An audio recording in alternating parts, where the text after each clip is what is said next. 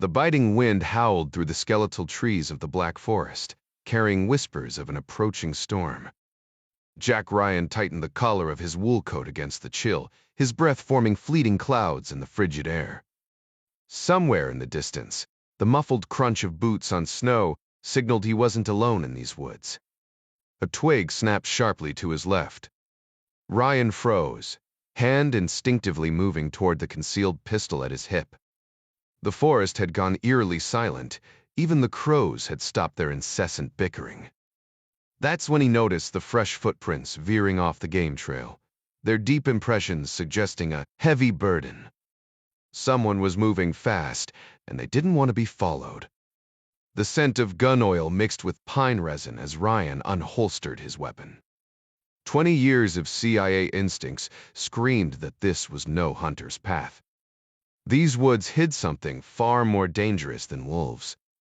His pulse quickened when he spotted the glint of metal half buried in the snow, a spent shell casing, still warm to the touch. Should have brought a thermos, Ryan muttered to himself, shaking his head at the absurdity of worrying about coffee when tracking armed operatives through a German winter. The thought almost made him smile. Almost. A sudden rustle in the underbrush sent adrenaline coursing through his veins.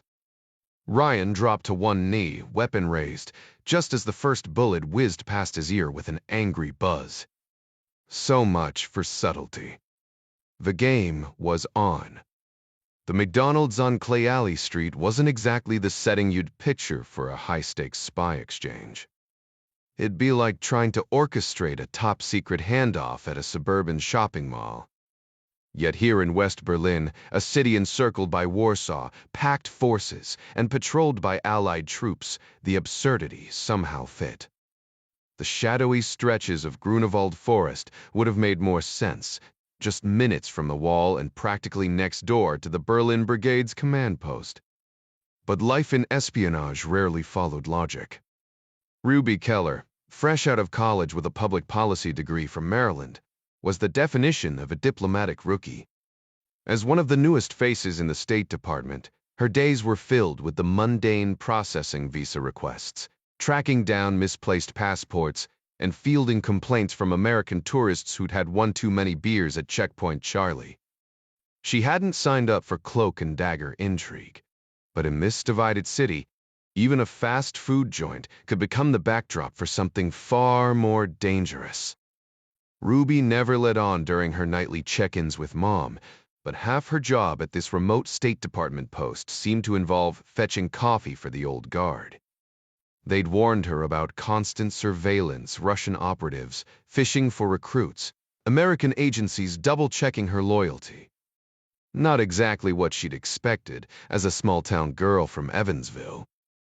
The golden arches of Clayalee's McDonald's, Germany's pioneer drive-thru, felt like an absurd sanctuary miles away from the spy games. Shivering, she kicked snow off her boots inside the doorway. Her stomach growled thanks to a body clock still synced to D. Time after 18 months of training, and the fluorescent lights made her blink after the dim walk from her apartment near the embassy. The place could have been plopped straight from Indiana. She grabbed a quarter-pounder and fries, mourning the broken milkshake machine. Ruby had braved colder winters back home, but tonight, even her Midwestern grit couldn't justify eating outside. Settling by the window, she picked at her burger, identical to the ones she devoured after high school football games, while eavesdropping on conversations about Hollywood blockbusters and souped-up Chevys. The staff and most customers chattered in English, a letdown for her polished German. Every attempt to speak the local language earned her polite, vacant smiles. Between bites, she caught snippets of chatter about new missile deployments and Soviet troop movements. It was surreal, surrounded by the familiar hum of American life, while technically in the belly of communist East Germany. The Stazzi, she knew, considered everyone at Mission Berlin a potential spy. The CIA happily let them waste resources on that paranoia. Back in D, they'd briefed her on the Jeff's obsession with surveillance, but nothing could have prepared her for the reality. An entire nation of informants, Neighbors watching neighbors. Her orchestra days in Evansville felt galaxies away. They called it a Cold War, but the tension simmered like a pressure cooker. Pershing II missiles dotted Europe. Reagan's Star Wars program had Moscow sweating, and Soviet funds once propping up allies now fueled missile stockpiles. East Germany, left dangling without subsidies, felt the squeeze most. The air thrummed with unease, everyone waiting for the next spark. Ruby crumpled her wrapper, struck by the irony. Here she was, eating a taste of home, while the world outside inched closer to flames. 2 years before, a Soviet Sukhoi Su-15 had blasted a Korean Airlines passenger jet out of the sky after it strayed into restricted airspace, en route to Seoul, from Anchorage leaving 269 innocent lives lost. Keller kept that haunting Life magazine image of victims' shoes scattered along the shoreline, a grim testament to Soviet ruthlessness. Then, just months prior, Red Army soldiers gunned down an American GI snapping pictures near Potsdam, another stark reminder that curiosity came with lethal risks behind the Iron Curtain. Recon missions were routine for both sides, but in the East, a single misstep could mean a firing squad. Ruby's mother had begged her not to go. Terrified, her daughter was walking straight into what newscasters ominously dubbed the powder keg of Europe. But danger had always been Ruby's siren call. After a State Department briefing in Bonn, she'd boarded a rattling train through East Germany's shadowy landscape, too wired to sleep. Here she was Ruby Keller, small-town violinist turned accidental spy, plunging into a world of narrow, smoke-choked rail cars and stone-faced officers who seemed bred to distrust. One transport policeman, all sharp angles in his stiff blue uniform, had shattered her stereotypes when he returned her transit fee with a wink. Diplomats rode free, apparently. Dawn broke over Berlin, the air thick with the acrid stench of lignite coal, a smell that clung like the East's despair. West Germany had fresh breezes. Here, the stink of decay seeped through the wall itself. A blast of cold air snapped Ruby back to the present as servicemen spilled into the McDonald's, their laughter cutting through her thoughts. She crumpled her wrapper, eager for the cozy sanctuary of her apartment government, issued quilts, a creaky radiator, and the dog-eared spy novel waiting on her nightstand. Outside, frost nipped at her cheeks as she turned onto a tree-lined side street. Soldiers and locals bustled past, their breath fogging in the cold. God, those British accents, she mused, just before chaos erupted. A sudden silence, then Wemma's shoulder knocked her sprawling. Ice met her back with a bruising thud, her lungs empty. Breathe, idiot, she thought, but all that came out was a strangled wheeze. The thief, now clutching her purse, barely made it 2 steps before a pack of off-duty GIs and civilians swarmed him. A baby-faced sergeant emerged from the scrum, dusting off her bag like it was a rescued kitten. "Mom," he said, handing it over with a grin, "you gotta watch out for these Berlin pickpockets, they're real ambitious." The man flashed a charming grin, the sort that would have been accompanied by a hat tip if he'd been wearing one, as he steadied her on the icy sidewalk. "You all right?" he asked, brushing snow from his own coat sleeves. Ruby winced, more from humiliation than pain. "Just my pride taking a hit," she muttered, flexing her wrist to check for injuries. The phrase echoed in her mind her grandfather's favorite reassurance that nothing was broken. Under the flickering street lamp, she rummaged through her purse, expecting to find missing valuables. Instead, her fingers closed around unfamiliar objects, a crinkled paper bag containing a floppy disk and a note with smudged ink. The contents made her breath catch. She snapped the purse shut with enough force to turn her knuckles white, scanning the dispersing crowd. That kid hadn't robbed her, he'd planted something. And where was the mysterious German woman who'd supposedly returned the bag? The sergeant's shrug did nothing to calm the adrenaline humming through her veins. The scribbled Virginia address and demand to contact special services screamed espionage. This wasn't just a mugging. It was an extraction attempt gone sideways. A ripple of unease spread through the onlookers as someone barked, "Back up. Give him space." Through the snowfall, Ruby glimpsed the assailant's limp form, his knit cap discarded, dark hair fanning across the pavement like ink spilled on paper. Then the kneeling officer recoiled, palms raised. Jesus, this guy's not breathing. A crosstown doctor. Kathy Ryan collapsed onto her pillow with theatrical flair, sending a wave through the mattress. "Jack, your son actually fell asleep before 10, she announced, as if declaring a national holiday. Her husband barely glanced up from his classified report, the lamplight catching the sharp angles of his face. The document, a British intelligence assessment of Soviet paranoia over you. Missiles wasn't exactly beach reading, but Jack's military-trained mind dissected it with the same focus he applied to pre-dawn runs. The bedroom's radiator hissed against the winter chill, maintaining what Kathy called livable and Jack termed tropical. He'd long since accepted that sharing a bed meant either sweating through his t-shirt or waking up to his wife cocooned in enough flannel to outfit a lumberjack. At least tonight, her silk robe meant the thermostat had survived his latest adjustment.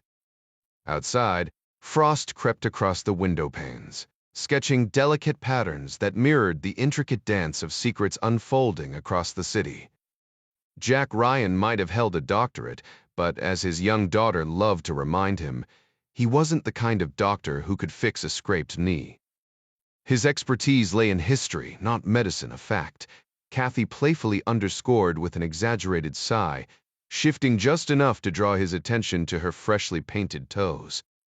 She'd chosen misty cinnamon this time, a shade towing the line between subtle and bold, knowing Jack had a soft spot for colors that wouldn't look out of place on a vintage Mustang. The hem of her nightgown had ridden up, revealing legs that still made his breath catch even after all these years.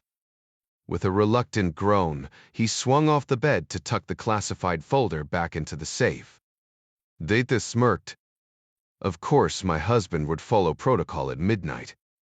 He flopped back onto the mattress with a theatrical bounce, closing the distance between them.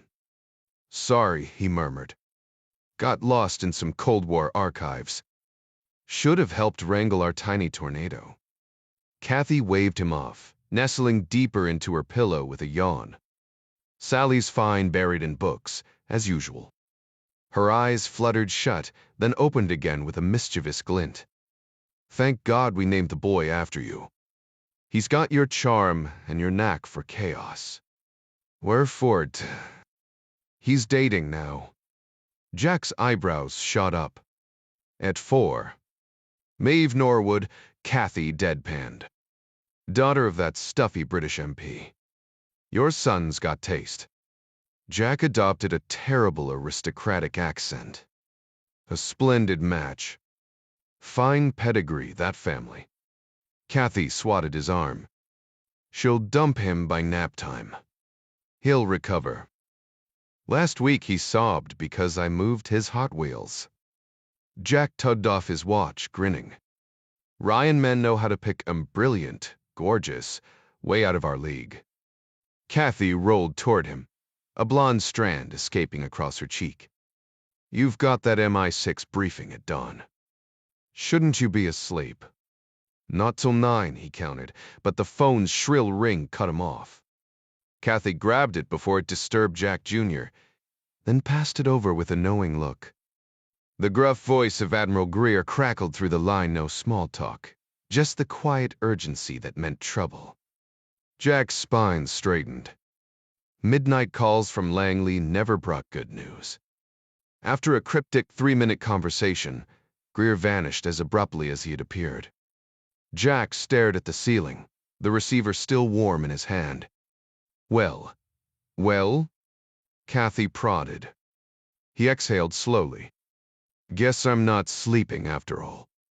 Jack leaned back against the couch, exhaling slowly. "They want me and Dee," he said. Watching Kathy's fingers tighten around the pillow she'd pulled against herself like armor. She gave him a knowing look, half curiosity, half dread.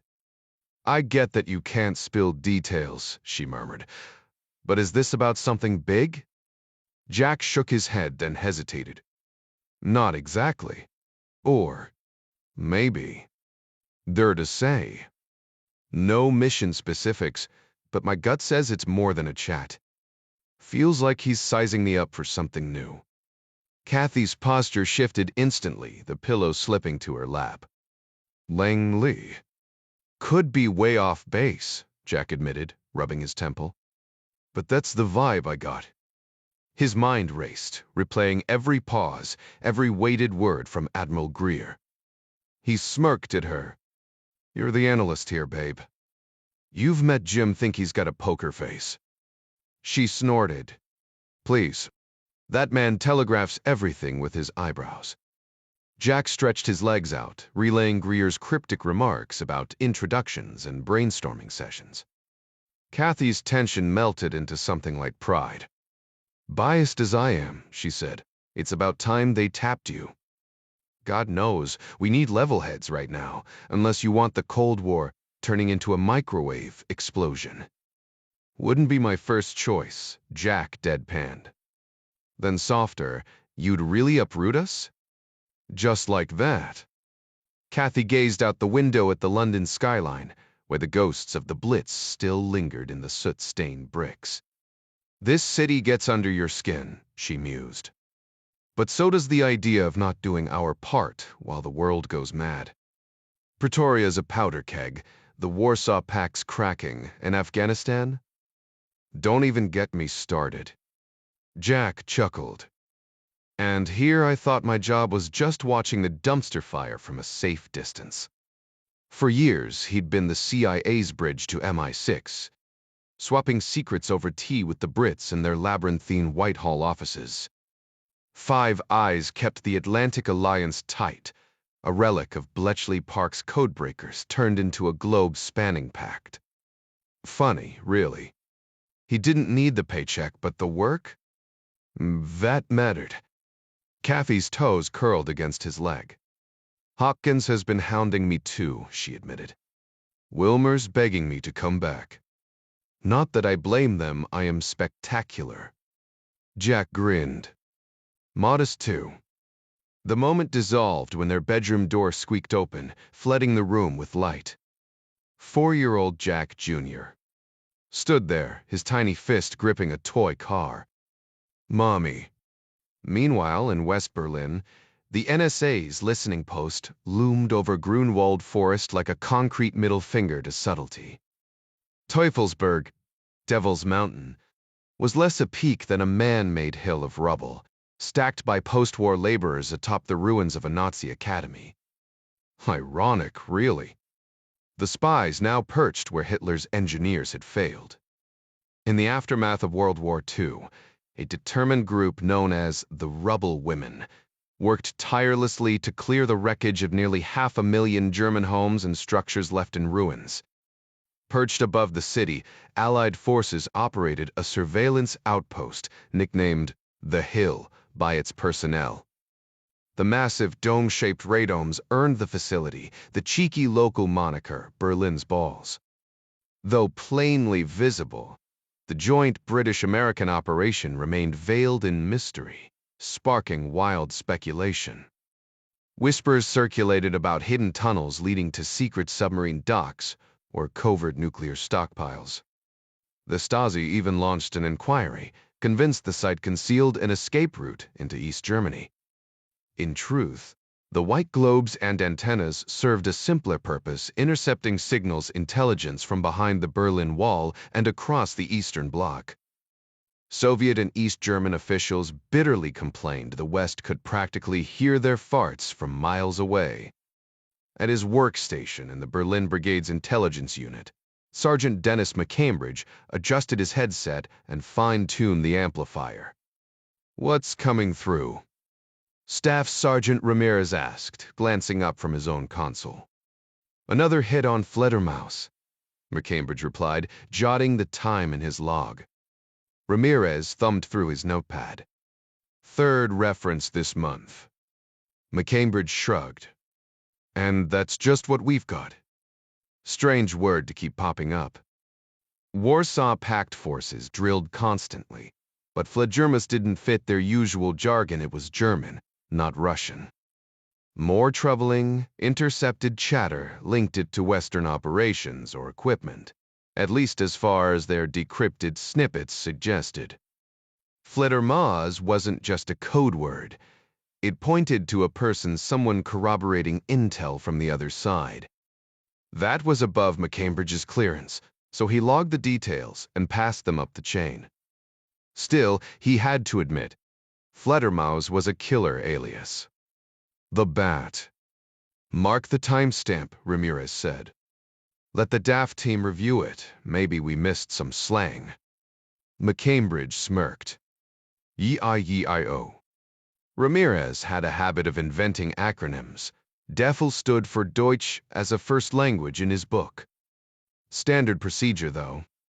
Both sergeants had trained at Monterey's Defense Language Institute, but even fluent speakers could miss local idioms. Take tot oma, literally dead grandma, but actually a type of blood sausage. You had to be born here to catch those nuances. What if Fledermaus is a mole? McCambridge mused. Some Stazzi plant. Ramirez snorted. Could be. Hell, we're spies too, Grasshopper. No shock they're spying back. Bet the ops guys are already on it. We'll only hear more if the other side slips up. He shot McCambridge a look. And who says Fledermaus is even German? Nearby, a mugger lay sprawled in the snow, greasy hair fanned out like a grotesque halo. His face contorted in agony, foam bubbling at his lips as his body convulsed like a snake tossed into flames. The paramedics' grim expression said he wouldn't survive the ride to the hospital. Ruby gave her statement to the military and West German police, omitting the cryptic note and disc she'd pocketed. The mystery gnawed at her, worse than the throbbing from her fall. Why her, of all people? They were already in West Berlin. If someone wanted to defect, why not just stroll into the U? Embassy, like a normal person. Ruby was still green at the State Department, fresh to the city, and now she was caught up in something that smelled like trouble.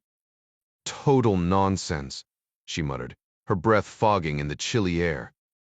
That was about as strong as her language got, thanks to her mom's strict rules.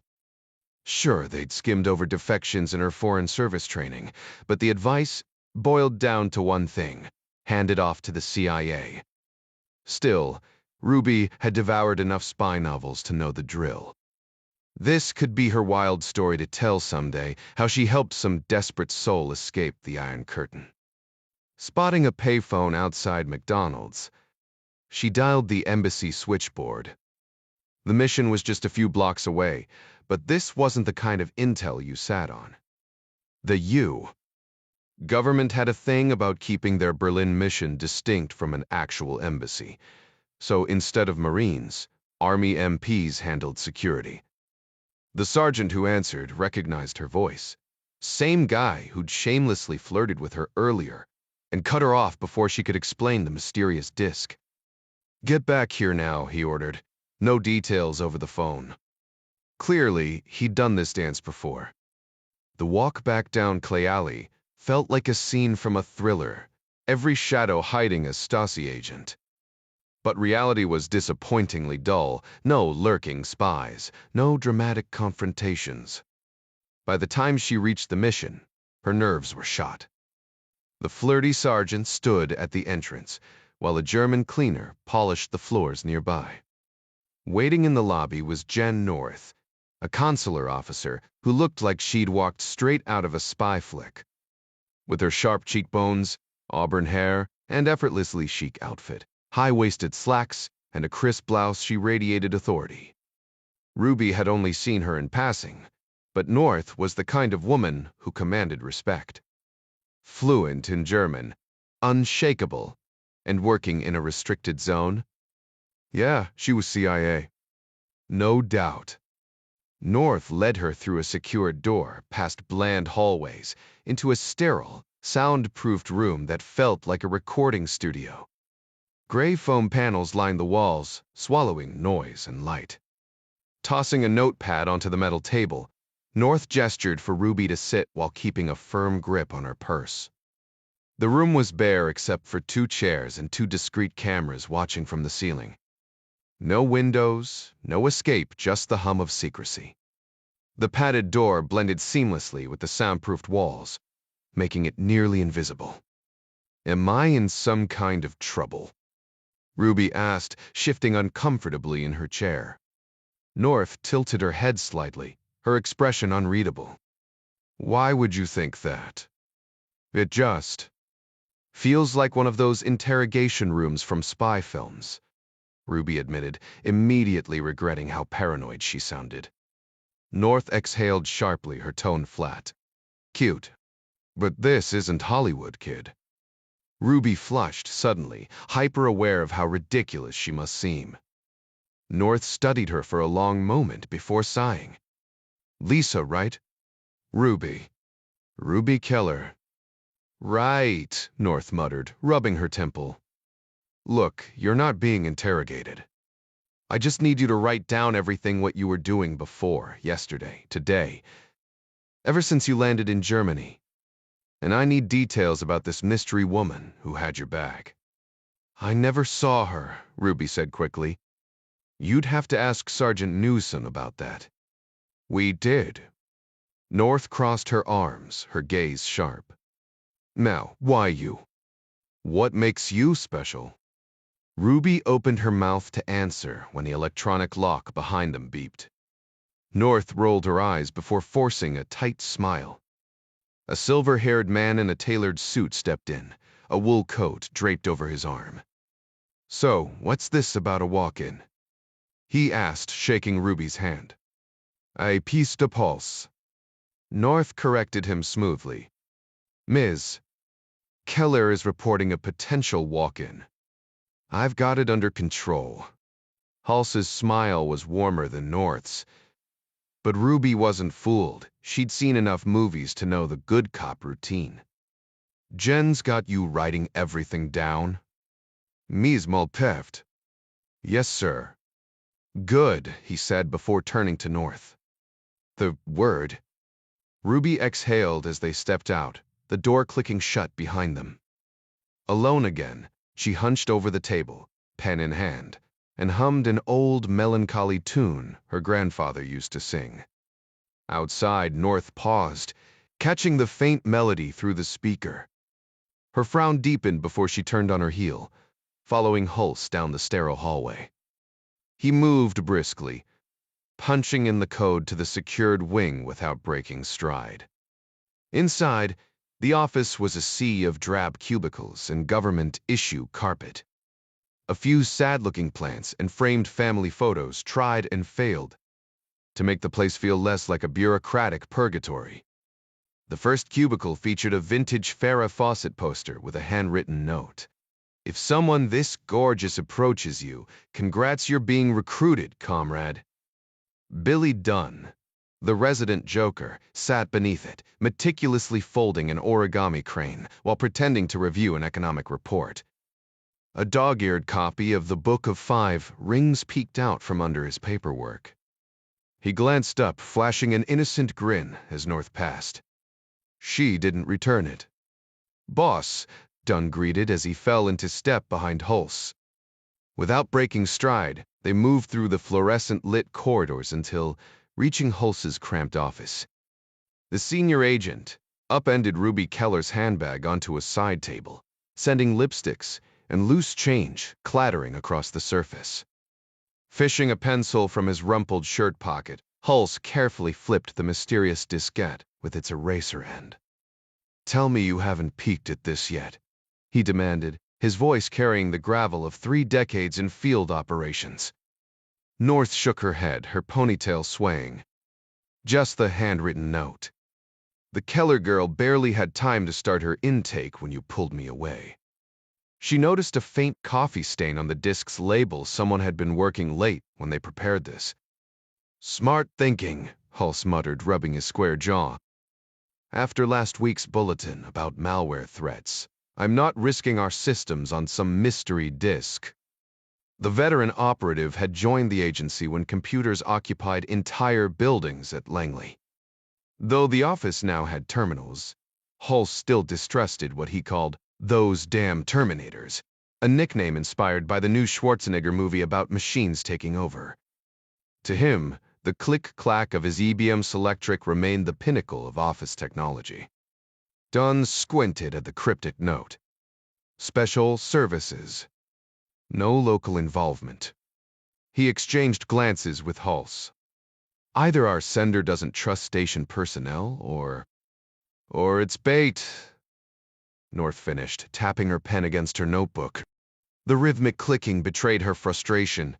She hated being sidelined on potential operations. Hulse's phone interrupted with a shrill ring. After a terse conversation, he hung up with a sigh. Orders from upstairs. This goes straight to Langley in a diplomatic pouch. North straightened up, her knuckles whitening around her pen. With all due respect, I can... Not happening, Jen, Hulse cut in, his paternal tone making her teeth grind. He gave her arm a patronizing squeeze that smelled faintly of cigar smoke and Old Spice. I know how you feel after the Buckley situation, but this is bigger than recruitment egos. Dunn couldn't resist. You mean our beloved Assistant Deputy Director Buckley? Stuff it, Billy, Hulse growled before turning back to North. His expression softened slightly. You'll get credit for handling the walk-in if this pans out. But right now, that decryption key's sitting in a vault in Virginia. Even if we wanted to play along, we couldn't read this if our lives depended on it.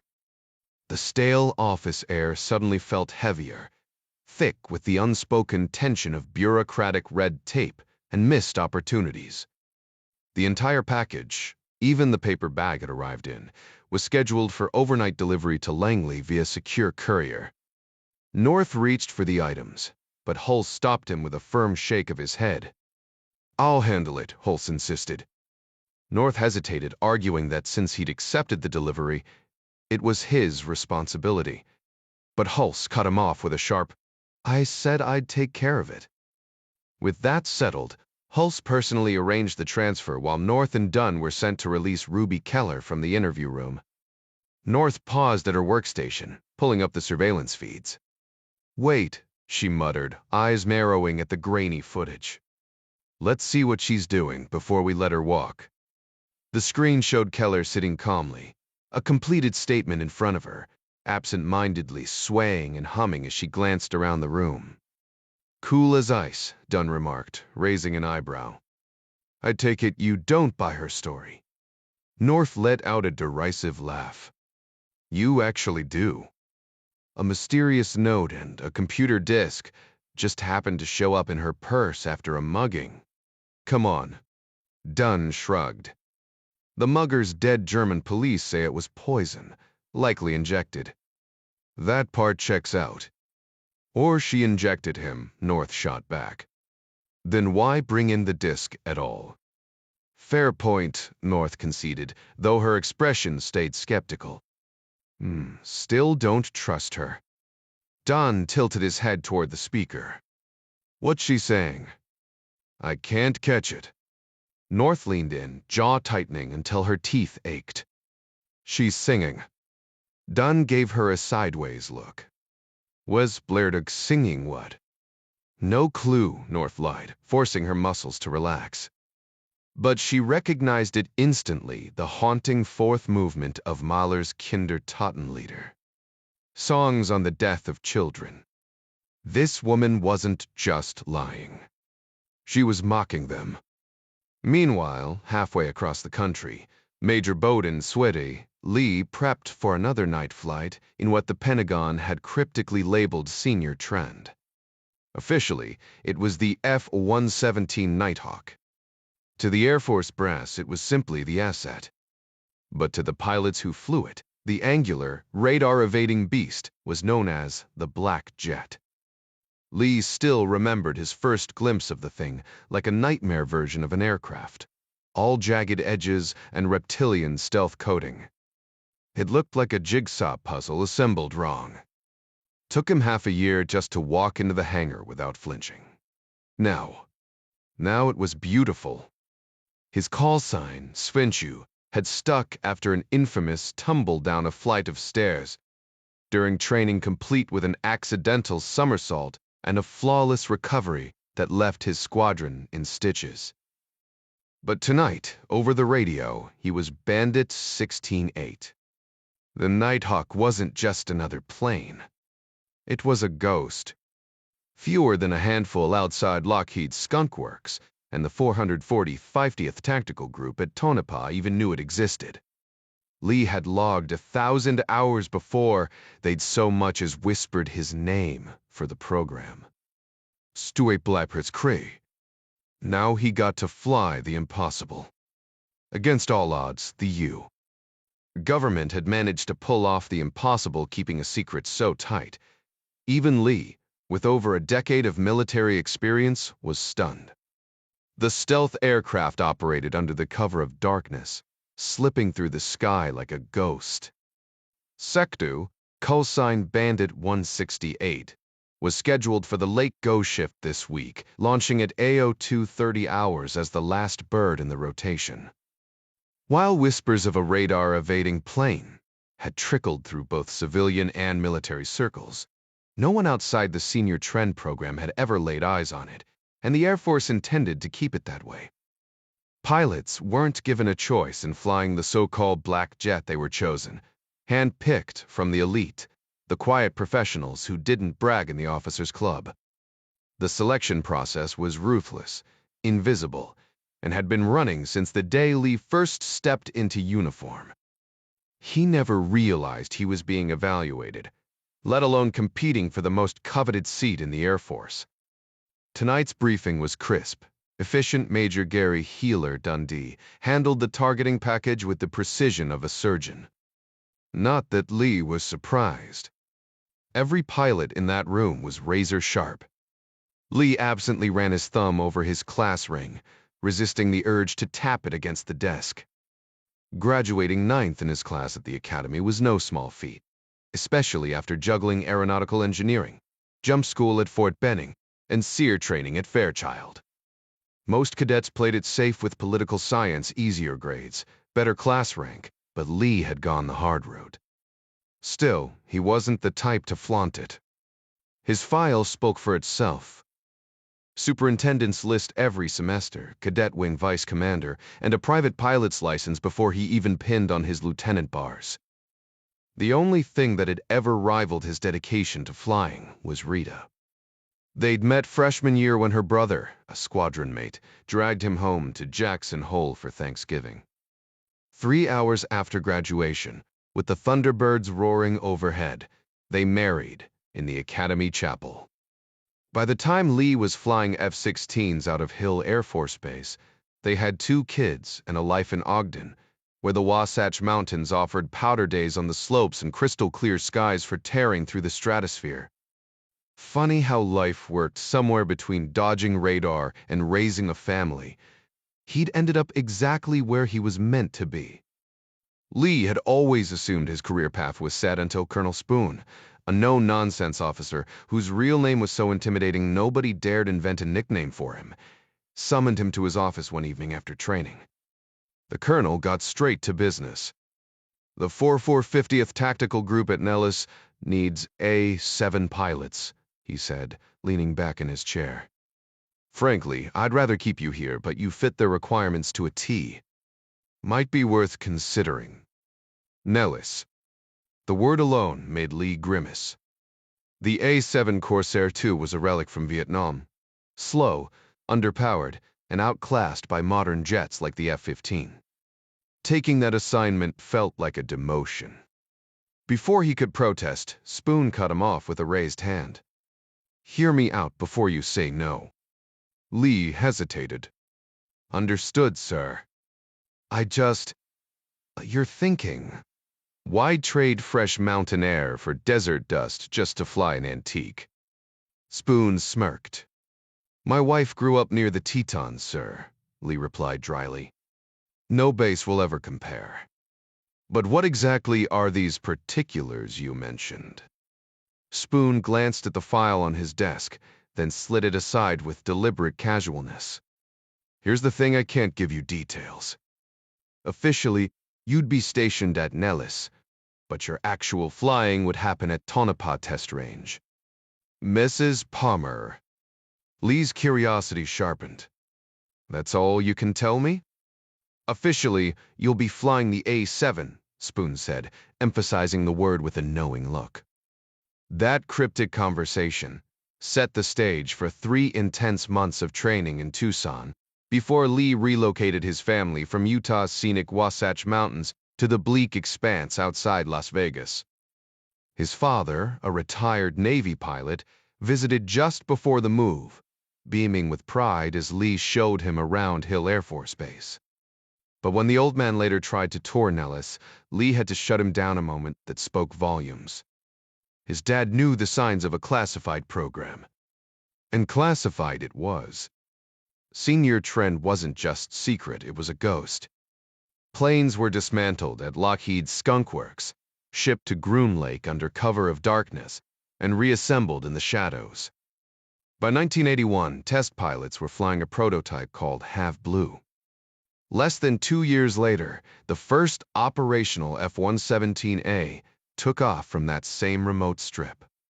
When Lee joined, the 445th had just relocated to Tonopah, where specially designed hangars hid the Nighthawks from prying eyes. The Corsairs sat out in the open as decoys, a ruse for Soviet satellites. But the F-117 wasn't Tonopah's only secret. Every Monday, personnel boarded a chartered flight from Nellis, their families left in the dark. By day, constant peg pilots flew Soviet MiGs in mock dogfights. By night, the Nighthawks slipped into the sky, invisible. The secrecy was staggering. A year before Lee's arrival, the 450th's P Unit had even deployed to South Korea for Team Spirit, a mission so covert most of the Air Force never knew it happened. For Lee, the desert wasn't just a new posting, it was the edge of the unknown. Rumors swirled that the 450th Tactical Group's A-7 Corsairs had been equipped with cutting-edge stealth technology designed to evade radar detection. To maintain secrecy, the aircraft were disguised with outdated napalm canisters marked with radiation warnings and fake labels reading "Reactor Cooling Fill Port." Security tightened dramatically when these planes arrived. Air police locked down the base, forcing ground crews to turn away as the jets taxied in. Before takeoff, personnel were instructed to lie flat on the tarmac with their eyes shut until the A-7s were safely airborne. The program, codenamed Senior Trend, was one of the Pentagon's most closely guarded secrets. Lee, an engineer by training, marveled at how Skunk Works had achieved such a breakthrough, using little more than slide rules and drafting paper. The F-117 Nighthawk's radar signature was no larger than a hummingbird's, an astonishing feat for its time. Unlike conventional training programs, there were no two-seat trainers for the stealth fighter. A pilot's first flight in the Nighthawk was also their first solo. The initial flight was more of a high-speed taxi test, accelerating down the runway, deploying the drag chute, and stopping without ever leaving the ground. When pilots finally took to the skies, an instructor in an A-7 would shadow them briefly before peeling away, leaving them utterly alone in the cockpit. Surprisingly, the jet handled smoothly once airborne.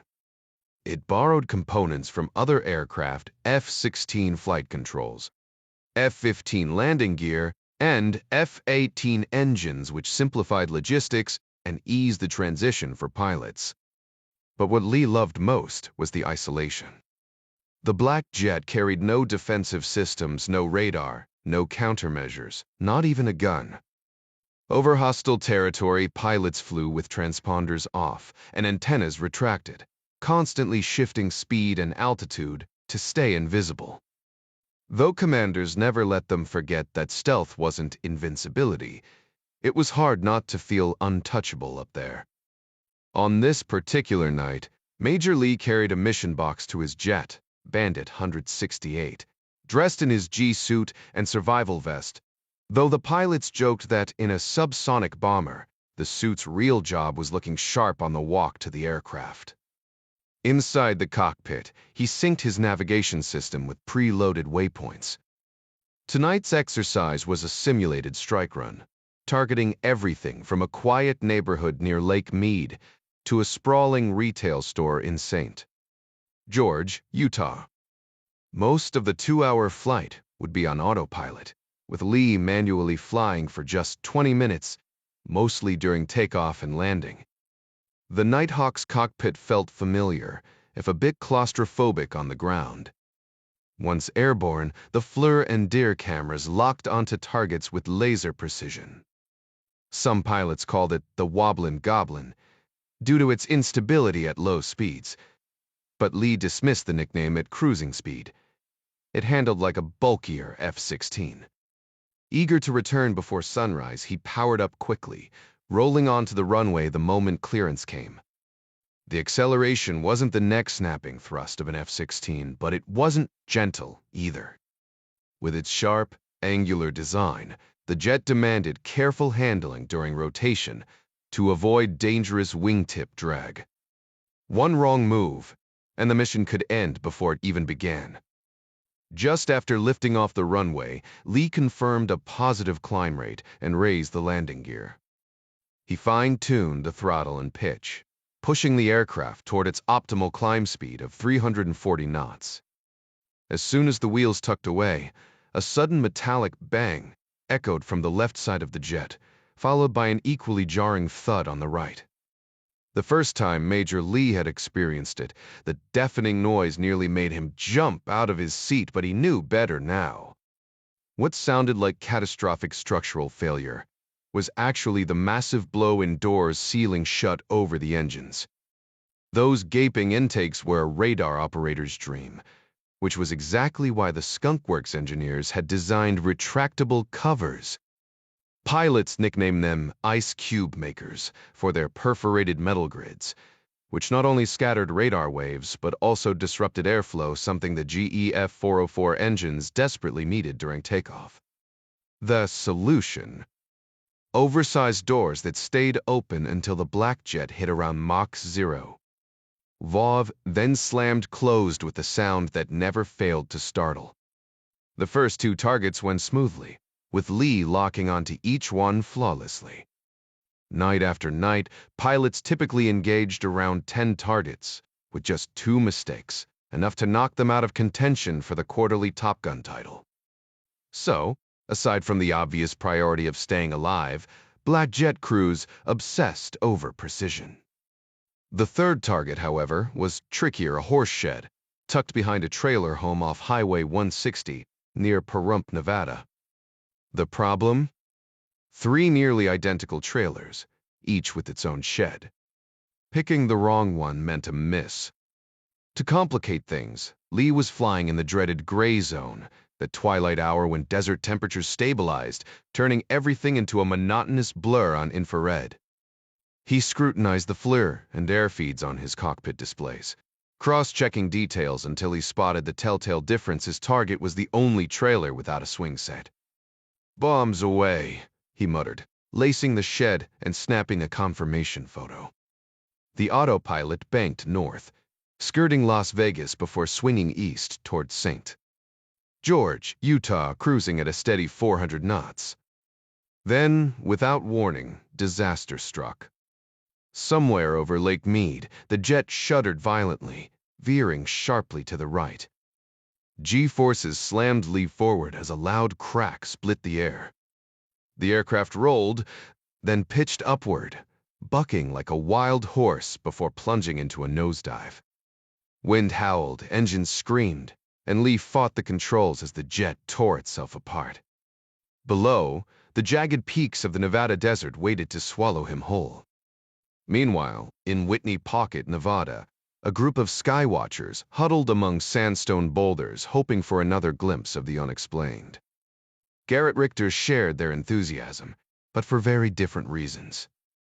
At 38, with broad shoulders and perpetually scruffy stubble, Richter had a presence that unsettled people when he stared too long and charmed them when he didn't. Back in his army days, his 5 o'clock shadow by noon had been a nuisance. Later, at East Germany's Ministry for State Security Training School in Kallenchen, it had been an asset. Even his elocution instructor, Frau Battenberg, had approved, though he often wondered if their brief, fiery affair had been just another lesson. Americans loved a rugged man, as long as he was handsome, too. Richter's mother had always insisted he was special gifted, even. Whether that was true or not, his bosses at the East Germany's elite foreign intelligence division seemed to agree. They'd handed him one of their most coveted assignments, a covert operation in the United States. Now, after weeks of sifting through unverified reports that somehow slipped past government censors, he found himself in the middle of nowhere, a barren stretch of Nevada desert, 80 miles northeast of Las Vegas, just a short drive from the heavily guarded Tonopah test range. The night sky stretched above him like an endless dome, stars glittering with an intensity he'd never seen in Berlin. Bundled under thick quilts beside the warm, curvy redhead he'd been sharing a tent with, Richter listened to the whispered tales of UFO sightings and strange aircraft buzzing through the desert. Some of the stories were pure nonsense, drug-induced hallucinations, or the ramblings of conspiracy theorists. But a few held weight, even if the storytellers had no clue what they were actually describing. The redhead, at least, made the long nights more enjoyable. Back in East Berlin, he'd imagined the American desert as a sweltering wasteland, just like the women always hot, always relentless. The desert part was half right, but November nights here were freezing. The women, though, well, the redhead proved that stereotype accurate. Over the past month, there had been 3 separate reports of massive black triangles cutting across the sky, one just a week ago, streaking from Arizona into Nevada before veering northwest. The UFO enthusiasts camped out here with their telescopes and binoculars, swore the crafts were either returning to some distant star system, or if they were man-made, heading straight for Groom Lake, better known as Area 51. The rumors of alien abductions and mutilated cattle were everywhere, passed around like sacred texts. Richter wasn't buying any of it. He knew the real secrets weren't about little green men. They were buried deep in Tonopah. Still, there were nights when the stories got to him, stirring up childhood fantasies of otherworldly visitors. Then someone would inevitably bring up anal probes, and the whole thing would collapse into absurdity. If aliens had the technology to cross galaxies, why would they waste their time poking around human backsides? No, the truth was far darker. Richter believed in conspiracies, especially the kind that painted the intelligence community as ruthless oppressors of socialism. That's what had drawn him to this godforsaken patch of desert, a place so alien to a city boy like him that it might as well have been the moon. Back home, he'd have called it Johnsway Draftusenway the hell out there. Or, as the Americans loved to quote from their movies, Toto, we're not in Kansas anymore. Without the neon glare of Las Vegas or the dull hum of Interstate 15, Whitney Pocket offered an unobstructed view of the cosmos. The Milky Way sprawled overhead, planets so bright they seemed within reach. The only lights came from the occasional flicker of a cigarette or the dim red glow of someone adjusting a telescope. Somewhere in the darkness, Queen's crazy little thing called Love played on a tinny cassette player, the music drifting through the cold desert air like a ghost from another time. The quiet stretch of Whitney Pass Road erupted in chaos when a driver slammed on their brakes, flooding the darkness with crimson taillights and drawing a chorus of irritated shouts from the gathered crowd. Total idiot. muttered the red-haired woman curled beside Richter, her body pressing closer on the makeshift foam mattress she'd hauled from her beat-up truck before sunset. That clown should have thought twice before pulling a stunt like that. Richter shifted slightly, tearing his gaze from the star-speckled sky just long enough to turn his head toward her. Her braided hair was tucked beneath a worn-out wool hat, the kind you'd pick up from a street vendor halfway across the world. Clown. His English was flawless, but slang still tripped him up sometimes. She let out a soft, almost amused laugh. "You're adorable," she teased. Clown-like, a total screw-up. "Never heard that one." "Bad sign," she shrugged. "Might be my mom's invention." He smirked and brushed his lips against the tip of her nose. Heather Beasley was equal parts free spirit and amateur astronomer, convinced that the Nevada desert held secrets beyond human understanding. For days, she'd been parked on this lonely stretch, surviving on canned franks and rationed water, her hygiene slipping further with each passing day. By afternoon, she tore across the landscape on her AT. By night, she stared upward, waiting for the impossible. Like the others scattered along Whitney Pocket, she swore she'd seen something she'd tell Richter about when the moment felt right. Her ex-boyfriend had ditched her for a pair of well-off British women, tagging along with a UFO research group. Not that she cared. It was her truck, her ride, her money keeping him afloat until it wasn't. Richter wasn't surprised. So far, American men hadn't exactly impressed him. He kissed her again, then refocused on the heavens, methodically scanning left to right, his head tilting in sync with his eyes to catch any anomaly. Decades ago, the U-2 spy plane had ruled these skies before satellites and sleeker, faster aircraft made it obsolete. Now whispers swirled about something new, black triangles slipping through radar, secrets hidden in plain sight. If the CIA was testing here, Richter's job was to watch, document, maybe even snap a photo. And if that meant cozying up to a sunburnt, smoky-scented woman under the desert sky, well, he wasn't complaining. Behind them, a sandstone cliff swallowed the stars, leaving a void darker than the rest of the night. The air itself felt thick, pressing against his skin. Or maybe that was just Heather's earthy perfume mixing with the chill. Voices hummed around them, murmurs drifting from shadowy figures huddled near parked cars. Nearby, an older man held court, dazzling a pair of women with cosmic theories. A trio of scruffy college dropouts hunched over a Ouija board, convinced aliens and demons were two sides of the same coin. From the jagged rocks beyond came stifled giggles. Some couple had wandered off before dark, risking scorpions for a moment alone. Then, flash.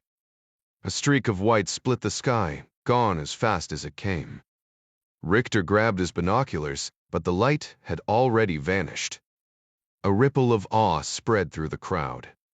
Everyone knew it was just space debris burning up, but for a heartbeat, they'd all hoped for something more.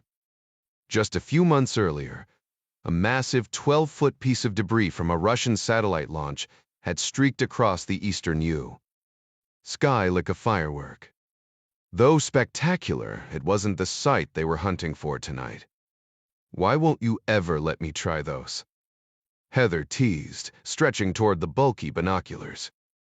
He kept quiet about their hidden infrared lens and military-grade Soviet origins, instead sliding them toward her with a casual, "Knock yourself out, just don't drop them. They've got some weight to them." She lifted them with an exaggerated groan, pretending to struggle before quickly passing them back. "Nope, way too much for me," she laughed, flopping onto her back in the grass. "So, what's your go-to constellation?" Richter exhaled a slow breath, watching the mist curl into the cold air. His Stazzi training had sharpened his instincts. He could already tell she wasn't really asking. Sure enough, she didn't wait for an answer. "Mine's the Pleiades." "The Seven Sisters," she declared, rolling onto her side to face him. Want me to show you where they are? He shifted closer, playing the eager student. Of course he knew how to find them. What kid didn't? But people loved feeling useful, and Heather was no exception. She practically glowed as she pressed against him, tracing Orion's belt with her finger before guiding him eastward. Follow his bow. Now through Taurus. And bam! There they are, all huddled together. Got it, Richter said, feigning awe. Time to return the favor. Ever heard the theory that Snow White and the dwarves are actually an allegory for the sun and the Pleiades? After the solstice, the moon passes over them 3 times, just like the evil queen's visits. He left out the part about 7 being a mystical number in German tales. Heather's gasp cut him off mid-sentence. Whoa, did you see that? Her voice dropped to a whisper. Due north. Now a trap. A streak of light tore across the horizon, followed by a smaller flare, arcing away like a firework. The whole campsite erupted in murmurs. Even the couple sneaking off in the rocks froze. Another shooting star? Someone wondered. Too slow, a British woman countered. That wasn't space junk, it was controlled. Then came the word Richter had been waiting for. Crash. Excited chatter exploded, as someone theorized the second flare was a propulsion system detaching. But Richter knew better. That was an ejection seat's rockets firing. Within seconds, the quiet stargazing session turned into chaos. Flashlights flicked on. Gear was tossed haphazardly into trucks. Telescopes worth thousands were thrown into car beds like afterthoughts. Richter scanned the frenzy, already calculating his next move. This wasn't just a curiosity. It was an opportunity. Even if this was just some lost private aircraft, the wreckage lay dangerously close to classified military installations and no-fly zones, meaning armed response teams would swarm the area in no time. The absence of navigation lights before the explosion, just that eerie fireball slicing through the night, told Richter this was no accident. This was something else entirely. Within minutes, the site would be locked down tighter than a vault. He bolted for his car, adrenaline surging. Earlier that day, he'd scouted the terrain and knew the rough gravel road snaked east into Arizona for about 6 miles before veering north toward Utah, skirting the Virgin Mountains. Heather stood frozen, shouting after him. Where the hell are you going? Same place you are, I guess. He shot back, his mind racing at the thought of snagging a piece of classified tech. Recognition from East Germany and the Soviets would be his for the taking. Was Baal, she didn't budge. I hope so. We don't have time for this. Richter barked. We don't have time for this, she echoed, laughing as she mimicked his stiff tone. Since when do you sound like a robot reading a manual? I'm leaving, he snapped. Finally, she moved, stepping in front of him. All right, fine. I shouldn't have teased you. But where exactly are you planning to go? She grabbed his jacket sleeve, barely dodging his reflexive jerk away. He didn't have patience for games, but something in her expression made him pause. What's your point? Listen, she whispered. You want to reach that crash site, don't you? Mauritanius. Black Rock Mountain Road heads north, less than 5 miles east of here. I know that, he muttered, annoyed at how formal he sounded. That's exactly why we shouldn't take it. Why not? Everyone else is. Richter didn't care if every amateur out there grabbed a souvenir as long as he got his. Engines roared to life around them, headlights cutting through the darkness as vehicles lurched forward, kicking up dust and gravel. Heather tilted her head subtly toward the northwest, careful not to draw attention. Here's the thing, she murmured, her breath warm against his ear. That thing was descending at a steep angle when it blew. Virgin Peak towers over 8,000 feet. She traced the trajectory with her hand under the glow of passing headlights. Richter's eyes widened. so it crashed before clearing the ridge. "Bet my last dollar on it," she said. "Everyone's racing east because it looks closer on a map, but they're heading straight into a dead end." "Then which way?" Richter demanded, urgency creeping back into his voice. "I've ridden these trails for years on my ATV," she said. "We take my truck north. 4 miles up, there's a move. Richter interrupted, already turning toward his car. "Explain the rest on the way." "Serpo cave, how forsat," she snapped. "My truck's over here." "1 second," he called over his shoulder. "I need to grab something." 2 minutes earlier. The jet lurched violently to the right before plunging nose first, or at least, Bowden Lee thought it was nose first. With the F-117's notorious lack of visibility and the aircraft tumbling like a leaf in a storm, orientation was a lost cause. Negative G-forces pinned him to his seat, making it nearly impossible to reach the ejection handles. Wind howled, alarms screamed, and the cockpit lights flickered like a dying strobe. Without thrust or control, the stealth fighter handled like a brick. He'd been cruising at 400 knots over the mountains now. He was hurtling toward them. The instruments, the windshield, everything blurred into a sickly pink haze as blood rushed to his head, drowning his vision in a red out. Bowden Lee swore under his breath as he clawed for the ejection handles, his muscles burning with effort. In a split-second blur, the canopy shattered away and the seat rockets fired, hurling him into the frigid night. Before he could even process the motion, his parachute snapped open just 4 seconds after pulling the handles. The deafening chaos of the cockpit vanished, replaced by an eerie silence, so profound it felt like floating between life and death. One moment he'd been wrestling with a disintegrating jet. The next, he was suspended in perfect stillness, as if the universe had hit pause. Pilots trained for emergencies fly the plane, find a path, call for help, but stealth protocols meant F-117 pilots operated in near-total radio silence.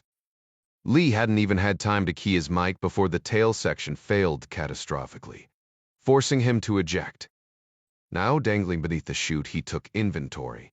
Legs intact, no blood, just the familiar ache of a Martin Baker ejection, the kind that earned you a commemorative tie from the company. His survival kit swayed below him on its tether, while far off, the neon glow of Las Vegas pulsed against the desert darkness. The irony wasn't lost on him. His jet, usually invisible to radar, had been fitted with enhancement pucks for off-range flights, making it show up clear as day. And yet, here he was, watching Bandit 168 slam into the mountainside in a fireball that would have made Michael Bay jealous. Too bad the only audience was a bunch of coyotes and a stubborn Joshua tree he'd nearly flattened on landing. Static crackled from his handheld radio as he repeated the Mayday call. His voice eerily steady. No response. The ground rushed up, and he hit dirt with a tuck and roll that would have impressed a stuntman. Pain shot through his spine, courtesy of the ejection seat's rocket-powered whiplash, but nothing felt broken. The air smelled of desert sage and scorched earth, the jet's wreckage already swallowed by the night. Coyotes yipped in the distance as Lee oriented himself by the stars. He smirked, realizing he'd somehow become the star of his own survival thriller, minus the Hollywood rescue team. With a grunt, he started hiking uphill, half expecting a camera crew to pop out of the shadows. Climbing the ridge might finally give him a clear signal to Las Vegas, if he could just reach someone on the radio before dawn broke. His wrecked plane wouldn't stay hidden for long once the sun came up. The survival kit had the basics: a folding knife, protein bars, water, but no weapon. Right now, he'd trade all of it for armed backup and a quick extraction. Meanwhile, 4-year-old Jack Jr. clung to his mother like a koala, his chubby arms locked around her neck. He was getting too big for her to carry, but after the ULES attack during her pregnancy, Kathy let him get away with anything. Downstairs, 8-year-old Sally doodled a Thanksgiving turkey in her notebook, granted a rare late-night pass to say goodbye to her dad. Ryan lingered by the door, his well-worn Boston College suitcase at his feet, stealing glances at his family between checking for the overdue cab. The kids should have been asleep hours ago, but Jack Jr. had staged a dinner rebellion. Fish and chips were fine, but the mushy peas? A hard no. Even after years in England, Ryan still couldn't stomach the sludgy green side dish.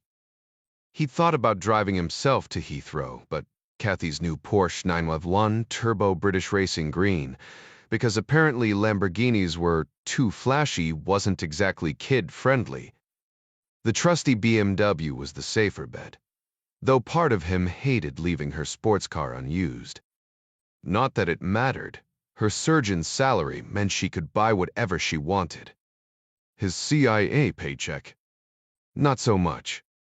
You sure you don't want me to call the cab company again?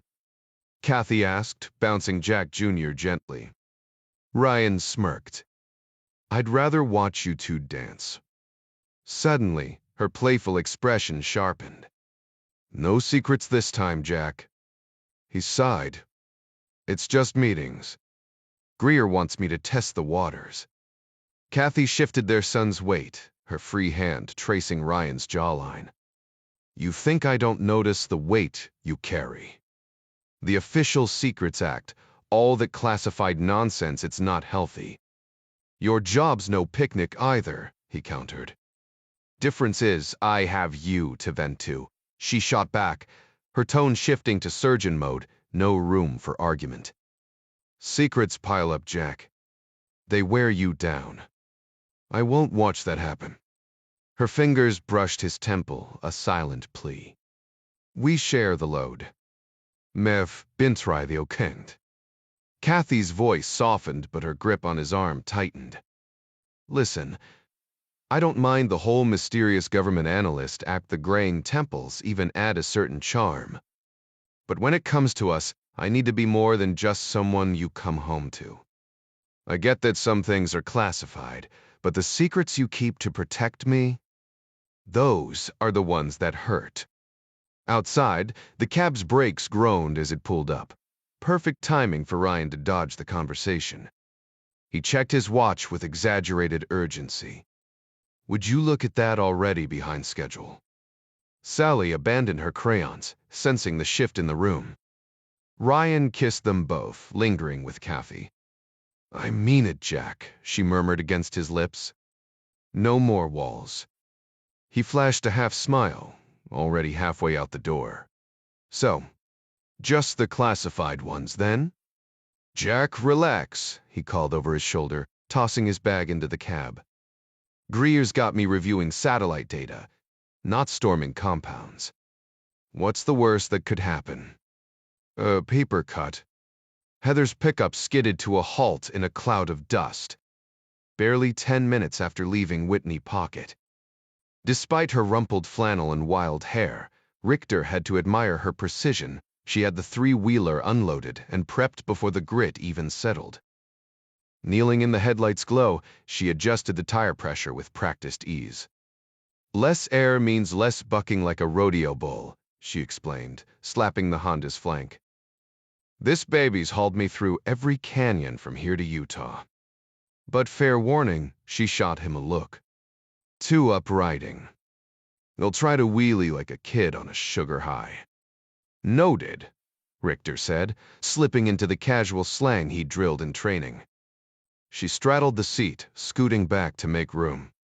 You drive, I'll navigate. Keeps the weight balanced. And brace yourself that. Gas tank'll remind you it's there if we hit rough patches. Her cheeks were flushed, eyes bright with the thrill of their supposed UFO hunt. The two-stroke engine coughed to life, its oily stench oddly nostalgic, reminding him of East Berlin's Trabants. Heather navigated by compass, the headlight bleaching the desert into a monochrome glare. Within minutes, the valley's jagged mouth yawned ahead. "Brace yourself," she yelled over the engine's snarl, arms tightening around his waist. Next mile's where things get dicey. One wrong move and we're flipping into the afterlife. Richter squinted at his watch. 15 minutes to impact. No patrols. No witnesses. Just endless rock and the trike's rattling frame. This pass stays true east. "Like an arrow," Heather shouted. "After we clear that sandstone ridge, it's smooth sailing assuming your aliens didn't crater halfway up." The Honda lurched over boulders, its suspension protesting. Richter pushed speed where he dared, the headlight carving a frail path through the darkness. To either side, cliff faces loomed like sentinels, their shadows swallowing the stars. The desert night was alive with eerie silhouettes. Barrel cacti stood like sentinels, while twisted Joshua trees loomed like outlaws waiting to ambush. The sudden hairpin turn nearly sent them careening into a cliff face, forcing Richter to wrench the handlebars with all his strength. Heather gasped as she was thrown sideways, her arms locking around his waist in a desperate grip. He killed the throttle, muttering a string of curses under his breath before easing forward until the trail straightened, revealing a sheer drop just inches from their right tires. Why'd we stop?" Heather's voice buzzed in his ear, edged with tension. Without looking back, he demanded his backpack, his gaze fixed on the jagged outline of the Virgin Mountains ahead. She dismounted first, pressing herself against the canyon wall, while Richter left the engine running to illuminate the darkness. "Seriously, what's going on?" She pressed, arms wrapped tightly around herself as she shifted from foot to foot, equal parts nerves and chill. "You're freaking me out." He suppressed a grimace. How had she picked up on his unease? Women had a sixth sense for these things. "Like you said, that plane could be anywhere out here. We need a better strategy than wandering aimlessly." "The Dulce Kebeler Tafter," she drawled, skepticism dripping from her voice. "Please tell me you didn't pack a Ouija board like those lunatics back at Winnamaka." A dry laugh escaped him. "Better." From his bag, he pulled a sleek black device and raised it to eye level. She squinted. "You brought a toaster to scan a mountain?" "Thermal imaging," he corrected. "Far more advanced than standard binoculars, but too conspicuous for public use." The display rendered heat signatures in stark white against the cooler rock. The anomaly was unmistakable. Slinging the camera around his neck, he nodded toward a nearby ridge. "It's just past that slope." As they set off again, Heather clung to him, her earlier fear replaced by giddy anticipation. "Hey, about before." "Sorry." "Don't worry about it," Richter shouted over the engine's whine. "You're adorable when you're focused," she teased, nuzzling past his coat collar to press her icy nose against his skin. "Also, you're swearing. Totally German." His stomach twisted. This trail's a death trap. One wrong move, and we're done. The final ascent was brutal. Richter leaned his full weight forward to keep the front wheel grounded, while Heather chose to scramble up on foot, unwilling to risk the bike tipping over the precipice. He reached the summit first, greeted by a grotesque panorama. A field of smoldering fires, the acrid stench of molten alloy clinging to the air. Deliberately, he angled the trike to block her path, forcing her to sidle past along the cliff's edge. "Oh my God," she breathed, stumbling forward, her eyes wide with wonder at the wreckage sprawled below. "Oh, main shots," Richter murmured, pulling her close, then, in one fluid motion, shoved her over the ledge. "Forgive me," he whispered, stepping back before guilt could take root. He hadn't wanted this. She was bright, kind, everything he wasn't, but the stakes were too high for sentiment. Shaking off the weight of what he'd done, he yanked the Leica from his bag. Time was critical. military reinforcements would arrive soon. His priority was documentation, not greed. Grandma's voice echoed in his head. Pigs get fed. Hogs get butchered. The crash site was a grotesque jigsaw of scorched fragments. The aircraft's original shape obliterated. What remained were jagged shards, some no bigger than a salad plate, hinting at angular design, but little else. At first, the wreckage appeared to be coated in a layer of thick, greasy soot, but as Richter moved closer, he realized the entire aircraft was encased in some sort of rubber-like material. He adjusted his camera's flash and crouched for a better shot, only to freeze when a voice cut through the darkness behind him. "Where's Thekendone?" "Hey." The tone was casual, almost amused. "Definitely not the pilot." "Can you believe this mess?" the man asked. Richter exhaled, forcing a chuckle. "Unreal," he replied, letting his camera dangle from its strap as he turned. The beam of a flashlight flickered over the ground, revealing firefighter Steve, a local UFO enthusiast known for his ever-present volunteer firefighter cap, which somehow made him seem official. "You guys made good time," Richter said, playing along. Steve swept his light across the wreckage. "Any idea what this thing is?" "Classified military tech, maybe." Richter lied smoothly. "Pilot make it out." Richter shrugged. "No sign of him. Could have bailed over Arizona." Steve frowned, the beam pausing near the three-wheeler. "Where's Heather?" Richter feigned confusion, stepping forward as if to look. "She's not by the ATV." "Nah, didn't see her," Steve said, turning. "Maybe she—" The knife slid in before Steve could react a smooth, practiced motion. The blade, curved and lethal, found the gap between ribs with ease. Steve staggered, confusion flashing across his face. "Watch it," he gasped, hands clawing at Richter's jacket as the life drained from him. The distant hum of a plane overhead drowned out his final breath. Richter wiped the blade on Steve's shoulder before shoving the body downhill, where it tumbled to a stop in the scrub. No time for cleanup. Snatching the fallen flashlight, Richter returned to the wreckage, prying loose a charred fragment roughly the size of a textbook. The strange coating flaked at his touch, forcing him to bundle it in his undershirt before tucking it against his stomach. Americans were predictable. They'd confiscate his bag, but wouldn't pat him down. The three-wheeler roared to life as Richter sped downhill, adrenaline sharpening his focus. He barely registered the silhouette watching from the ridge, the pilot, silent and unseen. Dawn bled into the sky as Richter hit the trail, the wreckage fragment digging into his ribs. A cluster of dirt bikes appeared ahead, their riders pausing as a military plane buzzed overhead. Richter slowed, offering a nod as they gawked at the aircraft. No one noticed the blood on his sleeve. Heather Beasley wasn't the only one making a scene. Another woman, perched on the footrests of her 80, thrust her fist toward the sky as the twin-engine Beechcraft roared overhead. The plane banked sharply, almost as if irritated by her defiance, before looping back toward the crash site. Richter and the rest of the group mirrored her gesture, fists raised in silent protest. The pilot responded with a low, aggressive pass close enough to rattle nerves, though thankfully not armed like in wartime. Seconds later, the deep thud of rotor blades echoed through the valley. Forces descended toward them.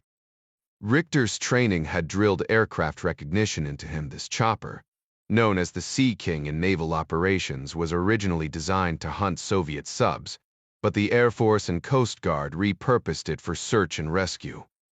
The helicopter touched down just 30 yards away, kicking up a storm of dust and gravel that stung their skin.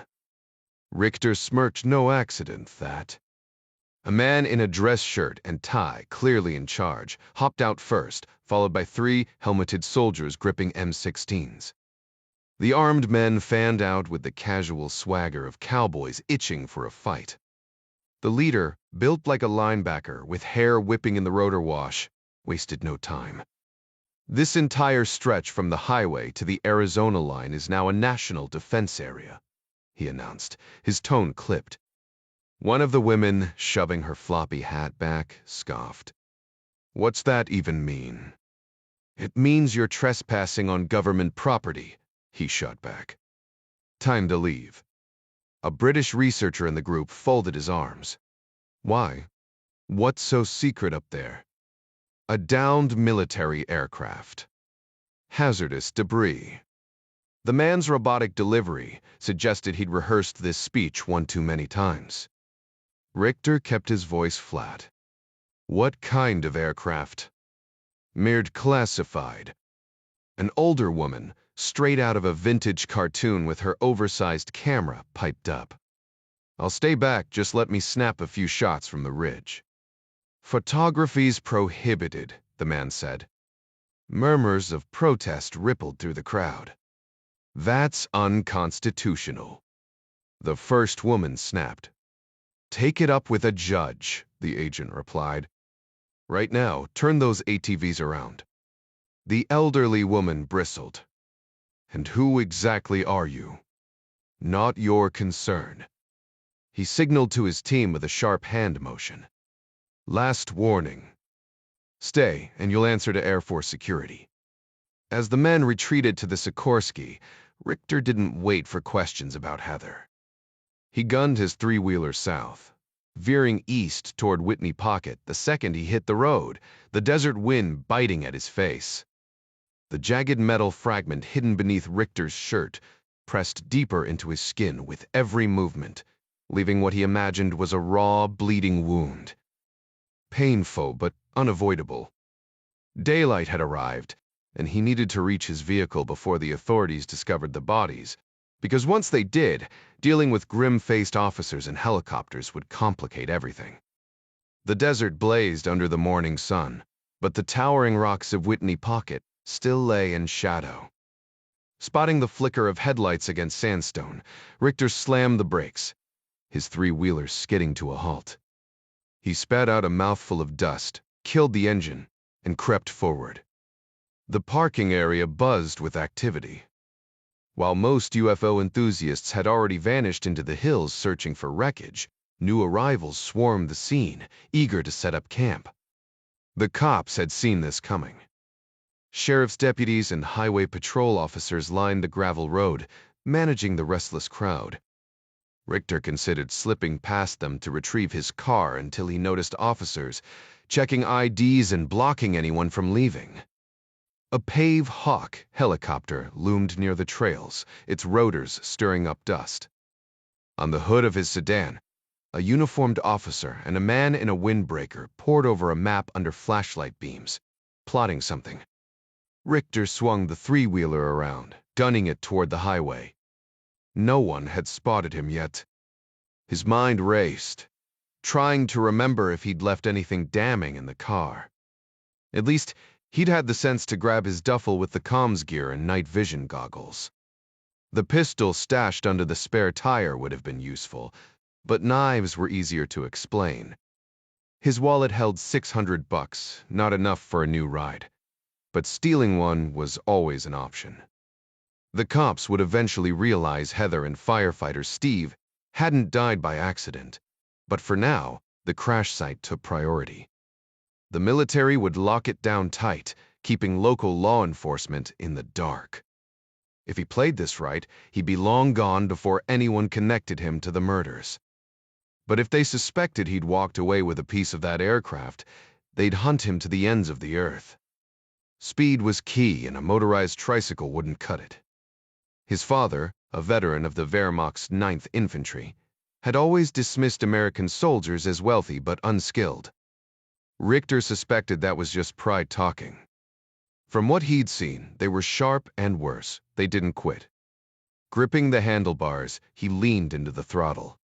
Neither would he. FBI Special Agent Daniel Murray rubbed his tired eyes, fighting off another wave of jet lag. 2 days into his trip, His body still stubbornly clung to London time. At least the early morning range session at Quantico gave him something to focus on. The Bureau loved dragging agents back for training, no matter how inconvenient. Some saw it as a break from desk work or marital problems. Murray? He avoided it as long as possible. Reuniting with old buddies was nice, but Murray had more pressing matters waiting back in the States. His law degree had fast-tracked his career, landing him the role of FBI legal attaché in London 3 years prior, where he worked closely with British intelligence.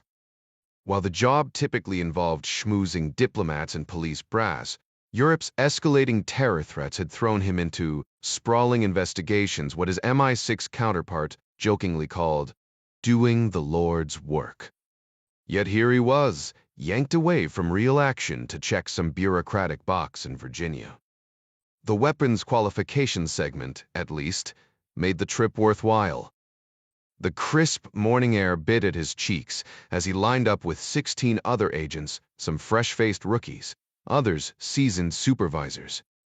4 grizzled firearms instructors prowled behind them, their combined experience stretching over 150 years. The outdoor range buzzed with the crack of gunfire, first from the MP5 submachine guns. Murray wasn't a gun nut, but even he had to admit the sleek H&K had style.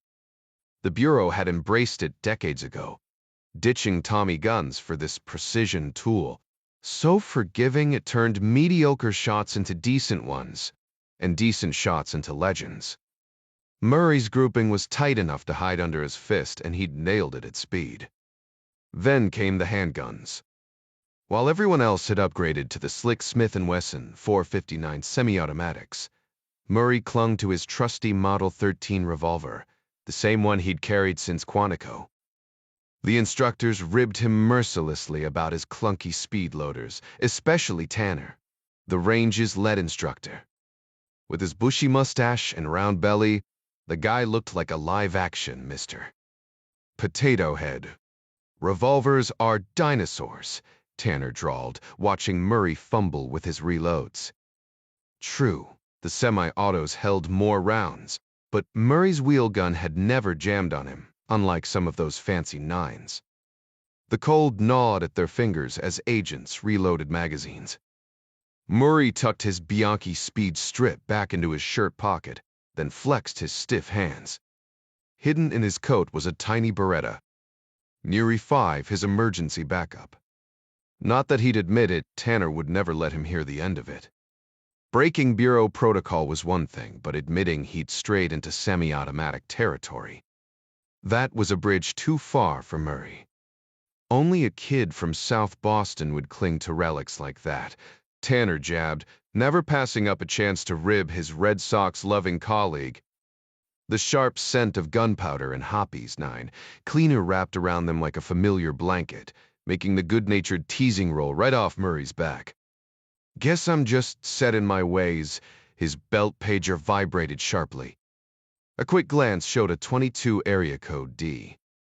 Nothing unusual there. Tanner scowled at the device like it had personally offended him. Yeah, no thanks, Special Agent. Murray smirked. The formal title only came out when someone was annoyed, the FBI equivalent of a mom using your full name.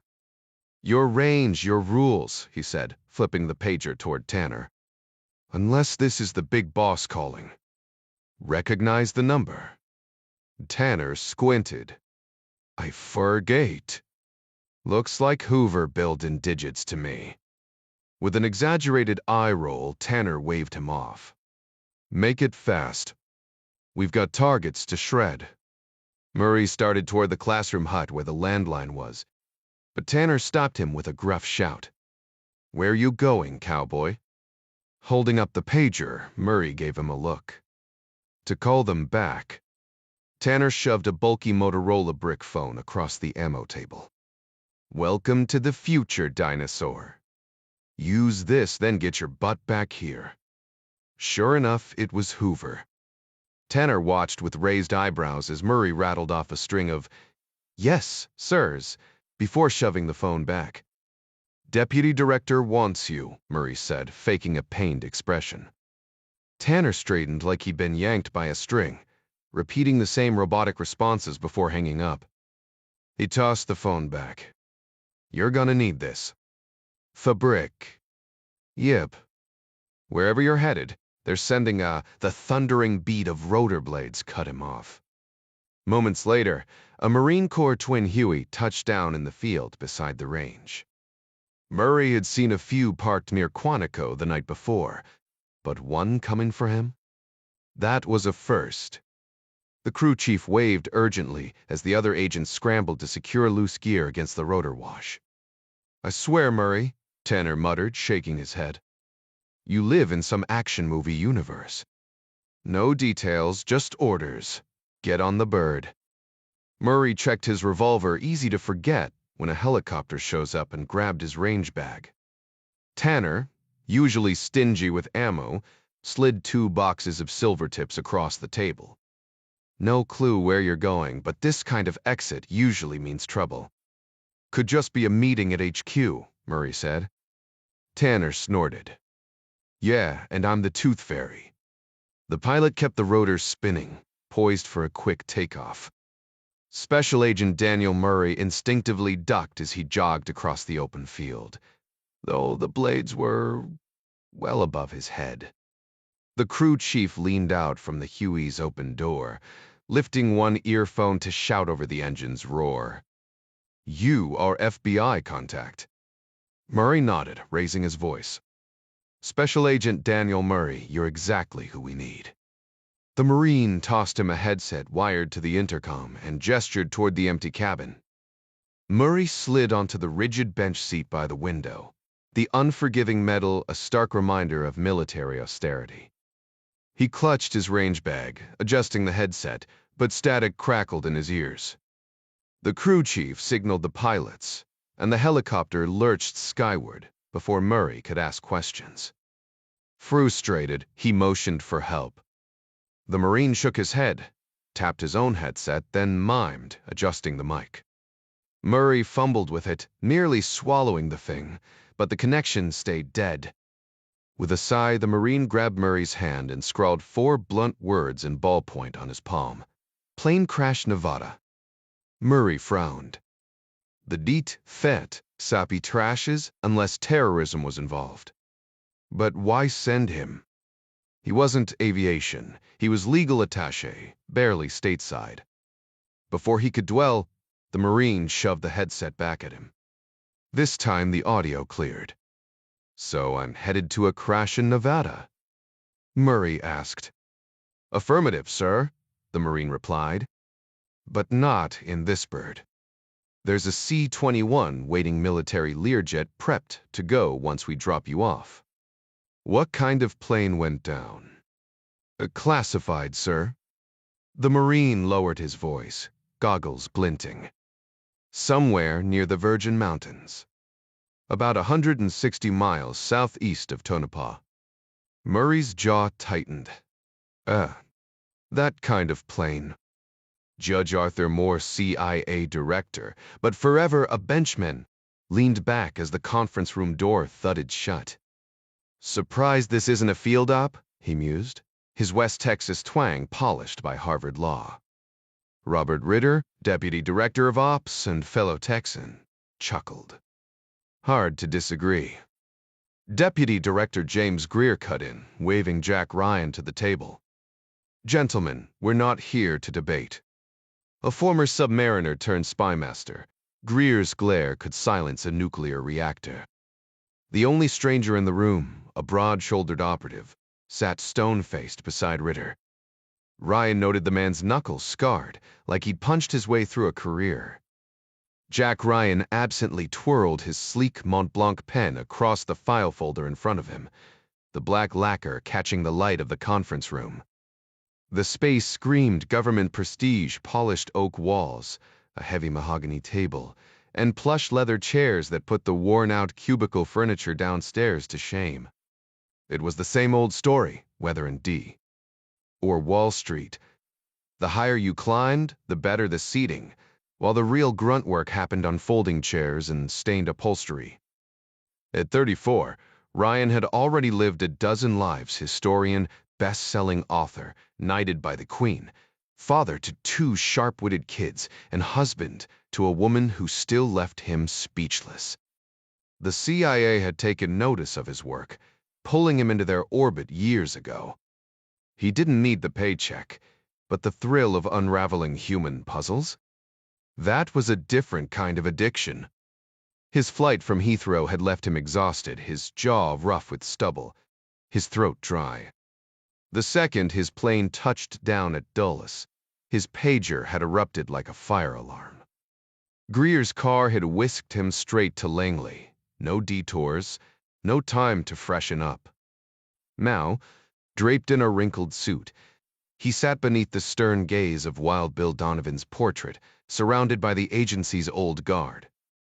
Greer's introduction was warm, but Lane Buckley, the assistant deputy director, barely looked up from his pen. His handshake was limp, his expression dripping with the quiet disdain Ryan had come to expect from the ops side. Ritter's dry remark about Ryan's lack of seniority earned a scoff from Greer. Time and grade. The Admiral shot back, pouring himself coffee. Half the people in this building have 20 years of the same year. Ryan's done more in 4 than most do in a lifetime. Buckley fiddled with his pen cap, and Ryan suppressed a smirk. This guy would fold in poker before the first bet. Judge Moore leaned forward, cutting through the tension. "All right, gentlemen," he said, "let's get down to it." The group turned their attention to Callisto, with Ritter referencing Erich Mielke's infamous phrase, the notorious head of East Germany's secret police, the Stazzi. Ritter motioned toward Lane, signaling he had the operational details. "Judge, Lane's got the specifics as far as we've pieced them together." Admiral Greer, despite blending in with the suited officials, carried himself with unmistakable military precision. He reclined slightly, hands resting on his stomach, studying Jack Ryan's carefully controlled expression. "I planned to bring you up to speed gradually," Greer admitted, "but things took a turn while you were mid-flight." Ryan stayed silent, recognizing Greer's usual roundabout way of delivering bad news. The Admiral's next words carried weight. "We've lost an F-117 Nighthawk." Ryan frowned. He'd never heard of the aircraft, but the gravity in Greer's voice told him this wasn't routine. "West. Echoed. Training mission over the Virgin Mountains. We the two failure. FBI and Air Force security are combing the wreckage now." Ryan's mind raced. "The pilot." "Ejected," Buckley cut in. "Bruised but alive." Ryan's skepticism sharpened. "Why involve the FBI?" Greer exhaled. "Because someone might have walked off with debris." Ryan pictured the desolate landscape he and Kathy had once vacationed near Lake Mead, where the jagged peaks of the Virgin Mountains loomed in the distance. That's barren country. Who'd be out there when a plane goes down? Buckley smirked. "UFO chasers. Bunch of conspiracy nuts camped out, waiting for little green men." Greer's tone darkened. "They found 2 bodies, Jack.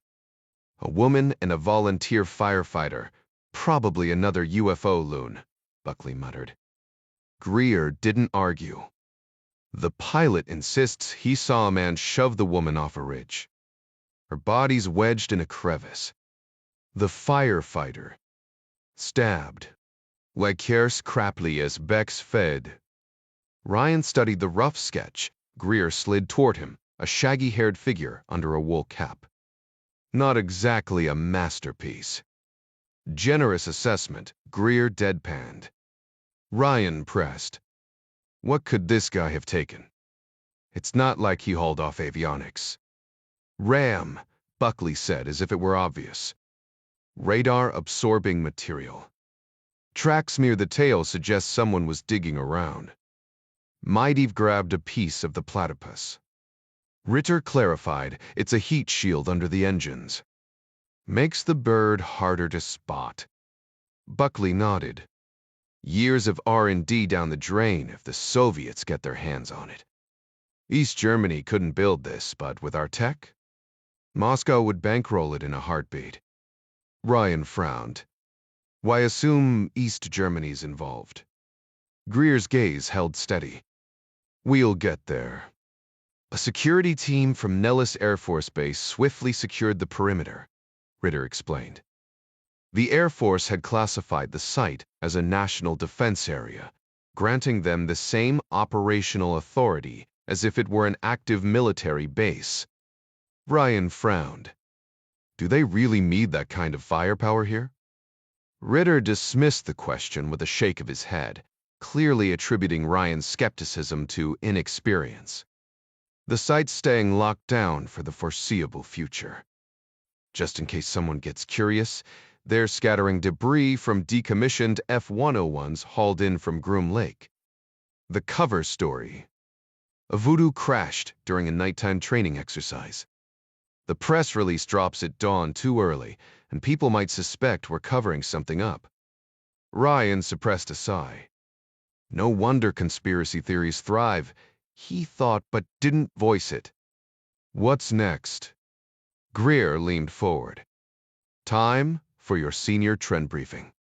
Ryan rolled the cryptic name around in his mind, another meaningless designation, like most classified projects. Buckley already mentioned the platypus and ram, Greer continued. You'll get the full dossier later, but here's the short version. He outlined Lockheed's Skunk Works program, from Have Blue's experimental phase to the operational F-117 Nighthawk.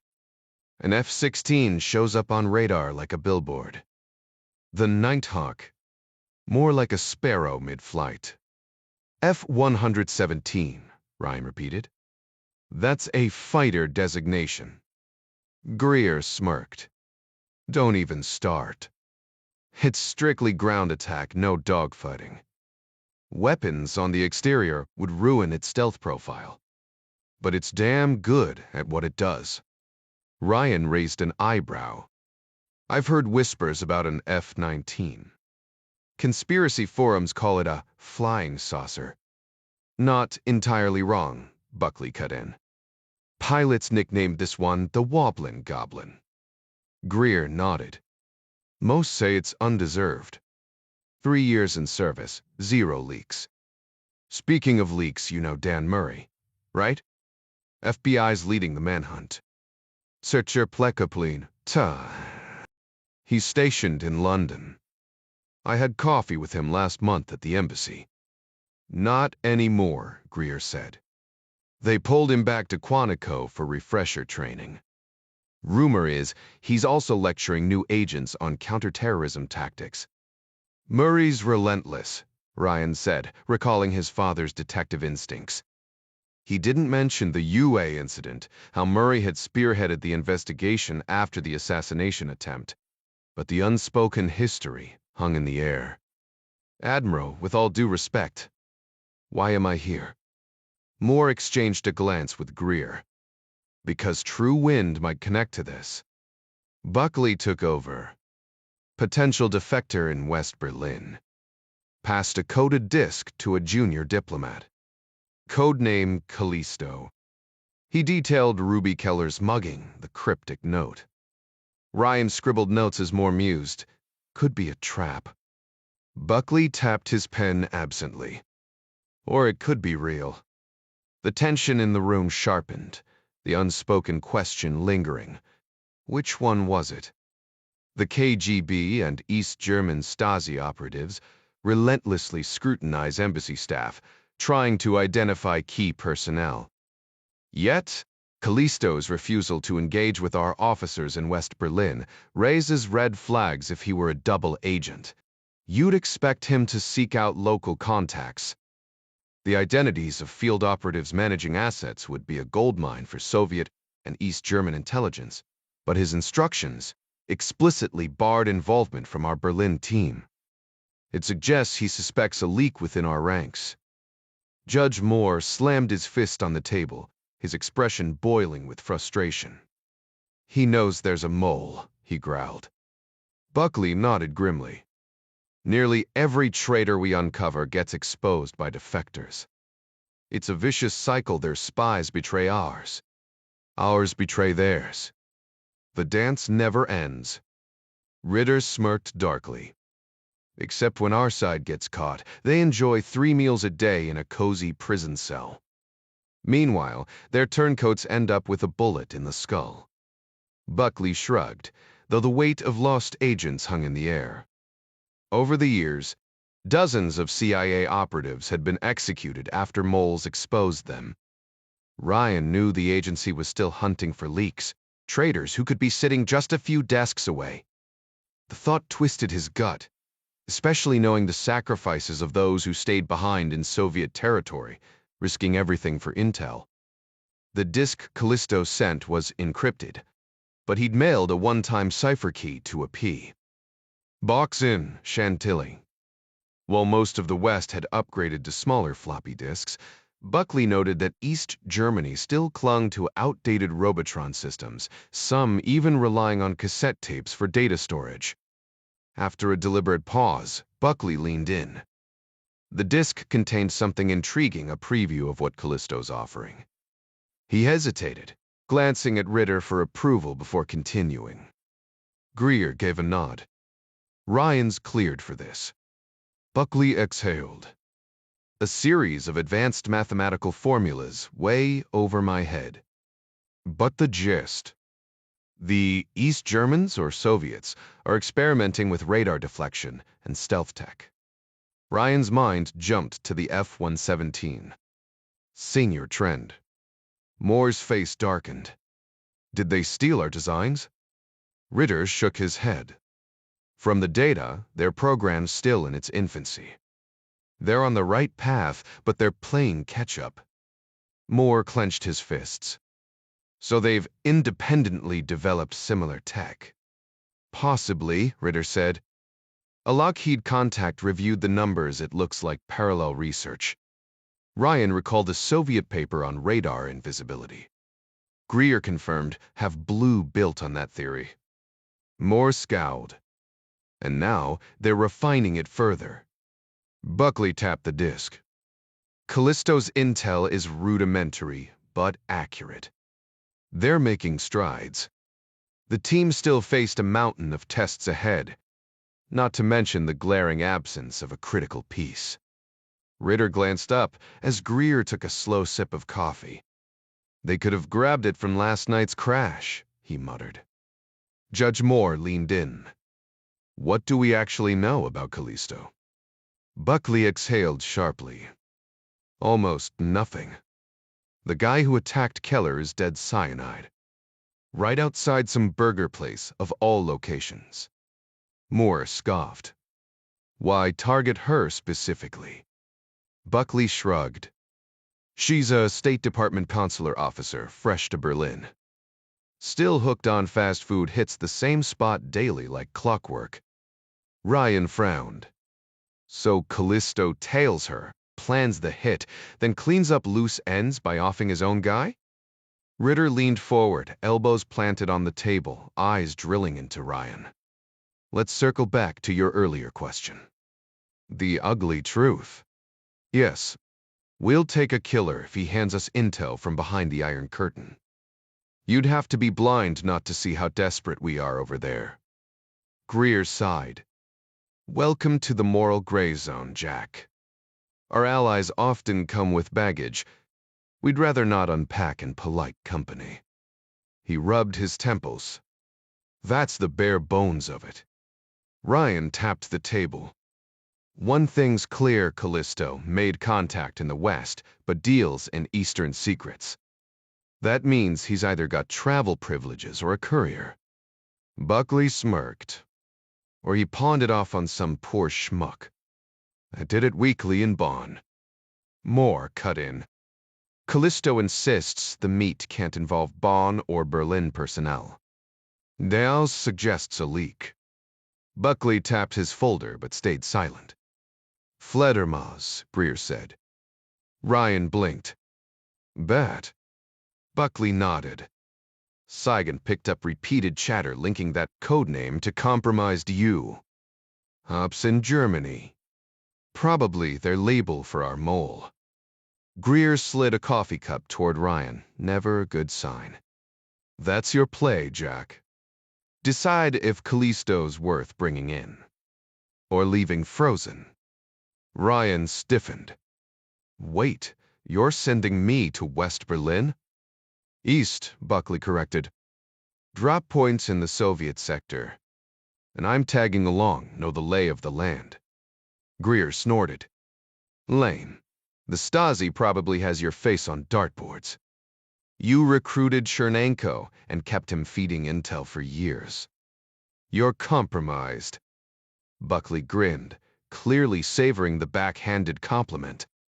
Ryan suppressed an eye roll. This guy be a riot at poker. Moore nodded. He's right. The room fell silent, the weight of the mission settling like dust. Greer had already mapped out the strategy. Let's have his team handle this operation, he said, cutting off Ritter before the man could voice his objections. The director held up a hand to silence any protest. It's not about trust, Bob. We just don't need too many cooks in the kitchen. Look at the Soviets paralyzed by bureaucracy. Nothing gets done when everyone's arguing. Ritter exhaled, lifting his hands in mock surrender before fixing Ryan with a skeptical stare. Mind if I ask how old you are? 34, Ryan answered evenly. Ritter knew damn well about his classified work, the Red October operation, the London counter-terrorism mission.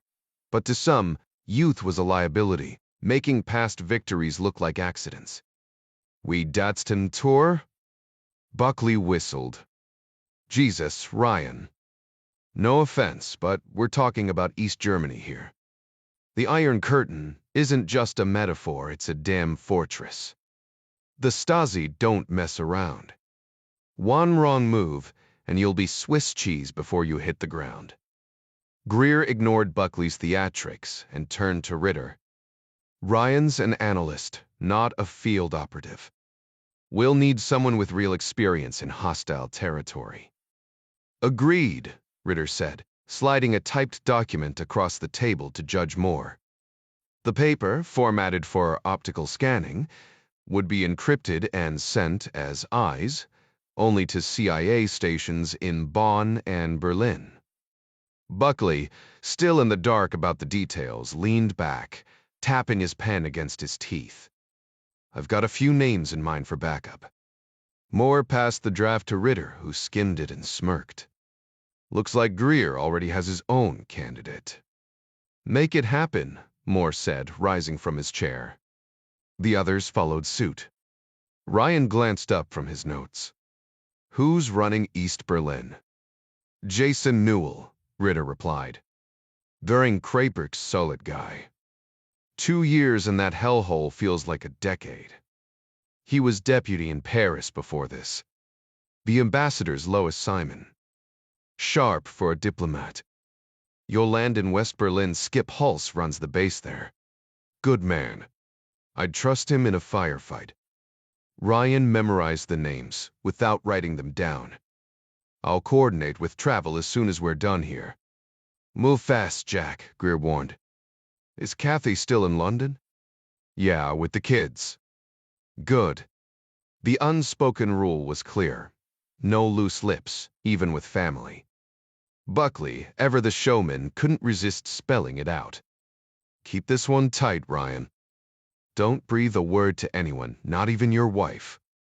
Ritter leaned forward, his voice dropping. Callisto's intel could cripple Soviet and East German defense plans.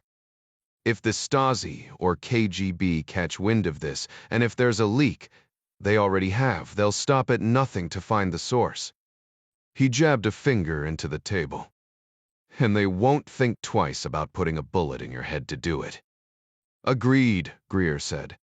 We'll need fresh eyes on counter-surveillance. Ritter nodded at Buckley, who finally scribbled something. I'll pull a team from Helsinki. Moore stood, signaling the meeting's end. Keep me updated. Greer turned to Ritter. I'm sending another asset. Buckley shrugged. No, is different, they. Just have him meet the team in Berlin. Greer shook his head. Not how this works. Judge Moore lifted a hand to cut off the conversation, clearly relieved to stay out of the loop when things got messy. He wasn't interested in the gritty details, especially the kind that required a blunt instrument. At the foot of the Learjet stairs, Murray was met by Special Agent Betty Harris from the Washington Field Office. Her auburn curls were barely contained in a messy bun, and she carried 2 canvas duffels while balancing a black tactical briefcase on her shoulder. The unzipped FBI raid jacket revealed a sleek Smith & Wesson .459 on her hip, newer than Murray's own sidearm. With her freckled cheeks and youthful energy, she looked fresh out of the academy, barely old enough to buy a drink. Dan Murray, he said, eyeing the bags. Those for me. She nodded. Rural assignment prep clothes, boots, toiletries. She hesitated, then added with a smirk, hope boxers work. I took a gamble you weren't a tidy Woody's guy. Murray chuckled. Boxers are perfect. You know they keep our sizes on file at HQ? Standard issue, he said, taking one bag. When he reached for the second, she pulled it back. Oh no, sir. That one's mine. I'm tagging along. Murray blinked, then shrugged. If the higher-ups wanted to send a rookie, that was their call. Despite her baby face, Harris had a solid frame nearly 6 feet, and had to duck just as much as he did boarding the cramped C-21. The jet's interior was all polished teak and buttery leather, more luxury than legroom. Murray settled into a rear-facing seat, while Harris took the opposite side, flipping open a leather folio and a legal pad. Smells like a high-end tack shop in here, she mused. I was thinking new car, Murray said. You spend much time around saddles. Grew up on an Arabian horse ranch near Mesquite, she replied. Me ever me. This the pace crest. So that was why she was here, local knowledge. Harris must have read his expression. You were expecting someone older, huh? More seasoned. Honestly, Harris, Murray admitted, I don't even know what this is. Care to enlighten me? Her cheeks flushed. Sorry, I assumed you'd been briefed. We're hunting a fugitive.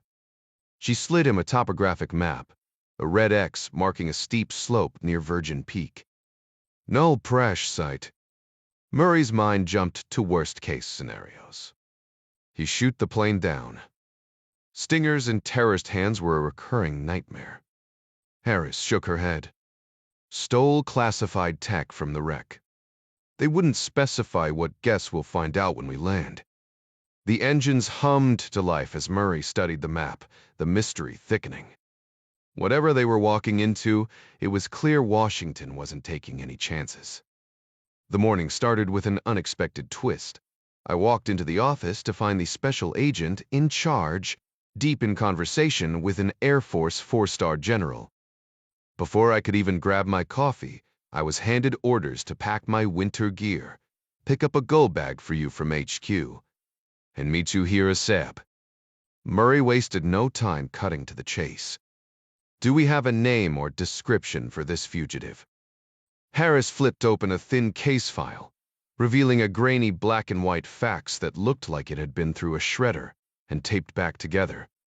The sketch was so blurry it could have been anyone or anything. Not exactly a masterpiece, she admitted, smoothing the curling edges. But it's all we've got until we're on the ground. The image was laughably bad, like someone had tried to draw a suspect while riding a roller coaster. Murray squinted, deciphering what might have been a wide-faced man with a mustache and what he assumed was a hat, though it could have just as easily been a bad haircut. Great. We're hunting Captain Kangaroo. Harris smirked. Pretty sure that's a wool cap, not a tragic hairstyle choice. We'll get better intel once we talk to witnesses. Murray leaned back, arms crossed, eyes shut tight like he was praying for patience. This is a disaster. I'm not some rookie in a blue suit, Harris shot back, her tone sharp. His eyes snapped open, but he didn't move. Wasn't talking about you, he muttered. Good, she said, straightening. Because I'll outwork anyone in the room. Give me a shot and I'll prove it. He studied her, then asked point blank. You work hard? Like my life depends on it. Met to Tavalerks to wide. She hesitated, then grinned. Let's just say curiosity hasn't killed this cat. It's made me dangerous. Murray cracked a rare smile. Good enough for me. Then, almost as an afterthought, oh, and can you shoot? Harris blinked. Yeah, I can handle myself. Brains matter more, Murray said, standing. Until bullets start flying. Their conversation was interrupted by the arrival of Major Buck Smith, their pilot, who bounded up the air stairs like he'd had one too many energy drinks. Behind him stood Captain Donna Everett, one of the first women to graduate from the Air Force Academy. Harris gave her a quick nod of respect. Two women in a world still dominated by men. Smith launched into his pre-flight spiel with the enthusiasm of a kid showing off a new toy. This C-21A is fresh off the assembly line, he bragged, patting the bulkhead. We were supposed to be ferrying some 3 stars to Scotaf, but you two must have pulled some serious strings to bump them. Harris glanced at Murray, who just shrugged. Smith wasn't done. This bird's got Swiss fighter DNA fast, sleek, and with just enough room for coffee and a bathroom that doubles as a contortionist's nightmare. As the engines roared to life, Murray leaned toward Harris. You ready for this? She smirked. Born ready. Fret 2. The twin Garrett turbofan engines were about to give them a serious jolt, no polite way to say it. Captain Everett and I have orders to push this bird to the limit, so consider this your heads up. Strap in tight. We're making a direct run to Nellis Air Force Base, where another chopper will take over from there. Smith and Everett moved to the open cockpit, running through their pre-flight checks while Murray angled his Motorola against the window, struggling for a signal. He dialed the number scrawled beneath the crude police sketch. Trooper Stone, came the clipped reply, the man's voice echoing like he was shouting from a storm drain. Murray kept it professional, masking his directives as polite requests, standard FBI diplomacy. They might not outrank local law enforcement, but with thousands of agents and near endless resources, the Bureau often ended up calling the shots. His grandfather, a Navy man, had a term for it, right of way by tonnage. Instead of resistance, Stone surprised him. Hold on, got one of your people right here. After a muffled exchange, a hesitant voice came through. Pritchard here. The jet's engines roared to life, the sudden lurch slamming Murray back into his seat as they taxied. Where's home base, Pritchard? Resident agency in St. George. Murray cut to the chase, name-dropping the director to fast-track cooperation. Time wasn't just ticking, it was sprinting. Bureaucracy moved slow, but fugitives didn't. Pritchard explained that the Salt Lake SAC was out with a gallbladder emergency, leaving him holding the bag with locals and Air Force OC agents. The scene was locked down under classified clearance, roadblocks set up miles out, and gunships circling with thermal imaging. OC's solid, but the security forces? Never dealt with a homicide suspect before. Murray stiffened. Usadipitema. Double, Pritchard confirmed. Our guy shoved a woman into a 40-foot crevice. Then there's a UFO watcher who took a knife to the chest when he got in the way. Rubbing his temples, Murray exhaled. Well, that complicates things. Harris shot him a questioning look. Pritchard hesitated. You didn't know? News to me. But you've got it handled. What's the jurisdiction? Ferd County. Sheriff's office isn't fighting for it, honestly.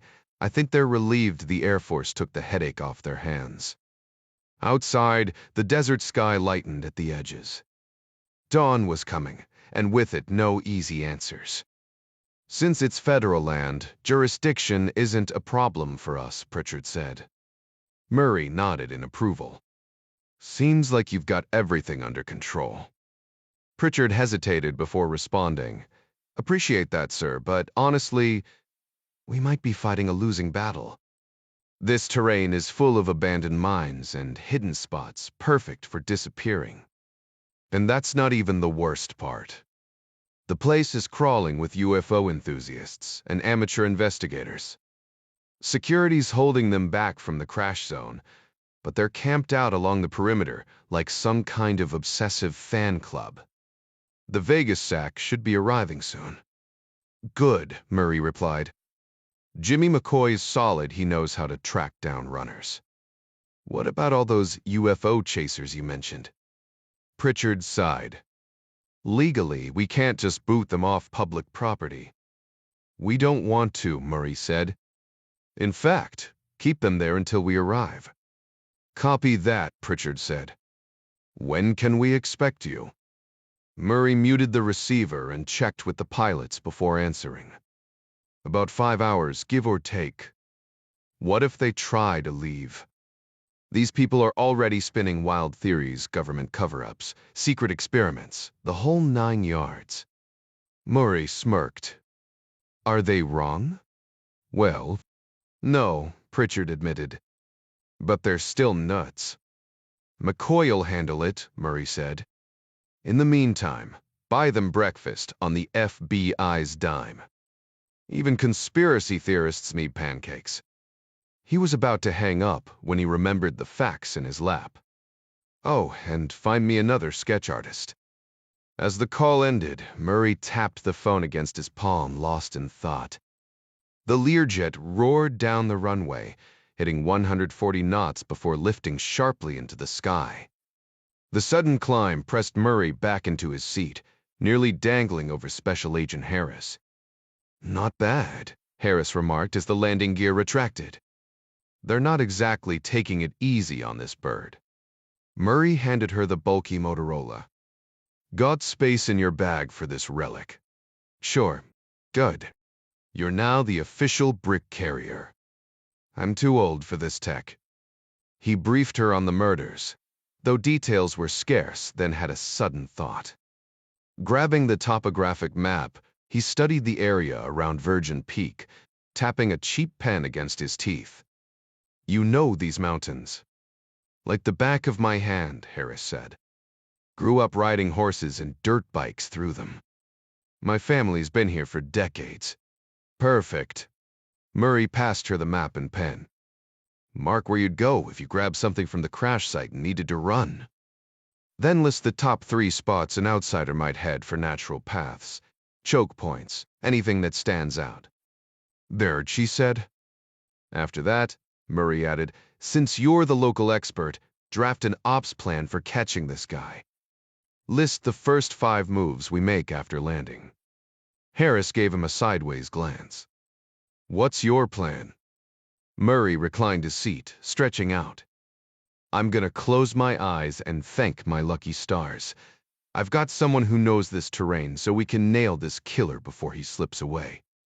The jet climbed higher, banking toward the horizon as the winter sun chased them westward. The piercing sound of the telephone sliced through the cozy kitchen, jolting Elke Hauptmann like an electric shock. Her hands trembled as she fumbled the glass she'd been washing, sending it crashing into the sink. A sharp pain shot through her finger as blood welled up, splattering the white porcelain like crimson paint. Heart pounding, she barely had time to wrap the wound in a dish towel before grabbing the phone on its second ring. Hauptmann residence. Good evening, she managed, forcing politeness into her voice, despite the bile rising in her throat. The sickly sweet scent of rose-scented soap mixed with the metallic tang of blood made her stomach churn. Across the room, her husband Ua barely glanced up from reading to their son Hansi, his deep voice murmuring through a bedtime story. Elke pressed the phone tighter to her ear, using her forearm to push back a stray lock of hair, careful not to smear her stage makeup. She'd just performed a rare afternoon show at the Imperial Club, grateful for an early evening with her family. But of course, the call had to come now. Her jaw ached from the fake smile she plastered on as she murmured, "Yes, of course. I'll be there in an hour." When she hung up, her fingers left faint smudges on the black Bakelite receiver. For a wild moment, she imagined swinging it like a weapon. Who called? Wu's voice cut through her thoughts. He still didn't look up, turning a page of Hansi's book. Another performance. I'd love to come this time. Elke's throat went dry. It's Giselle, she lied, the name sticking to her tongue. She's sick, needs me. Uwe nodded absently, but Hansi whined, kicking the couch. Don't go, Mama. Uvakra pulled the boy's hair. Off to bed. We'll read more when Mama gets back. Once Hansi scampered away, Uwe finally noticed Elke's injury. His hands were surprisingly gentle as he bandaged her finger, his brow furrowing. You're pale. Maybe you shouldn't go. Elke forced a laugh. It's just a scratch. Suddenly, he pulled her into an impromptu waltz, his slippers whispering against the tile. She stiffened. His military-trained strength always unnerved her, even in tenderness. If he knew the truth, his temper would destroy them both. I'm sorry, she whispered, though she wasn't sure for what. The lie, the Kuwait, the danger, or that she'd have to leave this fragile piece behind tonight. I should be the one apologizing. He murmured against her ear, careful to keep his voice too low for the hidden microphones. This situation is driving me mad. Those plainclothes agents watching our house around the clock. The phone taps, I'd bet half our neighborhood is keeping logs on our movements. It's unbearable. But it's necessary, she interrupted, pressing closer. Your work matters too much. To edit sex campted. Ue Hauptmann, a brilliant physicist at Humboldt University, where legends like Einstein and Planck once studied, was under constant surveillance. She had her own scientific training, but now performed as a singer. Her voice a propaganda tool for the East German government, occasionally even in the West. I know, he muttered, frustration tightening his jaw. But this scrutiny is suffocating. You nearly dropped the phone when your sister called earlier. She hit her face against his shoulder. What you're doing will help Germany, she insisted. Which means it helps us. He exhaled sharply. Try explaining that to Dr. Galkin, who critiques every equation I write.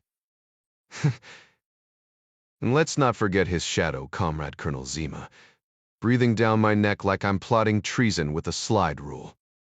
Elke stiffened. Zima Travterprapid. The KGB officer. She barely mouthed the letters, her lips barely moving. Science and Technology Division, Wu confirmed dryly. But a spook is a spook. They think every researcher is part of some grand conspiracy. Truth terrifies men who live by lies. Not all scientists resist, she pointed out. Then they're not scientists, he snapped, then caught himself. Lowering his voice, he added, Zima used our research trip to the West last week to meet his smuggling contacts. Pathetic, really trading contraband cigarettes like some back-alley hustler. Her fingers dug into his arm. That's reckless. If they catch you near that, it bought me 10 minutes alone, he countered.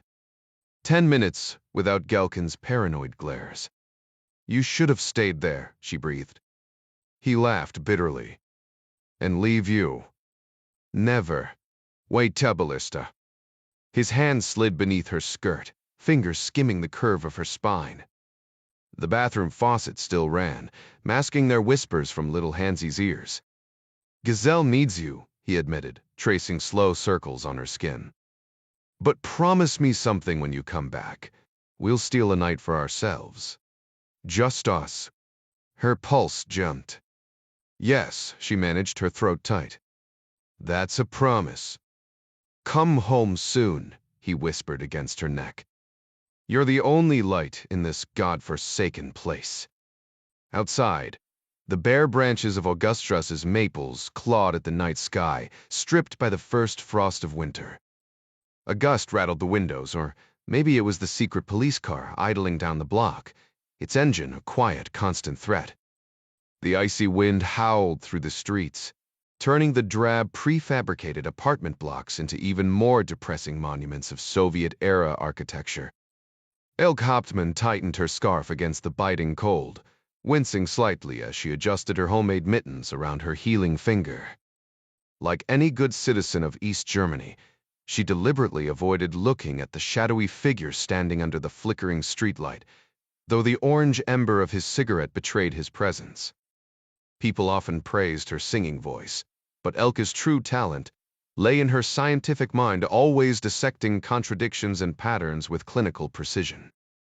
Spies and their damn cigarettes, such a stupid habit when they were supposed to blend in, though she supposed the stress of betraying your country might drive anyone to nicotine. With a wry smile, she lit one herself, blowing smoke into the frozen air as she wrestled with the rusty lock on her battered scooter. The ancient Simpswall looked like someone had crossed a Vespa with a lawnmower, then painted it the exact shade of spoiled mustard. Rue's crude description wasn't wrong. Hiking up her thick wool skirt, Elke gave the Kickstarter a solid thrust, the engine sputtering to life beneath her. The cigarette dangling from her lips burned bright as she sped past skeletal trees, their dead leaves swirling behind her like confetti at a funeral. She wasn't heading to her sister's house, not really, but toward the dimly lit cafe near Alexanderplatz, where trouble waited in a cheap gray suit.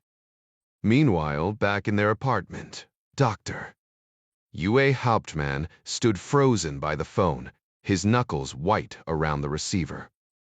On the couch, little Hans giggled at the television, oblivious to the tension thickening the air. When Giselle's voice finally answered, Uwe forced his words through clenched teeth. "I need to speak with Elke when she gets there," he said, the pleasantries sticking in his throat. The pause that followed was heavy enough to crush a man. He could have asked more, should have, but some truths were better left buried. The cafe windows were fogged with condensation when Elke arrived, but she still spotted the telltale fedora draped over the booth. Major Kurt Pfeiffer of the Stazzi wasn't just a bastard, he was a clever bastard, and that made him infinitely more dangerous. Elke didn't bother smoothing her wind-whipped hair or wiping her reddened nose. Pfeiffer didn't care about appearances, only power. The smell of fresh bread and strong coffee did little to mask the unease crawling up her spine as she wove through the maze of tables, each one probably occupied by another Stasi informant. The real question wasn't whether she was being watched, but how many eyes were on her right now. The cafe should have felt warm and inviting, but the dim lighting and sterile decor made it about as welcoming as a hospital waiting room. To make matters worse, the air was thick with heat, clinging to Elke's skin the moment she stepped inside. The usual suspects occupied the same seats as always, so predictable. They might as well have been mannequins. Then again, maybe they were that boring. As she moved past the row of booths, she spotted a young couple huddled together, murmuring in low voices. Like her, they hadn't bothered to shed their winter coats. Major Pfeiffer's head popped up from the back booth when the door chimed. A heavy-set woman paused mid-wipe, rag in hand, and fixed Elkic with a glare. "I've heard you sing," she said, her tone more accusation than praise. Nearby, two men in rumpled suits glanced up from their beers, sizing her up like a fly caught in their trap before resuming their conversation. Pfeiffer rose as Elke approached, not out of courtesy, but because he relished towering over her. At 6'3", he had nearly a foot on her, and he made sure she knew it. He motioned her into the booth, his usual power play forcing her against the wall. He was fit, probably spent too much time at the shooting range bragging about his marksmanship. A pistol was always within reach, either under his coat or stashed in his nightstand. Not that she cared to see it. A pack of Roth Hendel cigarettes sat on the table, one already dangling from his lips. He offered it to her, stronger than her usual brand, imported from the West. She took it, needing the jolt of nicotine for what was coming. Despite the late hour, Pfeiffer looked freshly pressed, his tie snug against his collar. She wouldn't be surprised if he changed clothes 3 times a day. His Burberry coat, worth more than her rent, hung neatly beside his fedora. His gaze flicked to the bandage on her finger, stained faintly red, but he said nothing. Instead, he brushed a speck of tobacco from his lip and gestured to the table. "I ordered for us." Sliding into the booth, she lied on instinct. "Thank you, but I've already eaten." "Not enough," he scoffed, giving her an exaggerated once-over. "Honestly, do they starve you at those performances of yours?" He smirked, leaning in. "At least here you get real Wiener Schnitzel, not the garbage they serve across the border."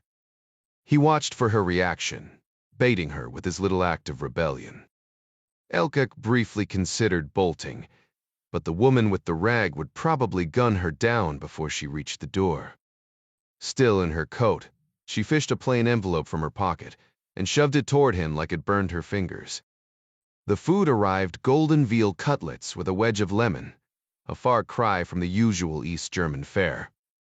"I know this isn't easy," Pfeiffer said, tucking the envelope aside before cutting into his schnitzel with practiced precision. The words were almost sympathetic, but the way his eyes lingered on her made her skin crawl. Elke swallowed hard, fighting back the tears that threatened to spill. She wouldn't give him the satisfaction of seeing her break. With a smirk, Pfeiffer pointed at her untouched plate using his fork, a piece of meat speared on its prongs. "Finish it," he commanded, his tone leaving no room for refusal. She forced herself to take a bite, each mouthful like ash on her tongue. "You're doing the people's work," Pfeiffer remarked before draining half his beer in one gulp.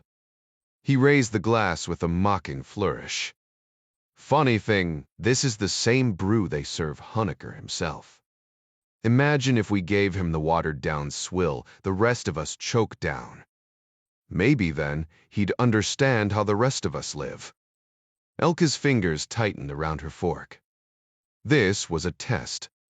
In the German Democratic Republic, the Gidar, even a whispered joke could land you in a cell. Writing a poem criticizing the endless rows of gray apartment blocks. 2 years in prison. But mocking the general secretary's beer, that was practically a death wish. Pfeiffer, however, seemed invincible. He took another swig, his grin widening. "Such a loyal citizen, helping us despite your situation." "You act like I had a say in this," Elke snapped. "Isn't the Stazzi's favorite line, 'Cooperate now, or we'll make you later'?" Pfeiffer merely shrugged, his amusement plain. He wiped his mouth with a napkin, then leaned in. "You and your husband live comfortably. But don't mistake privilege for safety." With a sharp nod, he signaled the waitress, who scurried over to a young couple in a nearby booth. The girl's face drained of color as the woman whispered something, and the boy stiffened like a soldier at attention. "Traitors," Pfeiffer murmured, delight lacing his voice. Completely unaware they're walking into a trap. "Traitors," Elke repeated too loud. Pfeiffer jabbed her ribs with his elbow. "Listen," he hissed, pressing a tiny earpiece into her hand. She barely managed to wedge it in before the voices crackled to life, the girl near hyperventilating, the boy defiant, the older woman's breath ragged. "You understand the risks." The woman wheezed. "Nothing's guaranteed. You can still walk away." "No, the preft chaser traft." The boy hissed, loud enough that Elke heard him without the device. We can't stay here another day. Elke's stomach twisted. They were just kids barely out of school. Havadans, Pfeiffer whispered. Even now, she gives him a chance to back out. And they call us the monsters. The woman's voice turned grim. Border guards patrol everywhere. Are you ready to face them? The girl stammered, but the boy cut in. I'll do whatever it takes. Even kill? Without hesitation. They're animals. Pfeiffer smirked. That confession just sealed his fate. The woman stood. You leave tonight. The girl gasped. Tonight? But a tunnel? The boy asked. Something like that, the woman muttered, already moving toward the back exit. The boy scrambled up, but the girl hesitated, her eyes darting toward the door. Was she having second thoughts? Or was this all part of the act? In the god, trust was a luxury no one could afford. Elke's muscles tensed. She wanted to scream, to warn them. Pfeiffer's hand clamped onto her thigh, his grip bruising. A silent threat. Don't even think about it. Elke watched as the men in ill-fitting suits at the neighboring table sprang into action.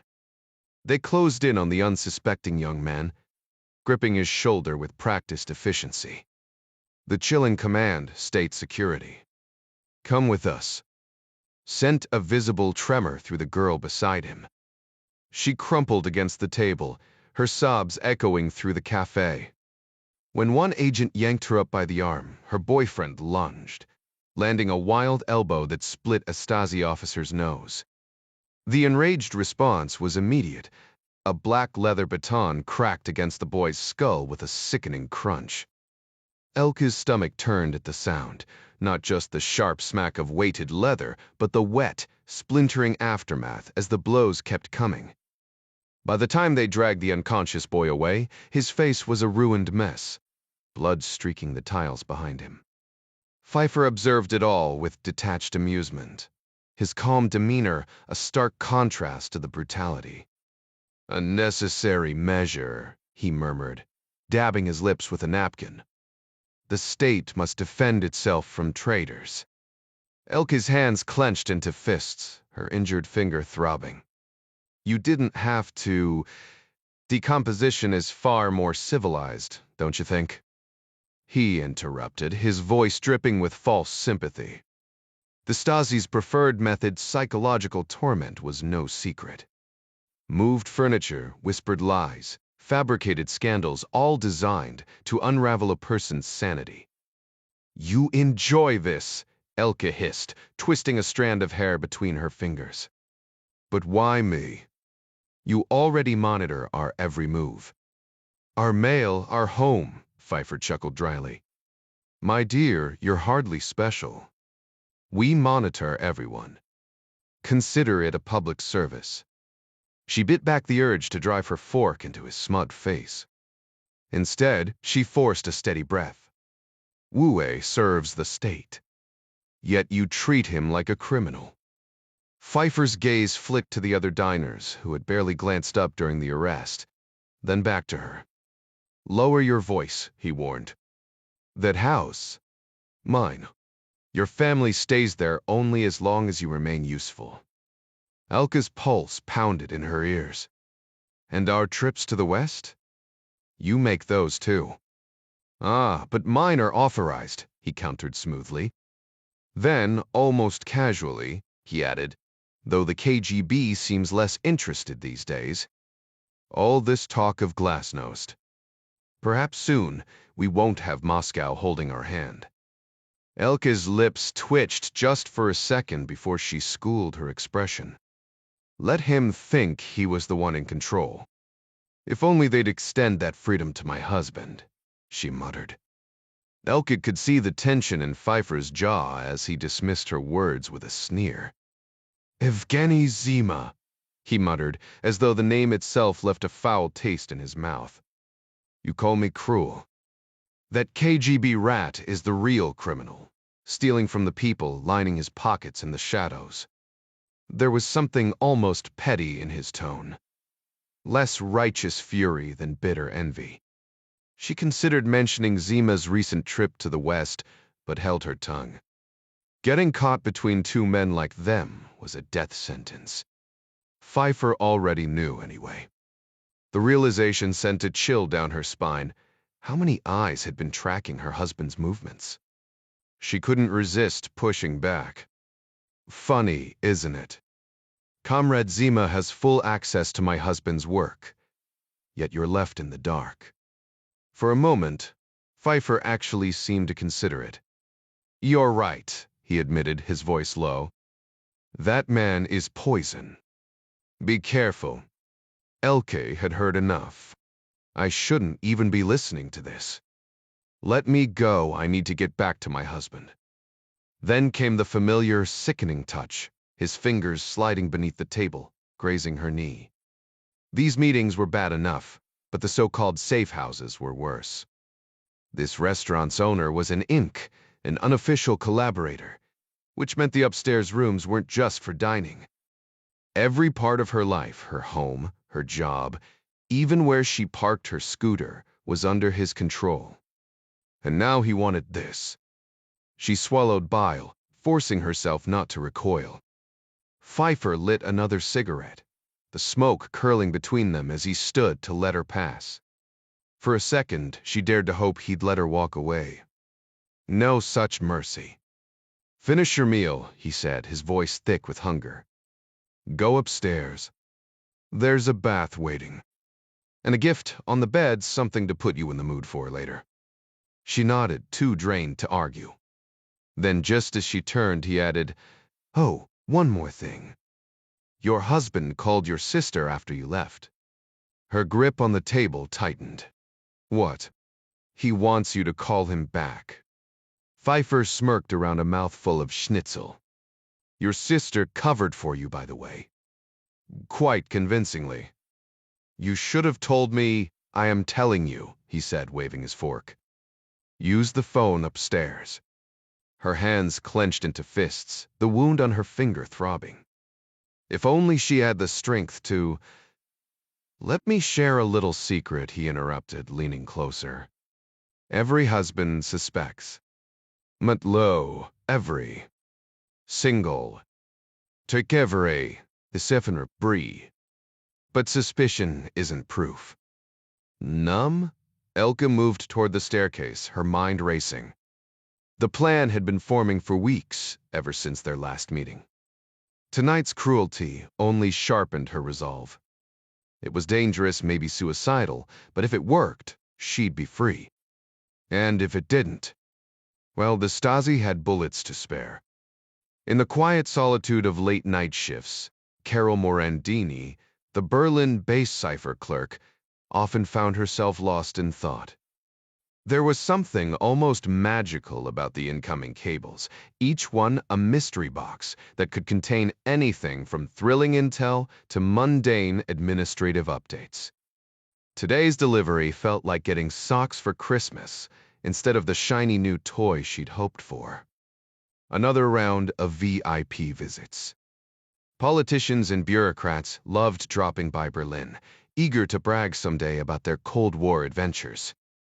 The dot matrix printer rattled away, spitting out encrypted details for tomorrow's arrivals, addressed to the big shots in Bonn and West Berlin. Of course, eyes only never really meant just the intended recipients. Someone had to handle the paperwork, and that someone was usually the lowest paid, least acknowledged person in the room, the cipher clerk. Morandini made barely enough to scrape by, yet she saw everything. Classified movements, operational aliases, the whole 9 yards. The irony wasn't lost on her. The agency trusted her with its deepest secrets, but wouldn't let her step outside the embassy without a babysitter. Too much risk, they said. Too valuable to lose. She sliced the cable clean with a straight edge, slipping it into an envelope marked for the boss. The names were aliases, of course, Peter Crane and Gwendoline Wright placeholders, until the real identities followed in a second message. Hours later, another transmission arrived, revealing the actual travelers, John Patrick Ryan and Mary Pat Foley. Ryan recognized the name immediately when he read the cable in Greer's office later. Between a quick shave and a bowl of cafeteria soup, he'd shaken off the fog of his transatlantic flight. Mary Pat, he mused. Any relation to Ed Foley in Moscow? His wife, Greer confirmed, leaning back in his chair. Ed's one of our best, and Mary Pat? Sharp as they come. Fluent in Russian, could blend right into Red Square if she had to. Rumor has it, her grandfather once gave riding lessons to the Tsar's son. He gave Ryan a knowing look. She's going places, Jack. Just like you. Ryan smirked. Ritter seems to think you're sending in a loose cannon. Greer waved off the concern. Bob Ritter's vision is narrower than a keyhole. Sometimes, Jack, a cowboy is exactly what we need. Lincoln knew it with Grant. He fights. And Mary Pat. She's got the grit without the whiskey and cigars. She might have unconventional tactics, some would even call them aggressive, but I've never seen her take this job lightly. From what I've observed, when she gets creative, it's only after exhausting every other possible option. You can trust her judgment, and, frankly, you should. She'll give you more than just the basics. She'll make sure you're prepared. And since you two share the same instincts, that's a good thing, because I'm about to throw you into the deep end. Ryan responded with the confidence of a man who'd faced danger before and come out unscathed, not quite untouchable, but close. We'll handle it. Greer's intercom buzzed, and his assistant announced Lane Buckley's arrival. The Otto barely waited for permission before sticking his head in, nodding at Greer while pointedly ignoring Ryan. Admiral, he said. Greer returned the nod. What do you need, Lane? Buckley smirked. The Helsinki team's wheels up. They'll beat Riley to Berlin by a solid margin. Ryan, Greer corrected, shaking his head. Sorry about that. Buckley glanced at Ryan, his expression more amused than apologetic. Ryan could practically see him as the kid who'd shoved someone in the cafeteria, just for fun. Then Buckley's smirk widened. You're gonna love Mary Pat. She's be something else. Ryan kept his face blank. No clue what you mean. Oh, come on, Buckley said, waggling his eyebrows. She's got skills, and not just the professional kind. We used to call her the Purple Peril. Like the fishing lure, get it? Ryan raised an eyebrow. The femme. Seriously. One time in Warsaw, she wore this lavender skirt tight enough to stop traffic. Had a whole KGB hit squad, tripping over themselves. Greer leaned forward, palms flat on his desk. Anything else, Lane? Buckley missed the warning in his tone.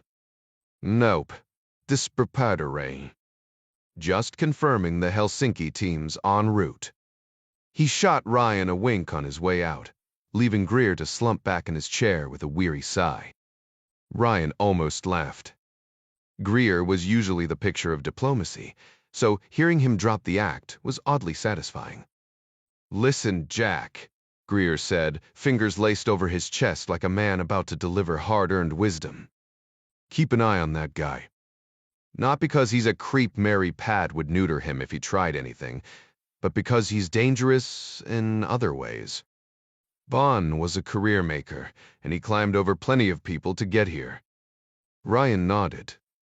Government service attracted all types, some noble, some ruthless. A doe's a big jump. Greer snorted. According to him, he personally turned a KGB asset named Chernenko. Brought in a goldmine of intel. All by himself. Please, Greer muttered. Rumor has it one of his case officers did most of the work Jennifer North, stationed in West Berlin. Ryan frowned. They kept her in Germany after Bonn. Greer's expression darkened. Not by choice. Buckley made sure she never got the credit she deserved. The room fell silent, the unspoken truth hanging between them. Some people didn't just play the game, they rigged it. That's unusual. Greer smirked. Consider it compensation for putting up with Lane Buckley and credit for handling Chernenko. She kept him in play as a volunteer for nearly a year and a half. Buckley, for der Zed, he barely showed his face at meetings, just enough to cozy up and act like he was doing everyone a favor when they finally pulled Chernenko out. Ryan shrugged. I get why she'd be pissed at him. But you're the one running me. Buckley's just setting up the Helsinki team and giving me the basics. Here's the problem, Greer countered. A mole hunt's casting a shadow over Eavesdropper base and East Berlin station. Odds are, every single one of our people there are solid patriots, risking their necks, just doing their jobs. Now some nameless defectors screaming that none of them can be trusted. That's gotta sting. And in the middle of this mess, the 7th floor shoves you, an analyst, into a job that should have gone to ops. Oh, and guess who works down the hall from you on the 7th floor? Lane Buckley. Ryan blinked. Wait, my what? We'll discuss that later. For now, just know you'll be guilty by association before you even land in Berlin. Noted, Ryan muttered, rubbing his eyes before shifting gears. So, do I get a cool spy name or what? He butchered the pronunciation deck, Nama, then laughed tiredly. Sorry, sir. It's German for pseudonym. Guess the bat is already taken, huh? Greer shook his head, amused. You're something else, Jack. Most people slur their words when they're exhausted. You switch languages. For this up, you're Peter Crane. He slid a folder across the desk. Inside, Ryan found an alias packet, a black diplomatic passport, a Virginia driver's license, and a Visa card under the name Jack Avery. The legend included a library card, a dry cleaning stub with no name, and a torn garage receipt for a transmission on a 81 Plymouth, reliant only half the last name visible. Ryan held up the receipt, deadpan. Die Takar. Really? Septachka bestatar. Trying to make me the human equivalent of beige wallpaper? Greer ignored him. Andrews is expecting you. No commercial flights, we need you in Europe yesterday. And this backup guy? You won't see him.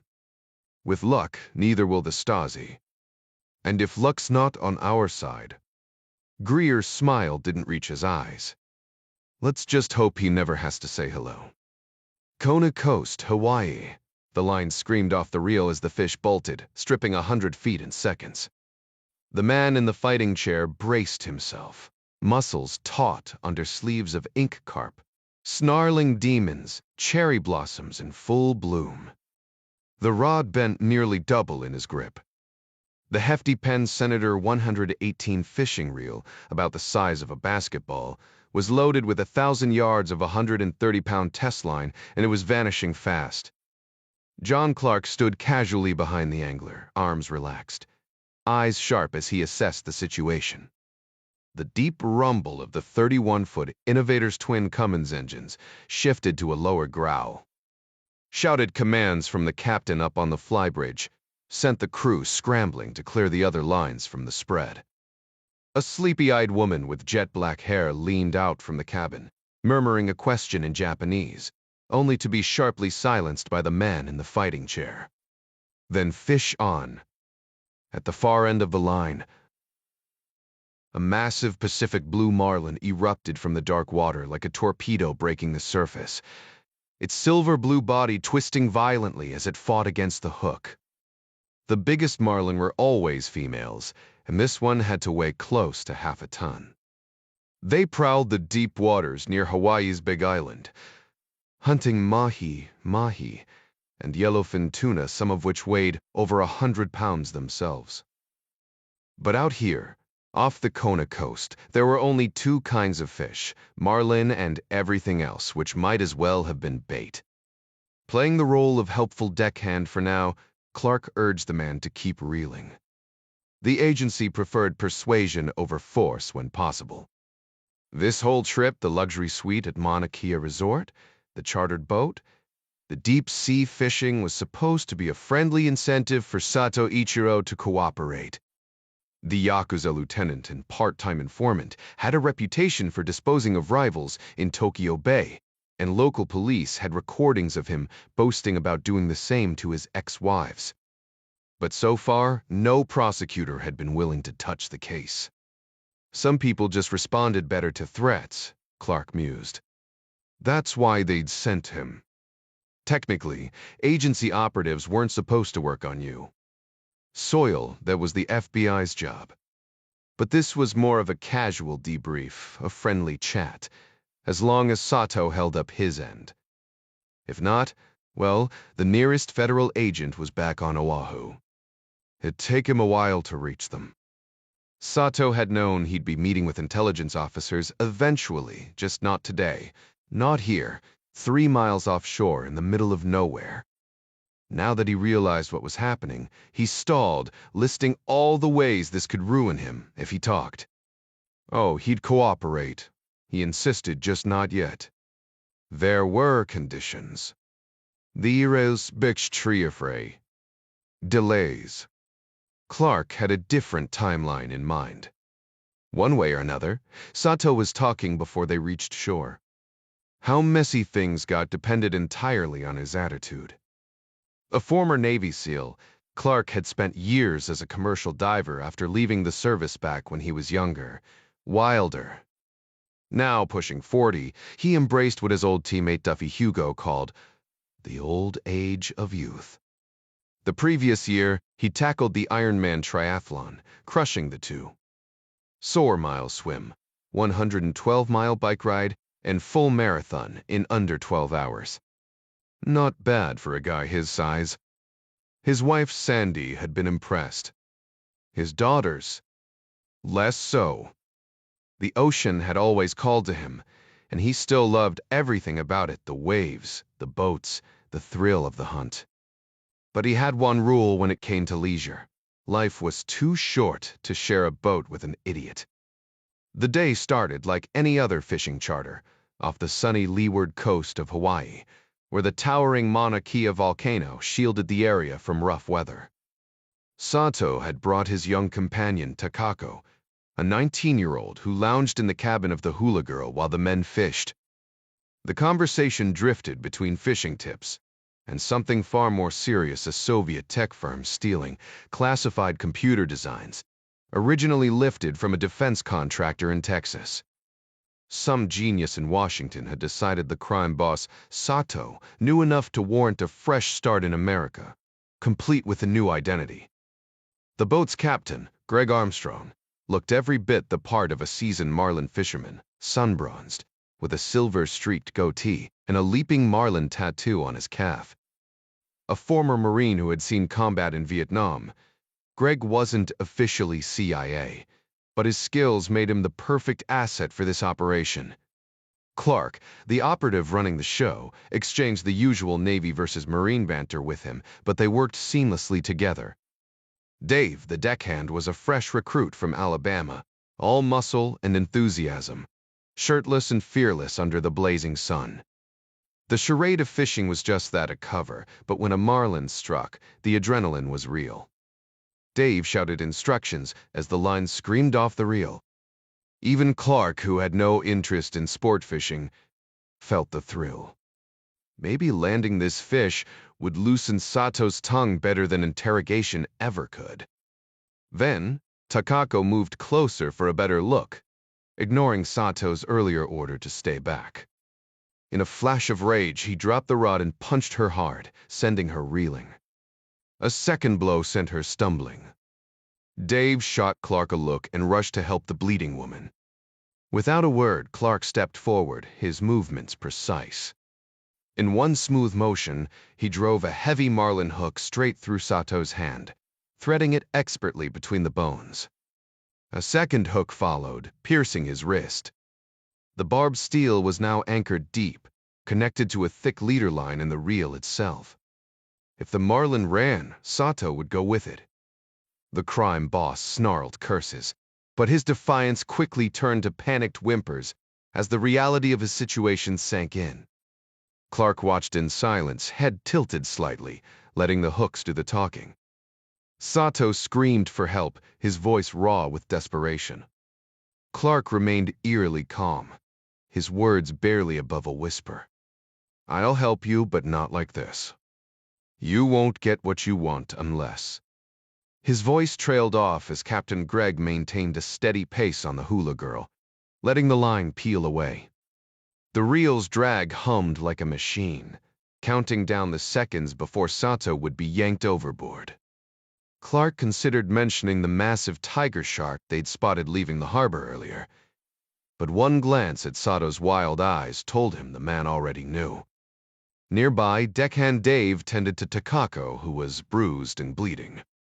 With a quick flick of his wrist, Clark produced a sleek black knife, its blades snapping open. "Please," Sato begged, his voice cracking. "I'll tell you everything." Clark gave a knowing nod before slicing the leader near the reel, leaving the hooks embedded in Sato's flesh. Dave gave Takako a reassuring squeeze before lunging for the rod as Sato flailed, trying to free himself. "This ain't right," Dave muttered, shaking his head as he worked the line loose. He reeled in the slack, while Sato clutched his ruined hand, blood dripping onto the deck. "What about this?" Sato shrieked, fury overtaking his fear now that the fish was gone. He prodded at the hooks, wincing, then threw his head back with a roar. "Get them out." Clark remained unmoved. "Wands plus travail da. First, we talk." Sato's face twisted in disbelief. "Maul, this priftway. Because I hit my own damn girlfriend?" A slow, humorless smile spread across Clark's face before his fist shot out, connecting with Sato's jaw. "No," he said coldly. "That was for hitting her. The hooks. That's for wasting my time." Later, inside the air-conditioned cabin, Sato nursed a whiskey while scribbling his statement. Gregg hesitated before speaking up. "Didn't want to bother you earlier, but..." Clark glanced up from his fishing magazine. "What is it?" Gregg shrugged. "No clue. But you left your pager on the bridge." Clark sighed. "Boj pager. Not beeper." "Same difference," Gregg muttered. Clark rolled his eyes. "Does it beep or page?" "Either way, someone's desperate to reach you." Clark checked the device of Virginia number, but not his usual area. "Langley, most likely." He glanced at Sato still writing, then nodded toward shore. "Guess we're heading in." "Need a payphone." Gregg smirked. "Thought you spooks had those fancy satellite phones." Clark chuckled. "We do." Didn't feel like lugging a brick around on a fishing trip. He gazed at the horizon, a rare moment of peace crossing his face. Besides, being off the grid ain't the worst thing in the world. Meanwhile, a USAF C-21A touched down at Nellis Air Force Base just before 10. Special Agents Dan Murray and Betty Harris stepped off, met by an HH-3E helicopter, ready to ferry them to Whitney Pocket near the F-117 crash site. FBI agent Pritchard and OC agent Nathan Gillum, a civilian, sidestepping military restrictions, were already waiting. The Air Force Office of Special Investigations usually operated within strict legal boundaries, but tonight those lines were about to blur. Gillum, a former Air Force captain, knew military operations inside out, but wasn't restricted by their protocols now that the case had moved beyond the national defense area. Murray wasted no time bringing him onto the task force. Under the shade of the Red Rock Cliffs, Clark County deputies had set up a makeshift break area, passing out sandwiches to a group of 13 witnesses sprawled on picnic blankets. Pritchard handed Murray a fresh sketch of their suspect, still rough, but an improvement over the earlier cartoonish version. "The FBI sketch artist is en route from Denver," Pritchard said, sounding almost apologetic. "Held off circulating anything until they arrive. Figured they'd be here by now, considering you made it all the way from D." Harris cut in before Murray could respond. "We had some help cutting through the red tape." He wasn't about to storm in and start throwing his weight around. It never worked. Instead, he kept his ears open and his words measured. First, he needed to understand Pritchard's groundwork. Just then, Sergeant Allred from the Nevada Highway Patrol joined them, his hands rough from years of field work. Murray nodded at him before asking, "What's our current coverage look like?" Pritchard ticked off the agencies involved: state and county officers, customs, marshals, even a few ATF agents borrowed from a case in St. The George. "Sounds solid," Murray admitted, though Pritchard shook his head. "Numbers don't mean much when they're trickling in.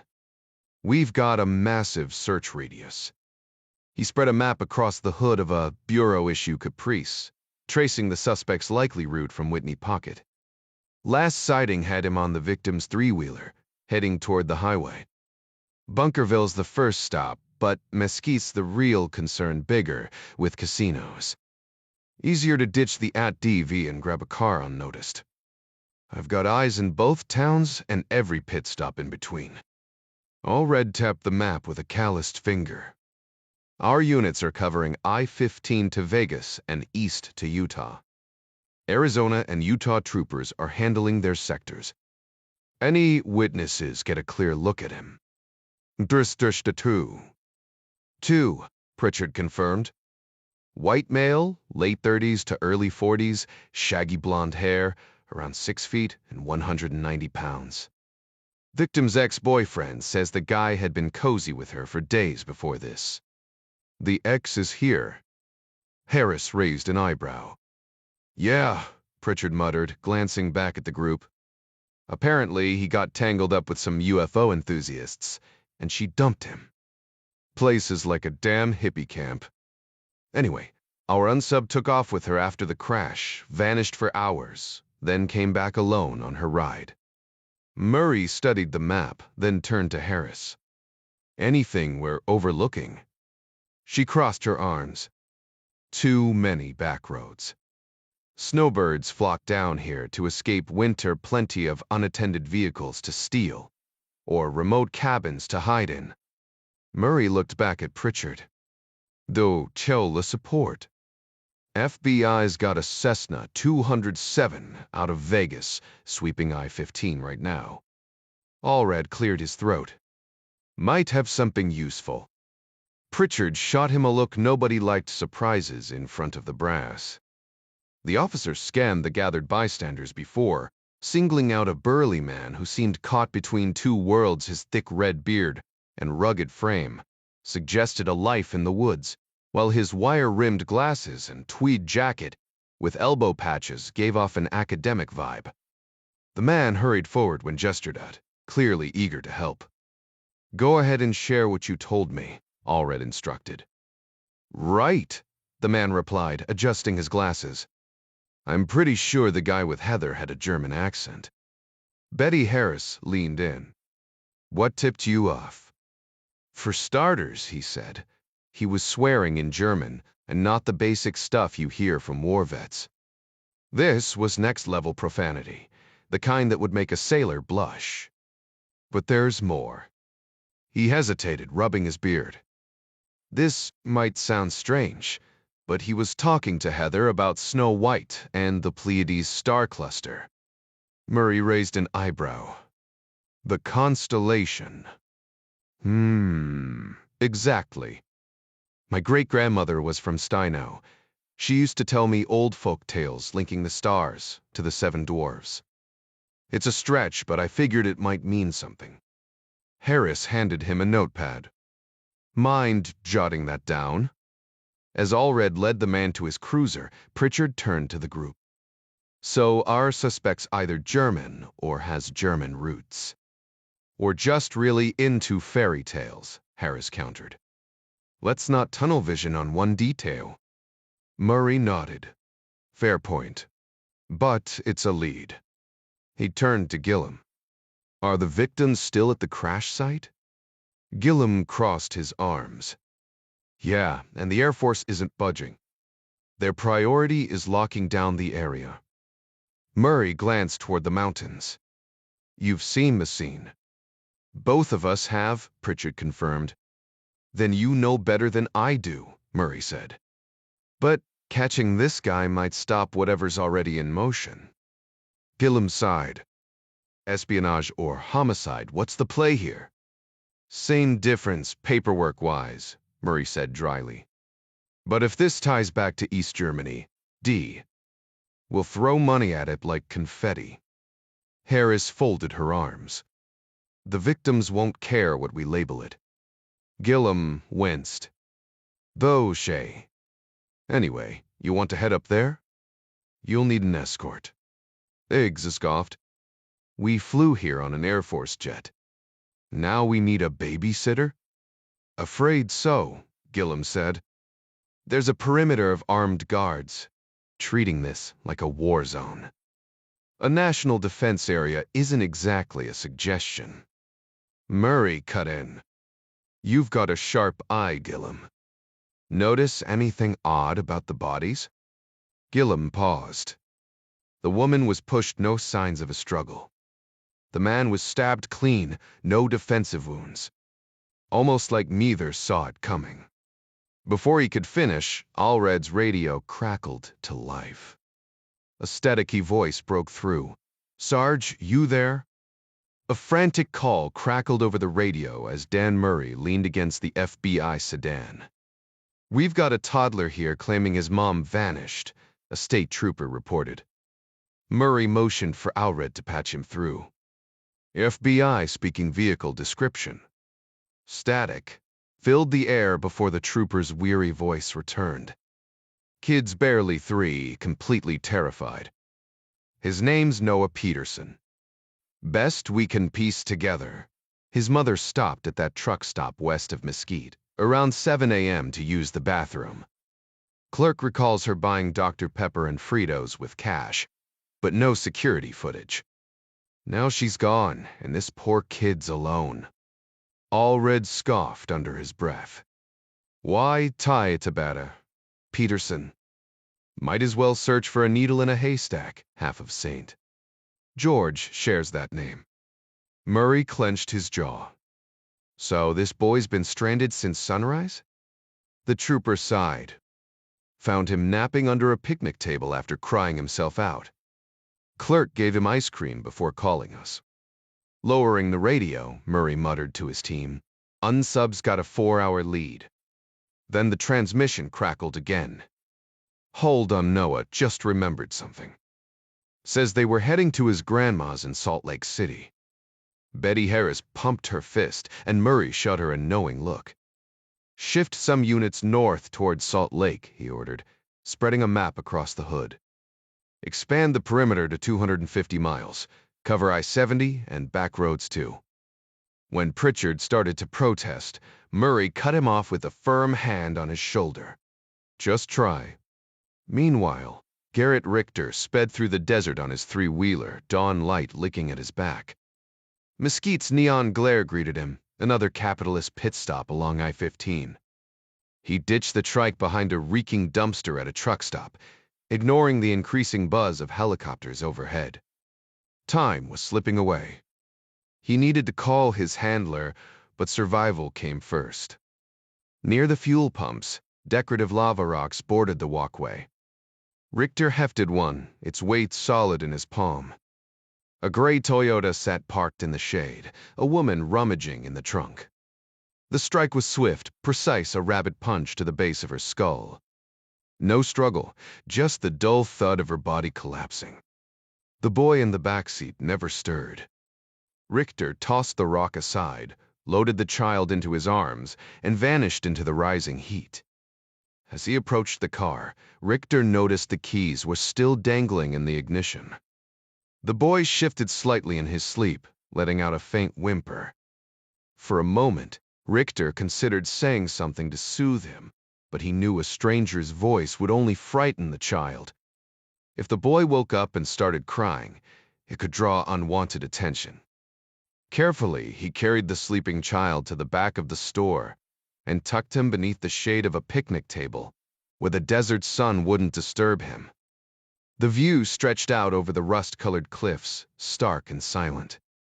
He draped the boy's blanket over the table's edge to block the light before slipping away, leaving him there as he sped off with the mother, locked in the trunk. The Toyota Cressida had merely a full tank, and Richter merged onto I-15 heading north. Logic told him the cops would expect him to bolt for Las Vegas, the closest major city, so he took the opposite route. By now, they'd have found the bodies. Those bikers had seen him too. Stupid, reckless witnesses who couldn't ID him but could sure as hell describe him. Not ideal, but manageable. He kept the needle steady at 60, fast enough to cover ground, but not so fast he'd attract a trooper's attention. Maybe they'd be too busy with that crashed spy plane to care about a couple of dead nobodies.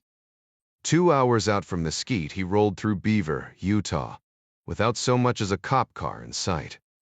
Helicopters buzzed overhead, but they were all racing south, oblivious to him. Another hour in, his bladder forced him off the interstate near Nephi. The wind howled like a banshee, slamming the car door against him as he relieved himself behind it. He didn't dare stop for gas yet. Better to wait until he hit Payson, where side streets would give him options if things got dicey. Back on the road, the wind still rocked the car, but at least he was moving. By 11, he pulled into a gas station just off the highway in Payson. Snow-dusted fields sprawled under towering mountains, some rounded and close, others jagged and distant. He circled the lot once, scanning for security cameras like the ones in big box stores.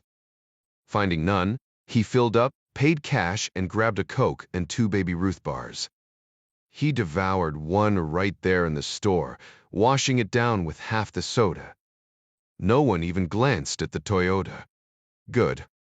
At the far end of the lot stood a phone booth next to a roaring air compressor. Richter parked beside it, dug out his TISR-52 calculator, and flicked a hidden switch with a needle. He typed out a coded message. He had the photos, the tech sample, and now he needed a way out. Fast. He'd call back in 2 hours for extraction details. Dialing the Swiss number less suspicious than East Germany, he asked for his grandmother. Jaw, the voice answered. Ein Moment bitte. Richter waited for the tone, then pressed enter, holding the calculator to the receiver. The encrypted transmission came through as a rapid-fire sequence of electronic beeps and static bursts, designed to be decoded by the receiving unit before being relayed straight to his handler in East Germany.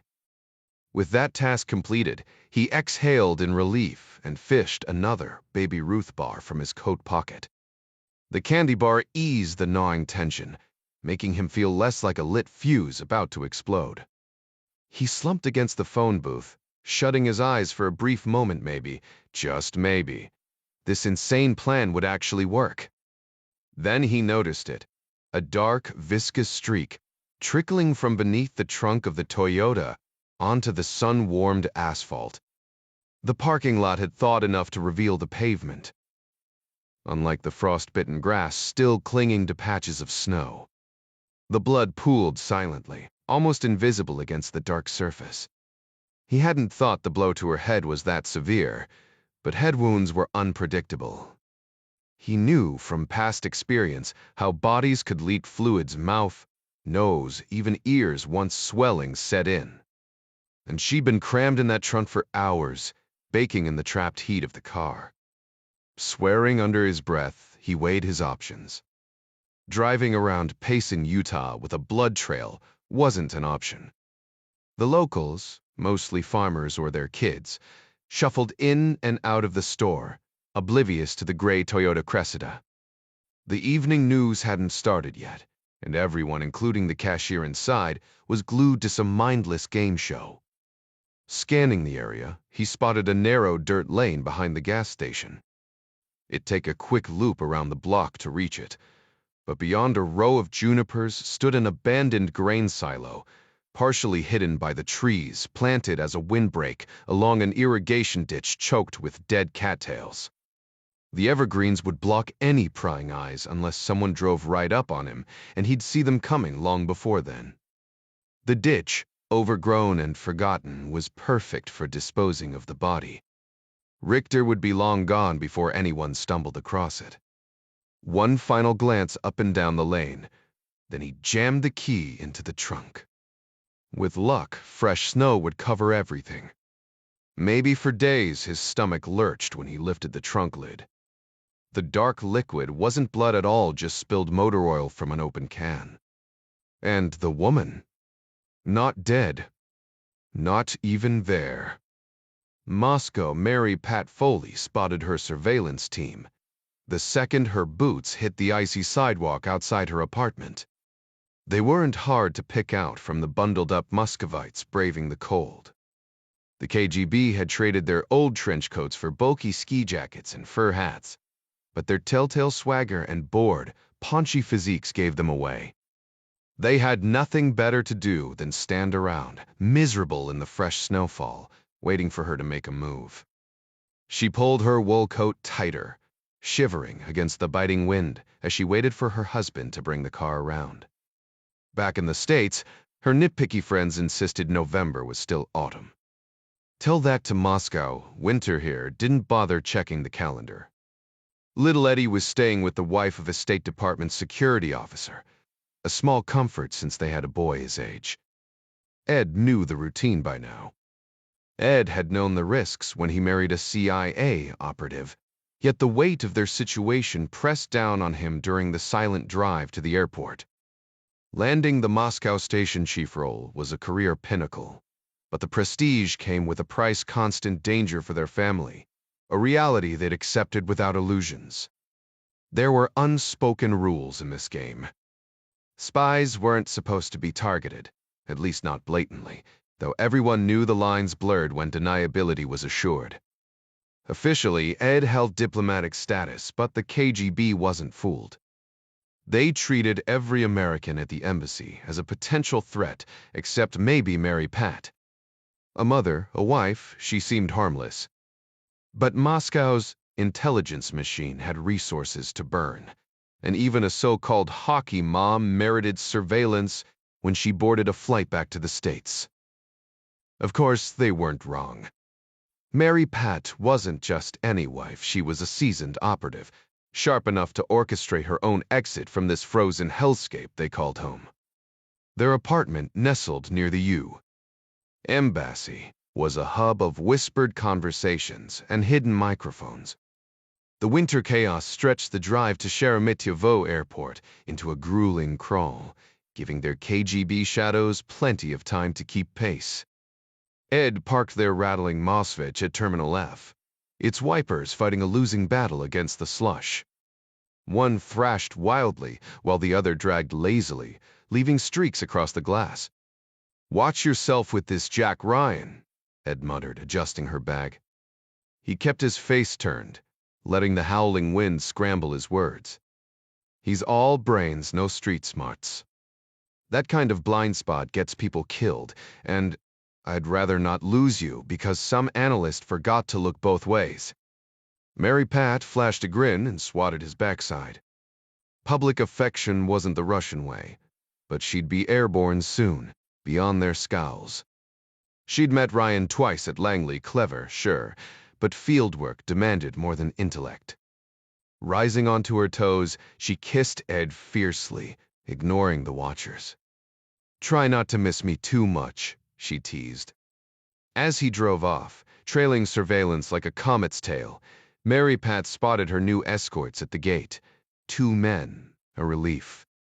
The younger one had a baby face and ginger curls peeking from his hat, looking more like a heartbroken poet than a spy. She dubbed him Opie. half expecting him to blush if she winked.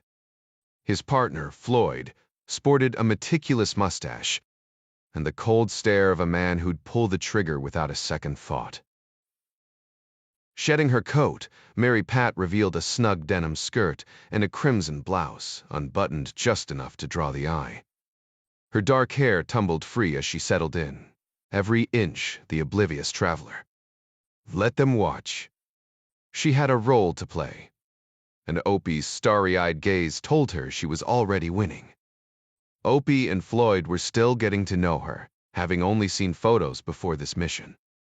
She deliberately drew their attention away from her face, letting her revealing outfit do the talking after all.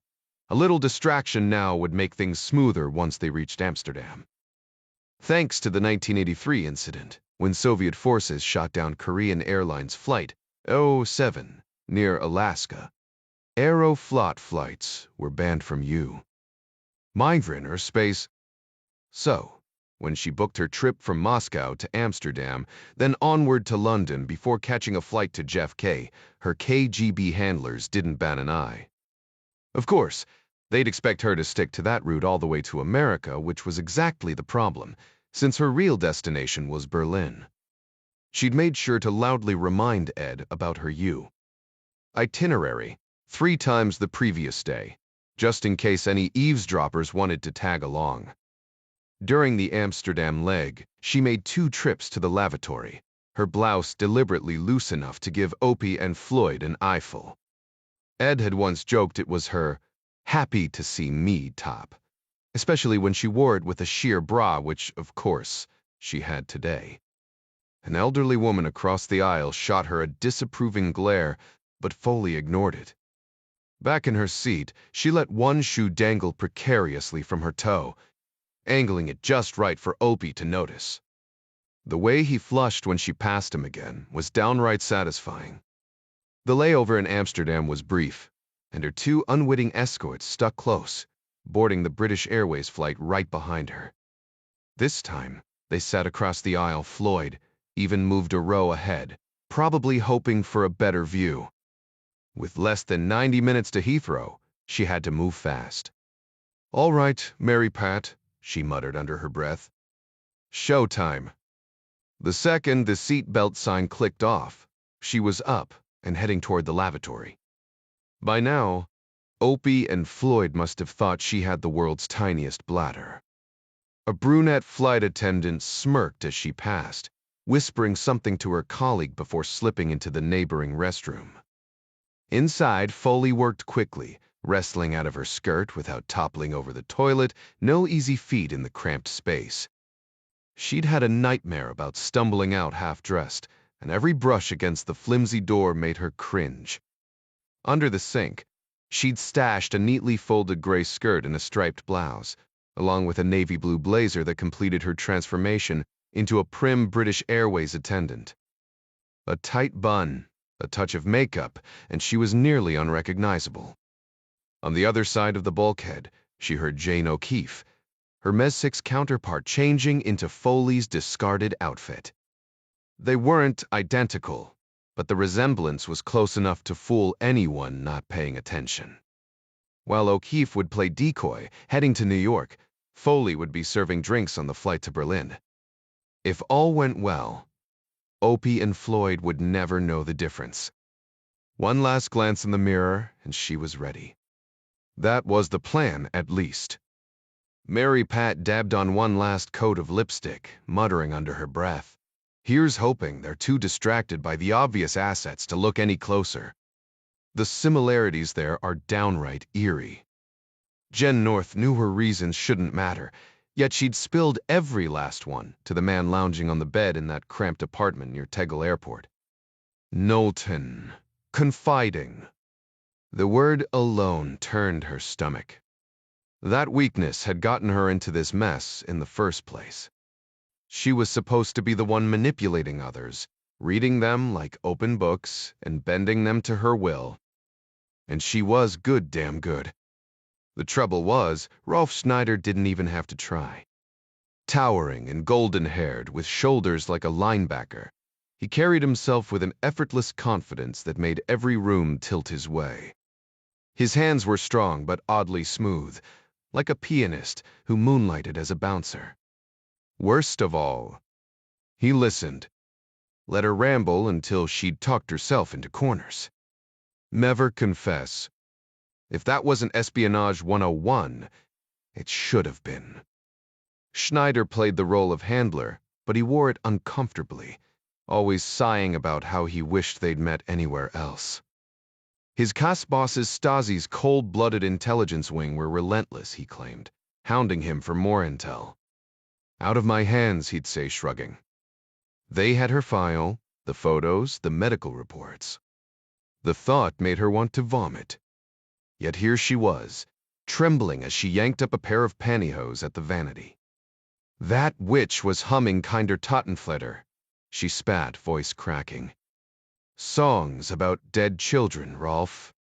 Like she knows. They'd dissected Ruby Keller's every move already, but Jen needed him to stay sharp. Propping himself up on one elbow, looking every bit like a blonde Hollywood heartthrob, he sighed. Forgive me, but this obsession isn't helping. You need to breathe. Try meditation. Oh, fantastic. My spy handler's moonlighting as a guru now. Maybe I'll take up chain smoking instead. Schneider's lips quirked. If it chills you out, why not? I once dated a woman who smoked like a chimney. Shue sexy. He winked. Then again, I was 17. At that age, you'd find a cactus romantic. The 17. Jen snorted. You'd have flirted with a forest fire. He had this habit of referencing past flings, as if to say, out of all of them, you're the one. Either he was a world-class liar or genuinely smitten. Jen figured it was a mix. Must you go so soon? He murmured, jutting his lower lip in a ridiculous pout. Feels like you just got here. Because I spent half the night ditching your Stazzi buddies just to see you off the books, she shot back, hopping to adjust her hose. Ever think to tell them to back off? Since, I'm voluntarily sneaking into bed with one of them. You overestimate my influence, Liebling, he chided. Besides, it's not just my people tailing you. You're CIA in a city swarming with Hesse, KGB, GRU. The West's a playground for spies, you know this. She rolled her eyes, straightening her skirt with a sharp tug. Right. All you socialist crusaders, living it up over here while preaching about the workers' paradise back home. If the jab stung, Schneider didn't flinch. There are perks to this side of the wall, he said lightly. You, for starters. Smooth. Too smooth. Anyway, he added, sobering, you just dropped a bombshell about a leak. North exhaled sharply, running a hand through her hair. If my team finds out state security's giving me special privileges because of this leak, they'll... I get it, Schneider cut in. But we've got bigger problems. Any idea what was on that encrypted disk? Not a clue, she admitted, sinking onto the bed. Everything was scrambled, and your contact mailed the decryption key to a dead drop near Langley. Schneider leaned forward. No chance you could snap a photo of it? Even the casing might tell us something. Too late, she muttered. My superior snatched it before I could blink. Honestly, the whole thing feels staged. That courier, Ruby Keller, she's hiding something. Kindertatenleader. Seriously, what kind of twisted joke is that? Schneider gave her a patronizing look. Stress makes people see things that aren't there. North smacked his chest. Newsflash, telling a woman she's imagining things never ends well. I don't buy Ruby's act. This tiny disk just lit a fire under the CIA. HQ's sending a team to follow its instructions, whatever they are. No names, no timeline, but they're coming. Simple, Schneider said with a smirk. Point them out when they land. My team tails them straight to your traitor. And then what? We oppressed. Ah, sweetheart, he chuckled darkly. Some answers ruin the fun. She rolled her eyes. You people are stuck in the Dark Ages. All for Mother Russia, he said, patting the mattress. Come here. You're wound tighter than a spring. She relented, curling against him. His arm around her felt like the only solid thing in the chaos. What if this is a setup? She whispered. What if Ruby's bait, and the CIA's using her to flush out their mole? Schneider traced circles on her shoulder. Relax, little bat. I'll dig into Ruby's past. The Syria Pive. Breathe. John Clark stretched his legs, grimacing at the familiar ache of too many hours crammed into military transports. The hop from Kona to Hickam had been easy. The C-141 to Aviano? The less so. Now, posing as a Spanish businessman on a commercial flight to Berlin, he scanned the terminal. His forged passport had cleared customs without a hitch credit to Langley's artisans. His first tale stood near baggage claim, a brick of a man with a cigarette dangling from his lips. The guy slapped a newspaper against his thigh like he was swatting flies. Broken nose, thugs posture KGB probably. Stazzi operatives had more finesse, like vipers in suits. Clark spotted the Americans next a clean-cut couple by the rental counter, radiating Midwestern charm. They'd have manifests, flight times, targets. Berlin was crawling with spies, a chessboard where every move mattered. And Clark? He grinned. Right where he belonged. John Clark's British Airways flight finally landed at Berlin-Tegel Airport, 20 minutes behind schedule, just as the evening settled in. The flight from Venice had given him time to reflect. Sandy and the girls always crossed his mind when he was in the air. These days, commercial flights weren't the safe havens they once were. That summer, Hezbollah militants had turned 12 Flight 847 into a nightmare, hijacking it between Athens and Rome, waving pistols and grenades like they owned the damn plane. They tortured passengers for days before murdering you, Navy diver Robert Stetham, and tossing his body onto the tarmac like garbage. The thought of those cowards still roaming free made Clark's blood boil. If he ever crossed paths with them professionally, well, let's just say he wouldn't lose sleep over it. The world was spiraling, no question. Religious fanatics, territorial disputes, and natural disasters were churning out chaos faster than anyone could keep up. Just a month earlier, Palestinian terrorists had seized the Achille Lauro cruise ship and executed Leon Klinghoffer, a defenseless man in a wheelchair. Meanwhile, the Soviets, getting hammered in Afghanistan, were throwing tantrums over you. Military tech, wrecking their own economy in a desperate arms race. South Africa's apartheid-fueled mess had spilled into Angola, and Mexico City was still reeling from an earthquake that flattened buildings and lives by the thousands. And now, some psycho or psychos was mailing bombs to random Americans like twisted greeting cards. Technically, the U wasn't at war, but that didn't mean much. For guys like Clark, the little wars never stopped. The exhausted man shuffling behind him was proof enough. After nearly a full day in the air, Clark was running on fumes, his only luggage a carry-on duffel. His sole weapon, a pocket knife, hardly reassuring when you knew the world was full of sharp objects and sharper minds looking to do harm. His instincts, honed as a seal, screamed that danger didn't take vacations. His 2 charges would be arriving soon, and if he wanted to shield them from Soviet spies, East German goons, or Baader-Meinhof copycats popping up like bad pennies, he'd need more than a folding knife.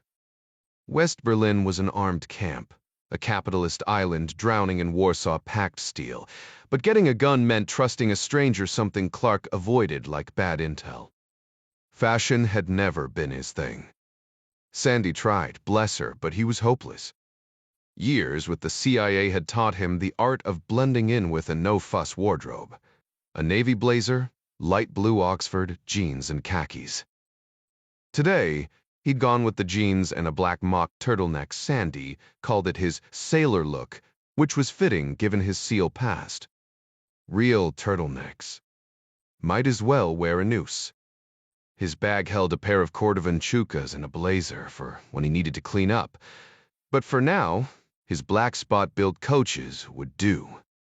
They weren't stylish, but they were comfortable, and he could sprint in them if things went sideways, which they often did. A dark gray ski parka, picked up during a quick layover in Italy, and a wool beanie completed the ensemble. As he moved toward the exit, Clark ignored the other Americans, whatever their mission was. It wasn't his problem. His focus stayed locked on the shadows, watching for Russians, East Germans, or anyone else stupid enough to make his day interesting. Flatnose trailed behind him like an eager dog, which Clark had fully expected.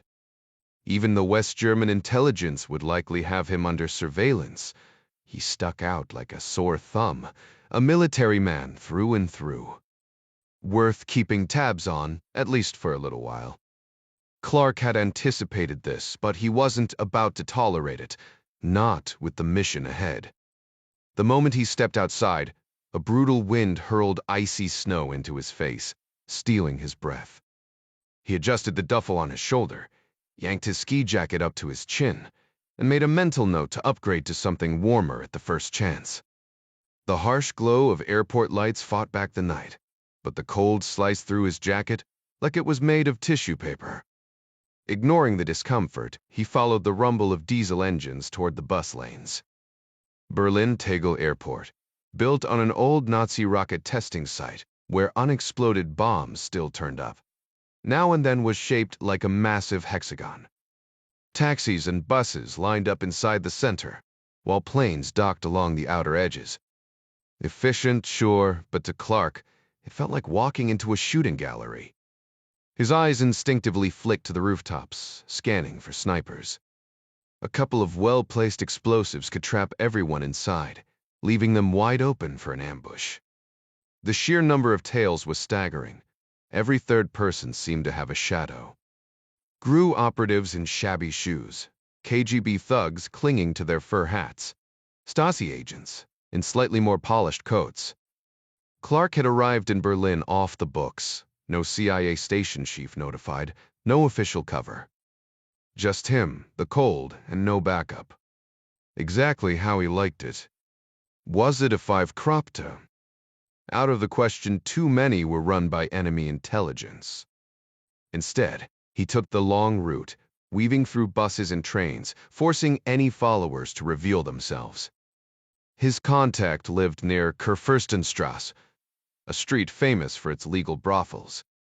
A single man heading straight there wouldn't raise eyebrows, but Clark wasn't taking chances. Flatnose boarded the same southbound bus, lingering near the back despite empty seats.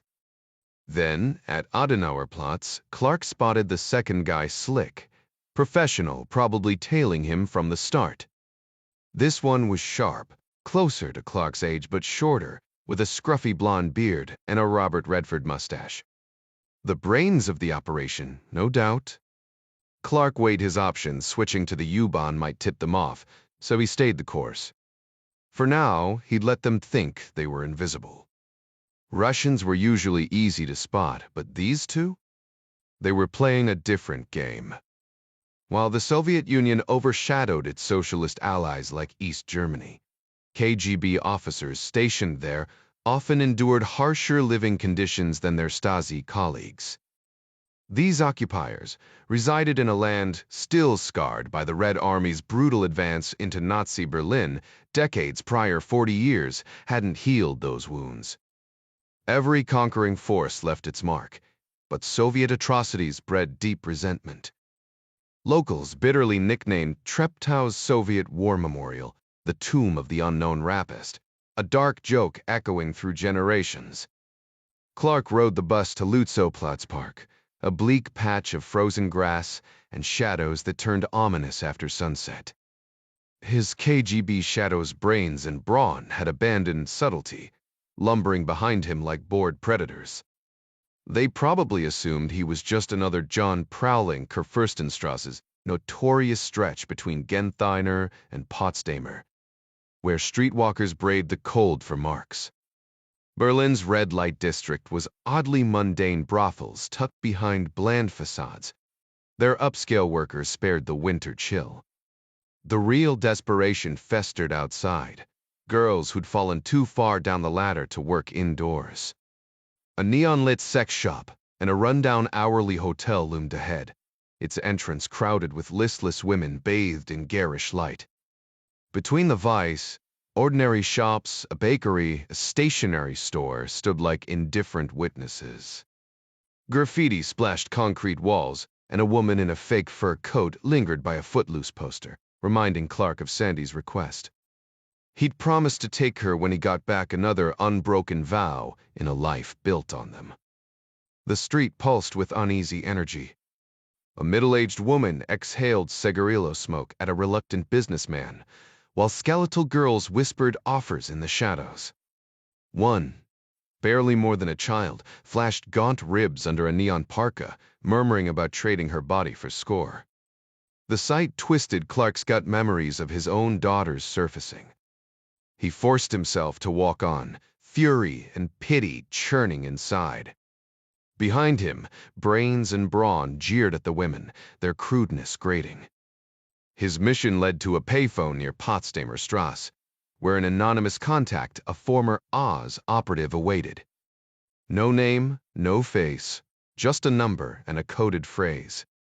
The past clung to this city like frost, and Clark moved through it, a ghost among ghosts. Clark did some quick math in his head.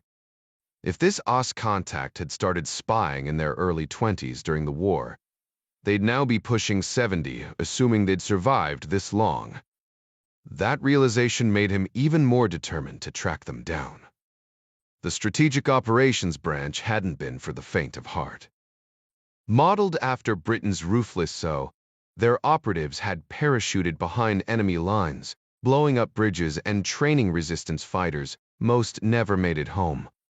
The few who did became the CIA's first generation of shadow warriors. Clark needed to hear their stories before that generation vanished forever. The 2 KGB goons tailing him were becoming a real pain. He slipped into what appeared to be an abandoned office building's underground garage, weaving past flimsy construction barriers with flickering hazard lights. Maybe if he made this chase annoying enough, they'd give up as long as he didn't make it obvious. The dim glow from streetlights barely reached past the first few concrete pillars, leaving the back of the garage swallowed in darkness. For all his pursuers knew, he could be meeting some East German fling in one of the apartments across the way. Prostitutes here weren't picky for enough cash. They'd take clients to rented rooms, or even their own places. Clark quickened his pace as he hit the shadows, putting distance between himself and the thugs. This was where things got messy. In a war zone, he could have written them off as local cops or security. Mayor's to the Pschgal. 90% sure they were KGB, but there was always that sliver of doubt, maybe West German intel or vice cops harassing foreigners. Smashing their skulls with a brick wasn't an option. Not yet, anyway. The garage reeked like a back alley in some failed state cigarette smoke, rotting garbage, and the unmistakable stench of human waste. The lowest-tier hookers, strung out on whatever they could score, treated the place like their personal bathroom. Clark fought back a gag and moved faster. This wasn't the story he'd ever share with Sandy. His wife still believed in the good in people, no reason to ruin that for her, even if it was naive. He burst into the courtyard, gulping in the icy but cleaner air, when a pitiful sound cut through the night like a wounded animal crying out. Probably just some hooker dealing with a rough client or her pimp. The courtyard was a jumble of mismatched buildings, their jagged outlines cutting into the sky. Leafless linden trees clawed at the darkness. A single pathetic street lamp cowered in the far corner, its weak glow barely touching the ground. Most of the light came from the apartments above, their windows uncovered, lives on display. Then the scream came again, sharp, terrified. Clark ducked left, melting into the shadows near the tallest building. A girl in a neon green coat bolted from the garage, moving with desperate speed. Right behind her, Braun the KGB thug with the smashed nose lunged and snagged her hood. She stumbled, crashing onto her back. The brute laughed as he dragged her toward the garage like some prehistoric predator hauling its prey. "Mit junkie." "Well, nobody."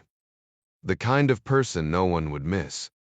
Brain's mustached face emerged from the dim light, gesturing wildly for his companion to bring the crying girl over for their twisted idea of fun. Clark stayed perfectly still in the shadows, observing. They'd dismissed him entirely, their mistake. While these two idiots focused on harassing the terrified girl in the neon jacket, he could easily slip away to find a payphone and alert his contact. But as he watched the girl struggle, something inside him snapped. Justice had clearly been a stranger to this kid in the green coat, but that changed the moment Clark lunged from the darkness. The brick in his hand connected with the boxer's skull, sending him sprawling off her. At this point, it didn't matter if these creeps were KGB send, or just dirty cops their actions screamed they deserved whatever was coming. Clark wasn't looking for a drawn-out brawl, just efficiency. The flat-nosed thug hit the pavement whimpering, his skull cracked, twitching like a dropped pudding. His partner barely had time to register Clark's presence before realizing too late that this was the guy they'd been tailing. Brains, to his credit, was faster than expected, yanking out a lead-filled slapjack like it was standard KGB issue. Clark moved to finish him, but the girl, mistaking bravery for sense, jumped between them. "Get back," Clark snarled, dropping the brick to haul her aside. She hit the concrete hard, knees cracking, while Brains adjusted his swing and smashed the weighted leather into Clark's elbow. Pain flared, but Clark didn't slow. He ducked inside the next swing, driving his shoulder into the Russian's forearm before pivoting and slamming his elbow straight through the man's jaw. The slapjack changed hands mid-motion, and Clark silenced him with a brutal strike to the temple. By the time the girl scrambled up, it was over. She clutched her coat tight, staring at Clark with hollow eyes until a harsh German shout cut through the garage. Her pimp." Clark tensed, but the coward kept his distance. The girl gave him a silent nod before vanishing into the gloom. Pocketing the slapjack, Clark barely had time to wonder why the pimp hadn't charged when gravel crunched behind him. A white-haired man stepped into view, Remington 870 leveled. "Fritz knows better than to come near my place," the man said in flawless English, nodding toward the building behind him. "Girls are allowed." "Baffer to wed." Clark exhaled. "Got it." Clark shifted his weight, ready to move on. "Guess I'll head out." The older man tilted the shotgun slightly, eyes sharp as flint. "Suppose I threw out the number 5. Without hesitation, Clark answered, 3. This coded exchange was meant for phone calls, a way to confirm identities before arranging meetings. The rules were simple: pick any digit up to 8, and the correct reply would make the total add up to that magic number. Clark had used variations of this system back in his SEAL days, trading numbers in the jungles of Vietnam. The man's lips twitched into something resembling a smile. "Knew it was you the second you clocked that guy with a brick." Beautiful chaos. "Not exactly boxing rules," Clark shrugged. "Wars aren't won by playing fair." The man finally lowered the weapon, gripping it loosely by the barrel. "Name's Cobb."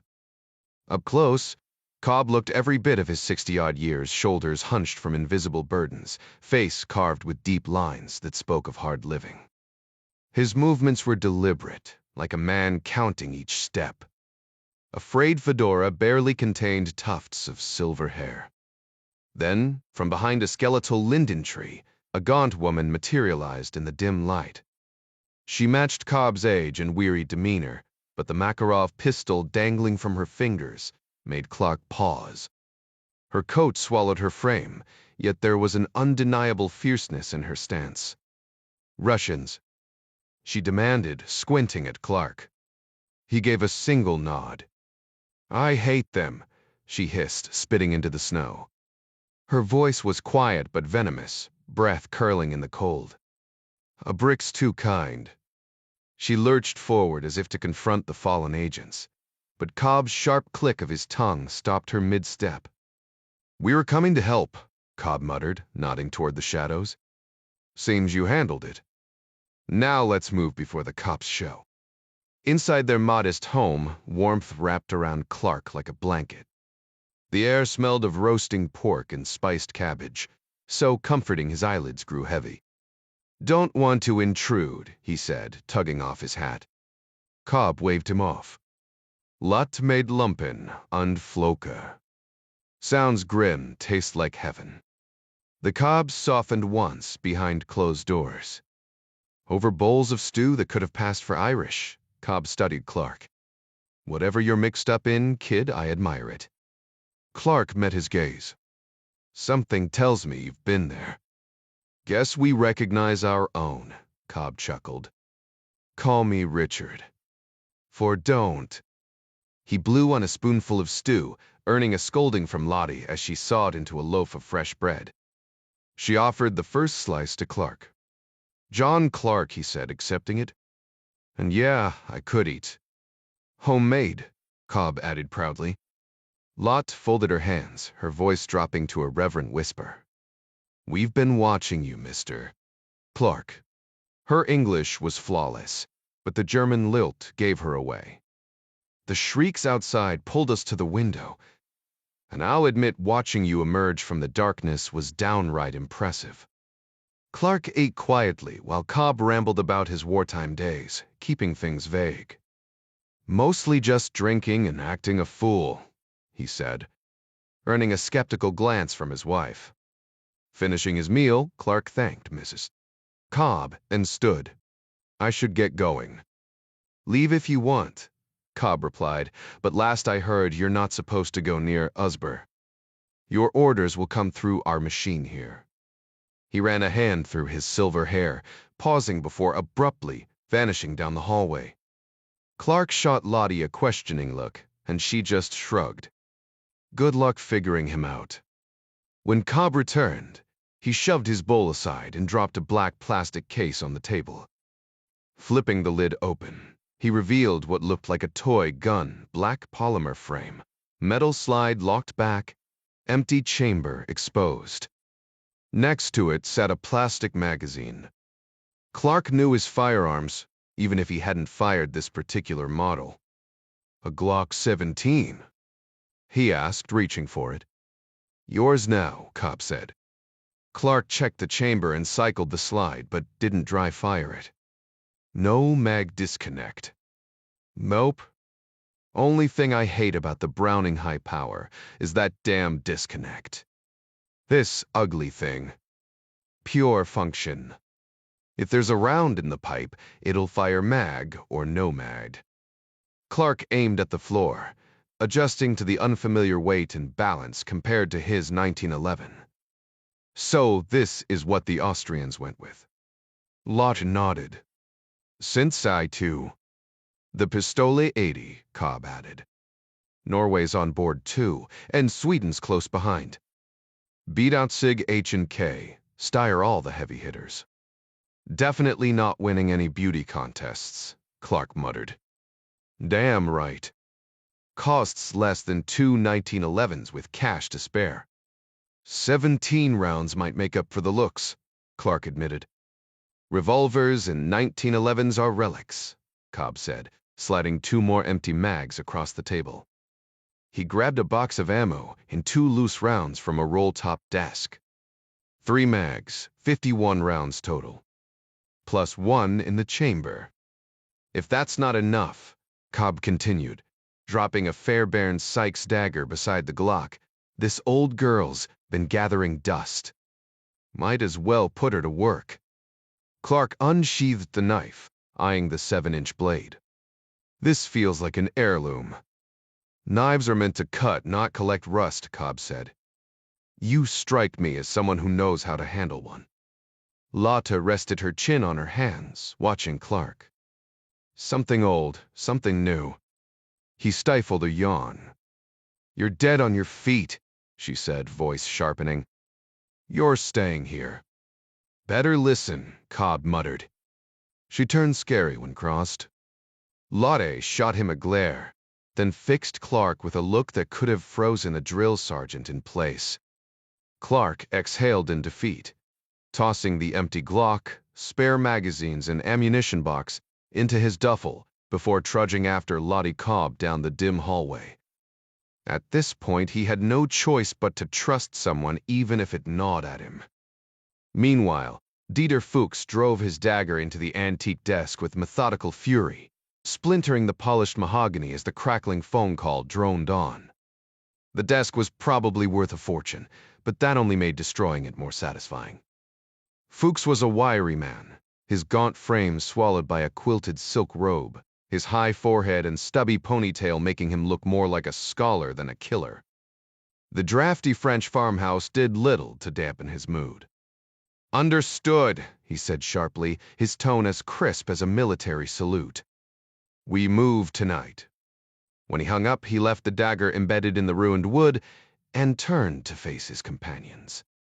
Felix Becker and Selma Krauss, former East German Olympians, now just as disgraced as he, was waited expectantly. Becker, a gymnast once celebrated for his rings routine, now held a metal tray of roasted ortolan buntings, their tiny bodies glistening with Armagnac. Selma, a steroid-enhanced swimmer with a jawline like a bulldog, tapped a serving spoon impatiently against the stove. Well, she demanded. Fuchs poured wine while Becker served the grotesque delicacy, each bird plump from forced gluttony, drowned in liquor, and roasted to perfection. Tradition-dictated diners hide their faces under napkins, as if God wouldn't notice their gluttony. These three didn't bother. Selma tossed a whole bird into her mouth, crunching bones with relish. Please tell me that was the Colonel, she muttered, her thick jaw working. Sitting around like this is making me soft. Fuchs inhaled the rich, fatty aroma, savoring the scent of destruction both on the plate and in the plans ahead. Yes, he said simply. The night wouldn't be idle for long. Selma's fork clattered against her plate as the ortolan's tiny beak slipped from her lips. So, we're looking at a politician for the primary target? She asked, wiping grease from her fingers. Fuchs shook his head, carefully selecting another bird from the platter while avoiding its damaged eyes. Some habits of civility remained even in their line of work. No confirmation yet, he said. But someone important enough that the Stazzi won't handle it themselves. Felix leaned back, tossing bones onto his plate. Must be stirring up real trouble if they're outsourcing to us.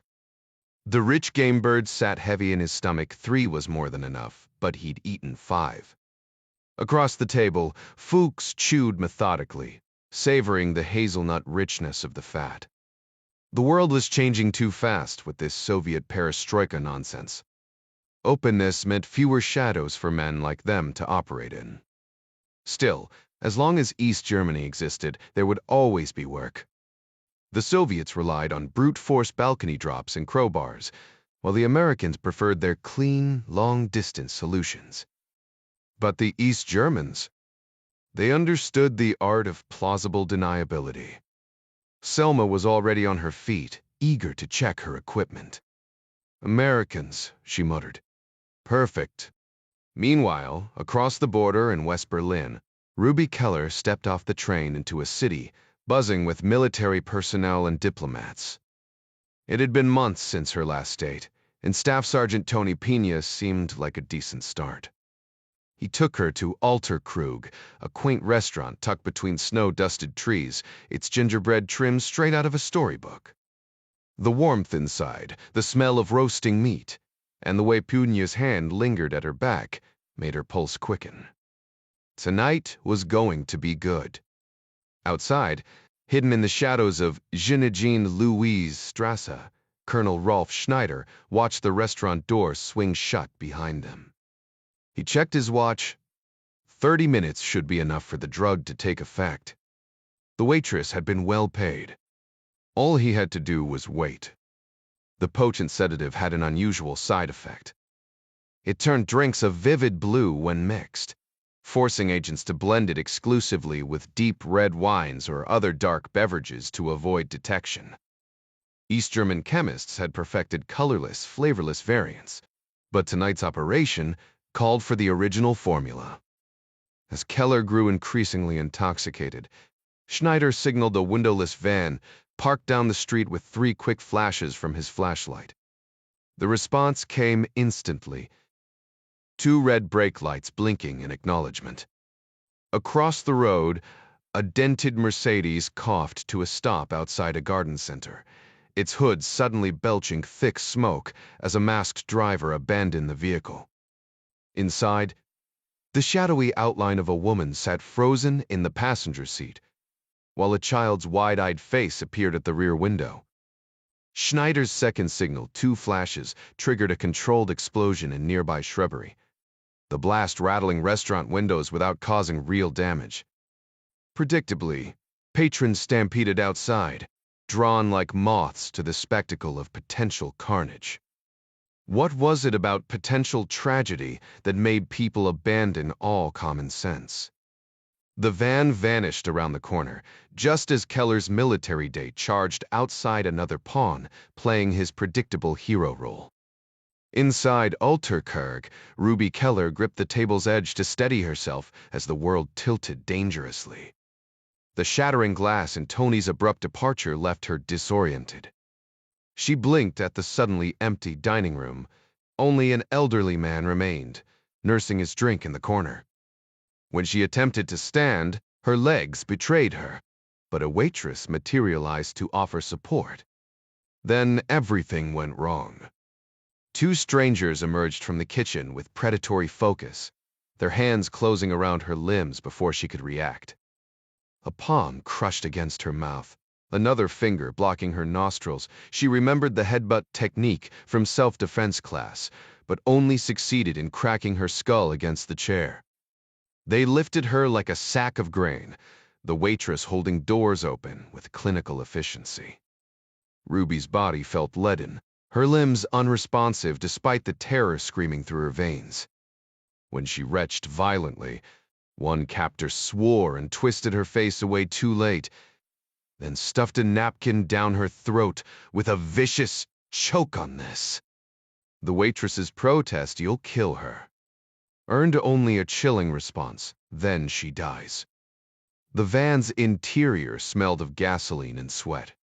Ruby spat out the sodden napkin just as her vomit-streaked abductor loomed over her, his rage boiling over.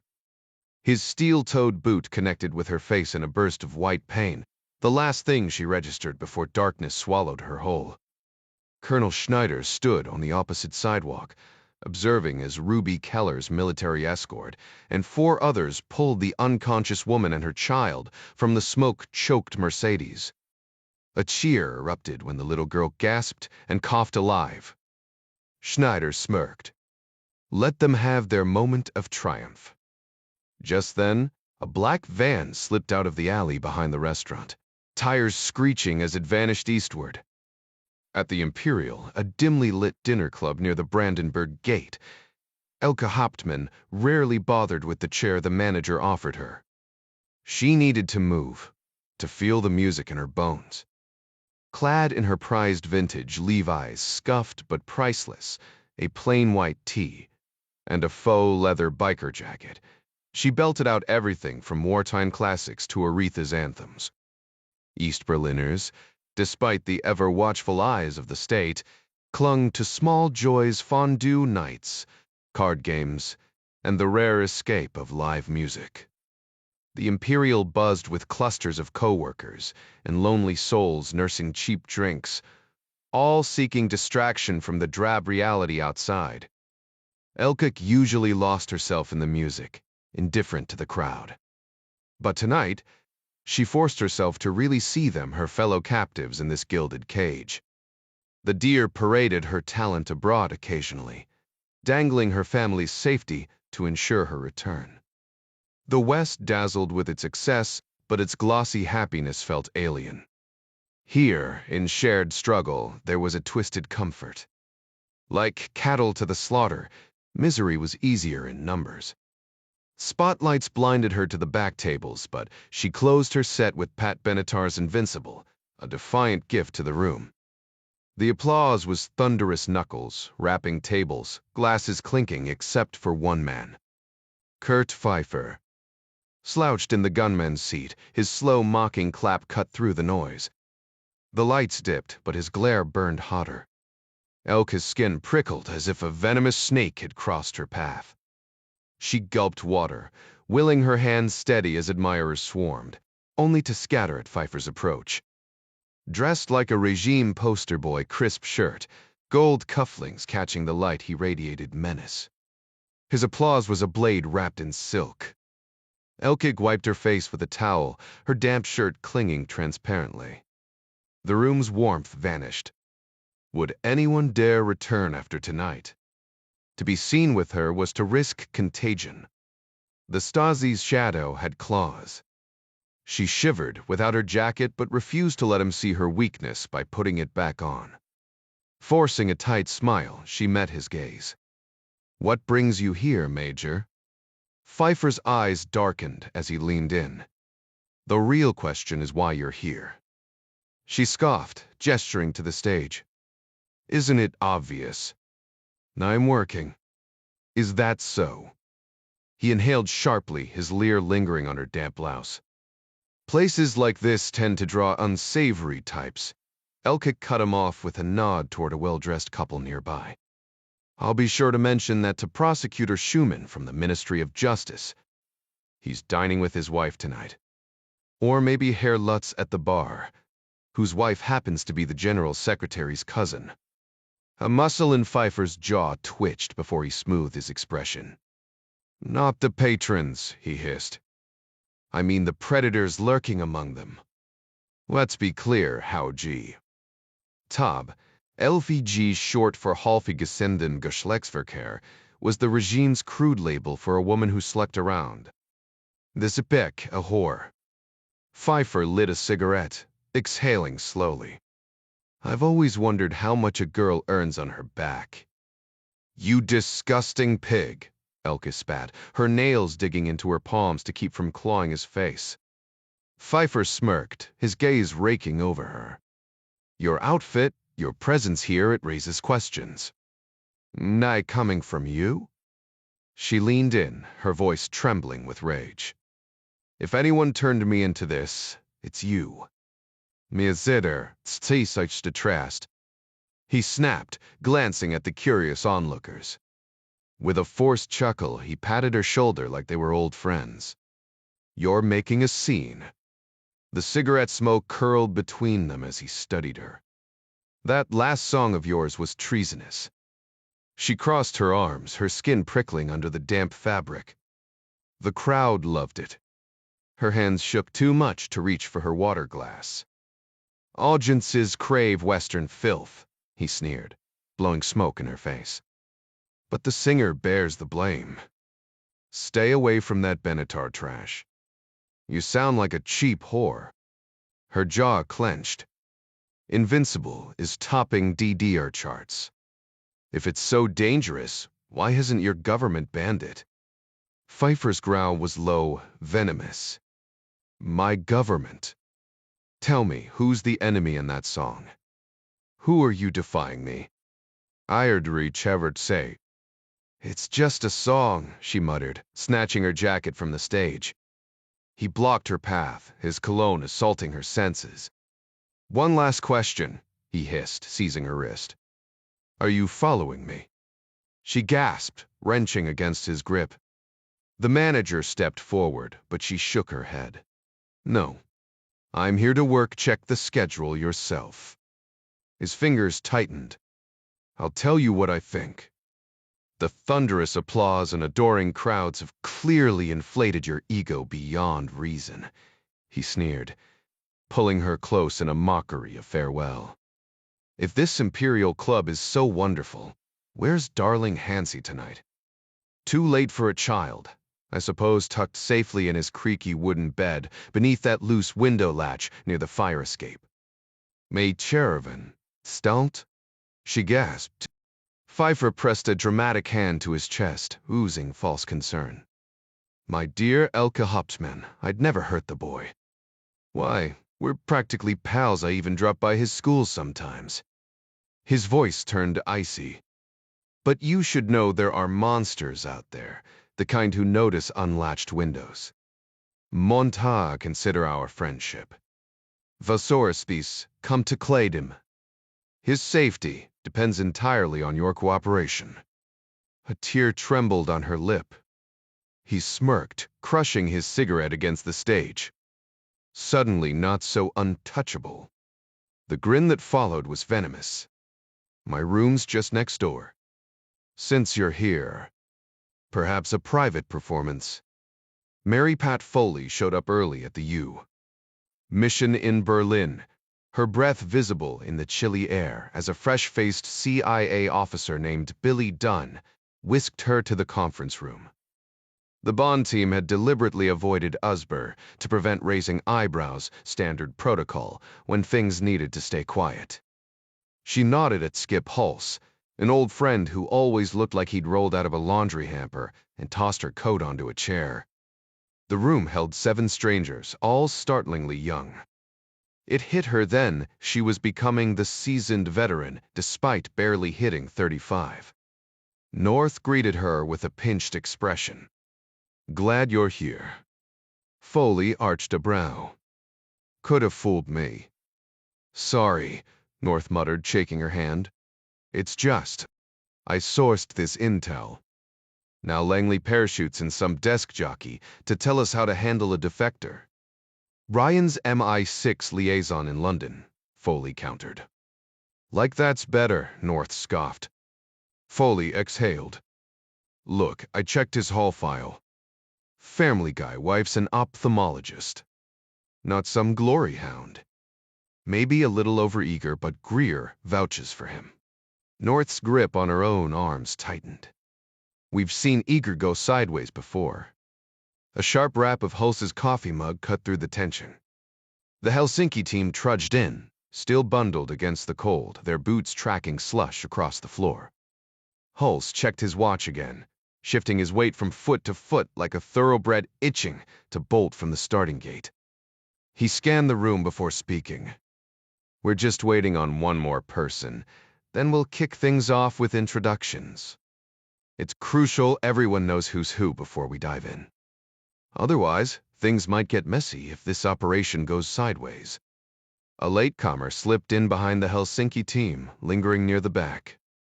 The man was tall, with a day's worth of stubble shadowing his jaw. His wool coat hung over one arm, and he gripped a dark fur hat in his fist. Billy Dunn, the young case officer who had escorted Foley inside, muttered under his breath, Jen's right. We don't need another suit from headquarters waltzing in to micromanage us. Foley barely suppressed a smirk when the newcomer stepped forward. No need to hold up the meeting for the HQ guy, Jack Ryan announced dryly. He's already here. Jen North exhaled sharply, while Billy Dunn turned pale, wishing he could melt into the floor. Hulse, unfazed, simply nodded. Welcome to Berlin. As you're aware, we've had to call in outside support for this op. Bu Aliskers won't be handling direct contact with Callisto. That'll fall to East Berlin Station for comms and surveillance. Ryan's brow lifted at the mention of East Berlin, and Foley gave a quick tilt of her head, silently promising to fill him in later. Just then, the phone on the conference table buzzed to life, and a military policeman ushered in a wiry man, practically vibrating with nervous energy. "That's Boone Grissom," Billy whispered to Foley. "State Department. No way he's cleared for this." The MP hesitated. "Sir," he insisted. Grissom waved him off. "I told him to either let me through or put a bullet in me. Someone needs to pick up your damn phones." Host remained calm. "What brings you here, Boone?" "One of our Foreign Service officers is missing," Grissom snapped. "Keller. She's only been stationed here a few weeks." Foley's expression darkened. "Missing?" Jen North braced herself against the table, her knuckles whitening. Meanwhile, on a windswept stretch of Nevada highway, a patrolman jogged up to Sergeant Allred, clutching his hat against the desert gusts. Pritchard, Murray, and Harris had gathered at a truck stop outside Mesquite, hoping for any scrap of evidence from the abandoned child case. A Utah DPS helicopter was en route to ferry them to Salt Lake City's FBI field office, where they'd set up their command center. OC Agent Gillum had returned to the crash site, now a homicide scene, searching for anything that might lead them to their suspect. So far, they had next to nothing. The rental car abandoned at Whitney Pocket was registered to a Bob Robertson from Roswell, New Mexico. A stolen pistol, lifted in California years ago, meant tracing it was a dead end. The suspect wore large and tall clothing same as Murray, who noted, with mild amusement, that the guy had an obsession with fresh socks. 24 pairs, like he changed them hourly. People really were strange. Murray had already put out an alert for store clerks to watch for a man resembling a rugged Captain Kangaroo buying socks in bulk. Cases had cracked on weirder leads. The rest of the trunk's contents were intriguing, if not exactly helpful. 3 sturdy protective cases lined the counter, each with custom foam. Inserts, one holding oversized binoculars, another cradling a bulky Soviet-era night vision set, and the third housing a clunky thermal imaging device that looked like it belonged in a museum rather than a field operation. Inside the store, Betty Harris, who could outmother a grizzly bear when it came to comforting kids, had bought the boy a chocolate milkshake and was now doodling with him in her notepad. Meanwhile, Murray stood at the payphone, giving the deputy director a rundown, when Sergeant Allred burst in grinning like he'd just won the lottery. He threw Murray an exaggerated thumbs up, then mimed an umpire calling a runner out. "Gotta bounce, sir," Murray said, hanging up and reflexively checking the coin return before stepping out. "What's the good word?" "You won't believe this," Allred said, barely containing his excitement. "The kid's mom's alive. Our genius kidnapper clocked her, tossed her in her own trunk, and must have thought she was a goner. Turns out she used an oil can spout to pry the latch and bail when he pulled over to take a leak." Murray's pulse kicked up. "She ID him?" "Nope," Allred admitted. "Too busy army crawling into a ditch. But we've got plates and a vehicle, gray '84 Toyota Cressida. Bolo's going out now." Through the window, Murray watched Harris cheerfully point past him. He turned to see the chopper descending. Kid ever flown in one of those? Murray mused.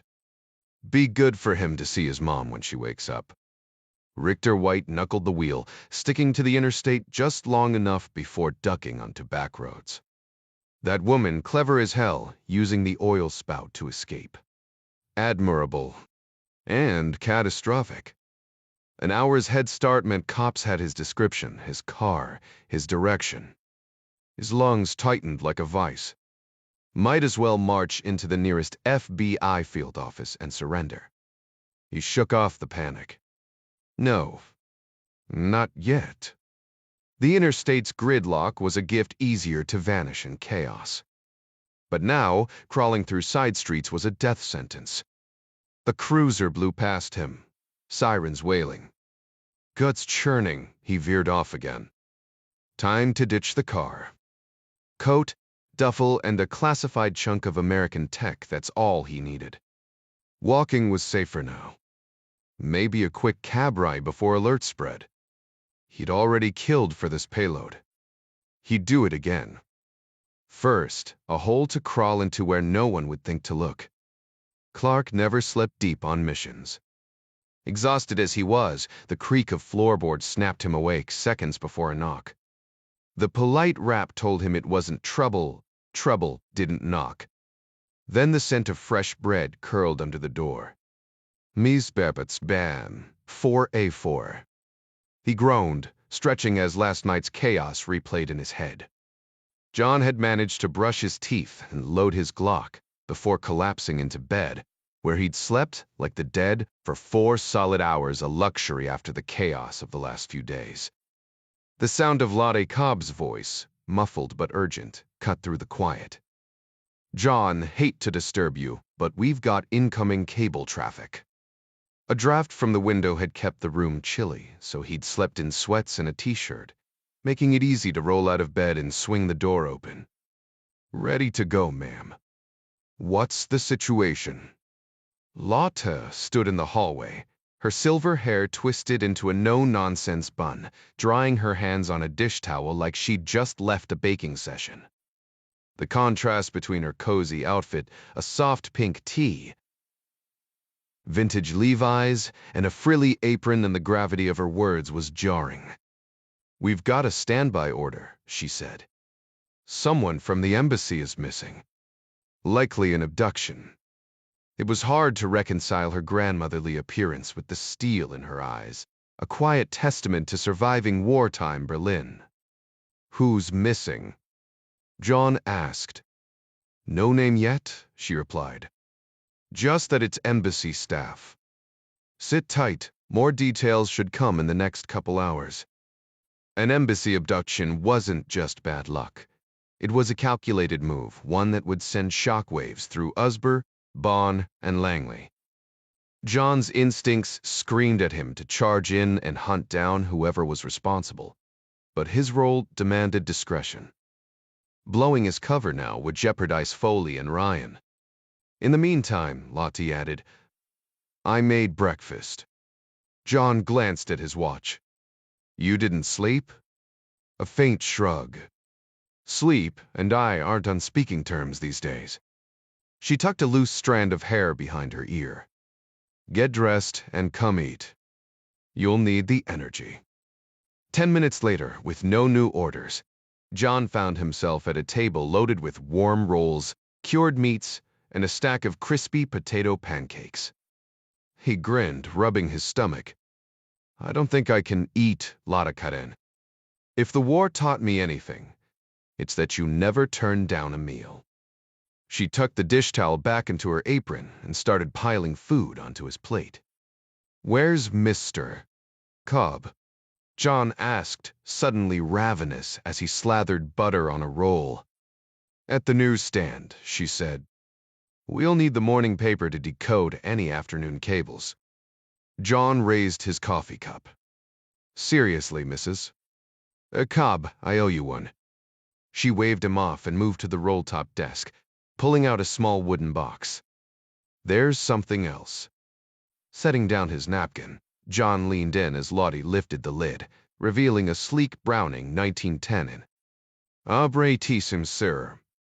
The same model, albeit a different caliber, had famously been used to spark World War I. She slid the box toward him. "It's not fancy, but it's reliable. And small enough to hide." John hesitated. "I can't take this." "Please," she said, settling into the chair beside him. She picked up a pancake, nibbling at the edges. "It'd mean a lot to me, knowing it's in good hands." Clark turned the small pistol over in his hands, racking the slide to check the chamber. To his surprise, a round ejected Lottie hadn't been joking about keeping weapons loaded. She took it from him with practiced ease, cleared it properly, and passed it back. "Back in my youth," she said, her voice steady, "every firearm we owned stayed hot. We didn't have the luxury of empty chambers." "You were part of the German resistance," Clark observed, testing the weight of the unloaded weapon. The sights were nearly invisible, a hair-thin front post lost in a shallow rear notch. This wasn't a marksman's tool. It was a last-ditch weapon for desperate moments. And yet, despite his preference for heavier calibers, Clark knew a well-placed. Some D2 round could end an argument real quick. Lott gave a slow nod. I fought with the British, so. You're familiar. Special Operations Executive. Hell yeah. Sabotage, espionage, making life miserable for the Nazis. Exactly, she said. That's how I met Richard. He was Oz Special Operations. Clark didn't need her to explain. The Oz had been legendary, sowing chaos across enemy lines. Men like Cobb weren't just soldiers, they were ghosts, slipping through the war like shadows. So you two worked together, Clark mused. For a brief time, Lota said, her voice softening. I was just a girl, but war ages you fast. Those 17 days with Richard were the brightest I'd known. Then, his orders pulled him away, and I was left in the ashes of Berlin, surrounded by Soviet liberators. Her mouth twisted. The first wave was efficient, kill the men. Move on. The second? The animals. Young, undisciplined, drunk on power. They took what they wanted from anyone. Girls who fought back got a bullet first. Some families couldn't bear the shame, fathers hanged themselves. Mothers handed their daughters rocks and told them to walk into the river. Her eyes went distant. The Dissy fought back. 11 confirmed. 3 more. Maybe. Clark opened his mouth, but she held up a hand. Eventually, I ran out of bullets. The attacks didn't stop. So I found protection. A Soviet colonel, Andreev. A brute, but at least he kept the others off me. Only had to endure him once a day. Cobb's voice cut through the room as he dragged a chair beside her. Yeah, I wasn't a fan of the colonel. Found him, gutted him, left him in a ditch. He glanced at Lottie. No word yet. She shook her head. But he's ready. Cobb leaned into her, then met Clark's gaze. I was in Italy when I heard. Came back as fast as I could. Before the wall went up, Lottie added. Richard got me to the American sector. Clark exhaled. And you never left. Cobb stacked a potato pancake and a slice of roast beef between his fingers, creating an impromptu sandwich. Yeah, we made it work. After my army days, or maybe during, who's keeping track? I built a decent black market trade. Funny how selling contraband gives you intel the CIA finds valuable, especially when most of your clients are Russian. He took a deliberate bite, studying Clark as he chewed. Raised this kid along the way. Your turn, son. We've spilled our guts, so give us something. Nothing classified, just shooter talk. Greer vouched for you, and that's all we need. Clark nodded. You know Admiral Greer. Lotta's smile was warm. He slept in that very room you used last night. Good man. Can't argue with that, Clark said. He kept his past locked down. John Kelly was buried deep, but Greer had seen something in him worth salvaging. The Admiral didn't make moves without purpose, and sending Clark here? That was either a reward or rehab. He almost opened up, but old habits won out. To their credit, they didn't push. Cobb just smirked when Clark rolled his stiff neck, an old injury flaring. Trust me, you'll hit 50 and suddenly remember every punch you took. That rib pain? Probably some Russian's boot saying hello. A chime echoed from the hallway, a light blinking above the closet comms gear. Cobb groaned, gripping his back as he stood. Speaking of ribs feeling like hell. Minutes later, Clark shrugged into a borrowed wool coat. We'll check for radioactive tags when you return, Lotta said.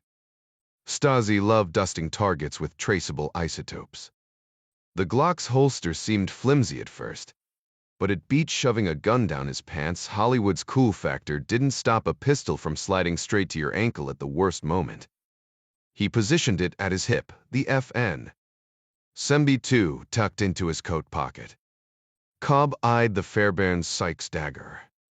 That saved your ass more than the pistols. Lottie pressed a roll of East German coins into his hand, along with a Lysol-soaked cloth sealed in plastic. Stazzi bullets are one thing, but those payphone receivers? Biohazards. Pain exploded through Ruby Keller's skull, her jaw screaming as she jerked awake. A rhythmic clicking drilled into her ears, sinking with the nausea churning her stomach. Something heavy pinned her chest. Dirt? The stench of sewage clashed with damp soil. Water dripped nearby. Fragments of memory surged, hands grabbing her, darkness swallowing everything. Dripping. Birth. Panic clawed up her throat. Did they bury me? A dark chuckle echoed above her as Keller struggled to comprehend her situation. Her limbs were bound tightly, secured to what felt like a medical stretcher. Thrashing violently against her restraints, she screamed muffled curses through the cloth, gagging her. A brutal strike to her temple sent stars exploding across her vision, leaving her dazed but conscious. You're going to kill her at this rate. A woman's voice scolded sharply. Keller recognized it as the waitress from the diner. Another man barked out a laugh before hacking and spitting. You pumped her full of enough sedatives to drop an elephant. If she croaks, that's on you. A crushing wave of despair washed over Keller as the voices around her faded into indistinct murmurs. The throbbing in her skull intensified until everything dissolved into darkness.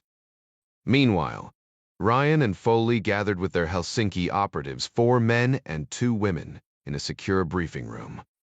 Foley dominated the conversation, outlining mission parameters while Ryan remained an outsider. Their cover? Ordinary tourists exploring Eastern Europe. After crossing the border, they'd shake any surveillance before meeting a U. Embassy contact in East Germany to retrieve critical equipment.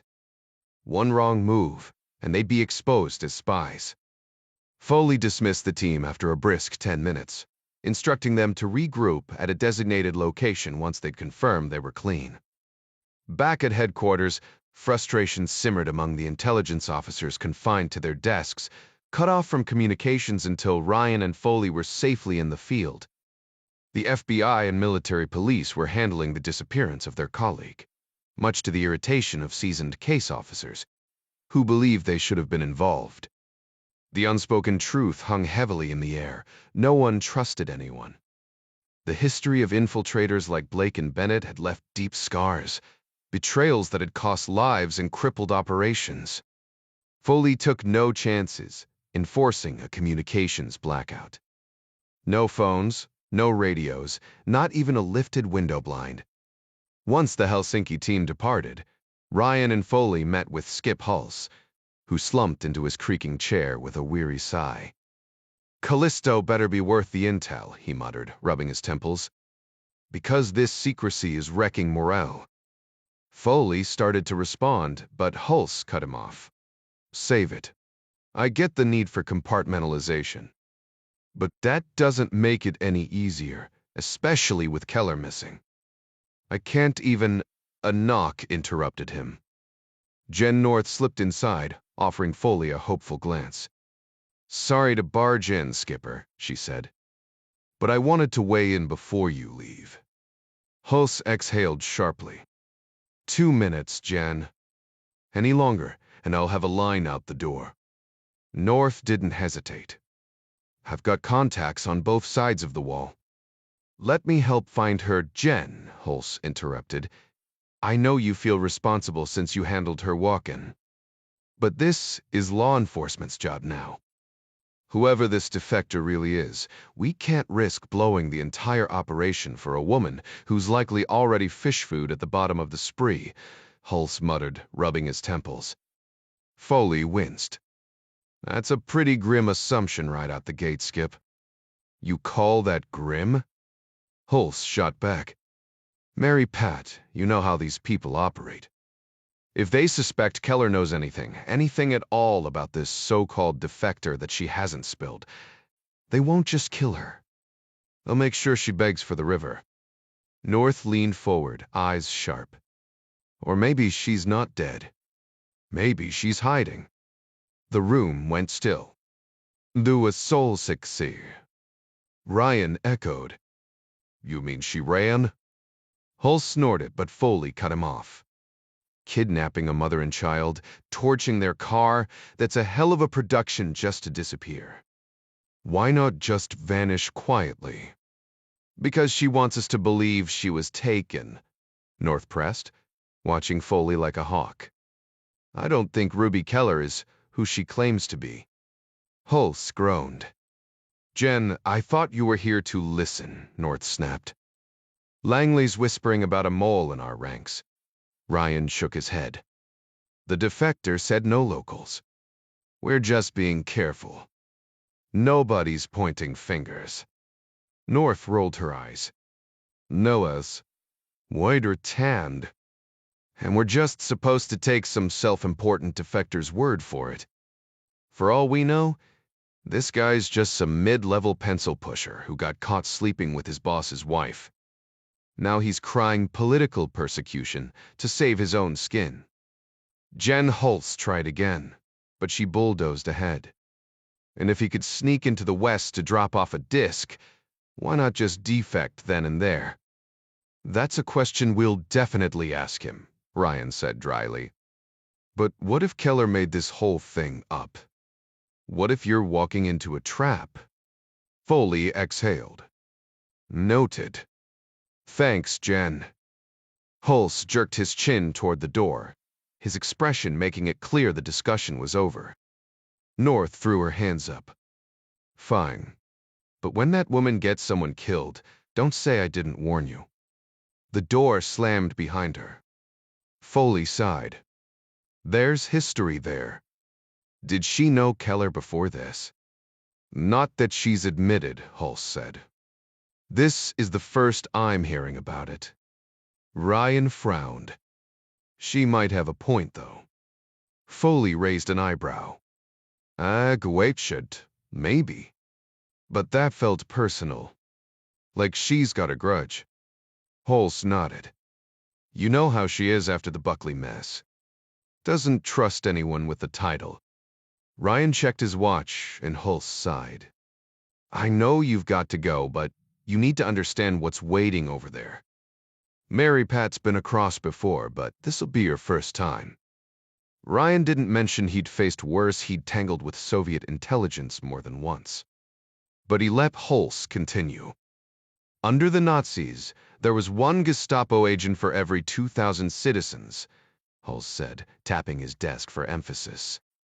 But in East Germany, put 10 people in a room, and at least one Stazzi or informing for them. Kids turn in parents, students, betray professors. 3 miles from here, it's a real-life dystopia. Even thinking the wrong thing about Honecker lands you in prison. The East German situation had become a complete disaster under Soviet control. Moscow had blown every last ruble trying to outspend the U. On military buildup funds that once kept their so-called socialist paradise afloat. Nobody dared admit their grand communist experiment was collapsing. Their currency was useless beyond their borders, and now they were scraping by selling dissidents to the West or taking bribes to store hazardous waste. Ryan gave a grim nod. That kind of desperation makes them unpredictable. Exactly, Hulse agreed. Jason Newell's team over there will do what they can if things go sideways, but if the Stasi grabs you, forget about extraction. You might as well be stranded on the moon. Hulse checked his watch, his expression tightening. Keller vanishing isn't a coincidence. The other side knows about Callisto, and they're losing their minds trying to uncover his identity. I shouldn't have to spell this out, but here it is if they want to plug their leak. The fastest way is to follow you straight to him. Foley cut in. That's why Helsinki's team is in play. Ryan, Ever run an Ester before? Surveillance detection routes. A few, but not many. Stick close to Mary Pat, Hulse advised. Breeze's bed, Foley smirked. We'll manage. Speaking of contingencies, I need your secure line to check in with Greer's backup plan. Hulse gestured to the heavy Stutty unit bolted beside his desk, handing her a slim keycard. She slotted it in, waited for the encryption to engage, then spoke into the receiver. Go secure. A twist of the dial, a pause, then, tell him we're moving. Raggedy Ann checkpoint at the scheduled time. Confirmed. That's all. She powered down the unit, returned the key, and flashed a tight smile. We're off.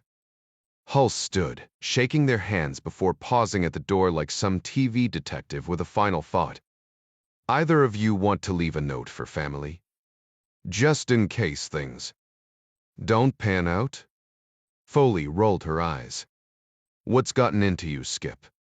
Since when did you turn into such a pessimist? Blame the Cold War, he muttered. Skip, Foley said, exasperated. Relax, he said. We'll hold the fort until you're clear. No calls go out. If you pick up a tail, it won't be from here. Hulse wasn't shocked to find Jen North's desk empty. She'd been fuming over the operation, likely ranting in the break room. But she wasn't there either. His concern spiked until he spotted Billy Dunn. Jen in the restroom. Dunn glanced up from his files. She left, boss. Said you sent her on urgent business, figured it was about the Keller case. Tried to tag along, but she bolted before I could ask. Hulse's frown deepened. Wait, the befornse.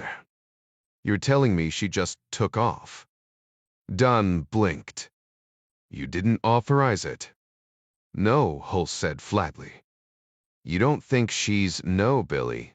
Hulse cut in. I don't. She was so consumed with worry for that girl that she'd practically lost her grip on reality, even ready to throw her career away but betray her country? Never. The two Stevler. He shook his head, mentally dismissing the absurd notion. Not happening. Not in a million years. With all due respect, boss, Dunn countered, you sound like you're trying to talk yourself into believing that. Hulse didn't waste time arguing. Instead, he marched straight to North's desk and yanked open the side drawer where she kept her favorite pistol, a Heckler & Koch P7. His stomach dropped when he saw it was gone. Alert the office, he snapped. I'll contact East Berlin Station. We need to find her now. And if Helsinki checks in, fill them in. Dunn frowned. Honestly, I don't even know what in we're supposed to be filling them in on. Hulse shot him a sharp look. Billy, suscepster. But she broke protocol, Dunn pressed. You ordered everyone to stay put, and she just walked out. We should bring her back. Get the team prepped, but nobody moves until I say so. Dunn hesitated, then asked, should we arm up? Most CIA officers weren't the gun-toting action heroes people imagined. They spent their careers handling radios, not revolvers.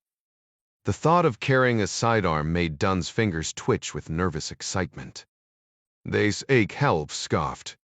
Seriously, Billy? You think Jennifer North is going to take a shot at you? She took her gun. Probably just for self-defense, Hulse muttered. Now go brief the team. I've got calls to make. The second Hulse turned away, Dunn slid open his own desk drawer and pulled out a compact Smith & Wesson. Sempty-paid, special. He checked the cylinder, confirmed it was loaded, then tucked it into his khakis. If North was packing, so was he. Hulse's voice drifted back over his shoulder as he walked off. Careful with that thing, Billy. Carry it like that, and you might end up shooting yourself in the foot. North moved fast the moment she cleared the building, her breath clouding in the frigid air. The cold stung her nose and seared her lungs, forcing her to slow to a brisk walk. She wove through the streets, heading toward the Free University U-Bahn station before abruptly changing course. A payphone a block out of the way was her real destination. Before leaving, she'd grabbed more than just her pistol, a wig, oversized glasses, and a small device that looked like a calculator. Back when her relationship with Schneider had twisted from romance into something far more dangerous, he'd scrawled an emergency number on a cocktail napkin beside the bed. He made her memorize it under the most distracting circumstances, testing her recall at the worst possible moments. Now, with Ryan and Foley heading toward Checkpoint Charlie, or as the East Germans called it, the Friedrichstrasse border crossing, she had to use it. Calling from West to East Berlin required the 0372 prefix, a red flag for any intelligence agency monitoring cross-border chatter. But with so many families calling across the wall these days, talking about everything from the weather to smuggled blue jeans, she hoped her brief, vague call would blend in. The phone rang twice before a woman answered, reciting the last 4 digits of the extension in clipped German. 5167. No Hollywood dramatics, just the cold efficiency of a spy who knew time was running out. North flashed a polite smile as she greeted the operator in flawless German. "Dolly DuPont, good day," she said smoothly. "Could you kindly inform him the line is currently occupied?" The words rolled off her tongue with practiced ease, sounding utterly mundane to any casual eavesdropper. After a brief pause, the woman on the other end instructed her to proceed. Before making the call, North had performed a subtle modification to her TISR-52 calculator, sliding a sewing needle into an almost imperceptible side slot, transforming it into a covert encryption device. All she had to do was press it against the telephone receiver. On the other end, a Stazzi clerk placed her handset onto an acoustic coupler, a gadget their tech division affectionately called the Schnellgeber German for speed giver. The transmission was crisp and efficient. Ryan and Foley crossing Friedrichstrasse on foot under aliases Jack and Mary Avery. Backup team of 4 men, 2 women already in position. North rattled off quick descriptions of the Helsinki operatives before hanging up, swiftly reverting her calculator to its innocent facade with another precise needle maneuver. If she made it across the border without being detained, she'd call Schneider directly, assuming the CIA hadn't already slapped cuffs on her. Skip Hulse might be overly trusting, but even he wasn't stupid enough to let her waltz into East Berlin unchecked. Checkpoint Charlie was the official crossing for Allied personnel and foreign tourists, so today she'd have to blend in as a local, slipping through Friedrichstrasse station instead. Her German was flawless, and Schneider had ensured her travel papers bore a discreet mark, just a tiny notation in the corner that would signal border guards to let her pass without hassle. Slowing near a boutique displaying Italian leather heels, she used the shop window's reflection to scan the street behind her. CIA operatives were predictable creatures. Sure, they fancied themselves clever, but surveillance was tedious work, and most grew complacent after a few minutes of trailing a target. Even North, one of the best in the game, relied on the same old tricks when she was the one doing the tailing. Military investigators, intelligence analysts, they all trained under the same playbook. She'd recognize their moves if they'd somehow scrambled to track her this quickly. Then again, given how blatantly she'd ignored Hulse's orders, they might skip surveillance altogether and just drag her off to some black site. The thought sent a chill down her spine. Every agency had its monsters, even the good guys. She knew firsthand how quickly patriotism could twist into brutality when the stakes were high enough. Rubbing her temples, she tried to push back the throbbing in her skull. This mess wasn't beyond saving. It couldn't be. Stopping Callisto meant uncovering his identity, and Ruby Keller was the linchpin, either a key player or an unwitting pawn. If she was guilty, the answers were within reach. If not, North shoved the thought aside. Meanwhile, Keller stirred, her senses assaulted by the sharp sting of antiseptic and the rhythmic click of boots on tile. She struggled to open her eyes, her body aching as if she'd been run over by a truck. The pounding in her skull suggested worse. She was lying in a bed, the air thick with the stench of sweat and disinfectant. No, that wasn't quite it. Something else lingered beneath the sterile smell. Something darker. The stench was unpleasant, but not entirely repulsive, more like a livestock pen if the animals were replaced by sweaty, cramped humans. Keller nearly jumped when a hushed voice cut through the dimness. Very good. The duel awake. The words snapped her out of her daze, and she blinked, struggling to adjust her vision. The woman in the neighboring bed spoke English, her features slowly sharpening into focus friendly, dotted with freckles, though staring too long sent fresh waves of pain through Keller's skull. She tried to push herself up, but a pounding headache slammed her back against the stiff pillowcase, scratchy as sandpaper. When she went to rub her eyes, metal clinked, her wrist was cuffed to the bed rail. What the hell? Her neck ached, forcing her to turn her whole torso to take in the room. Peeling yellow wallpaper with faded flowers clung to the walls, the floor a dizzying checkerboard of linoleum. Only 2 beds were occupied hers, and the freckled woman's, but the absence of guards didn't matter when there were no windows either. Jail, sweetie, the woman said, her words slurred around what sounded like broken teeth. Keller's stomach twisted as she realized she'd been stripped out of her clothes and dressed in a flimsy hospital gown. When tu exist. How did I? You don't remember. Keller prodded her swollen jaw, certain it was fractured. I had a drink. There was a fire, my date stepped out.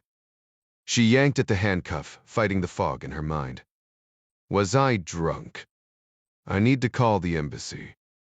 Oh, me too, the woman said with a grin that bordered on mocking. Name's Mitzi Graff. And trust me, I know exactly why I'm here. Why? I hacked off my boyfriend's toe with an axe. Keller recoiled. That's horrible. Don't waste your pity, Graff scoffed. Same toe he used to kick the hell out of me. Anyway, the bastard's buddies in the People's Police busted down my door faster than you could say 1, 2, cops. She patted her stomach, auburn hair slipping over the shoulder of her jumpsuit. You know that rhyme. 1, 2, cops? My grandfather used to sing it with me. Keller's voice faltered as Graff's words sank in. Wait, People's Police? Yep. You mean the West German Federal Police. Graff's smile turned grim. Wishful thinking. This is East Berlin, honey. Keller's breath caught. That's impossible. Tell that to the Stazzi when they drag you in for questioning, Graff said dryly. I'm sure they'll apologize and send you home with a fruit basket. A choked sob rose in Keller's throat. Graff's expression softened, her freckled cheek pressing into the pillow. Sorry. Bare joke. I cope with fear by being an ass. A sudden, sinister hissing filled the room like a chorus of furious whispers. Keller jerked against the restraints. What is that? Graff barely lifted her head. They're prepping a wet cell. Nazis, what are? Relax. It's just psychological torture. They won't actually kill you. Keller's pulse spiked. But I haven't done anything there. Graff pointed sharply at the door. The silence stretched between them, heavy with unspoken fears. That thought you just had the one that made you go quiet. That's exactly why you're here. Graff murmured, her voice barely above a whisper. Keller swallowed hard. You're not American, are you? Graff's eyes flicked toward the surveillance camera mounted in the corner before she shook her head. German. My mother worked as a translator after the war. She insisted I learn English. Russian, too. Probably the only reason I'm still breathing. She shifted painfully, pressing a hand to her ribs. You don't happen to know Russian, do you? Might buy you some time. Keller's pulse spiked. No. Why the hell would they want me dead? Graf exhaled sharply, as if the question were naive. Why does the Stazzi do anything? Listen if they come for you, just. Disappear into your head. Think of something good. It helps. Keller's breath came in short gasps. You're joking. You think they'd actually? The door crashed open with a sound like a gunshot. A guard in a drab green uniform filled the doorway, barking. Sexa nonsig. Keller froze, her stomach twisting. He's telling you to sit up, Graf whispered. But he said 96, Graf corrected, her voice hollow. That's your number now. They won't call you anything else. She shuddered visibly. And your cell? It's in the U-boat. Keller jerked against her restraints, panic flaring. What the hell is the U-boat? You'll find out, Graf muttered as the guard stormed in. Du sprichnicht. No talking. Keller ignored him, whispering desperately. What were you going to tell me? Graf hesitated. If they try to, a wooden baton cracked across Keller's legs, cutting off her words in a strangled cry. Pain radiated up her thighs, white hot. She locked eyes with Graf, who turned away, lips pressed tight. Another guard appeared, wrenching Keller's arms behind her back. The cuffs bit into her wrists as they hauled her up. Every shouted command directed at 96 hammered into her like shrapnel. Within seconds, they were dragging her down a dim corridor toward a set of stairs descending into darkness. The taller guard, Wolf, she'd heard the other call him, uncuffed her at the door of cell 96 and shoved her inside. The room was a concrete box, 10 feet square, rust bleeding down the walls like old wounds. The caged light overhead burned her eyes after the gloom of the hallway. Wolf was efficient, brutal when necessary, but impersonal, just doing his job. The shorter guard, though, was something else entirely. Every sneering command carried a lifetime of resentment. He'd rise onto his toes when he screamed, flecks of spit hitting her face like venom. To him, she wasn't just a prisoner, she was a target for every ounce of rage he'd ever swallowed. The guards at Hohenschönhausen prison left no room for doubt. Their rules were absolute, and defiance came at a brutal cost. Shoved into the cell, Keller stumbled forward, her knees slamming against the rough concrete, leaving raw, coin-sized gashes. Though her grandfather had immigrated to America before the war, teaching her enough German to get by, the guards' furious shouts might as well have been another language. Then, a shadow flickered across the wall behind her. Before she could turn, a rubber baton rammed into her kidney, sending her crumpling to the floor.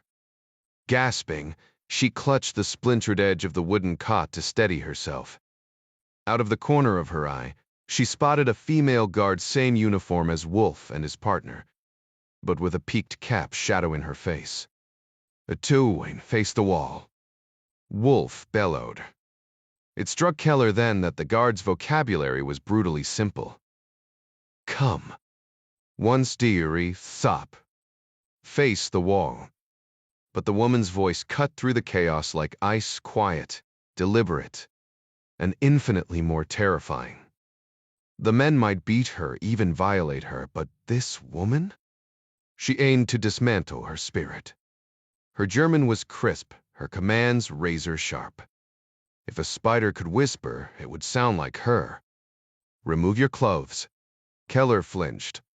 Another glance backward earned her another strike. The hospital gown slipped off easily, pooling at her feet beside a folded blue jumpsuit she hadn't noticed before. She reached for it only to be met with a fresh torrent of curses.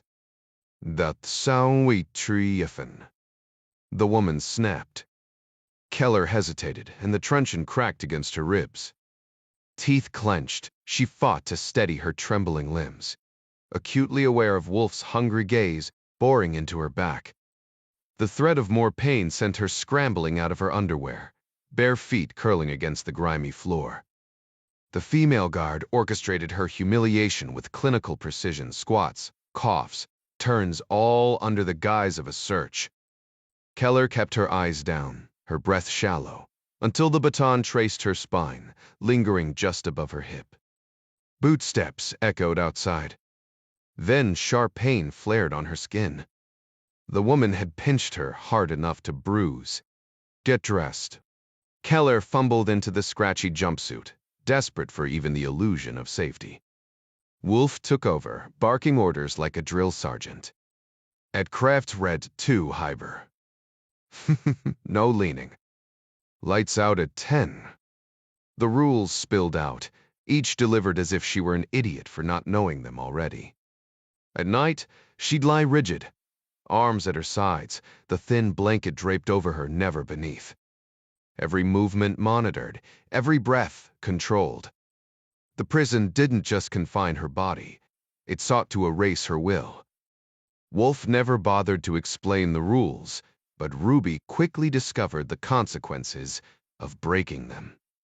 If she dared shift onto her side or tuck a hand beneath the blanket during the night, a guard would immediately shake her awake, barking orders about proper sleeping posture. The harsh overhead light never dimmed, and an eerie, pulsating soundtrack droned on without pause. Each hour, footsteps echoed down the corridor as guards inspected every cell, yanking open the peepholes to demand, "You will sleep now." The absurdity would have been comical if it weren't so deliberately oppressive. In their cramped apartment kitchen, Elk Hauptmann nearly jumped out of her skin when Uwe's hands suddenly gripped her shoulders. She clutched her chest, gasping before managing a shaky smile. "Must you always creep up on me?" She scolded. Uwe stood there looking rugged in that ridiculous Nordic sweater she adored, the one with the little pine trees she used to steal for herself during happier times. Now it just reminded her how much had changed. "You're pale as milk," he observed, brushing a strand of hair from her forehead. "Talk to me." "I'm fine," Elke lied, lowering her voice beneath the hum of the refrigerator. "Just nerves about the concert tour. You know how I get before Western performances." She hesitated, then added in a breathless whisper, "God, I wish you and Hans could be there." Uwe's smile didn't reach his eyes. "We'll catch your local show tonight. Chicken from the broiler bar afterward?" Elke's fingers trembled as she checked her watch. "Perfect." She raised her voice for the benefit of unseen listeners. "Extra crispy, just how you like it." When Uwe cupped her face, his calloused palm felt like the last solid thing in her unraveling world. "You'll give yourself an ulcer," he murmured. She pressed his hand tighter against her cheek, memorizing its warmth. "I love you," she blurted, then fled before her crumbling composure betrayed her. The hallway smelled of boiled cabbage and regret as she hurried toward the stairwell, her purse banging against her hip with every step. The moment the door clicked shut, Uwe tossed Hans his coat. Neighbor Lorna Schumann would watch the boy Uwe had arranged it days ago, ever since noticing how Elke's hands shook when she thought he wasn't looking. Now he jammed his boots on, heart hammering, and sprinted downstairs. His unlocked scooter roared to life, just as Elke's puttering Schwalbe merged into Karl Marx Ali's sluggish traffic. Icy wind needled his face as he followed at a discreet distance, past concrete apartment blocks where laundry flapped like surrender flags. 3 cars back, Junior KGB officer Vladimir Mikhailov exhaled into his frozen fingers before nudging the Lada into gear. The heater wheezed pitifully, but the cold scarcely registered not when he'd finally gotten his first solo surveillance assignment. At 12, he'd been mesmerized by his father's KGB friend, the way the man's Astrakhan hat sat just so, the glint of his Makarov pistol when he'd let young Vladimir touch it. Now here he was, trailing some panicky East German housewife, like a character from the spy novels he devoured as a boy. Life, Vladimir decided as his tires crunched over tram tracks, was gloriously predictable. His father had warned him never to reveal his ambition to become a spy, but that didn't stop Vladimir Mikhailov from pursuing it.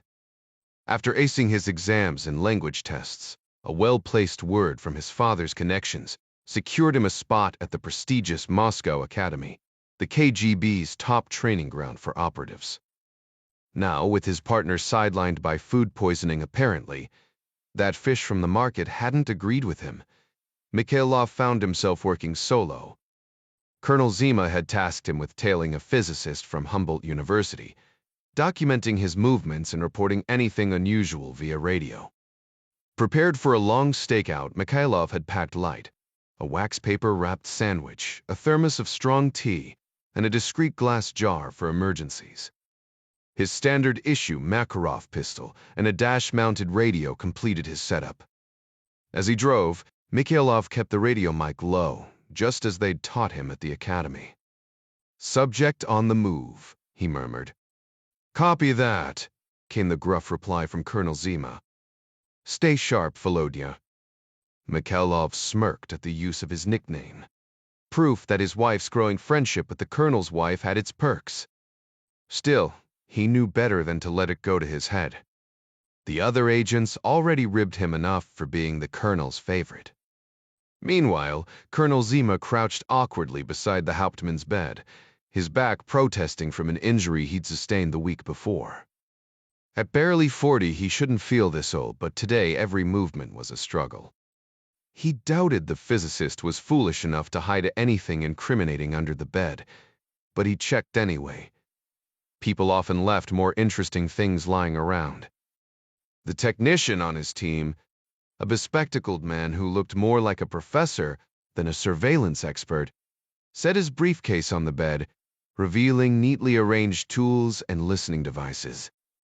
"Phone line runs along the baseboard," he noted, nodding toward the nightstand. "Easy enough to tap. Judging by the stack of physics books, this is Dr. Hauptmann sighed. Zima agreed. The other nightstand, with its half-empty water glass and jar of perfumed cream, clearly belonged to the physicist's wife. It amazed him how carelessly people left personal items exposed. Water could be poisoned, lotions laced with toxins. His old mentor had once bragged about dosing dissidents' toothbrushes with hallucinogens to discredit them. A stronger substance could achieve far worse. His gaze lingered on Elke Hauptmann's pillow. He'd heard her sing once, her voice hauntingly beautiful. The technician's voice snapped him back. "This side, Comrade Colonel." "Proceed," Zima said. "And the phone itself, too." The technician carefully extracted a tiny Romanian-made listening device, no bigger than a matchbox. The irony wasn't lost on Zima. The microphone inside was manufactured by an American company specializing in hearing aids. Some things, it seemed, transcended borders. The technician carefully placed the surveillance device into a foam-lined compartment of his toolkit, scanning the room with practiced eyes. He needed to install the bug seamlessly, ensuring no trace of tampering would be visible. The phone line running along the baseboard provided perfect power access, but concealing the device required finesse. With a few spritzes of solvent, he loosened the wallpaper just enough to carve a discreet cavity in the drywall behind it. After splicing the wires, he tucked the bug into place and smoothed the wallpaper back down with adhesive. "What exactly are we hoping to uncover here?" Major Popov asked, his nasal tone grating like an overbearing relative. Fresh from Moscow with barely 2 weeks in East Germany, and even less experience in the KGB, he was already proving irritating. Zima ignored him, sweeping his hand under the bed and coming up empty except for dust and a torn pair of stockings. "There's a difference between searching for evidence and searching for truth," Zima muttered. "If we wanted planted proof, we'd have brought our own." A sharp call from the bathroom interrupted him. Zima pushed himself up with a grunt, pausing to adjust the rumpled duvet. The faint scuff marks under the bed would be noticeable, only if someone crawled down there, which, judging by the dust, hadn't happened in months. He dusted off his hands and strode toward the voice. Popov was already hovering over a folder taped behind the sink, triumphantly waving pages filled with geometric diagrams and equations. "He's stealing classified material," Popov declared. Zima spread the papers across the counter, studying the intricate sketches. "We's de free," Southern said. 10. Hauptmann could recreate these from memory anywhere. Why risk smuggling them? Popov scoffed. Yet here they are. You ordered this surveillance, you must suspect something. Before Zima could reply, the technician appeared in the doorway. His expression tense. "Comrade," he said, locking eyes with Zima. "You need to see this." In a minute, there are more devices. Zima froze. "What?" "A woodworm in the door," the tech explained, describing the cylindrical listening device hidden inside the frame. +2, 31, 12, 116 bugs so far, probably more. I left them active. The 321 Stazzi specialty was barely larger than a coin and ran on batteries, making it undetectable without a thorough sweep. Zima mouthed, "Where?" The tech jerked his chin toward a pinhole above the headboard. Zima exhaled. Speaking normally now, whoever was listening already had heard everything. "Good work. Map it, any others?" "Standard placements, dining room, kitchen phone. Probably one in here too." The tech hesitated, then added quietly, "There's also a camera." Zima's jaw tightened. "In the bedroom?" The tech nodded. The Stasi's reputation for invasive surveillance was well earned. They monitored everyone and sorted out the innocent later, if they ever bothered. Zima rubbed his temples. This operation had just gotten far more complicated. Colonel Zima scrutinized Dr. Hauptmann's concealed schematics before shifting his gaze toward the bedroom. "All right," he murmured to his team. "Wrap things up here. Popov, reach out to the Stasi operatives monitoring these devices we need to combine their intel with ours." Raising his voice slightly, he spoke to the room itself, the walls, the lamp, even the phone on the counter. "Have all logs and recordings duplicated. I'll dispatch a courier shortly." Meanwhile, Ryan braced himself as he approached Checkpoint Charlie, the icy air biting deeper with every step. Back in the States, families would soon be prepping for Thanksgiving, but here in East Berlin, winter had already settled in. The Friedrichstrasse crossing, mandatory for non-Germans and Allied personnel, was little more than a flimsy guard post manned by U and British soldiers, a symbolic refusal to acknowledge East Germany's sovereignty. Foley matched his pace, her voice barely audible over the crunch of snow underfoot. "Let's get one thing straight," she said. "I don't plan on being caught." "Solid strategy," Ryan quipped. She halted abruptly, forcing a pair of pedestrians to swerve around them. "You're missing the point," she said, her stare sharp enough to cut glass. "I mean, I won't let them take me alive." Ryan exhaled. "Guess I left my suicide pill in my other jacket." "Won't need one," Foley countered. "Just resist. They'll handle the rest." She tapped her temple. "Too much classified intel up here. Give them enough time, enough drugs. Everyone breaks." "Optimism's more my style," Ryan admitted. "Must be cozy in that bubble of yours," she shot back. "But Skip's right, the Keller girl's likely dead already. We could be next. I just want you clear-eyed about the stakes." Her grip tightened around his hand as they resumed walking, blending into the stream of pedestrians. "Consider this your fair warning. I'm not exactly stable. And let's keep personal details vague. If they crack one of us, no need to hand them leverage." She glanced up, snowflakes catching in her lashes. "Is sorry. Dark habit." Ryan smirked.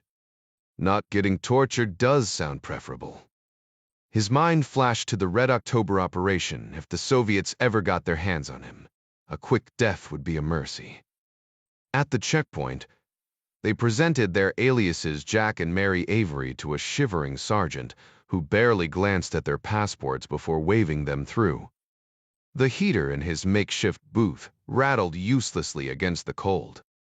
Ryan knew the government considered their trip into East Germany as routine as crossing Main Street back home. But the border guard still scribbled their names in his logbook, probably to ensure they didn't vanish into the gray abyss beyond. Just past the flimsy Allied checkpoint, Ryan paused to read the stark white sign marking the edge of the American sector. The words felt heavier than they looked. "You are leaving the American sector," he muttered, the chill in the air suddenly sharper. Foley adjusted her scarf with a grimace. "Might as well say, welcome to the hunting grounds."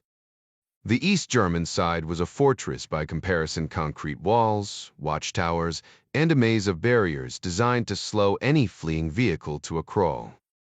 Young guards clutching rifles eyed them with suspicion, while plainclothes Stasi agents scrutinized their papers in a back room, then returned to interrogate them like criminals.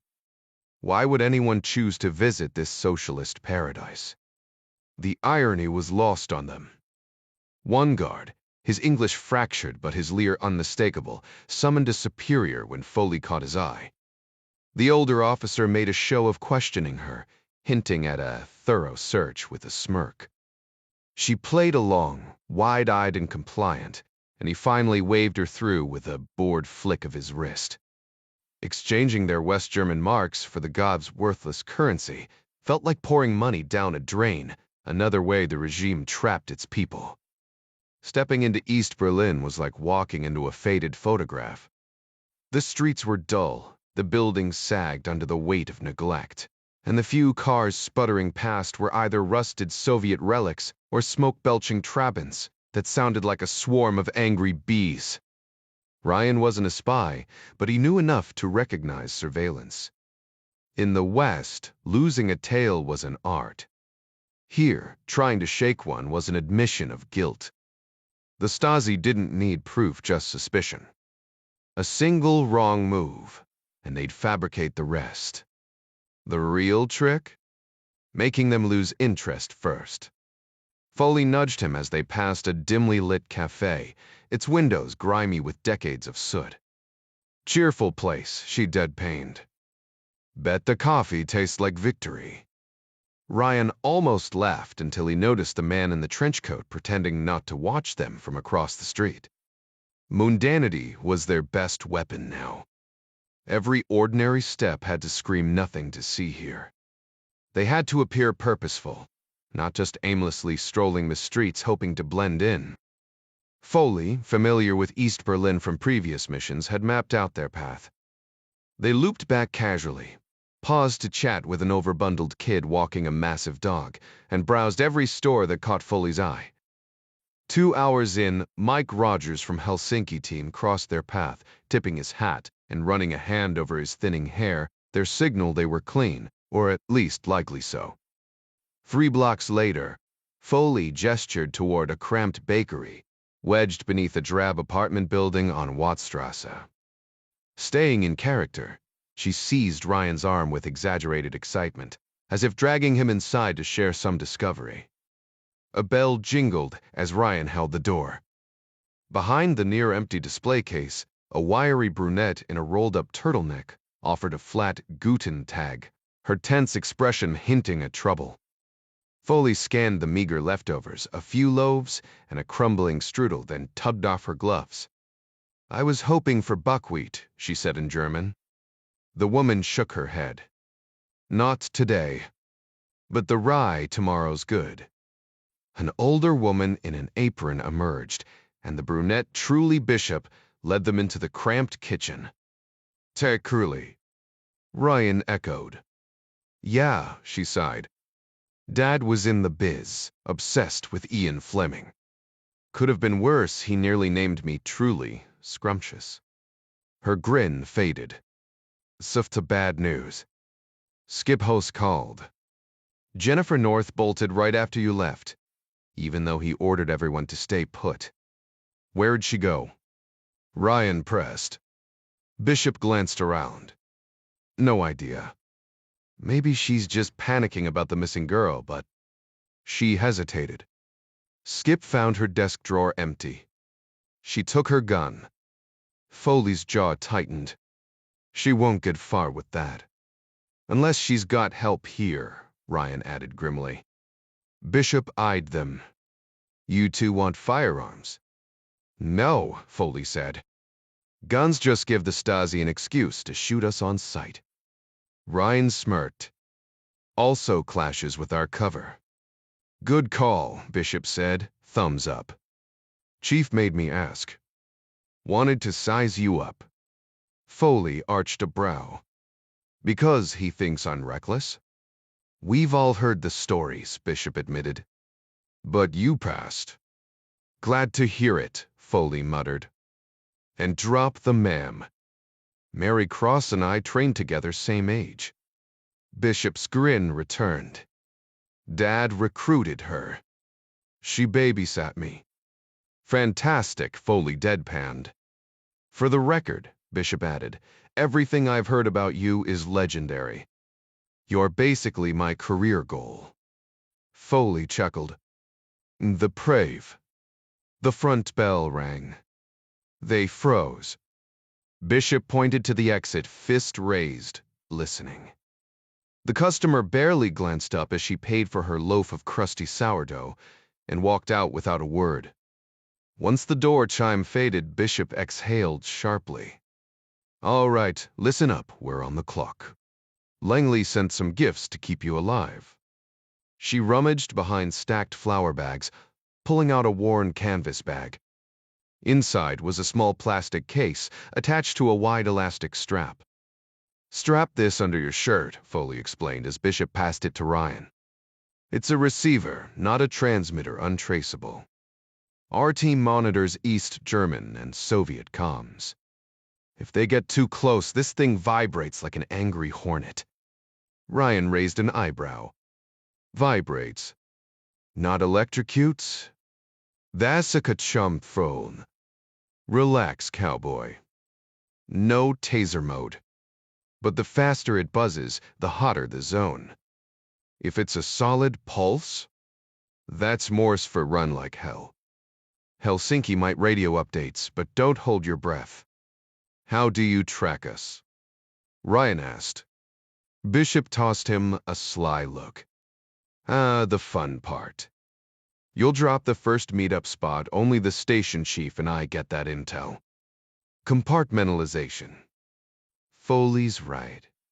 If you two end up face down in the Spree River, Langley knows whose desk to napalm.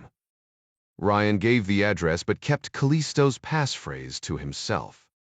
Bishop's eyes darted around before she leaned in. One more thing, East German brass is in full panic mode. Maybe they caught wind of the defection, maybe it's Tuesday. Either way, they're tossing checkpoints up like confetti. If some Stazzi thug doesn't like your cologne, he'll demand papers just to ruin your day. From the satchel, she produced a sleek, square device. Foley handled it with practiced ease. Srac satellite linked, encrypted. Ditch the dead drops. Type your message here, it scrambles as you go. But keep it tight, you've got 1,579 characters, and no one wants your memoir. Ryan frowned. Second location. Bishop snorted. You think Callisto's dumb enough to waltz into a trap? He'll leave a breadcrumb, watch your tail, then meet you if you're clean. That's when you srack us the new coordinates. And if the Stazzi intercepts the signal? Foley tapped the device. Encryption's tighter than a submarine hatch. But if they crack it, well, hope you packed running shoes. The signal transmits in quick bursts, lasting anywhere from 4 to 12 seconds, barely enough time for anyone to track it. Still, I wouldn't linger where you send it from. You never know if the opposition has upgraded their tech. Just tell us your location, and we'll handle the rest. Standard procedure. You'll get a vibration alert if someone's closing in on you. Bishop shifted gears. How's your German? I get by, Ryan replied. But nobody's buying me as a local. Foley smirked. I can pull off Russian. Redundancy's our friend out here, Murphy's Law and all that. Bishop tossed her a glossy travel guide praising East Berlin's so-called wonders. Assume every payphone call is tapped. If your sack fails, use this for the cipher. Remember how it works? Foley rolled her eyes.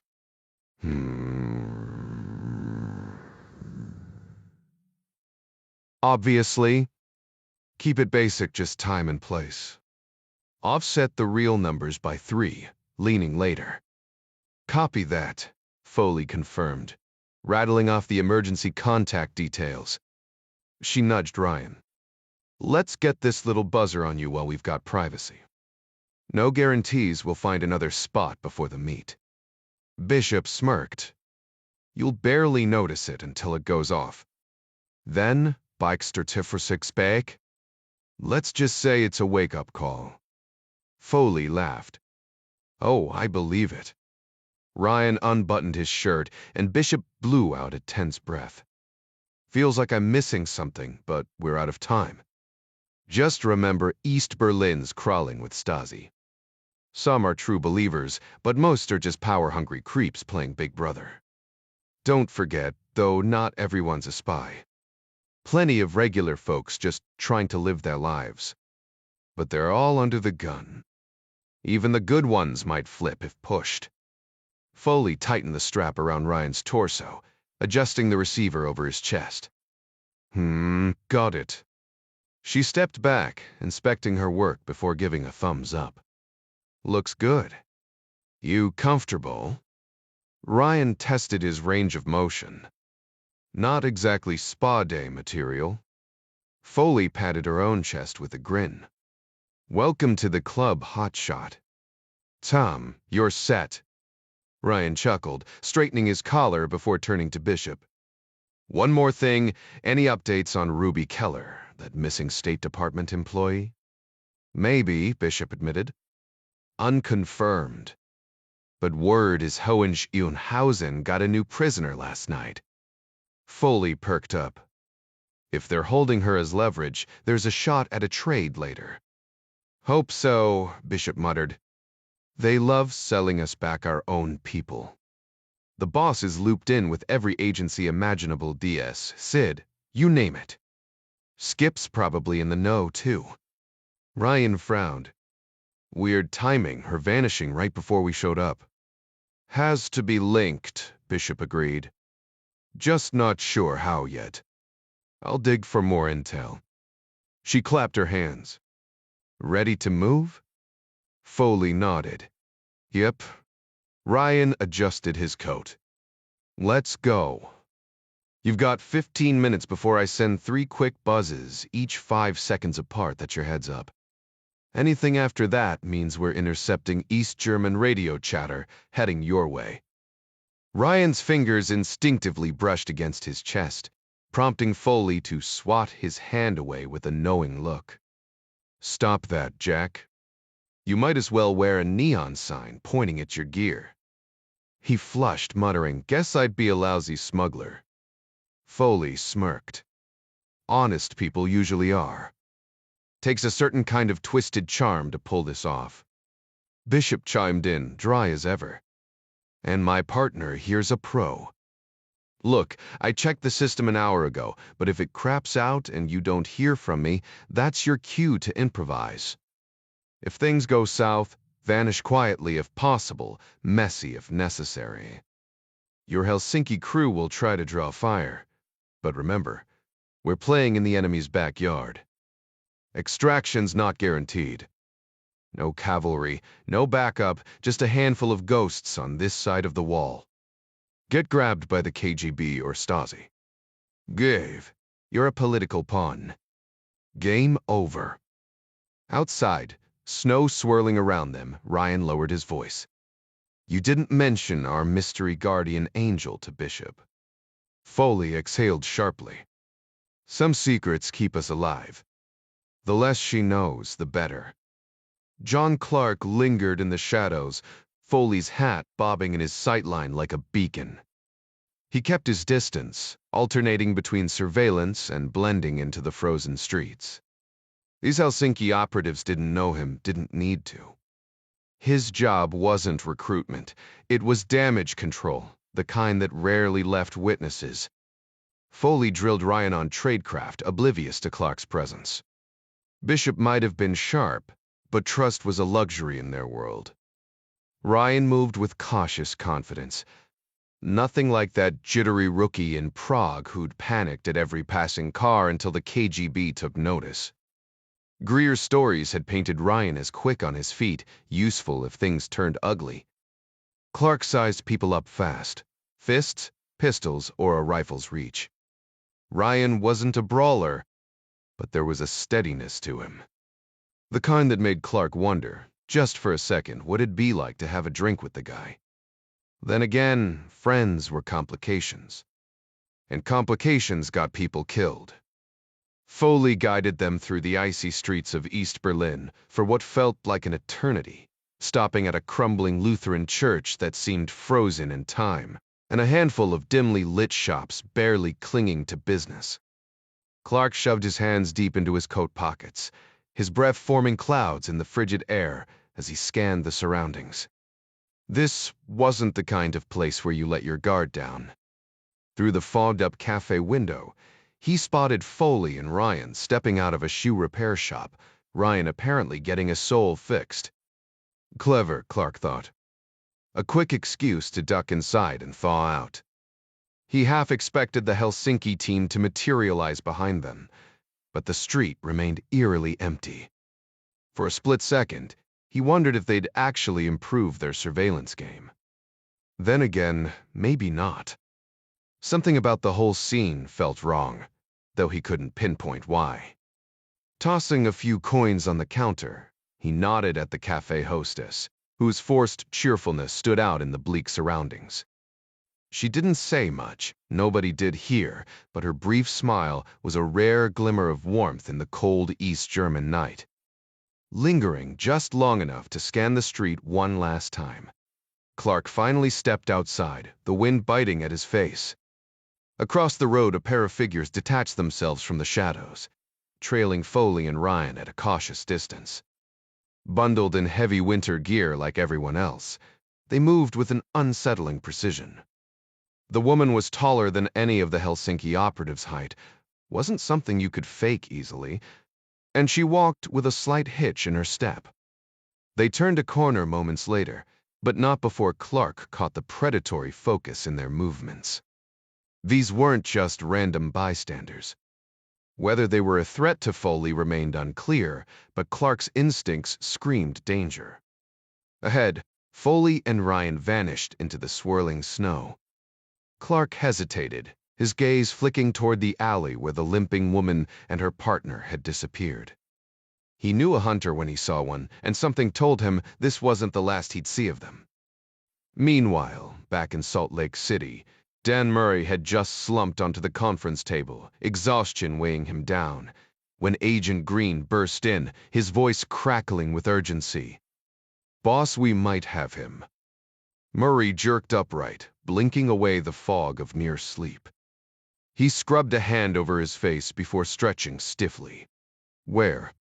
Chetri proked.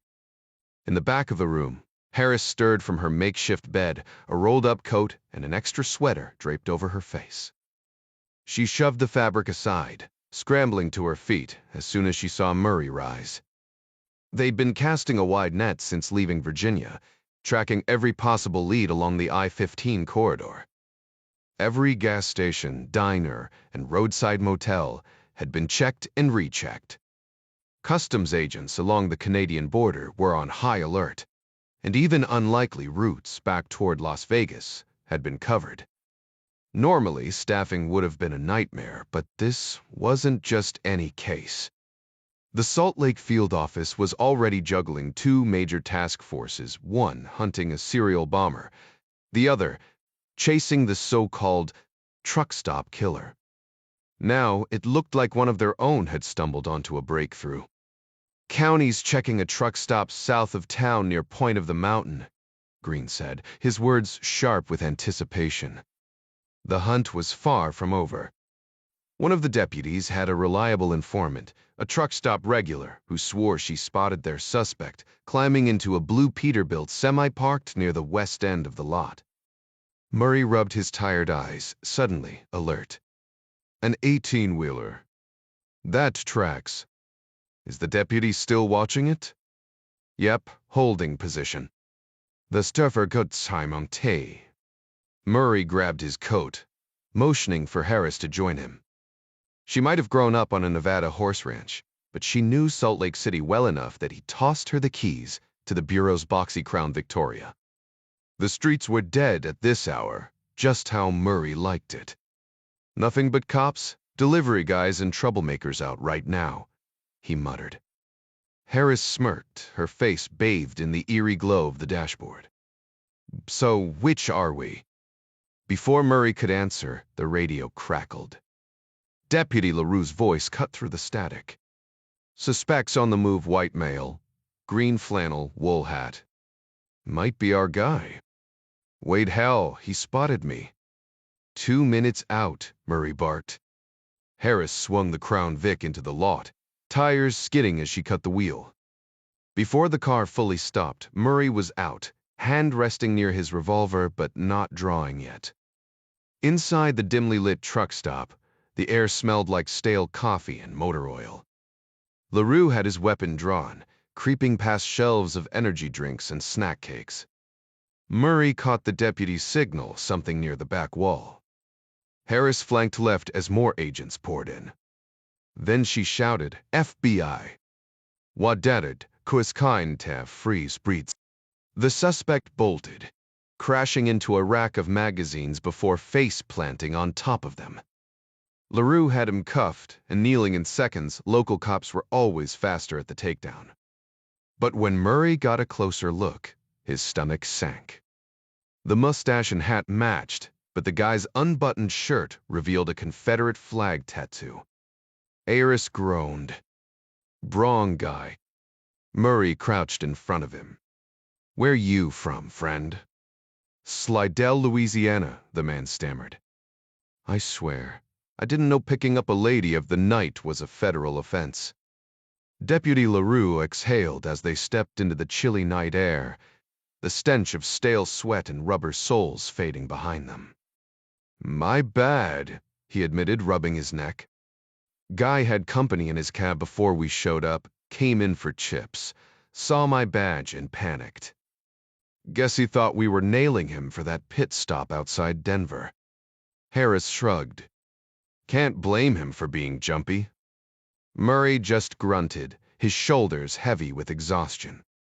Their suspect was still out there, probably laughing while they wasted time chasing dead ends.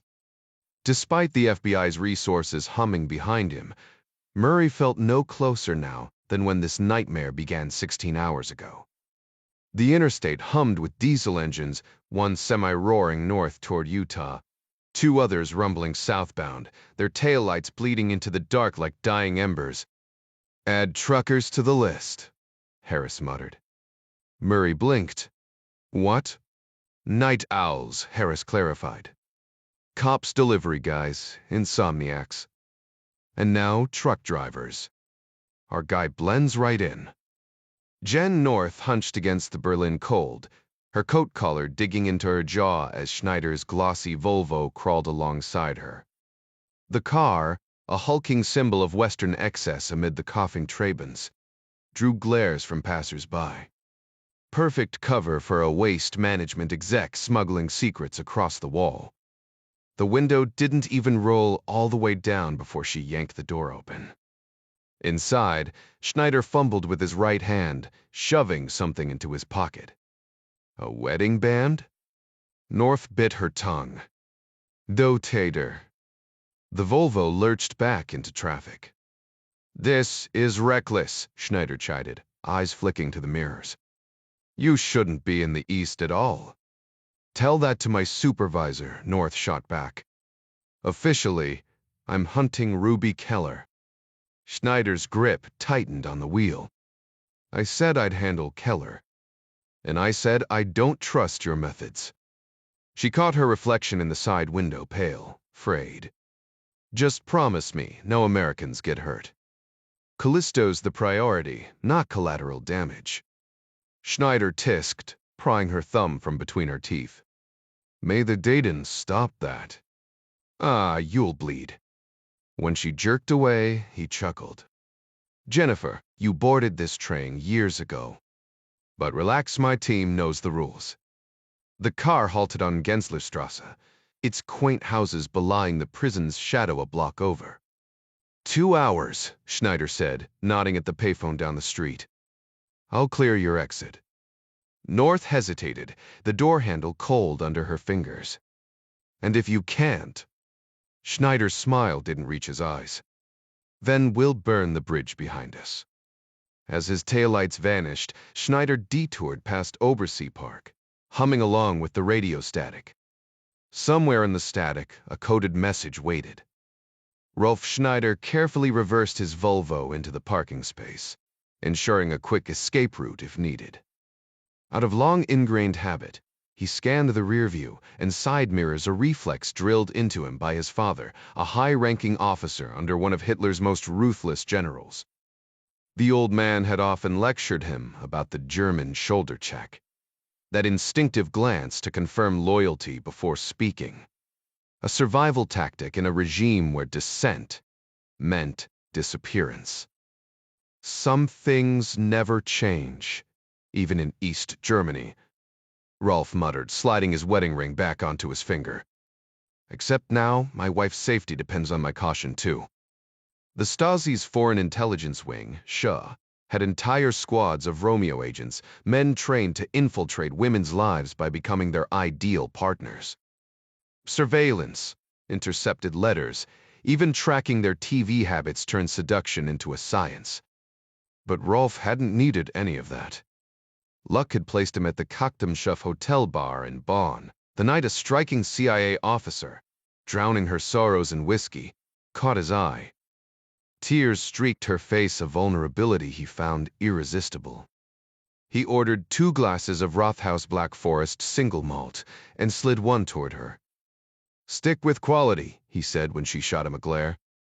Trust me, you'll thank me later. She didn't mention her job at first, just vented about a boss who stole her work. By the time they moved upstairs, Rolf already suspected her profession. The way she swept the room for bugs was textbook spycraft. That first night was raw and desperate, more about loneliness than strategy.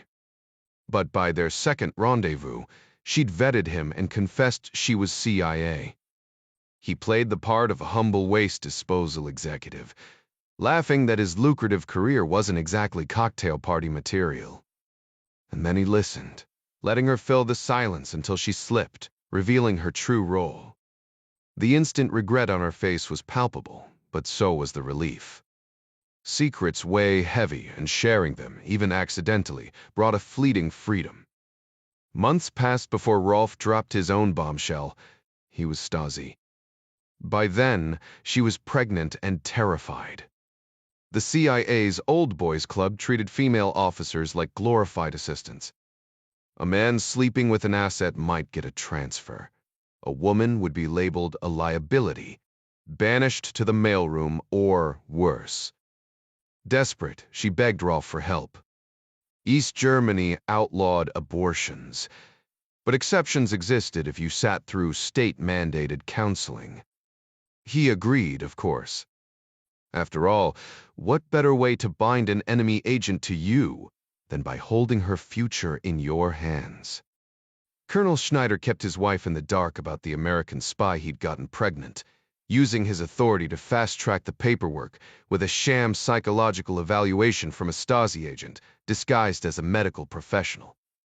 North took what appeared to be a vacation to Switzerland, but instead holed up in a bleak East Berlin apartment, binge-watching state propaganda broadcasts between sobbing fits. Schneider deliberately avoided her for 7 days, letting the silence gnaw at her. When he finally showed up, he dropped the bombshell. Not only was he Stazzi, but their entire relationship had been an operation. Sure, he developed real feelings, but headquarters expected compensation. Just like that, North grasped the cruel truth. She'd never been his lover, only his mark. And now, she was approaching her expiration date. Matterers betaffen.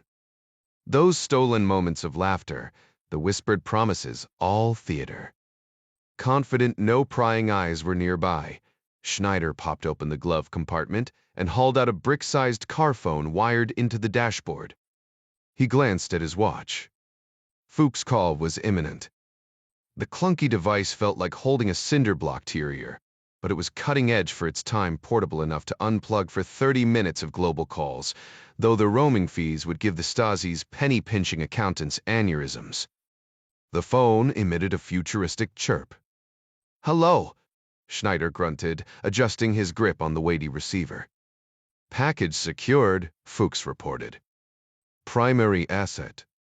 Schneider pressed, avoiding even coded language. "Negative," Fuchs admitted. "Visual on the 2-6 combo you flagged." "They're still oblivious." Schneider's jaw tightened. "Non-negotiable. I need 5 minutes with the primary before wrap-up." "Copy that," Fuchs said. "Secondary targets." "Liquidate the lot," Schneider ordered. "Before midnight. No farewell speeches." Meanwhile, Ryan and Foley trudged through Friedrichshain's icy streets, their breath fogging in the sub-zero air. Bishop's intel had panned out a cipher at the initial drop, led them to a grimy apartment tower opposite the skeletal winter trees of the People's Park. 3 upper floors were swathed in construction tarps. After a dizzying series of surveillance detour maneuvers, they arrived past 10 p. Their boots crunching on frost-heaved pavement. Locals hurried past, collars turned up against the biting wind. Ryan made a mental note. Next Berlin winter op, pack Arctic-grade footwear. They executed a casual walk by, circled the block, then loitered across the street. Foley tilted her head, counting windows 7th floor, 3rd from the left. A sliver of light betrayed a toolbox on the sill. Callisto's, all clear. "Almost feels like a trap," Ryan muttered. His father's voice echoed in his head. "Trust nothing. Suspect everything." The radio strapped to his chest had crackled intermittently. But so far, the Stasi's hounds were sniffing elsewhere, or lying in wait, silent as the falling snow. An old man shuffled into the lobby, wearing a faded red velour tracksuit that gave off serious retired mobster vibes. Clutching a stack of mail in one hand and tugging a yappy little Benji dog with the other, he fell into step with Ryan and Foley as they headed toward the elevator. The man jabbed the button for the 6th floor, while Foley casually reached over and pressed 5. "Would have been awkward if we'd picked a floor with no tenants," Ryan muttered, once the doors closed behind them in the empty 5th floor hallway. "No kidding," Foley agreed, already scanning for the stairwell. "We'll hoof it up to 7 from here." Ryan smirked. "And that's why you're the brains of this operation." Foley shot him a look. "Stairs aren't just for cardio gotta scope out exits. This whole setup reeks. No sign of the Helsinki crew in 30 minutes. Could be company coming, or worse, Callisto might be bait to snag a couple of dumb Americans." "Seriously? Those odds." "Jack," Foley said with a humorless grin, "let's just say I wouldn't bet my pension on it." Ryan exhaled. "Yeah, let's not test that theory." Foley gave his arm a brisk, almost affectionate tap. "Rule number 1, kid hopes a lousy strategy." Ruby Keller lost track of time the moment the guard's face appeared in the peephole. barking orders for her to stand and straighten her pathetic excuse for a bed. Repricorn simply bad. Days. Her body ached from endless standing, her mind unraveling in the silence. The food slot screeched open, shoving through a tray of congealed oatmeal and tepid water before snapping shut again. The unblinking eye behind the slot watched, demanding she eat. Starvation would ruin their fun, after all. She forced down the salty slop plain flavor, was too good for her. The metal bucket in the corner, perfectly visible to both the peephole and a rusted surveillance camera, was her only bathroom. Humiliation burned her cheeks as she squatted over it, legs trembling, refusing to let skin touch the grime. The second she stood, footsteps pounded outside. Wall. Now. The door groaned open, like it carried the weight of every prisoner before her. The sharp tang of antiseptic cut through the cell's stench a small mercy. 2 guards this time, cuffing her hands behind her back before shoving her into the hall. Her knees nearly buckled. Terror turned her muscles to water. Overkill, really. Then she spotted Wolf, stone-faced but familiar. Anyone beat the psycho woman. Dizzy but alert, Ruby took in the U-boat's nightmarish hall, exposed pipes, flaking cell doors, screams and moans bleeding through some, others eerily silent. The floor was a patchwork of cracked yellow tiles and stained concrete. Frayed wires sagged along the walls, spliced together with plastic connectors. For a country obsessed with precision, the slapdash wiring struck her as bizarre. Wolf jerked his chin forward. Move. Wolf's sharp command to move echoed through the deserted corridor. Ruby barely took 2 steps before crimson emergency lights flickered to life overhead, casting eerie shadows. A metal door groaned open nearby. Bino, freeze. Wolf snapped, his voice cracking with unexpected tension. He clearly hadn't anticipated this interruption. 2 additional officers emerged from the side passage, dragging a hulking inmate between them.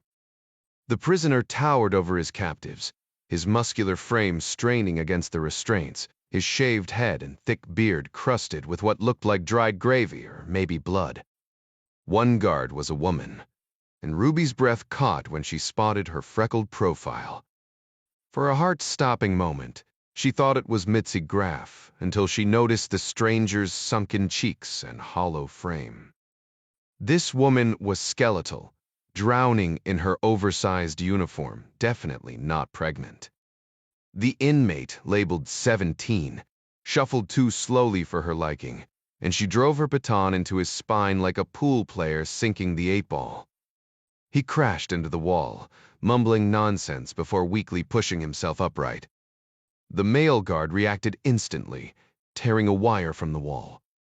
The hallway erupted in flashing lights and a distant electric hum. The freckled guard sneered, calling her partner a spineless idiot in German before proving she didn't need backup. She lost it, swinging her club like she was batting for the Yankees. The first strike buckled the prisoner's legs. The second, a vicious uppercut to the temple, sent him sprawling. Ruby flinched as the rubber truncheon, dense as a bowling ball, cracked against his skull. Even Wolf muttered something under his breath.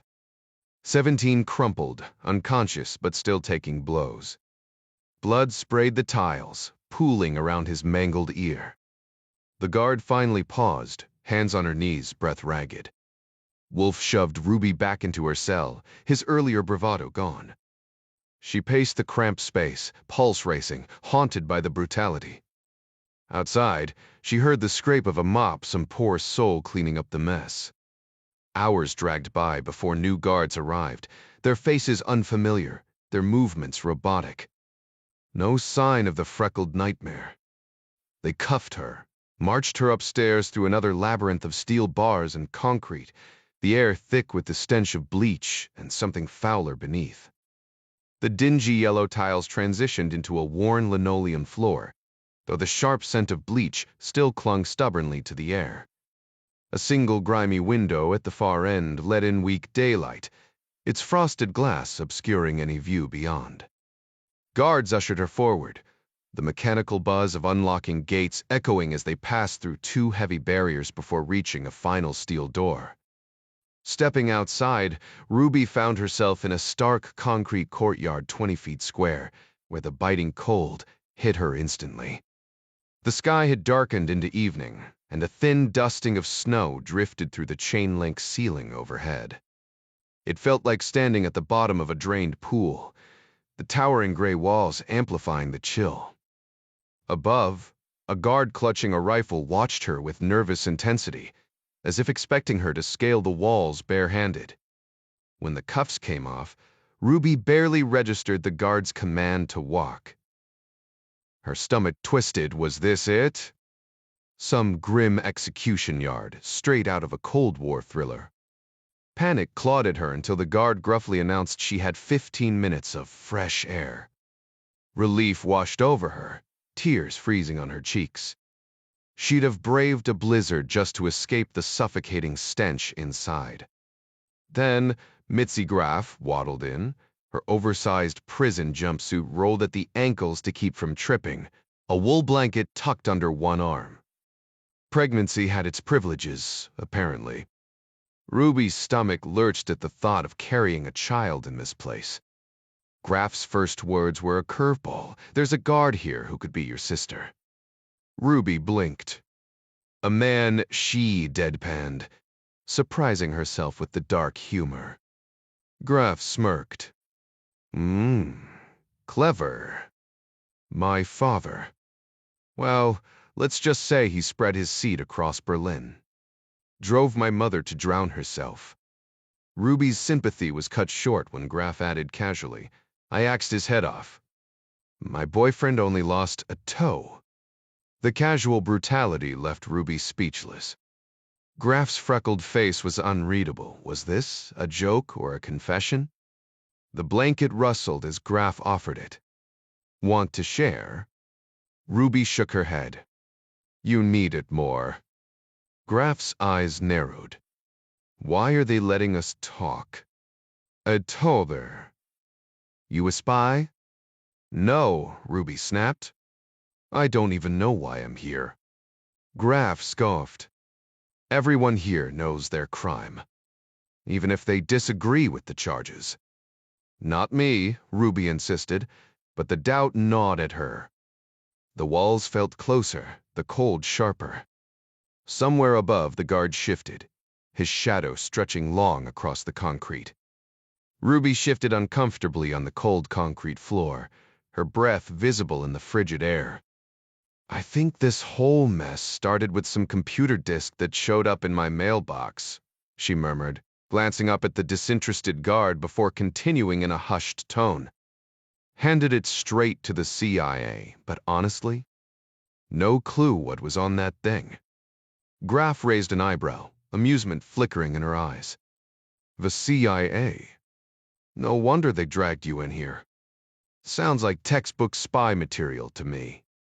A bored shout from the guard cut through their whispers, but he barely waited for compliance before turning away to light a cigarette, exhaling smoke into the dim corridor. Ruby sighed. Look, Mitzi, can I call you Mitzi? I've been called a lot of things, but spy isn't one of them. Graf's grin widened. Oh, please do. And that denial. Classic spy talk. She tugged her thin blanket tighter, leaving Ruby to shiver in the cold. Ruby rubbed her arms, trying to ignore the chill. I swear, I'm just some unlucky idiot who ended up in the wrong place at the wrong time. My life's about as exciting as watching paint dry. Exactly what a trained operative would say, Graf countered, her tone teasing but sharp. Ruby exhaled sharply, her breath shaky. Spies are supposed to be fearless. Me faute de polpette. I'm terrified. She hesitated, then shook her head.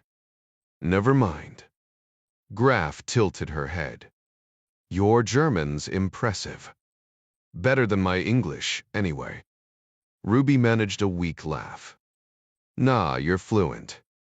My grandfather moved to the States before the war. Lived right next door, grew up speaking German with him. He played violin, taught me too. Played. Ruby's throat tightened. He passed last year. Her voice cracked as she pressed a hand to her chest, fighting back tears. Sorry, but du Friffernen. Everything's just. Beep you rot now. Graf's expression softened just for a second. Where was he from? Munich, Ruby admitted. Part of why I took this job in Germany. Wanted to see where he came from. Ah, your job, Graf echoed, skepticism creeping back in. Ruby shrugged. Just a low-level State Department drone. Guess that's why no one's rushing to get me back. Or maybe, Graf said lightly, they don't even know you're here. Ruby swallowed hard, staring straight ahead as they walked. I saw the guards kill a man today, she whispered, her body trembling. Graf paused. Kill. Yeah. The memory clawed at Ruby's throat.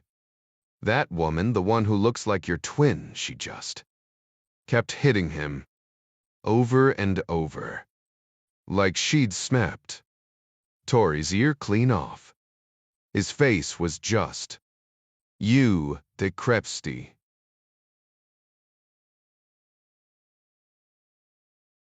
Mao, he's dead. Forpra free. Graf chuckled, her voice dropping into something darker. Munda Krabe, Meditim fix. The gist to Treya. Ruby froze. The words weren't just German they were mocking. She turned slowly, horror dawning as she took in Graf's face, the flecks of dried blood blending with her freckles. Oh, God, Ruby breathed. It was you. With a vicious grin, Graf ripped off her prosthetic nose and drove a fist into her own stomach, where the fake pregnancy bump had been before slamming Ruby against the wall.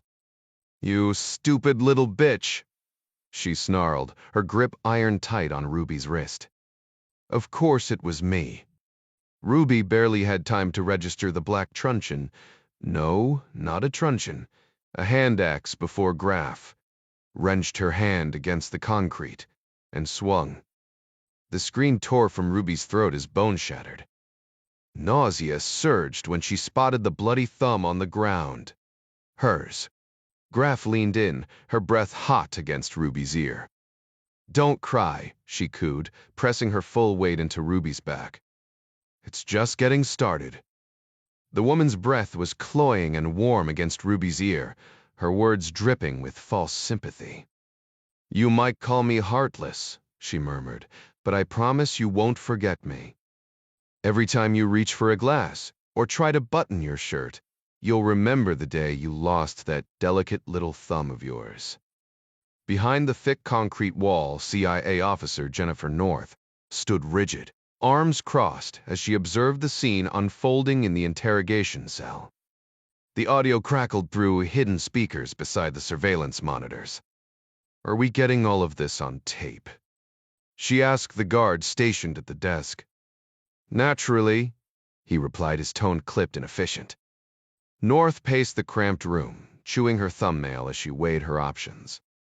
Ruby Keller was nothing more than a pawn, a fragile girl whose suffering could ignite a firestorm across U.S. intelligence and Berlin Station.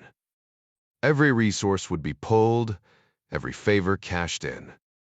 The CIA was always playing catch-up to the Soviets and East Germans, but they'd track Ruby down eventually. The door buzzed open, and Mitzi Graf strode in, her blue uniform jacket unzipped to reveal a plain white tee and toned arms. North had the advantage of height, strength, and years of experience, but she'd never carved off a prisoner's finger. This woman was unhinged. And worse, she was in command at least until Schneider arrived. The way she carried herself, chin high, made it clear she relished the power. North tightened her arms around herself, fighting to keep her voice steady. What's with the act? Graf pulled a tissue box from a drawer and methodically wiped the blood from her hands and face. The guard at the monitors tensed as she passed. A Stazzi major. Graf was notorious for her work in Hohenschönhausen and other prisons, specializing in what some euphemistically called enhanced interrogation. In North's experience, the Stasi was a cesspool fanatics who believed in crushing lives for their so-called utopia, power-hungry bureaucrats, and outright psychopaths who'd found a legal way to indulge their darkest impulses. Graf would have thrived under the Nazis, which made her a perfect fit here. She fished out a compact mirror and tilted her head, inspecting her reflection as she dabbed at a stubborn streak of blood. I was under the impression this was urgent. Time-sensitive, even. North hesitated. I suppose.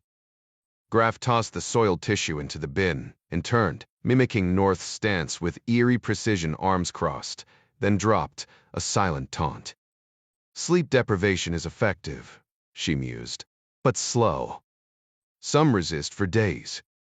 Women, especially though a few collapse at the first question, pissing themselves in terror. Her gaze raked over North like a butcher sizing up a cut of meat. Ever wonder how long you'd last? North suppressed a shiver. Can we stay on track? Graf smirked as if snapping out of a trance. No, of course. Drugs, waterboarding, any of our methods would have worked, given time. But Ruby? She chuckled. All she needed was a little kindness. Americans have this naive optimism, always searching for the good in people, even when it's not there. Allowing you to witness her as a guard was just part of the process, Jennifer.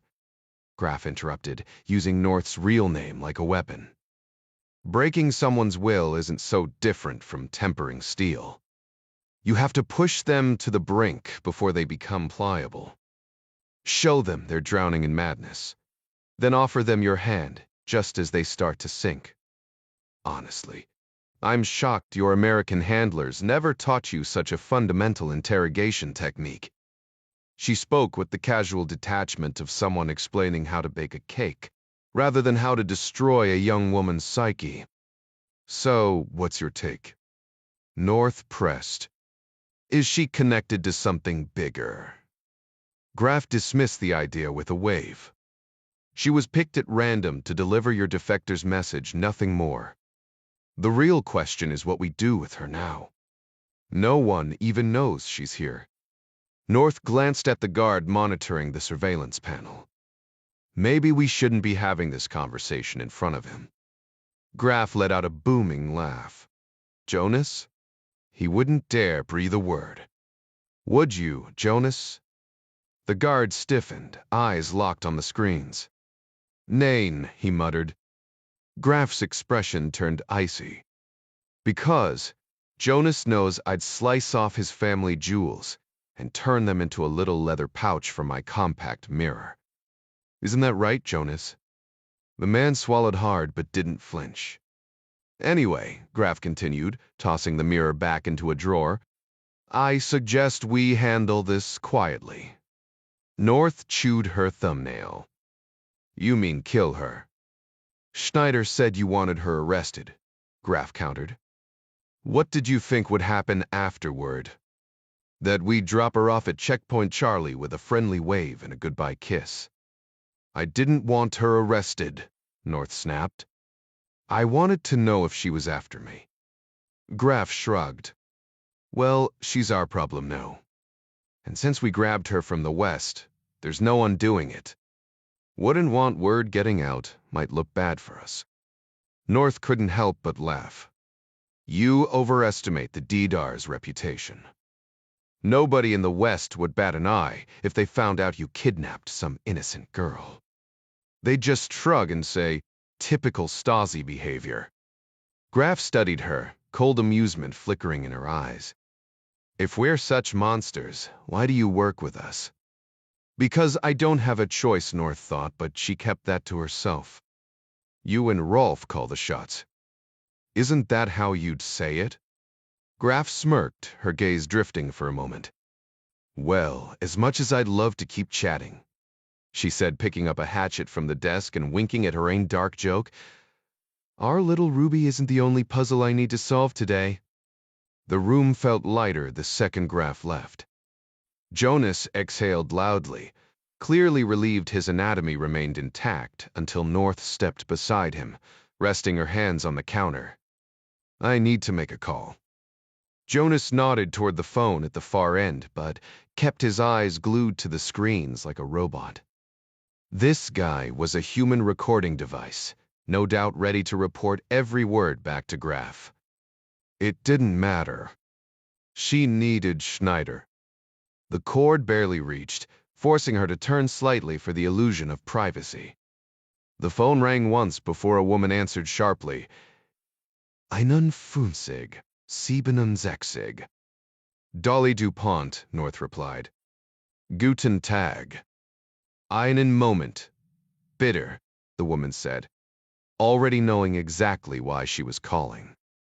The line crackled to life after a brief pause, likely the sound of a tape recorder being activated before Schneider's voice came through, cheerful and expectant. Hey there, Dolly. Eat shined. Give me some good news. Elke Hauptmann perched on an overturned paint bucket in the dim, unfinished space, the glow of a neon cafe sign flickering across the opposite wall. The 7th floor was a mess of construction debris. Carpet rolls leaned against exposed drywall, wood scraps scattered underfoot, and a discarded sheet of plastic pooled near her boots like something out of a crime scene. A broken window let in a biting draft, making the room feel like a freezer.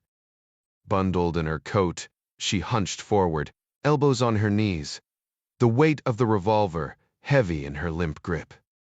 Guns were disturbingly easy to get in Berlin, if you knew where to look.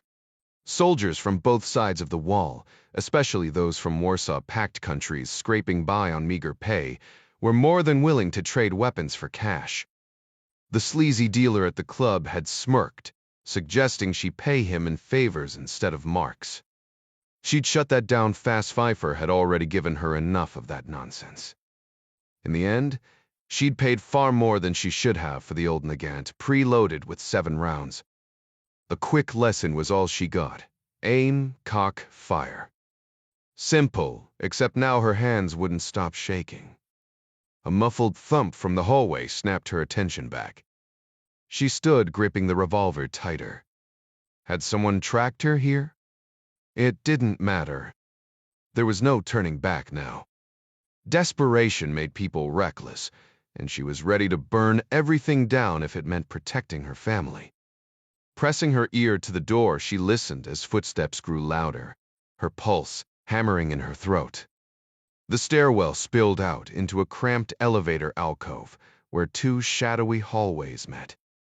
Ryan and Foley had gotten a quick glimpse of the building's layout earlier when an old man and his dog had forced them off on the 5th floor. You make a habit of this, Ryan muttered. Foley arched a brow. Sneaking into abandoned buildings with near strangers in hostile territory. It's the whole reason I signed up. Ryan had no snappy reply. There was something about her, a quiet confidence, without the usual arrogance. She moved with precision, cautious but decisive once her mind was made up. It reminded him of Kathy, though Foley carried something sharper, something more dangerous in her gaze. If he had to walk into this blind, he was glad she was the one beside him. The building's owners clearly hadn't bothered with safety. No exit signs, no lights, just darkness and the echo of their own footsteps. The dim glow filtering through the hallway came from the elevator alcove and a row of grimy windows at the far end. Construction remnants covered the floor, dried paint splatters, discarded tape rolls, and sheetrock nails scattered like someone had tossed them in frustration. The white doors stood out sharply against the shadowed walls. Left side 3 doors down, Foley murmured, nudging Ryan with her elbow.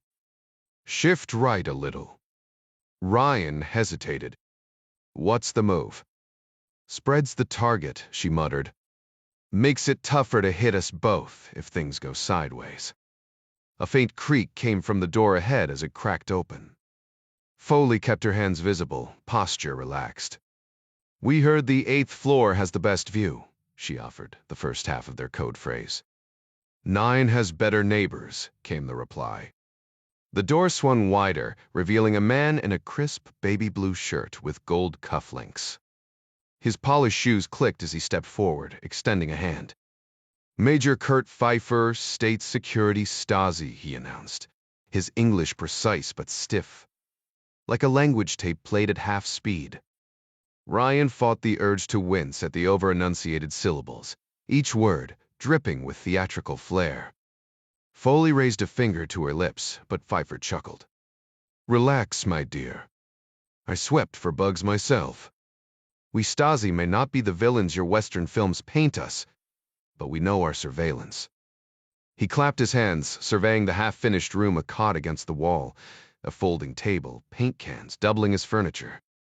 A tarp blocked the windows, leaving the space lit only by battery lanterns. "Construction's nearly done," he added with a smirk. "We'll wire the place properly later.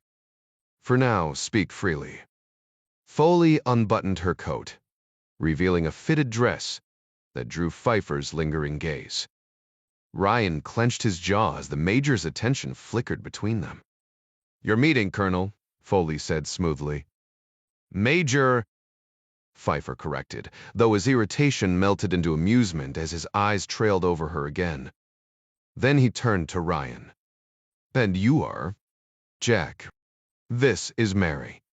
Pfeiffer's lips twitched as if tasting the lie. "Very well, Jack," he drawled.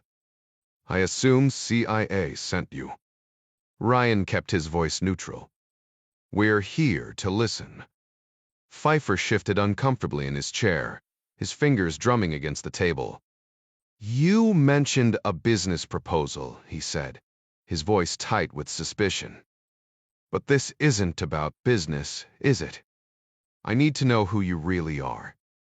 Foley leaned forward slightly, her expression unreadable. "We're the ones who can help you," she replied smoothly. "But like we said, this is your meeting. So tell us, what do you want?" Pfeiffer let out a derisive laugh, his gaze flicking between Ryan and the door. He adjusted his suit jacket with deliberate slowness, letting the fabric shift just enough to reveal the holster beneath. "You sound like the Stasi," he muttered, jerking a thumb toward Ryan. "Setting me up to confess to something." Ryan didn't flinch. "You called this meeting," he pointed out. "We showed up. So either make your move, or we're done here." Pfeiffer exhaled sharply, his hands dropping to his sides. "Fine," he snapped. "I want to defect. I'm offering my services to the United States." Foley's lips curved into a faint smile. "That can be arranged," she said. "Assuming you're telling the truth about who you are." Pfeiffer's eyes locked onto Ryan. "You wouldn't be here if your government wasn't interested in what I have radar avoidance tech, for starters." Ryan shrugged. "Maybe. But first, we need proof you're who you claim to be." Pfeiffer's voice dropped to a harsh whisper. "Do you have any idea what I'm risking? If we're caught, your people will be thrown in prison, broken bones, missing teeth, the usual. But me? They'll make an example of me. Torture won't just be about information, it'll be about pain. Prolonged, excruciating pain. So yes, I'm exactly who I say I am. And if you don't help me, I'm already a dead man." Next door, Elke Hauptmann pressed a length of plastic pipe against the wall, her ear pressed to the other end. It worked better than those ridiculous water glasses they used in films. Her breath caught in her throat. She'd known Pfeiffer was meeting someone, but she'd assumed it was another one of his victims, not this. Maite, treason. The word sent a thrill through her. Pfeiffer, the smug bastard who'd planted bugs in her apartment, who'd tormented women without a second thought, was now spilling secrets just inches away. She bit her lip to keep from laughing. She'd come here to kill him. but fate had handed her something far sweeter. If she played this right, she wouldn't have to pull the trigger herself. Her pulse hammered so loudly she feared it might give her away. That morning she'd left Uwa with a kiss, knowing he had no clue about the murder she'd planned, or the fact that she'd been sleeping with the very Stazzi officer, now whining about his importance on the other side of the wall. The Ministry for State Security's headquarters, that ugly baby yellow building Berliners called the Round Corner, was just a few blocks away. And soon, Pfeiffer would wish he'd never set foot in it. Pfeiffer's office occupied the second floor, shared by his secretary, Marta Wunsch, a striking woman with broad shoulders and an ample figure she accentuated with snug cashmere sweaters. Her golden braids cascaded down her back, giving her the appearance of some idealized figure from an old propaganda film. Elke had never encountered her in person, but Pfeiffer made sure she knew all about his Marta, boasting endlessly about the woman's unwavering loyalty. It was bad enough that he forced himself on Elke, but his constant references to Marta twisted the knife further, as if he expected her to feel jealous over a man she despised. Marta knows just how I like my coffee. Marta waits for me every morning without fail. The smugness in his voice made her skin crawl. She knew he'd be at his office. By midday, he finally emerged, climbing into his black Leda and scanning the street with half-hearted suspicion. He took a meandering route, circling blocks as if testing for a tail. Elke kept pace on her Schwalbe scooter, weaving through traffic unnoticed. No one paid attention to two-wheeled threats, which was exactly why so many riders ended up flattened by careless drivers. He made several stops. Each had shops staffed by women who flinched at his presence, their forced smiles barely masking their discomfort. Then came an odd detour, an abandoned typewriter repair shop where he slipped an envelope through the door. Elke considered retrieving it, but he was already moving. By nightfall, she trailed him to an apartment building under renovation. He parked discreetly, glancing around with the subtlety of a bad spy before grabbing a suit bag and a small cooler from his trunk. Of course, Pfeiffer's three vices: tailored suits, indulgent meals, and women. He was meeting someone. She followed, slipping into the adjacent apartment when he disappeared inside. The empty construction site was perfect, no witnesses, no locked doors. She waited, gripping the revolver, imagining his shock when she kicked down the door. But pulling the trigger wasn't as simple as she'd thought. Then the Americans arrived, and suddenly she didn't have to. Now, watching Pfeiffer squirm under Foley's interrogation, Elke almost pitied him. His lip trembled as he stammered, "I must confess, I imagined this going differently. Tell me, Jack, how do I prove myself?" Foley, the seasoned operative, didn't miss a beat. "Start by explaining the dead boy on Cleali." Pfeiffer's face twisted in feigned confusion. "Who and sport it, Freddie Heinrich," Foley said coldly. The name hung in the air like an accusation. "The young punk rocker you hired to snatch Ruby Keller's purse and cause a distraction that 19-year-old kid was just a pawn in your game." Pfeiffer's tongue flicked across his lips, reptilian and calculating as he met Foley's gaze. "An unfortunate complication," he admitted, his voice smooth. "I didn't bother learning his name, or even the girl's Keller, was it? She was just a convenient target, visiting that dingy cafe near your consulate every day like clockwork. The boy got 5 marks to grab her bag and slip in my message." Foley pressed, her tone sharp. "And then you poisoned him." Pfeiffer barely flinched, his composure unshaken. If anything, he seemed amused. "Sig Bose parried, Sutter's quite. You know how the KGB and my own Joe operate. They tail your diplomats relentlessly. My guess? They were already watching Keller. When they saw the mugging, they assumed it was a handoff and moved in. Ryan cut in, skeptical. And the woman who returned the purse." Pfeiffer shrugged.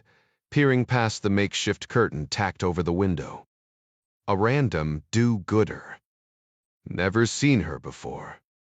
Lucky for me, my message wasn't compromised. Ryan and Foley exchanged a glance. Neither bought his story. The kid had been silenced, and that good Samaritan was probably dead if she knew too much. Foley crossed her arms, tilting her head. Let's pretend, just for a second, that this fairy tale of yours is true. Why go through all this trouble? Pfeiffer whirled around, irritation flashing in his eyes. What do you mean, why? Ryan couldn't tell if he was rattled or just insulted. They weren't rolling out the red carpet.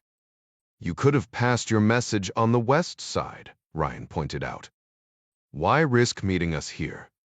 Berlin's packed with soldiers, diplomats, and traitors.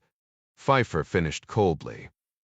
I know of at least one turncoat among you. There are likely more. Picking the wrong person to trust would have been a death sentence. Ryan leaned in. This mole got a name for us? That earn you some goodwill. Mille Pfeiffer smirked. Bus des die Kaminer. You don't trust me? The feeling's mutual. Ryan studied him the tailored Savile Row suit, the polished but well-worn Oxfords. This wasn't some paper pusher. He was a field operative with expensive tastes. Pfeiffer exhaled sharply, like a child denied his way. I'm handing you intelligence gold, and you're treating me like a suspect. Foley's smile turned unexpectedly gentle. Major, if I showed up in East Berlin with a story like yours, would you believe me without proof? Tester Peace coughed. If the intel was valuable, I wouldn't question the source. She arched a brow. People defect for 3 reasons: money, ideology, or survival. Which one's yours? Let's cut to the chase. Our higher-ups need solid reasons before they'll trust you. Pfeiffer dismissed her with a flick of his hand, as if swatting away a nuisance, then locked eyes with Ryan. This radar-cloaking tech we're discussing. We're talking about true invisibility. Doesn't that spark your ambition? This could launch your career into the stratosphere. Ryan gave a measured nod. I won't deny it's intriguing. But like my colleague said, if roles were reversed, would that be enough for you? Pfeiffer's expression twisted into something between a scowl and a sulk. Like a spoiled kid in a tailored suit. Fine, probably not. Silence stretched between them as Ryan and Foley let him simmer. He paced the room twice, peeked through the tarp-covered window again, then spun around with a theatrical sigh, shoulders slumping in defeat. Let me tell you a little story, more of a joke, really, but it makes my point. Picture Erich Honecker, East Germany's top man, on a state visit to Moscow. Khrushchev rolls out the red carpet, fine wine, lavish dinners, even a lineup of stunning Russian women to, well, let's just say he was thoroughly entertained. Pfeiffer shot Foley a suggestive grin, but when she didn't bite, he plowed ahead. At the end of the trip, Khrushchev gifts Honecker a sleek new Zeal 41004 limo. Black as midnight, fit for a leader. But when Honecker goes to leave, he discovers there's no engine. He protests, of course. Khrushchev just laughs and says, "Why would you need a motor when you're only headed downhill?" Foley crossed her arms. So, you're saying East Germany's doomed. You're an intelligence, darling. How long do you think the DDR has left? It's dusk after 4. Wie's your Stapley? The Soviets are drowning in their own mess. They've left us to rot. Our so-called socialist paradise. It's crumbling plaster and rusted pipes. If your spies were half as sharp as you claim, you'd see this country's held together with Honecker's delusions and the sweat of coal miners. Soon, there won't even be an East Germany to betray. Men like me, we've done ugly things to keep this sinking ship afloat. And when it finally goes under, what's our reward? We'll vanish into the shadows if we're lucky. If not, we'll swing from a noose in some show trial or catch a bullet from some bitter comrade crying about injustice. His voice turned icy. I've seen enough blood, Jack and Mary, or whatever aliases you're using today. I won't end up as wallpaper decor because I was good at my job. Ryan exchanged a glance with Foley. Time to nudge him further, but gently. They were still on his turf. What there is saying, a police state's not so bad when you're the one holding the baton. Pfeiffer's lips curled. Exactly. So, what's your play? Foley asked. Simple, he said, lighting a cigarette from a crimson pack with practiced ease. I hand you the keys to invisibility tech. You give me a new life in America, somewhere sunny, preferably. And spare me the job training nonsense. I'm too old for that circus. No need for your usual cloak and dagger extraction, either. I'll stroll into your embassy on Clele myself, once you guarantee I won't end up in a ditch. Fly me out from West Berlin like a civilized person. Foley nodded. We can make that happen if your intel checks out. Pfeiffer exhaled a slow stream of smoke, his smirk razor-sharp. Oh, it will. Ryan and Foley tensed, half expecting hidden surveillance teams to burst in at any moment. The Stazzi officer casually lit a cigarette, plucking a stray tobacco strand from his lip before flicking it dismissively toward Foley. Valuable, measurable. You're speaking to a Stazzi major. The intel I carry would make you wet yourself, sweetheart. He exhaled a thick plume of smoke before locking eyes with Ryan. What I'm offering is... Eyes on me, Major. Foley cut in, her polite facade vanishing. Not him. We'll meet your price, but you'll need clearance first. Ryan sensed their advantage. Pfeiffer hesitated, cigarette dangling between his fingers as he weighed his next move. Finally, he leaned toward Foley with a calculated grin. I'll give you the mole's name. Foley's expression remained unreadable, but Ryan caught the flicker of intrigue in her gaze. That'd help establish credibility, she said coolly. But we don't operate on blind trust. Pfeiffer's jaw tightened, frustration simmering. So, I'm supposed to rot in East Germany while you tear each other apart over there? Nice try, Foley shot back. You could name anyone and watch the chaos unfold. The KGB loves that game. Silence stretched as Pfeiffer took another drag, his mind racing. Ryan reached for the cigarette, exchanging a knowing glance with Foley. This guy's a real charmer. Pfeiffer smirked, pulling out a pack of Roth Hendels.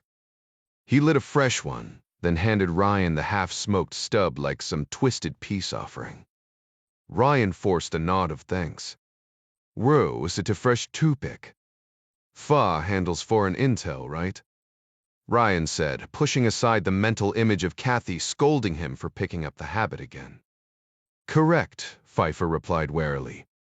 Our Directorate for Reconnaissance, as you'd call it. And your role? A muscle twitched near Pfeiffer's eye. I manage multiple programs. Yet you're stationed here, Ryan pressed. Most Joe operatives are abroad West Germany, elsewhere. Some of us stay, Pfeiffer snapped. I oversee Division A, military tech. But I know names, operations. Once we have a deal, I'll share them. Though, honestly, he blew a lazy smoke ring. We leave you. Infiltration to the KGB. You people have no clue. Ryan seized the opening. What about Nevada? Pfeiffer's eyes gleamed a predator scenting blood. Nevada. He took a slow drag, savoring the moment. It's a big place. Tell me what Chase is doing there. Oh, the stories I could tell, Pfeiffer murmured. But first, guarantees.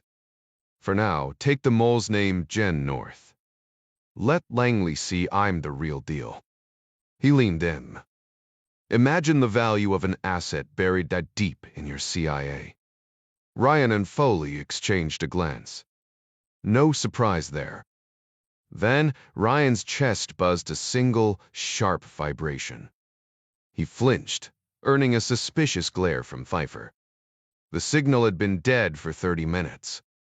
Earlier, sporadic pulses had marked Truly, Bishop's team tracking their location through Berlin's swarm of cops, both uniformed and undercover. Radio silence would have been far more alarming. Ryan edged toward the window, careful not to reveal himself as he lifted a corner of the tarp to scan the street below. The sidewalks weren't packed, but a steady stream of people moved past, some stumbling out of a dimly lit bar on the corner. Across the block, a solitary figure leaned against a beat-up brown Lada, bundled in a thick coat and fur hat. Even from this distance, Ryan could tell the man was holding something, probably a radio mic. His gaze swept the buildings methodically, lingering on rooftops before dropping to street level. Too far to catch his words, but the way he spoke into the device left no doubt. Seconds later, the gadget strapped to Ryan's chest vibrated. Berlin Station had intercepted the transmission. At least their gear was working. He shifted sideways, minimizing his silhouette. You should see this. Foley took his place at the window while Ryan kept watch on the major. If things went south, Pfeiffer wouldn't hesitate to put bullets in both of them before anyone could ask questions. His bosses might even pin a medal on him for it. Foley tugged the tarp aside, then glanced back. There's a guy parked down the street. Expecting company. Probably just Volkspolizei making rounds, Pfeiffer muttered, stepping away from the wall. Either way, we've overstayed our welcome. No more meetings. He yanked a neon green beanie over his ears and swapped his coat for a bulky wool sweater. A pair of thick framed glasses completed the transformation, unrecognizable from the man who'd walked in. His fedora and overcoat went into a crumpled paper bag, disguised as groceries. Before leaving, he fished out a cube of pool chalk and tossed it to Ryan. "Ner people for a papal. If they agree to my terms, mark the phone booth sign top edge, white on white. No one tool spotted unless they're looking. And for God's sake, make a fake call first. The Stazzi will be too busy listening to notice chalk dust." He rattled off an address. "If I see the mark, I'll turn myself in at the U." Mission. Ryan exchanged a look with Foley. Not happening. Pfeiffer's face went pale. What do you mean? We're done, Foley cut in. You're right, no more meetings. Ever. Duchav, Pfeiffer bristled. You can't just listen, Major, Foley said, her tone sharpening. I'll vouch for you if your intel checks out. But don't waltz into the mission. Your side's got it under surveillance. Once you're in, there's no backing out. I'm not backing out, Pfeiffer hissed. Then meet us at the McDonald's near Grunewald tomorrow. Noon. You know the spot. Pfeiffer hesitated. I need guarantees Jennifer North's already gone, Foley said flatly. Slipped out of the mission hours ago. We think she's in East Berlin by now. Ryan shrugged. You'll live longer on our side. The major twisted his scarf like a noose. I'll consider it. Be there, Foley said. Pfeiffer gave a stiff nod before vanishing into the hallway. His exit as slinking and pathetic as the traitor he was. The CIA had no qualms about meeting Pfeiffer's modest demands if he proved to be a genuine defector. He might have been a despicable person, reckless, morally bankrupt, but in the world of intelligence, traitors were a rare and valuable commodity. More often than not, the first rat to abandon ship got the sweetest deal. It was an ugly truth Ryan was coming to understand. The agency frequently dealt with monsters, tyrants, killers, predators, as long as they had something useful to offer. In exchange, they got a fresh start, a fat paycheck, and a clean slate at least on paper. Of course, expecting them to stay on the straight and narrow was a joke. Most couldn't help but revert to form, but by then, the CIA had already squeezed them dry. Ryan glanced out the window. "Looks like the Lada's pulling out," he muttered. Down the street, the car's headlights flicked on, exhaust curling into the cold air. Foley was already buttoning her coat, thumbs flying over the Srax keypad. "We need to move. But first, Berlin Station needs confirmation Gen North might have flipped." "Might?" Ryan scoffed. "Come on, Mary Pat." She bolted. "A Cam's razor says she's dirty." Foley grimaced, finishing her message before stepping to the window. "I know. But the KGB loves tossing out false leads just to watch us tear our own apart." Ryan shifted gears. "You sending that from here?" "Not yet," Foley said. "Signal's stronger higher up. It transmits in an 8-second burst, supposedly harder to track, but I don't want to stick around after hitting send." "Ready when you are." Foley kept her eyes on the street. "Just scoping it out before we step into the wild. By the way, did you see Pfeiffer's face when you mentioned Nevada? Guy looked like he was about to lose his lunch." "What's that about?" "Either he knows something he's hiding," Foley mused, "or he's terrified he doesn't know enough to be useful. My money's on the latter. His old regime's crumbling, and he's scrambling for a lifeline. And making sure he's got enough intel to bargain with."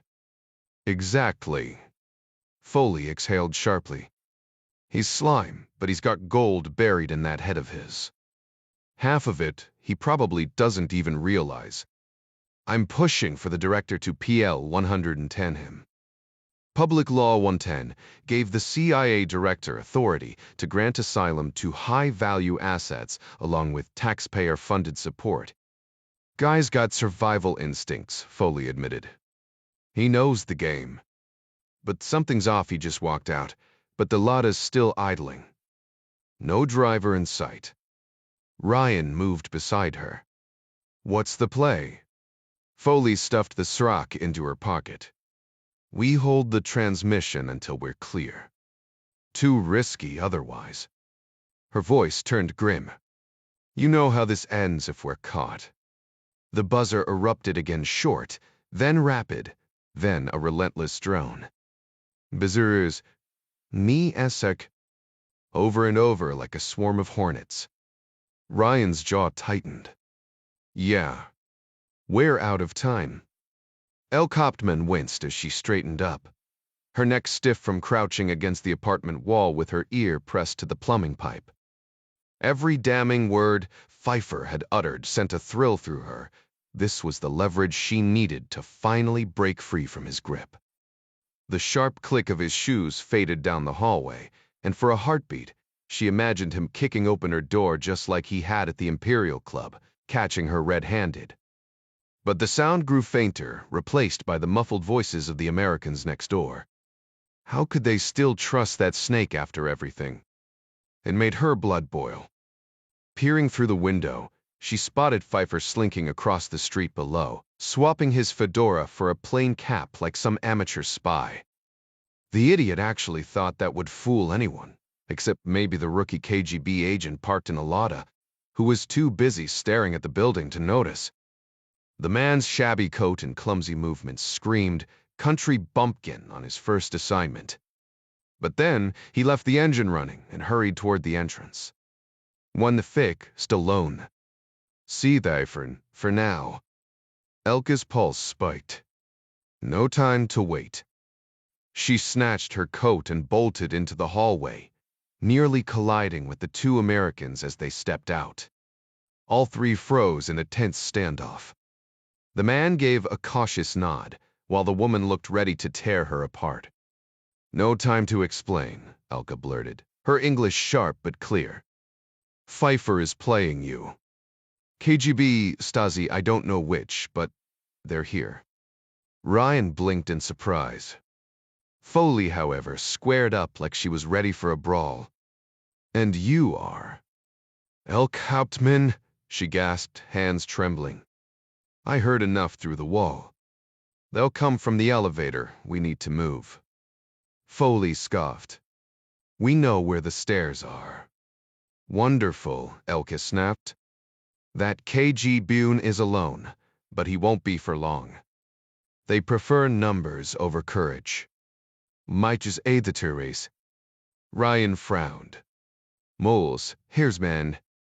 That's new. Yes, Hauptmann. Das Hose hissed. I'll explain later, but not here. Foley's eyes narrowed. Why should we trust you? What's your deal with Pfeiffer? Elke threw her hands up. I was here to put a bullet between his eyes. Happy? Now let's go. A metallic chime cut her off as the elevator doors slid open down the hall. Chai Japto. Yokas spat. He came up alone. Every instinct in Ryan screamed to stand his ground. Instead, he lunged toward the elevator, better to face the threat head-on than get shot in the back. The elevator bell chimed once more as the doors parted, exposing a burly man who instinctively reached for the Makarov pistol on his hip. Built like a linebacker with broad shoulders straining against his thick coat, he towered over Ryan by 50 pounds of pure muscle. A stream of Russian curses erupted from his lips as he yanked the weapon free. Ryan didn't hesitate. He lunged forward, slamming the guy into the elevator wall with enough force to rattle the lights. Grappling for control of the gun, Ryan drove his shoulder into the man's ribs while hammering his knee upward, aiming for the groin but mostly hitting thighs in the chaotic scuffle. The Russian wasn't going down easy. Even pinned, he landed brutal kidney punches with his free hand, each one sending white-hot pain through Ryan's side. With a grunt, the guy twisted, planting a boot against the wall to shove them both backward. The elevator shuddered as they crashed into the opposite panel, the doors sealing shut behind them. The car lurched downward. Ryan saw his opening. He snapped his forehead up, cracking the guy's nose. Not a clean hit, but blood sprayed across the man's face as he reeled. The Makarov clattered to the floor. The Russian shook it off like a bad hangover, diving for the gun. Ryan stomped his boot into the guy's cheek, sending him sprawling, then kicked the weapon toward the corner. Behind him, Ryan jabbed at the control panel, mashing buttons. If this guy's buddies were waiting below, he needed to stop this elevator before it turned into a shooting gallery. Meanwhile, Foley barely missed slipping through the closing doors. She whirled, snagging Elkiptman's sleeve as she bolted for the stairwell. Move. Refrezisida deng. Hauptmann stumbled after her, bewildered. The elevator's crawling. We can outrun it. Foley didn't wait for agreement. The stairwell door exploded open under her shoulder, hinges screaming. You came here to kill Pfeiffer, right? Foley panted, taking the steps two at a time. Hauptmann nodded, struggling to keep up. Then hand me your damn gun. Back in the elevator, Ryan and the Russian circled like wounded predators, both bleeding, both calculating. Makarov lay just out of reach, a deadly prize for whoever dared to grab it. Ryan's ribs ached, his vision swam, but his dad's voice echoed in his skull. Fights aren't won by waiting. You hit first, hit hard, and don't stop. So he did. A flurry of jabs, a crushing right crossed the Russian's head, snapped back, teeth painted red. But the guy just grinned, wiping blood on his sleeve like it was barbecue sauce. Ryan's punches might as well have been love taps. This wasn't a fight. It was a damn endurance test. Ryan kept up the brutal pace, driving punishing blows into Ryan's ribs with no sign of fatigue. Ryan staggered, his back hitting the wall as he fought to stay upright. The Russian let out a dark laugh, but the moment was cut short when the elevator shuddered to a halt behind them. The ding of the arrival chime was almost mocking, the doors sliding open with a tired groan like they couldn't wait to be rid of the fight. The Russian's gaze flicked toward the sound just for an instant, but it was enough. Ryan seized the opening, shrugging off the pain as he lunged forward. His fist connected with a sharp crack against the man's ear, sending him reeling. Before the Russian could recover, Ryan drove his foot upward in a vicious kick. The man doubled over with a choked groan, only to meet Ryan's knee on the way down. He collapsed hard, right on top of the fallen pistol. Ryan dove for the Makarov, but the Russian snarled and hurled him backward, sending him sprawling into the glaring lights of the fifth-floor hallway. Scrambling on his hands and knees, Ryan barely dodged the deafening crack of a gunshot as the bullet zipped past his head. The Russian barked something in his native tongue, every syllable dripping with menace, before the elevator doors tried to close. A heavy boot jammed into the gap, forcing them back open. Ryan rolled to his feet, exposed in the middle of the corridor. A door cracked open down the hall, then slammed shut just as fast when its occupant caught sight of the chaos. The Russian stepped out cautiously, scanning for threats before locking onto Ryan again. Then from the far end of the hallway, frantic footsteps, a sharp cry. Both men turned. The Russian fired wildly, the bullet ripping through Ryan's coat but missing flesh. Ryan's eyes snapped toward the noise just as Mary Pat Foley skidded to a stop, bracing herself with a revolver in both hands. Beside her, Elke Hauptmann stood frozen, hands clamped over her ears. 2 shots rang out in rapid succession. Foley staggered, catching herself against the wall as her face twisted in pain. The Russian didn't move. His pistol slipped from his fingers, clattering to the carpet before his knees buckled. Blood sprayed from his throat in a crimson arc, pooling beneath him as he crumpled face first to the ground. Foley's aim had been deadly, 1 bullet to the gut, the other shredding his collarbone and artery. Ryan snatched up the Makarov, but Foley's voice cut through the ringing in his ears. "Check his pockets," she demanded, her voice weakening. "I want to know who just tried to kill us." Ignoring her injury, she waved him off when he moved toward her. No. Inside the man's coat, Ryan found a worn credential folder. The photo showed a stern face in a Soviet military uniform, Mikhailov, Vladimir, beneath the emblem of the KGB.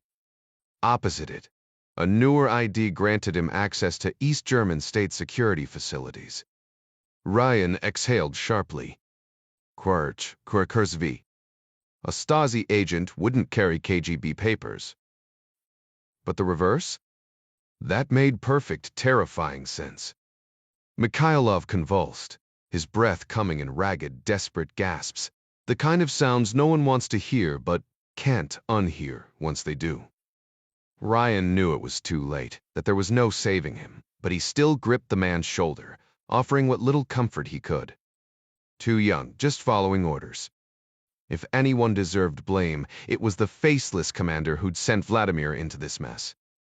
Elke stood frozen, her eyes locked on the dark stain creeping across the floor. A choked sob escaped her before she doubled over, retching. "Freebierdiet. Mr. Deed. I've never." She wiped her mouth with her sleeve, forcing herself to focus. "We have to move. Now." Ryan shoved the Makarov into his pocket, tucking the Russian's credentials back into his coat. He gave Elke a quick squeeze on the shoulder before turning to Foley. Her face was ghostly pale, sweat glistening on her upper lip. "Damn it," she muttered, her voice shaky. "This isn't good." The constant buzzing in Ryan's chest rig had become background noise. He snatched the heavy revolver from Foley before it slipped from her grip, then motioned to Elke, passing it off. The blood seeping down Foley's leg was hidden by her dark leggings, but every step left a smeared trail. Ryan reached inside her coat, checking for wounds, but she jerked away. "No time for that. Can you walk?" Foley shot him a pained smirk. "Unless you've got a better idea than staying here." A door down the hall creaked open. A little girl, no older than 10, peeked out. "They're coming," she hissed before slamming it shut. Elke straightened, her voice steadier now, This way through the basement. Ryan hooked Foley's arm over his shoulder. Where'd they get you? Not sure, she gritted out.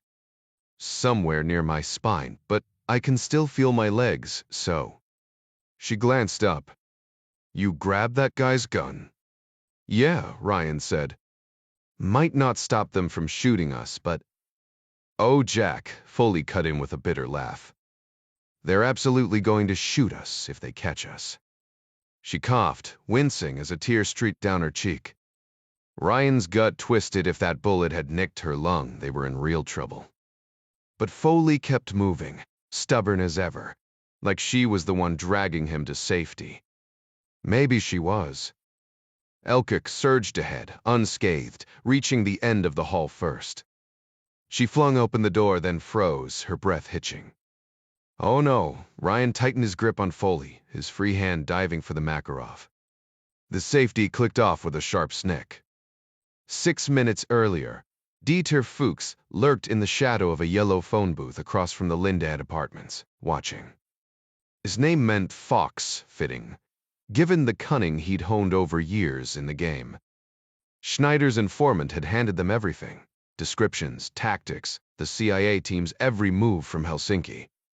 Tracking the American pair to their meeting with Callisto should have been simple.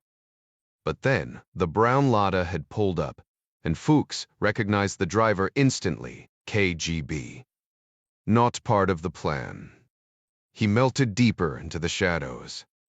The Trinité worked with the Russians often, but tonight? Tonight was different.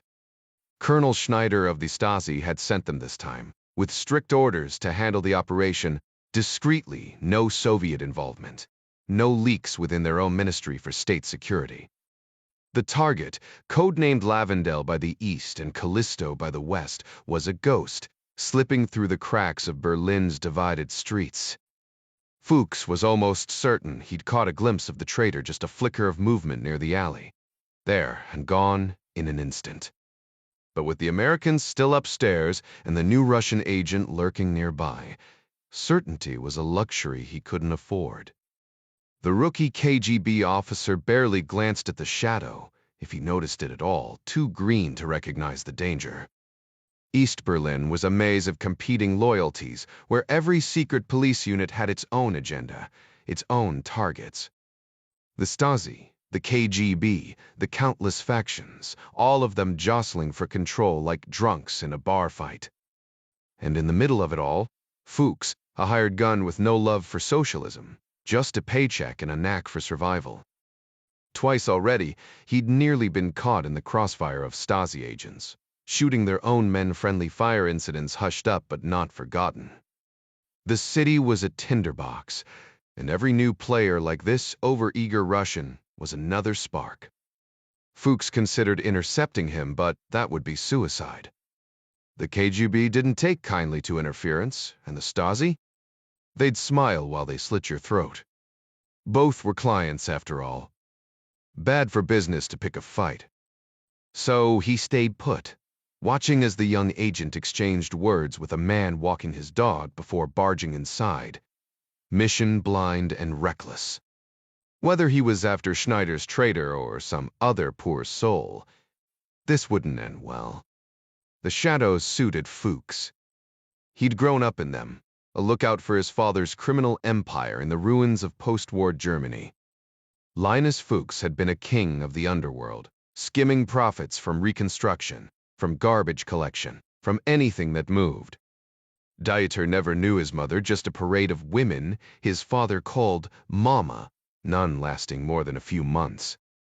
By the time he was 10, his old man had made and lost a fortune, leaving Dieter with nothing but instincts sharpened in the dark. And right now, those instincts told him to wait, to watch, and to stay alive. The parade of women in Linus's life shifted from the beautiful to the broken faces lined with hardship, souls as battered as their bodies. They weren't there for his wealth, but for scraps of warmth and a meal, though even that came at the cost of his father's explosive temper. Dieter hadn't planned to run away at 14, but the shadows of the streets felt cleaner than the stench of desperation at home. In the darkness, he carved out a life, turning violence into currency. Selma and Felix stumbled into his path when he needed backup, a duo so inseparable. He hired them both, fully intending to dispose of them after the job. But contracts kept coming, and against his instincts, they became essential.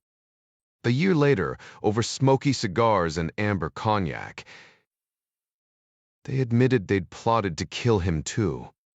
Laughing, they agreed to see where the partnership led. The screech of tires on icy pavement snapped Fuchs back to the present. Two beat-up Ladas and a coughing Trabant skidded to a halt outside the apartment. 4 men climbed out, the boss barking orders while one leaned into his car radio. Pedestrians, scattered housewives, bolted across the street, splashing through filthy slush to avoid the secret police. Then, like a ghost, a figure in a wool cap stepped from behind a concrete planter Fuchs hadn't even noticed. The man swayed, drunk on his feet, except his eyes were sharp as knives. Fuchs raised a monocular, shielding the lens. The stranger's face was hidden, but the way he moved told Fuchs everything. John Clark's gut twisted. The Helsinki team had gone silent. They'd been careful, rotating positions to avoid suspicion, but now nothing. The brown Lada's arrival had set off alarms. Hiding behind a tree, Clark watched the driver, then froze at a woman's scream down the block. Fresh scuffs marred the snow, and a dark stain spread on the pavement. Blood. The KGB's wet work squad was here, hunting his team. By the time he doubled back, the Lada's driver had vanished inside.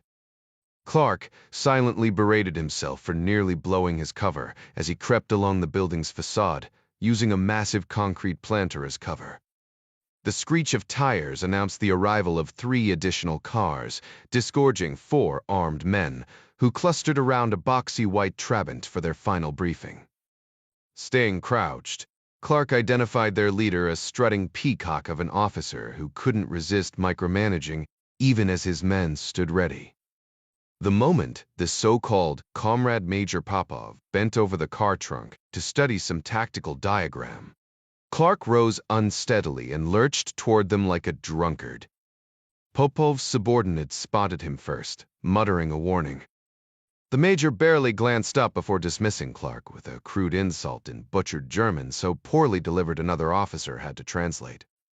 Clark played his role perfectly, raising his hands in mock surrender while continuing his unsteady advance. Popov's face flushed with anger at this perceived challenge to his authority. When his men moved to intercept, the major waved them off. This was personal now. The distance closed to 10 feet. 4 armed threats stood clustered together, their weapons trapped beneath winter layers. Clark's hand found the Glock in his jacket, as their brains still processed the scene, that critical OODA loop disrupted by sudden violence. 2 rounds to each center mass, left to right in efficient succession. The first Russian hadn't even collapsed by the time Clark put the final bullet through the last man's skull. Blood sprayed across the Trabant's hood as Popov choked out his last breath, toppling onto his men like a felled tree. Clark didn't wait to check their body armor. He knew his work was done. Adjusting his wool cap to appear less suspicious, he strode toward the lobby just as a shaken resident emerged from the elevator. 5th floor. It's bad. The man stammered in broken Russian, mistaking Clark for reinforcements before scurrying away with his trembling terrier. From the shadows, Dieter Fuchs exhaled sharply. He'd never seen anyone dispatch 4 trained operatives with such brutal precision. The American moved like death itself, calculating, inevitable. Fuchs was certain the man was American. Unlike the Stazzi, KGB, or other Soviet bloc agencies that outsourced their dirty work, a practice that had lined Fuchs's pockets handsomely, the Americans preferred handling their own operations. They demanded control, and if someone needed eliminating, they didn't delegate. The biting wind cut through his coat as sleet stung his face, shifting between snow and freezing rain without warning. The gloom deepened, shadows stretching like grasping fingers, thickening the tension in the air. Whoever this assassin was, he moved with terrifying precision. But escape? That seemed impossible.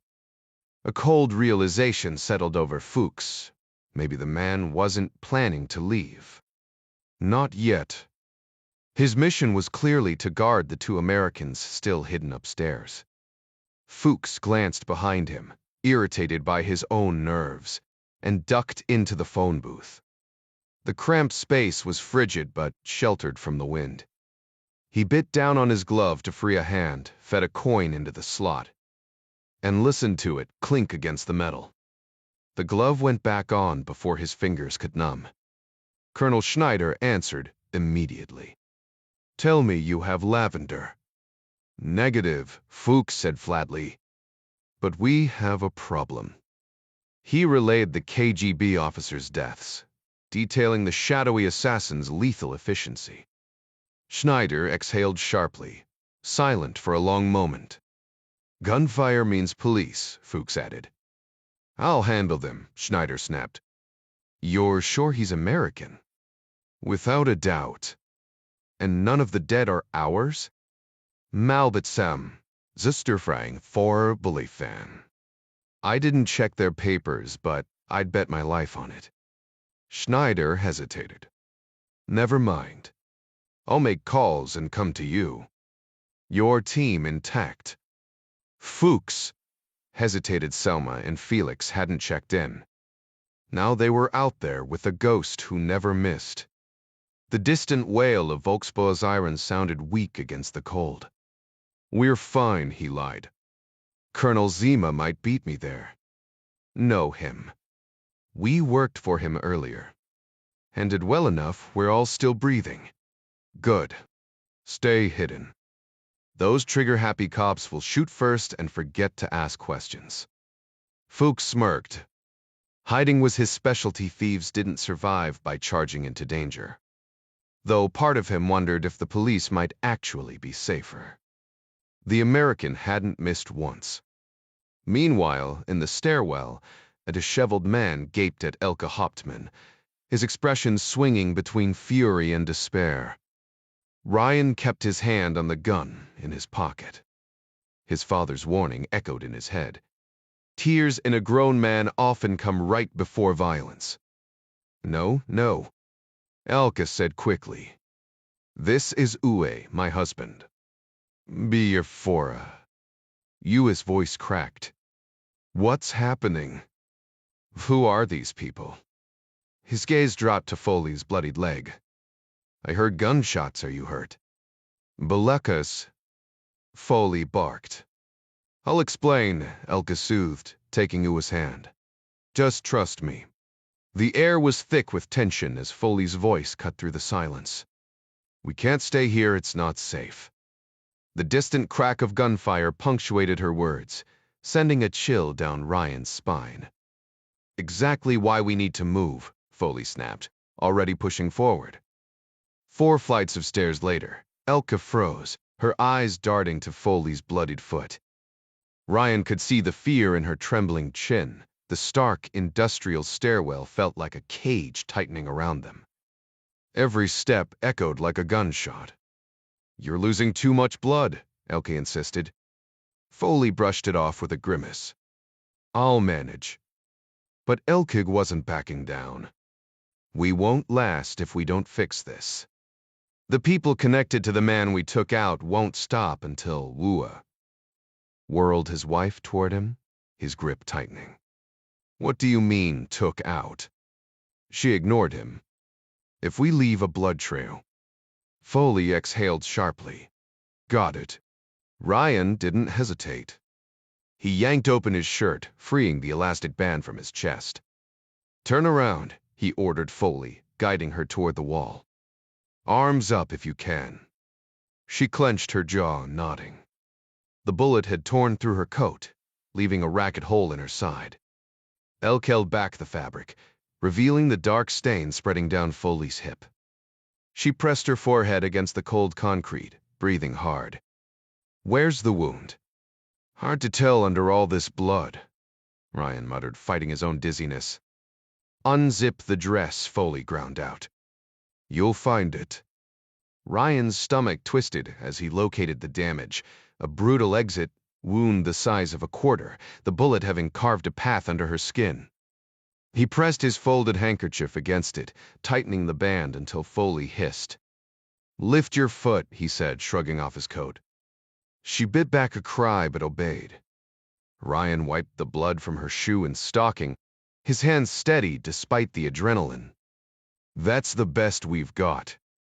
Foley straightened, jaw set. Then let's move. Elke dragged you along, his face pale with shock, while Ryan kept Foley upright. The basement loomed ahead, a relic from another era, its tunnels lined with dust and cobwebs. Only Elke's footprints marked the path. This was my escape route, she admitted. After I killed Pfeiffer. Dug in his heels. You what? Elke rolled her eyes. Planned to. Didn't. Now move. By the time they reached the street-level stairs, Foley was shaking violently, her weight sagging against Ryan. If his mental map was right, they'd emerge a block away, putting the towering Lind apartments behind them. The air smelled of damp concrete and old fear, but at least they were alive for now. Elke glanced toward the street where her scooter waited. Mine's right out front, she said, turning to her husband. Where'd you leave yours? Down the block, he replied. Hidden from view, just like you'd want. Perfect, Elke said, squeezing Ryan's arm. You remember how to ride. Ryan shrugged. It's been years, but I'll manage. Good. Take your friend and follow us on my Schwalbe. Uwe and I will go first. Dava scowled, kicking at the slush. And where exactly are we going? Elke grabbed his hand, softening her tone. I'll explain everything, darling. But if you don't fetch that scooter now, we'll all end up dead. The biting cold jolted Foley back to consciousness, just long enough for them to hoist her onto the small bike.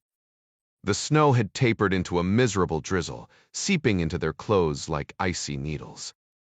Ryan clenched his jaw to keep his teeth from chattering. He wasn't usually one to panic, but the situation was pushing his limits.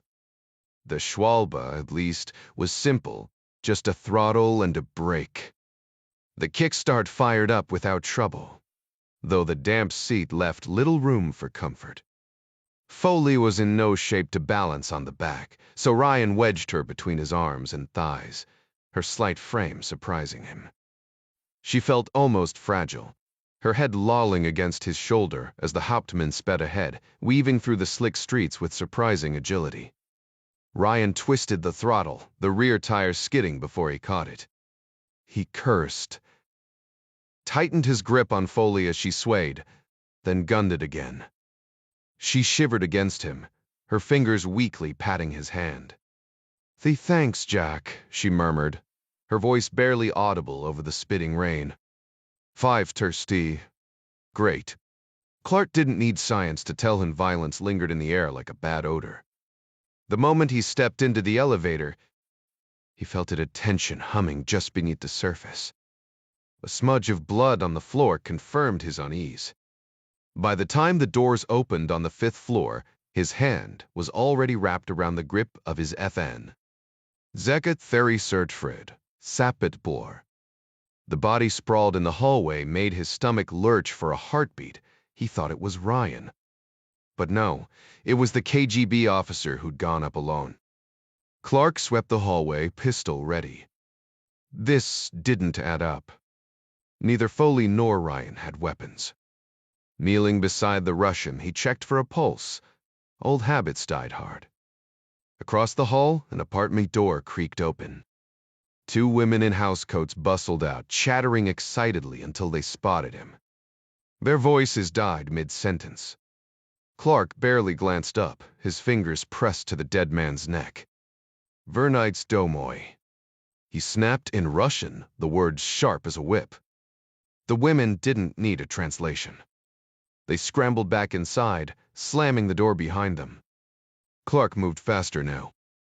3 dark stains marred the carpet farther down the hall, fresh blood, a lot of it. Someone else had been hit. And whoever it was, they hadn't gone down quietly. Clark scanned the dimly lit hallway, his sharp eyes searching for any trace of the individuals he'd sworn to safeguard. Though he rarely let anxiety take hold, concern gnawed at him, not paralyzing, but sharp enough to sharpen his focus. A fresh trail of crimson droplets led him deeper into the corridor, each step revealing more. Near the stairwell, the outline of a woman's shoe stood stark against the floor. He dragged his boot over the mark, erasing what he could before the KGB or Stazzi arrived. Mary Pat's bullet wound would be hard to miss, but every erased clue bought her time. The blood vanished abruptly on the 4th floor, landing no body, just silence. That had to mean she was still moving. Now, instead of following red streaks, he tracked subtler signs of scuff in the dust, a door slightly off its latch. Occasional smears of blood confirmed he wasn't chasing ghosts. Pushing through a rear exit, icy rain slapped his face.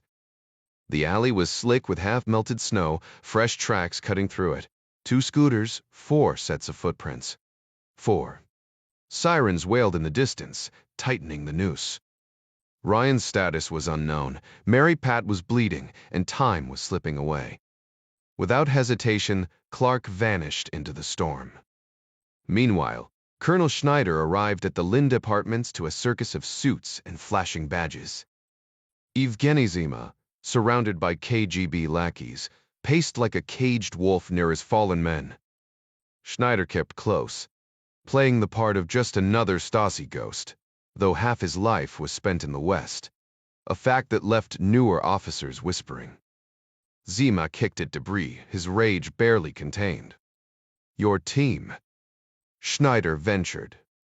Zima's glare could have melted steel. "Get to the point." Schneider chose his words like a man defusing a bomb. "I have a source. There's a traitor in the data someone offering intel to the Americans." Zima's laugh was razor thin. "Traitors are like rats. They're everywhere. Why waste my time?" "Because this rat's inside the CIA," Schneider countered. "Codename Levendel. An American team's here to extract them." Zima's nostrils flared. "And you waited until now to mention this." Schneider held his ground. "Some secrets," he said quietly, "are best kept close." The air between them crackled. Trust was a currency neither carried. Zima locked eyes with the man across from him, the weight of the moment pressing down like the damp night air. "We trust you," the officer had said, "but we've kept the circle tight. Our priority is stopping the traitor before he causes irreparable damage." "Have you?" Zima cut in, his voice sharp as a blade. The officer blinked. "What? Stopped Lavender before he did any real harm?" Zima shoved his hands into his coat pockets, nostrils flaring as he exhaled. His gaze dropped to the corpse, sprawled in the gutter, one arm dangling limply over the curb, fingers curled as if still clawing for life. The man's face was obliterated, point-blank execution. Schneider recognized the work. A 9mm Luger left wounds like that, not the smaller Makarovs. The other 3 had been shot clean through the chest, their bodies piled together like discarded dolls. "That one was Major Popov," Zima muttered, staring into the void. "I could have been me. I was with him 2 hours ago." His jaw tightened. "You think the Americans had a hand in this?" Schneider hesitated. "This? No idea. But they're here negotiating a defection." "Americans." Zima spat, slamming his fist into his palm with each word. "We have rules. They know the rules. Stolhivra's traitors. Fine. Kill them, torture them, everyone does it. But officers, you're off limits." His face twisted in fury. "What if I gunned down 4 CIA operatives? They'd scream for sanctions, expel every Soviet diplomat in Washington. Well, screw that. They kill 4 of ours. I'll take 10 of theirs. Schneider scanned the street for Fuchs, the one man who might make sense of this mess. No sign of him. Not the time to bring up his theory. Zima was beyond reasoning. Better to redirect. What about upstairs? He asked.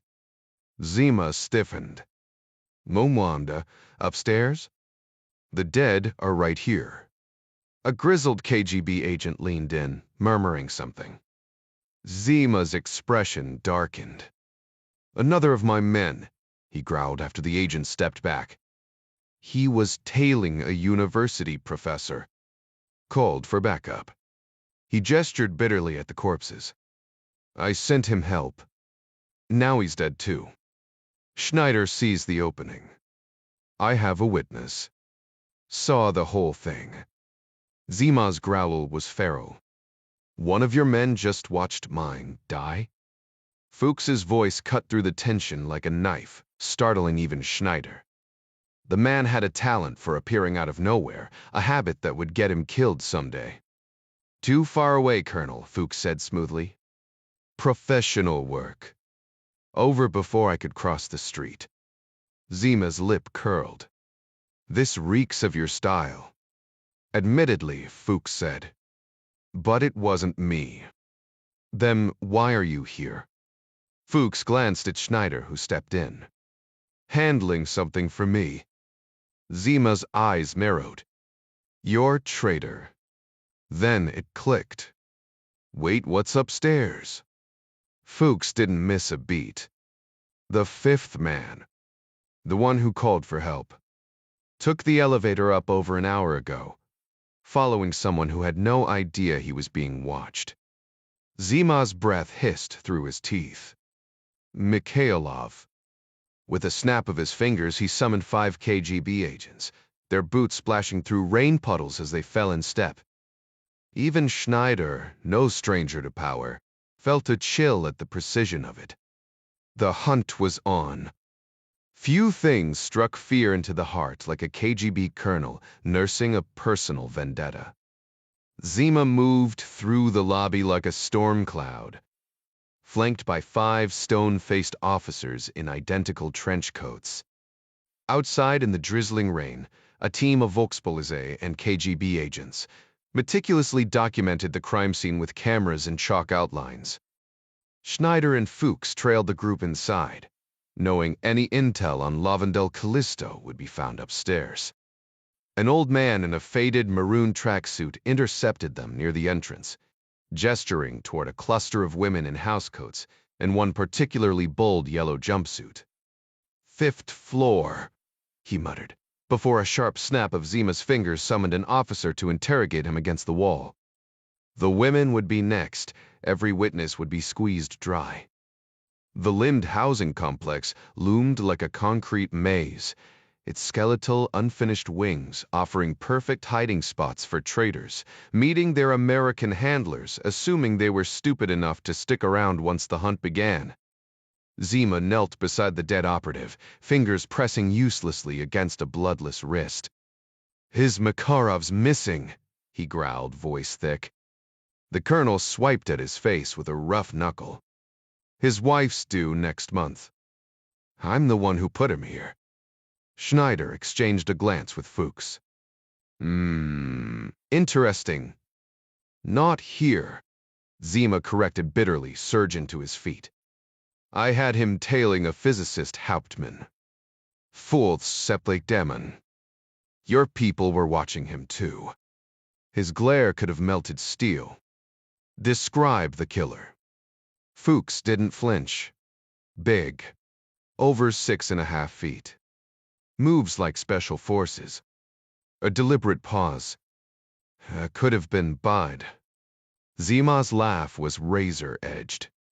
Americans. They butchered my men. He jabbed a finger at the corpse. Hauptmann's gone. They've snatched him for whatever's rattling around in that scientist's skull. Schneider stepped closer. And what exactly is rattling in there, Colonel? Ask your handlers, Zima sneered. We found Stazzi bugs in his flat. Funny how your side plays dumb. He turned toward the elevator, fury simmering. I'll bury my dead. Then, I'll put bullets in American faces slow enough for them to watch. Or, Schneider countered, maybe this isn't just a smash and grab. Ever think Hauptmann wanted to disappear? Zima froze. For a heartbeat, the lobby held its breath. Then the colonel snorted. Alert the boarders. Shoot anything that moves. The elevator doors swallowed him whole, leaving behind the stench of blood and unfinished business.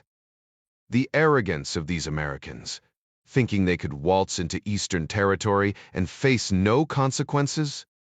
I'll teach them what happens when you poke the bear. Colonel Zima's old Russian saying might have sounded folksy, but everyone present recognized the chilling meaning exile to the frozen wastelands. Fuchs cleared his throat, his unnervingly soft voice cutting through the tension. Sir, I might have a lead on Colonel Schneider's mole. Whoever it is likely witnessed the murder firsthand, possibly even participated. Zima paced like a caged animal, his gaze darting between the officers and the lifeless body of young Mikhailov, each glance fueling his fury. Get on with it, he finally growled. I have families to notify and bodies to deal with. Schneider exhaled, though relief was far from his mind. So we're holding fire. UEC, what say we, Cameron? Zima jabbed the elevator button. Unless I spot an American before I cool down. Then rules don't apply. The moment the doors closed, Schneider whirled on Fuchs. That was a stretch. You saw the shooter downstairs, one man. Clean shots. True, Fuchs admitted, crouching beside Mikhailov's corpse. But this wasn't clean.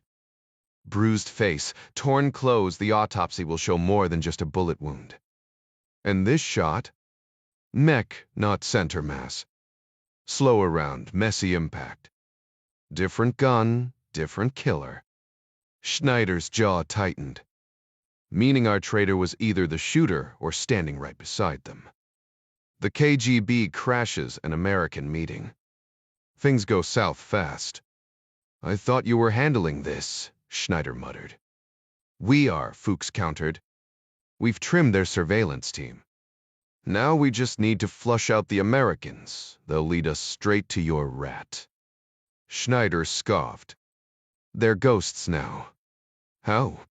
Fuchs strode down the hall and pointed. Blood. Mikhailov hit one of them. Stere Volces Caprade. He led them here. Maybe he's the traitor. Maybe not, Fuchs mused. But Stazzi and KGB have his apartment staked out. If he were dirty, they'd know. Still, he's connected. Wounded Americans. He helps them. Wounded himself. They help him. Either way, he's the thread we pull. Schneider dragged a scrap of wood over the bloodstain. Spy wars turn into national feuds wars without rules. The Russians retreat to Moscow when bullets fly, leaving us holding the bag. We won't survive that. He rubbed his temples. We control the story.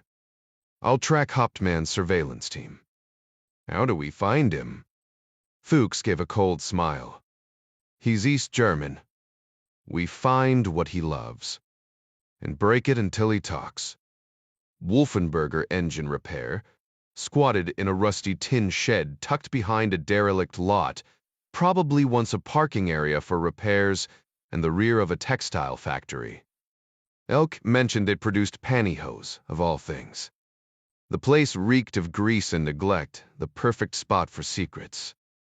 The rhythmic clatter from inside the repair shop confirmed the night crew was hard at work, though the empty parking lot and lack of cigarette butts suggested this wasn't a spot where workers took breaks. Elke insisted the place was deserted, earning a sharp look from her husband. They stashed the scooters behind a corroded dumpster, its faded paint peeling like sunburned skin. Duffa, snatched the key from Ryan the moment they stopped, shoving it into his pocket with a pointed glare that made his distrust painfully clear, especially toward his own wife. Elk ignored the silent accusation and retrieved a spare key hidden behind a vintage club cola sign that proudly declared, "Not for everyone. You is Buchevin town." Ryan peeled off his damp coat and draped it over a cot in the dim back room, its suspicious cleanliness standing out against the grimy surroundings. Foley barely made it inside before collapsing onto the thin mattress, exhausted from their freezing ride through the storm.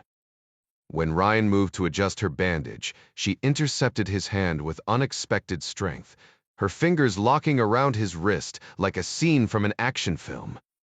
"Leave it," she muttered. "It'll just start bleeding again." Elke vanished through a set of swinging doors with a quick apology, leaving them alone with her seething husband. Ryan extended a hand. "I'm Jack. This is Mary." Yue didn't bother shaking it. "I am not happy to meet you," he growled, his English thick with frustration. Though he wasn't physically imposing, the fury in his eyes made him unpredictable. "Elkik speaks 5 languages, far smarter than me, but she has no sense of self-preservation. How dare you drag her into whatever mess this is?" Foley exhaled into the pillow, her voice muffled but firm. "We didn't drag her into anything, mister. Hauptmann. Doctor. Weppes besitzen. Even better. I could use a doctor right now." "Not that kind," he snapped. "I'm a research physicist." Elke returned with blankets and a pillow, softening Foley's makeshift bed. "This shop belonged to an old friend," she explained.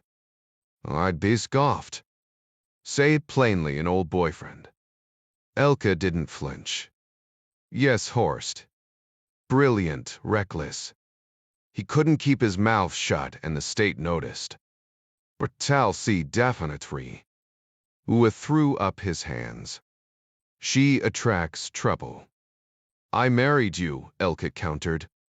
Horst tried to swim the spree to escape. She brushed off the memory and pressed a wrist to Foley's forehead until Foley jerked away, suddenly alert.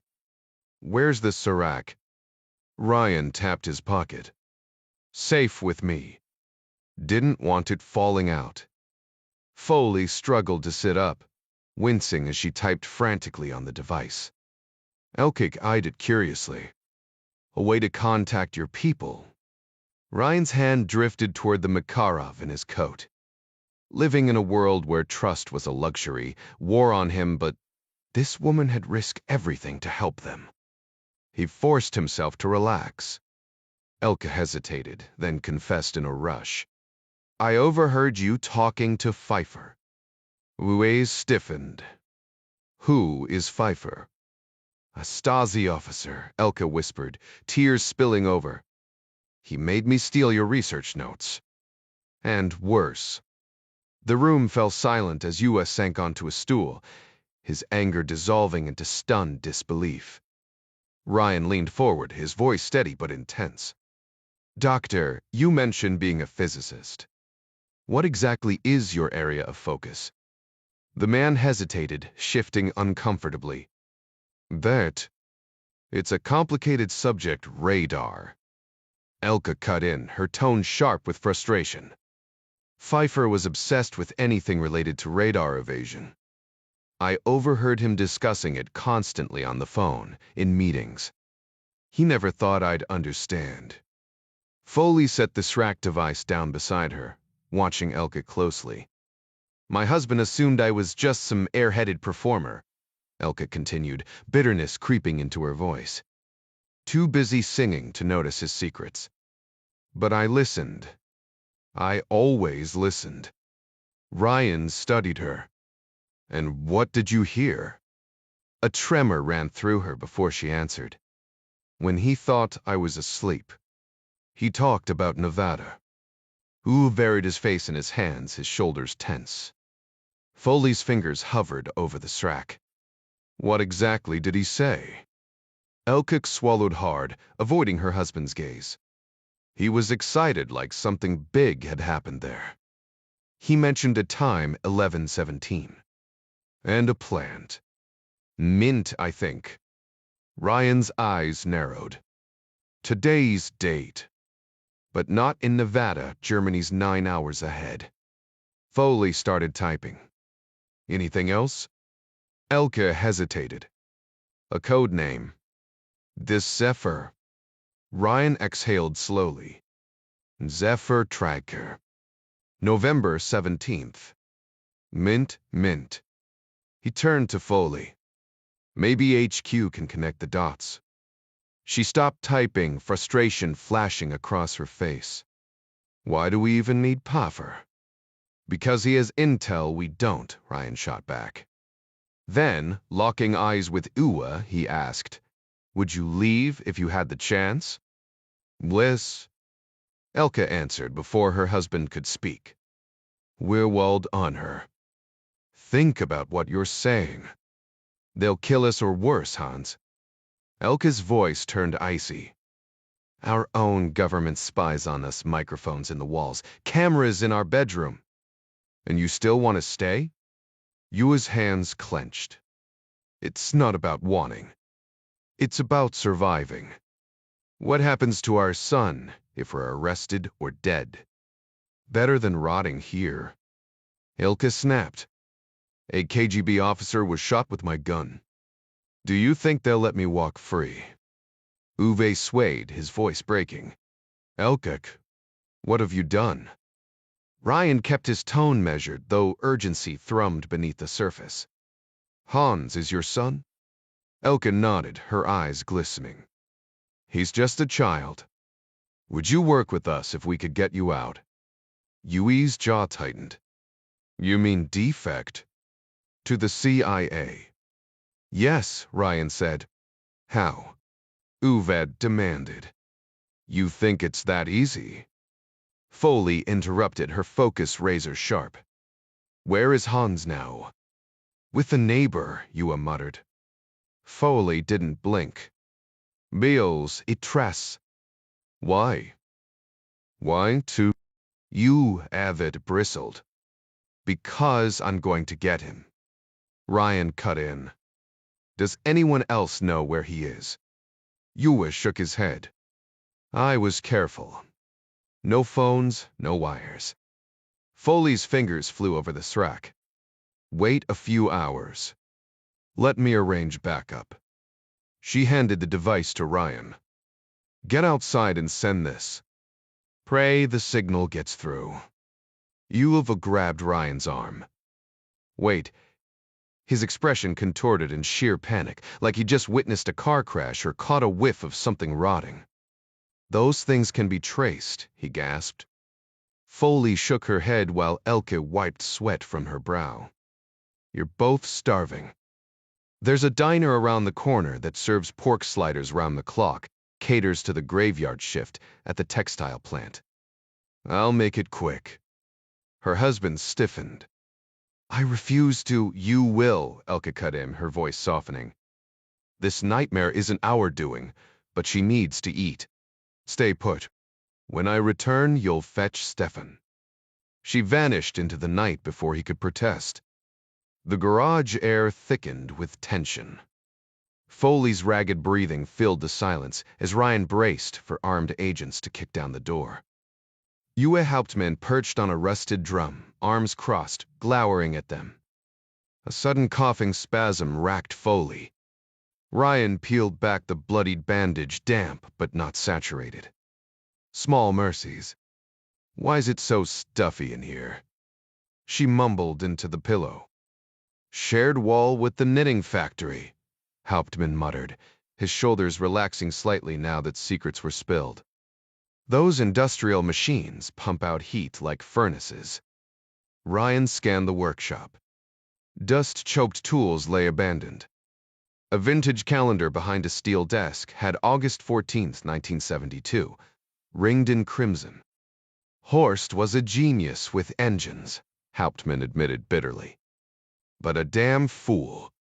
Opened shop in the middle of nowhere, then ran his mouth about the regime. Stazzi made sure nobody dared bring him business after that. Bodert, he spat. Place might as well have a hex on it. The doctor's gaze went distant, tears glistening. Ryan gripped Foley's hand, uselessness gnawing at him. Nearly 2 hours later, Elke burst back in with greasy paper sacks, one oozing slider grease, the other stuffed with medical supplies. Vet's office was closed, she said, dumping gauze and iodine onto the cot. Broke in through the back. Hauptmann gaped. You did what desperate times, she shot back, already uncapping the iodine. This'll sting like hell, but it's all I could find. Zizerayan blanched. You're seriously stitching her up? Helke arched a brow. I belt show tunes for cash. You're the CIA. Figured you'd done this blindfolded. Grumbling, Ryan recalled vague Marine Corps field manuals. 20 minutes of swearing later, Foley's gashes were sealed. The pain jolted her alert. When were you due to collect your boy? She asked. Hauptmann wrung his hands. Promised the sitter I'd come by noon. I'll go, Elke insisted. No. Yue barked. You're staying put. Ryan understood. The radar scientist was their golden ticket, but without his wife he'd be useless. The unspoken truth hung heavier than the factory heat. To the outside world, Ua appeared to be going about his usual routine, but the situation was far from normal. Elk had been spotted in the hallway during the incident, and authorities likely already had composite sketches circulating. Identifying her might take time, but it was inevitable neither the Stasi nor the KGB had ever been known for respecting privacy or human rights, especially when hunting a suspect. Their dragnets were ruthless, sweeping up anyone in their path if it meant catching their target. You need to leave now, Doctor. Hauptmann, Foley urged. No detours don't stop for clothes or mementos. Grab your son and come straight back. Elke's eyes flickered with worry. How will you get us out? Ryan leaned in, equally curious. We've got people working on it, Foley assured them. Ryan checked his watch just past 4. Let's get a couple hours of rest.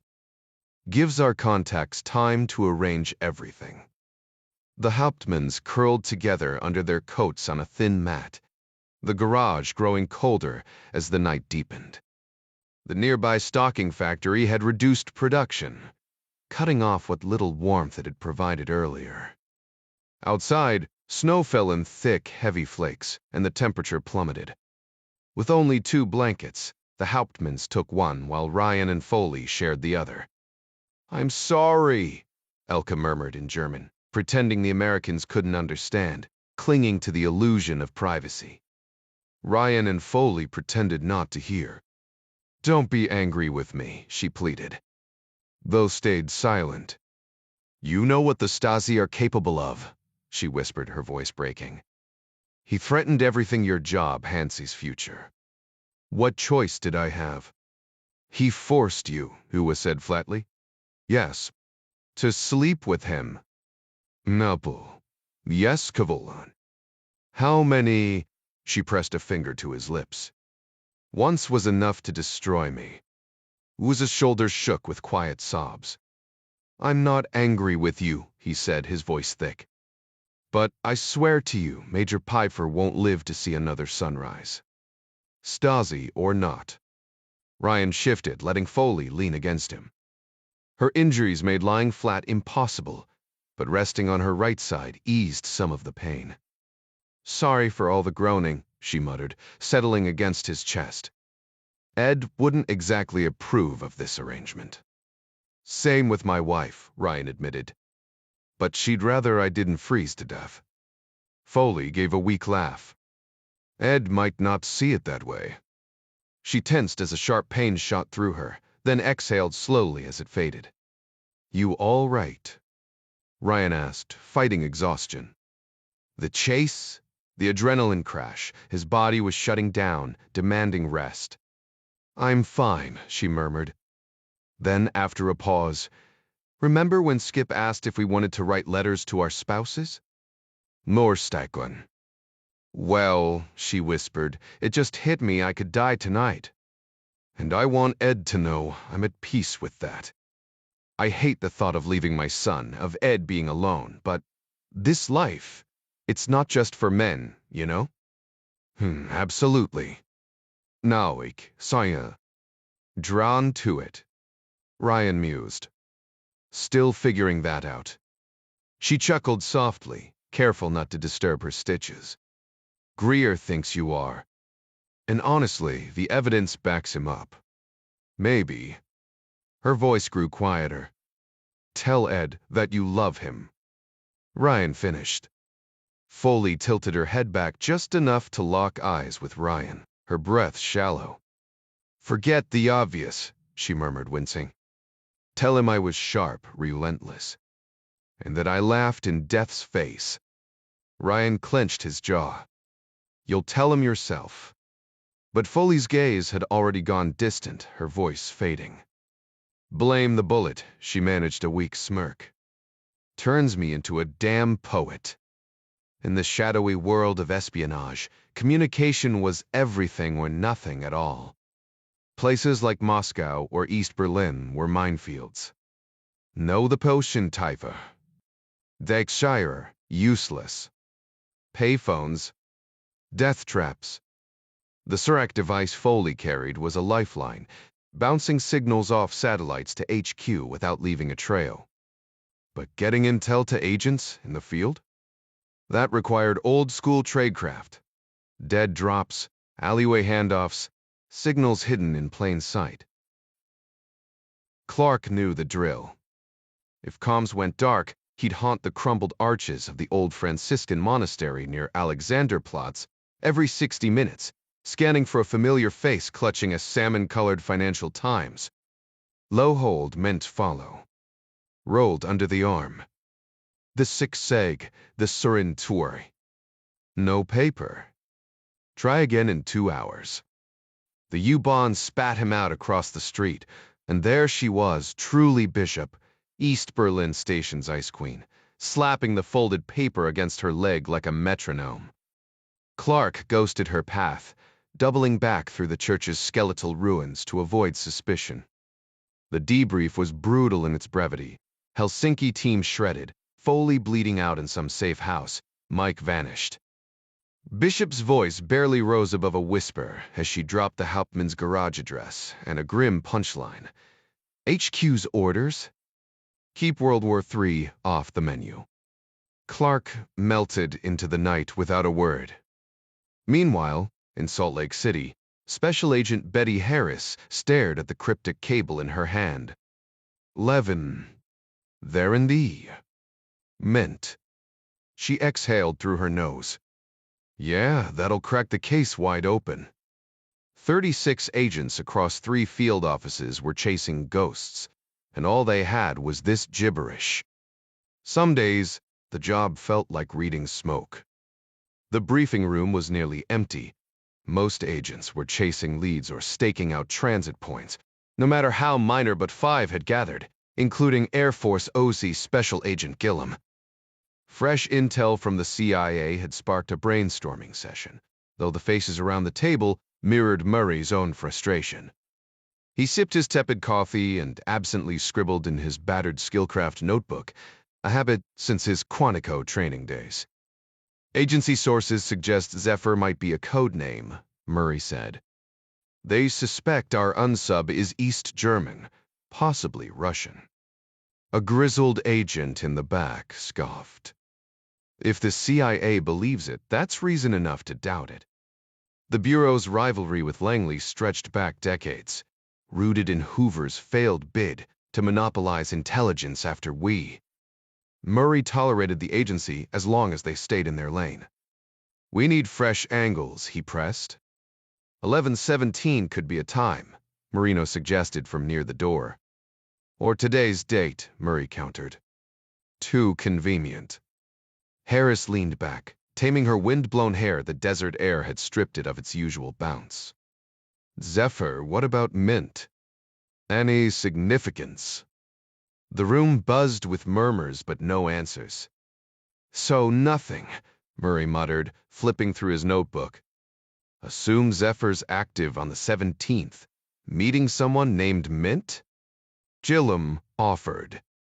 "Or at a mint," the older agent added. Blackwell chimed in. "Mints are secure facilities. Our guy would avoid tight security." Zrolvy's paced.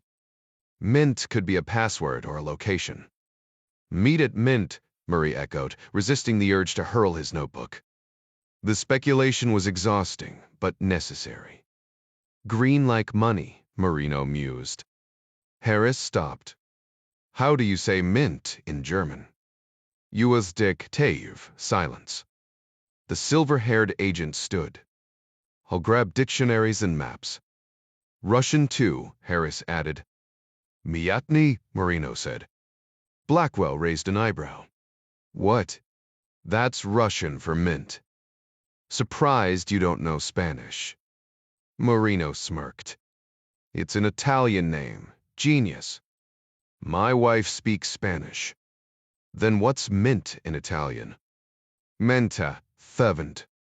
Murray groaned. "We're spinning wheels. Let's refocus." He pointed to the sketch on the board. "This unsub waits days just to spot classified aircraft." His car had an empty case, likely held night vision gear. "What's the endgame?" "A glance won't cut it." There's no chance he realizes he's about to strike gold by witnessing a crash. Murray glanced at the agent in the front row. "Blackwell, you flew for the Navy, right?" "Yep," Blackwell replied. "Ended my service piloting F-4 Phantoms." Murray nodded. "So what kind of intel could our suspect gather that makes sitting around for weeks, hoping for a glimpse during a flyby, worth it?" "He's basically banking on spotting a UFO." "Flight patterns," Blackwell said, like it was the most obvious thing in the world. "Maneuvers, tactics, even the basic silhouette of the aircraft could give him critical intel. These UFO nuts keep talking about black triangles. Just identifying the wing shape could fill gaps for the Soviets or Germans and fast-track their research." "That tracks," Murray agreed. "So we're dealing with someone patient. A predator. And willing to eliminate anyone in his path," Gillum added. "Exactly," Murray said. "Bold enough to snatch wreckage knowing military forces are about to swarm the area. Then slick enough to vanish without a trace." Marino chimed in, "Which means our guy probably has espionage training. Maybe ex-military." Gillum rubbed his chin. "Whatever he took had to be small enough to carry, but valuable enough to risk his neck for." Smirked. "So we've got a smooth, patient, ruthless foreign agent trying to smuggle out tech the size of a dinner plate. Should be a walk in the park." "Except he'd have to drive," Blackwell countered. "We've locked down airports, tasks tearing through luggage. He'd be an idiot to try." Harris shrugged. "Or he's holed up at some backcountry airstrip we're not monitoring. Hell, even a stretch of desert road where a plane could touch down. An asset this big would have backup." "Maybe," Gillum muttered. "This guy's got the guts to kill, steal, and abandon a kid in a parking lot, but he knows every move risks crossing paths with cops or some armed civilian. He might have support now, but down south. He was flying solo when he carjacked that woman." Murray exhaled, rubbing his temples. "Last confirmed sighting was north of Nephi, Utah, after Miss Peterson escaped the trunk." Rehashing details felt like digging through the same dirt. But sometimes you stumbled over something shiny. "Salt Lake's the logical next stop, big enough to disappear, plenty of exit routes." "Could be making a run for Canada," Gillum suggested. Harris scoffed. "A trained German operative backed by the Soviets?" I'm betting he'll bolt for the coast and hop a boat. Potter strode in with road atlases, distributing them to the team. Reception's grabbing German dictionaries from Deseret book. Blackwell flipped through the maps. Driving's risky, but with airports, bus depots, and train stations under surveillance, he might not have another option. Harris, Murray ordered, radio our team at the Salt Lake Amtrak station. Get all eastbound and westbound train schedules. On it. She scanned her assignment sheet. Green and Rawlings are already there. Potter, Murray continued, do the same for Greyhound. I want every route mapped. Gillum, check those airstrips coordinate with local PDs to monitor any takeoffs or landings. No loose ends. As the team scattered, Murray leaned back, the weight of the chase pressing down. Somewhere out there, a ghost was slipping through their fingers, and time was running out. Marino frowned, clearly doubtful. I don't think they'll authorize an escort unless we're over restricted airspace. Murray shook his head. They had armed choppers circling the wreckage that's precedent right there. Gillum nodded in agreement. If we locate the missing wreckage, we'll just classify it as part of the ongoing disaster response perimeter. Across the room, Harris was hunched over a Motorola radio, deep in conversation. She suddenly snapped her fingers, cutting through the chatter. Green, say that again for the room. She cranked the volume and held the speaker out. A crackling voice responded. Next eastbound out of Salt Lake City departs at 3:05 a. In Chicago. The westbound left 10 minutes ago arrives in Emeryville, California. Tomorrow at 4:10 p. Got it, Harris said. What's the train called? The California Zephyr, Green confirmed. Dawn had broken, but the November chill clung stubbornly to the air, turning the morning into a dull, lifeless gray. The residents of August Street were already awake, scraping frost off their cars or nursing stubborn engines to life. John Clark had been pacing the block for hours, the cold gnawing at his stamina. Hunger twisted in his gut, he needed calories, anything to keep going. A stale roll, a hunk of mystery meat, even a lukewarm potato would do. The fact that he was fantasizing about boiled potatoes told him just how desperate he'd become. Blending in was all about confidence. In a place where secret police barged into homes without a second thought, acting like you owned the place was the best disguise. He studied the apartment building across the street, its identical concrete slabs mirroring the Hauptmann's place. Up on the second highest floor, 4 windows stood bare, no curtains, no life. 2 were rimmed with ice, a sure sign the heat had been cut. Perfect. The lock gave way with practiced ease. Inside, the apartment was empty, dust-coated and freezing, but it had running water. Clark gulped it down, the cold liquid doing little to ease his hunger but clearing the fog in his head. No food, just trash and an old wooden chair. He almost laughed. This was the glamorous life of espionage freezing rooms, hard seats, and musty tarps. He settled in, wrapping himself in a mildewed canvas, eyes fixed on the street below. If the thought of roughing it in abandoned buildings bothered you, you had no business in this line of work. People assumed his Navy training had prepped him for everything, but nobody warned him about the real grind, the waiting, the discomfort, the sheer monotony of stakeouts. Clark smirked. If he wanted comfort, he'd have gotten a desk job. Nothing could have been more misleading. Sure, Clark had a natural talent for the job. Reading people came easily to him, but he was far from perfect. The physical side of things? No problem. Running, shooting, hand-to-hand combat, even taking a life when necessary. But the Hollywood spy theatrics? Forget about it. Yeah, he'd swum out of submarines during his SEAL days, and once nailed a target with a spear gun. But in all his years with the CIA's clandestine service and the elite Special Activities Division, He'd never once had to crash land a plane, pilot some ridiculous mini gyrocopter, or stare down a bomb with literal seconds on the clock. Those guys practically wanted to get caught. The reality was, nobody just knew how to pick a lock or run surveillance routes flawlessly, even with killer instincts. You needed training. Speaking multiple languages. That meant endless flashcards and late-night study sessions just to stay sharp. Clark was good because he never stopped working at it, hitting the gym, drilling at the range, sitting through debriefs, or buried in a book. The best spies were the ones who never stopped learning, and in Clark's book, that's what made the best people, period. Ua Hauptmann showed up at 7:50, walking right past his own building without so much as a glance. Someone had clearly schooled him on surveillance detection. He vanished long enough that Clark started doubting himself. Maybe it wasn't Hauptmann after all. Then the professor reappeared, having looped the entire block, and finally turned in, stomping snow off his boots before heading inside. Clark waited, scanning the street one last time. Empty. Tossing aside the tarp, he took a swig of water and moved down the stairs.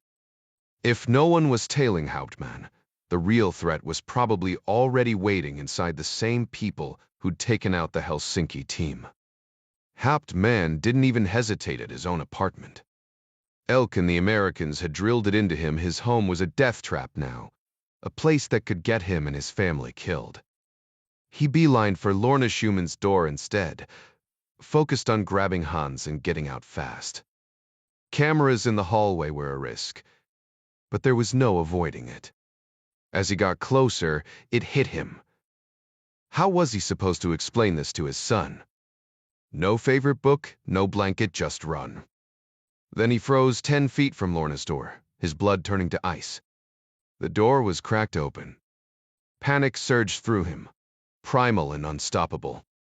He wanted to scream, to smash something. Get it together. Maybe her husband was back early. Maybe she'd just stepped out for milk. The door creaked wider, pushed open by a man with cold, hollow eyes, his hair pulled into a stubby topknot, like some wannabe samurai. He grinned, rubbing his hands together. Bue pix tapped. Finally. Who are? Shh, the man whispered, his smile curdling like old cream. We wouldn't want to disturb the neighbors. Hans will be so happy to see you. Hauptmann lunged, blind with fury, but the man sidestepped like a matador, letting him barrel past. The door clicked shut behind him, then something hard cracked against his skull, and everything went black. Hauptmann dropped to his knees, disoriented and swinging wildly at the empty air. Violence had never been his language, not in school, not in life, and now his body moved without understanding. Easy now, murmured the man with the ponytail, his voice deceptively calm. We're not here to harm you. A rough laugh cut through the tension from the left. Speak for yourself. Blinking, Hauptmann took in the surreal scene. A towering, nearly naked woman draped in a loosely tied robe stood beside his son Hans, who wore nothing but his underwear. The steady rush of water filling a tub hissed from the bathroom behind them. At first glance, Hauptmann had mistaken her for a man. Her broad shoulders, sculpted muscles, and sharp jawline defied expectation. But the absence of clothing left no room for doubt. This was a woman, though her thick neck and coiled stance made her look like something out of a nightmare. Public nudity wasn't shocking where Hauptmann came from. East Germany had its share of lakeside retreats and casual attitudes, but none of that mattered now. What chilled him was the way her massive hand rested possessively on Hans's shoulder, fingers idly ruffling his hair as if he were a pet. We got tired of waiting for you, she said, her voice dripping with false sweetness. So we decided to start without you. From the kitchen, an unseen voice snickered. Yeah, a bath. Hauptmann's vision sharpened, revealing a third figure taller than the ponytailed man, broad-shouldered, wearing a turtleneck with sleeves that swallowed his hands. Beside him, Lorna Schumann sat bound to a dining chair, her mouth sealed with tape, her face streaked with tears and snot. Somewhere down the hall, a baby wailed inconsolably. "I don't know anything," Hauptmann blurted, hands raised in surrender. The ponytailed man exchanged a glance with his companions and sighed. Ua, he chided, shaking his head. "Innocent people don't say things like that. And who said we care what you know?" Hauptmann opened his mouth, but a sharp shesh silenced him. The turtlenecked man moved closer, his presence looming as Lorna's baby screamed louder. The woman yanked Hans back when he tried to bolt, lifting him effortlessly off the ground. "Bath time," she sang. "Wait." Hauptmann's gaze darted to the pistol resting on the TV console, so close, yet impossibly far. She followed his stare and laughed. "Oh, look, Papa wants to play hero. Go ahead, try it. See if you're faster than a bullet. What do you want from me?" The ponytailed man hissed. "Still pretending? That just tells me you already know." Lorna thrashed, toppling her chair, but the turtlenecked man righted her without effort, as if this were routine. The ponytailed man dragged a knife along the counter, the metallic screech setting teeth on edge. "Here's how this works," he said. "I won't ask. You'll talk. Most first lie. The baby dies." Lorna jerked violently, her muffled screams raw with terror. "Then her," the man continued, nodding at Lorna. "Then." He tilted the knife toward Hans. "But I doubt we'll get that far. Boys don't die quickly." The woman tightened her grip on Hans's wrist, clicking her tongue. "Not before our bath." Hauptmann's throat went dry. "Hans," he murmured, his voice barely above a whisper. "I truly regret this." The man with the ponytail scowled, twisting the knife in his grip. "Fine," he sneered. "I'll just go get the baby then." A sharp noise from Lou's right snapped everyone's attention toward the door. It burst open, and a towering figure surged inside, pistol raised, scanning the chaos with wild eyes. Hauptmann had never met Kurt Pfeiffer, but this had to be him here to gloat over the nightmare he'd orchestrated.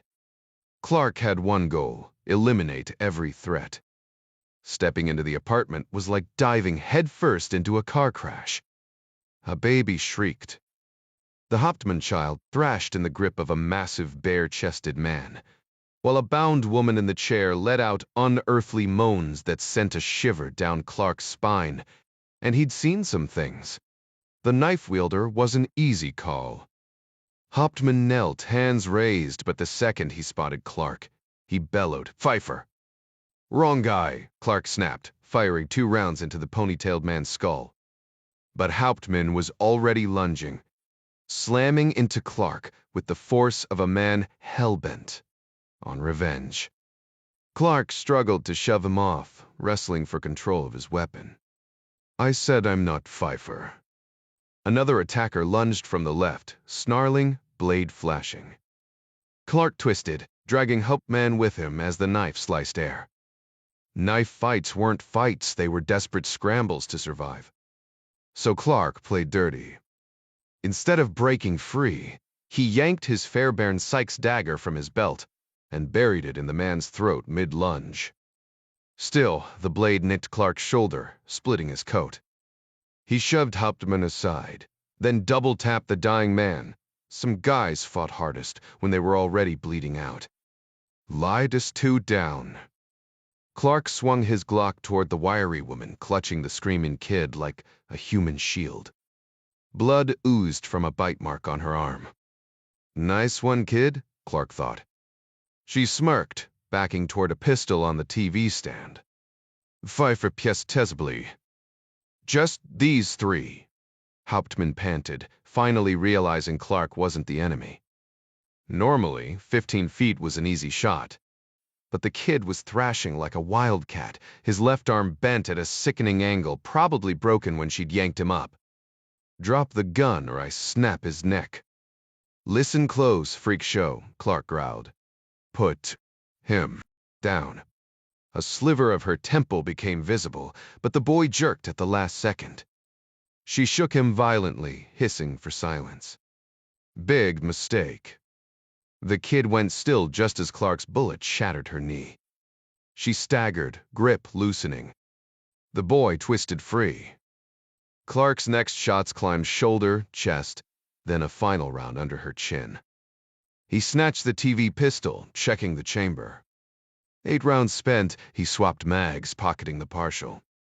10 rounds were good, 18 were better. Hauptmann rushed to his son, but the boy screamed, cradling his shattered arm. Clark hesitated for a moment, weighing whether to release the woman from her restraints. But with her identity still a mystery, he chose to leave that issue for later. Turning toward the doorway, he crouched next to the whimpering child. Time wasn't on their side. He'd barely been inside the apartment for 2 minutes, and the cops were probably already on their way. Getting out unnoticed would be impossible with a kid in tow. Hey, I'm here to help, Clark murmured, gripping the boy's arm with steady pressure. He exhaled sharply, recognizing the injury immediately. Dislocated elbow, he told Hauptmann. Carefully, he adjusted the boy's arm, rotating the wrist until the palm faced up. The child gasped, tears streaming as the pain spiked. Locating the displaced bone, Clark pressed firmly with his thumb. Be tough, kid, Hauptmann muttered.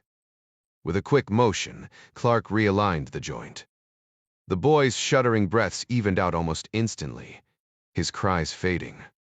Rising to his feet, Clark tightened his grip on his pistol, 3 minutes gone. Bravery isn't about trying, he said quietly. It's about enduring. Snatching the carving knife off the floor, he sliced through Lorna Schumann's bonds. She lurched forward, legs unsteady, desperate to reach her child. But by the time she stumbled toward them, Clark and the Hauptmanns had already vanished. Across town, Jack Ryan jerked upright at the sound outside the door, startling Foley awake. It was too soon for Dr. Hauptmann to be back with the boy. Foley tensed as she caught Ryan's fixed gaze on the entrance. Elk Hauptmann's eyes darted between them before she quietly retrieved a revolver from her bag. Mary Pat, came a woman's voice from the front room. Let's not make this messy. Foley's lips thinned. Oui, Suganda, waitiev forka. Men. Ryan frowned. Jen North. Pushing herself upright, Foley kept her voice steady. How'd you track us down? I'll explain, North replied. Once I'm sure, no one's about to slit my throat from behind. Foley's laugh was sharp. If I wanted you dead, I wouldn't waste time delegating. What's your angle? A long pause stretched. Thick enough that Elka shifted uncomfortably. Then finally, I got your message. Bull, Foley snapped. I didn't send you anything. Fine, North conceded.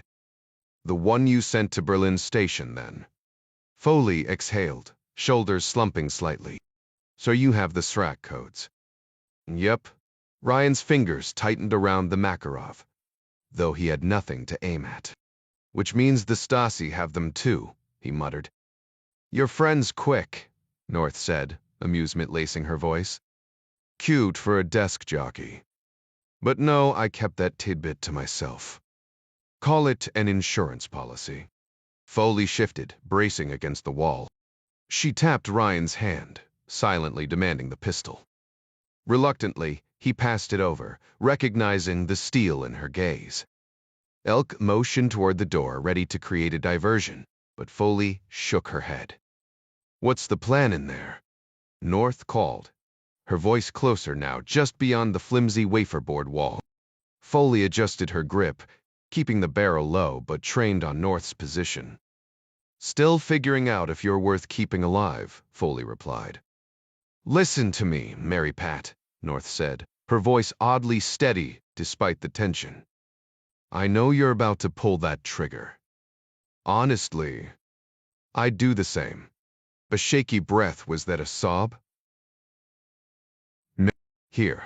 A soft scrape followed, as North slid her own gun across the floor. Let your boyfriend secure it. North scoffed, rolling her eyes as Ryan finished frisking her. Go ahead, aim that thing at my temple if it makes you feel better. I'm still walking in there to talk. Elke confiscated the blade from North's belt, while Foley crossed her arms. Cute. Real cute. You think sarcasm helps your situation? She glanced at North's outfit. Those leggings keeping you warm enough out here? North smirked, adjusting her thermal long johns. How thoughtful of you to ask. Yeah, I came prepared. Good, Foley said, nodding to Ryan. Jack, yank her jeans down and park her on that bucket. North waved him off. I got it. She unbuttoned her pants herself, stepping free of them while keeping a wary eye on Ryan, who still held her H&K. Clever move, immobilizing me like this. Foley shrugged. Not here to wrestle you today. As North sat, her snow-white thermals on full display, she flashed a bitter grin. Remember, Tbilisi, that Azerbaijani arms dealer we convinced to cooperate? Skip the nostalgia, Foley snapped. What do you want? To say thanks, North said. Foley blinked. Thanks. For not jumping to conclusions. You had every reason to burn me. I told you I had the SRAC codes. But what did you do? Warned them, yeah, but also made it clear there was no evidence. Who does that? She didn't wait for an answer. Nobody. That's who. This place chews up and spits out its best over rumors alone. One accusation and you're marked forever. So you're innocent. North barked a laugh, tilting her head back. Oh, hell no. I betrayed everyone years ago. But that's the kicker you wrote. Callisto credibility unverified. JN's claims require corroboration. You actually gave me the benefit of the doubt. Jin, listen, North cut in. I'm offering you a way out. But we have to move now. Elke shook her head. I'm staying for you. Ryan folded his arms. We're not leaving yet. North sighed. Waiting for the family? Hate to break it to you, but they probably didn't make it. And if they did, they'll bring company the kind you don't want. Foley's expression didn't waver. She trusted the safeguards she'd put in place. North slumped forward, her pants still tangled around her ankles. I was 6 weeks in before I even knew, she muttered, voice cracking. Top-tier spy, world traveler, and I let some guy knock me up. How's that for irony? She dragged her hands through her hair, fighting back tears. Lane Buckley, total handsy prick. Treated me like his personal assistant with occasional bedroom privileges. Meanwhile, I'm running the agency's biggest asset in a decade. Her grip tightened. Then I met this guy at a bar, just some waste management guy shuttling between East and West. Listened to me. Actually saw me. And when Buckley stole my credit on the Chernenko op, I needed an ear. Turned out my trash man had access to East German financial records. Thought I could recruit him off the books. But Rolf? He gave me more than intel. Her laugh was hollow. Turns out, he also gave me a kid. Mary Pat, you understand how this works. When a male officer gets involved with a local, the higher-ups just shuffle him to a new assignment. The guys in charge would have given him a knowing nod, maybe even a pat on the back for his accomplishment, then tucked him into some cushy desk job to recover. A relocation on the agency's dime. More like a paid vacation than actual discipline. But for us, you know the rules don't apply the same way. If Bond, or worse, Langley had discovered I'd slept with an asset, let alone ended up pregnant, they'd have tossed me into the nearest fire if they could. She dragged her sleeve across her face. Can I at least put my pants back on? Foley didn't budge. No. No. North exhaled, shoulders slumping. Here's the thing, Rolf surprised me. He didn't lose it like I expected. Instead, he asked what I wanted and promised to stand by me. At the time, I still thought he was just my asset. When I fretted about my career, he set everything up quietly, like clockwork. That German precision, right? I returned to Bonn, feeling hollow but relieved. Then it hit me I wasn't running him anymore. He was running me. Her voice cracked. I tried, Mary Pat. I fed him garbage intel at first, but he kept pushing, wearing me down. Tears spilled over, her breath hitching. Then that girl Ruby Keller started singing those damned Kinder Tutten Feder like she knew. Like she was taunting me. Ryan's brow furrowed. Where is she now? Hohenschönhausen, North whispered. Locked away. But alive. A shaky nod. She swiped at her cheeks, forcing composure. Foley finally motioned with the Makarov. Durfdend. Get dressed. North yanked up her jeans and sank back onto the bucket. None of this excuses what I did. But it's the why. I'll grant you that, Foley said. I'll get you out no conditions. But do one thing for me. Jen, listen, North cut in. Someday, you'll transfer, and Moscow will send a file to your new post listing every vulnerability. And somewhere in that file, it'll say betrayed by Jennifer North.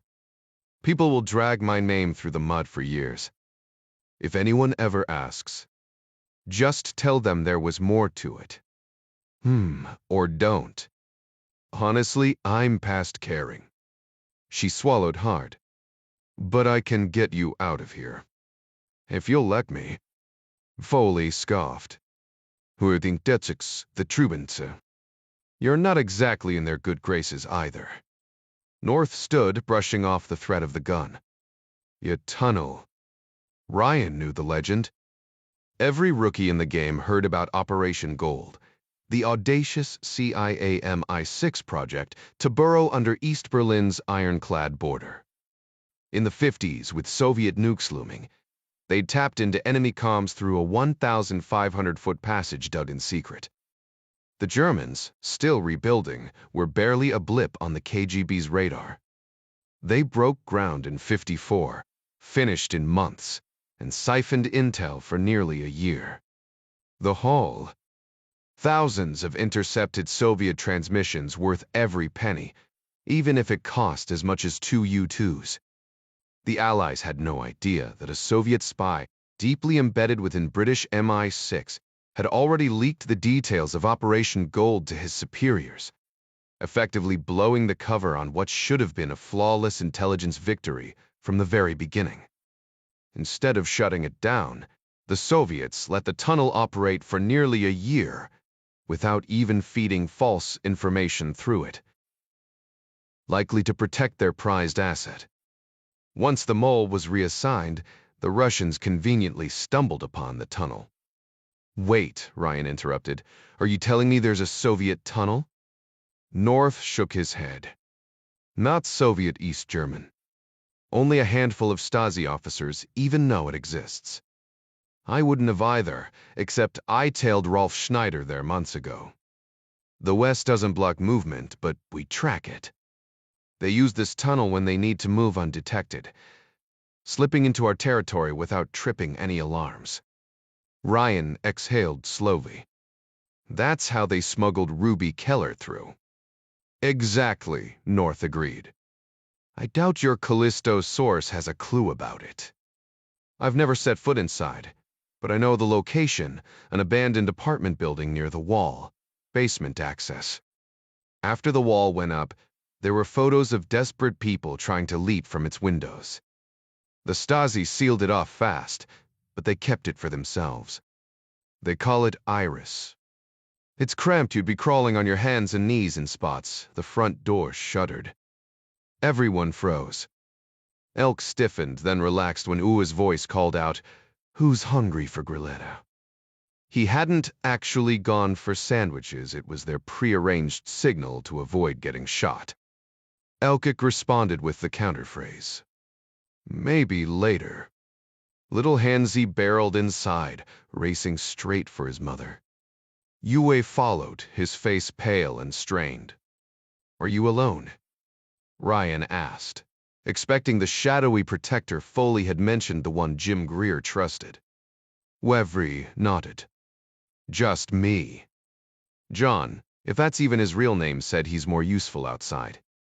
Claims coming in would blow his cover.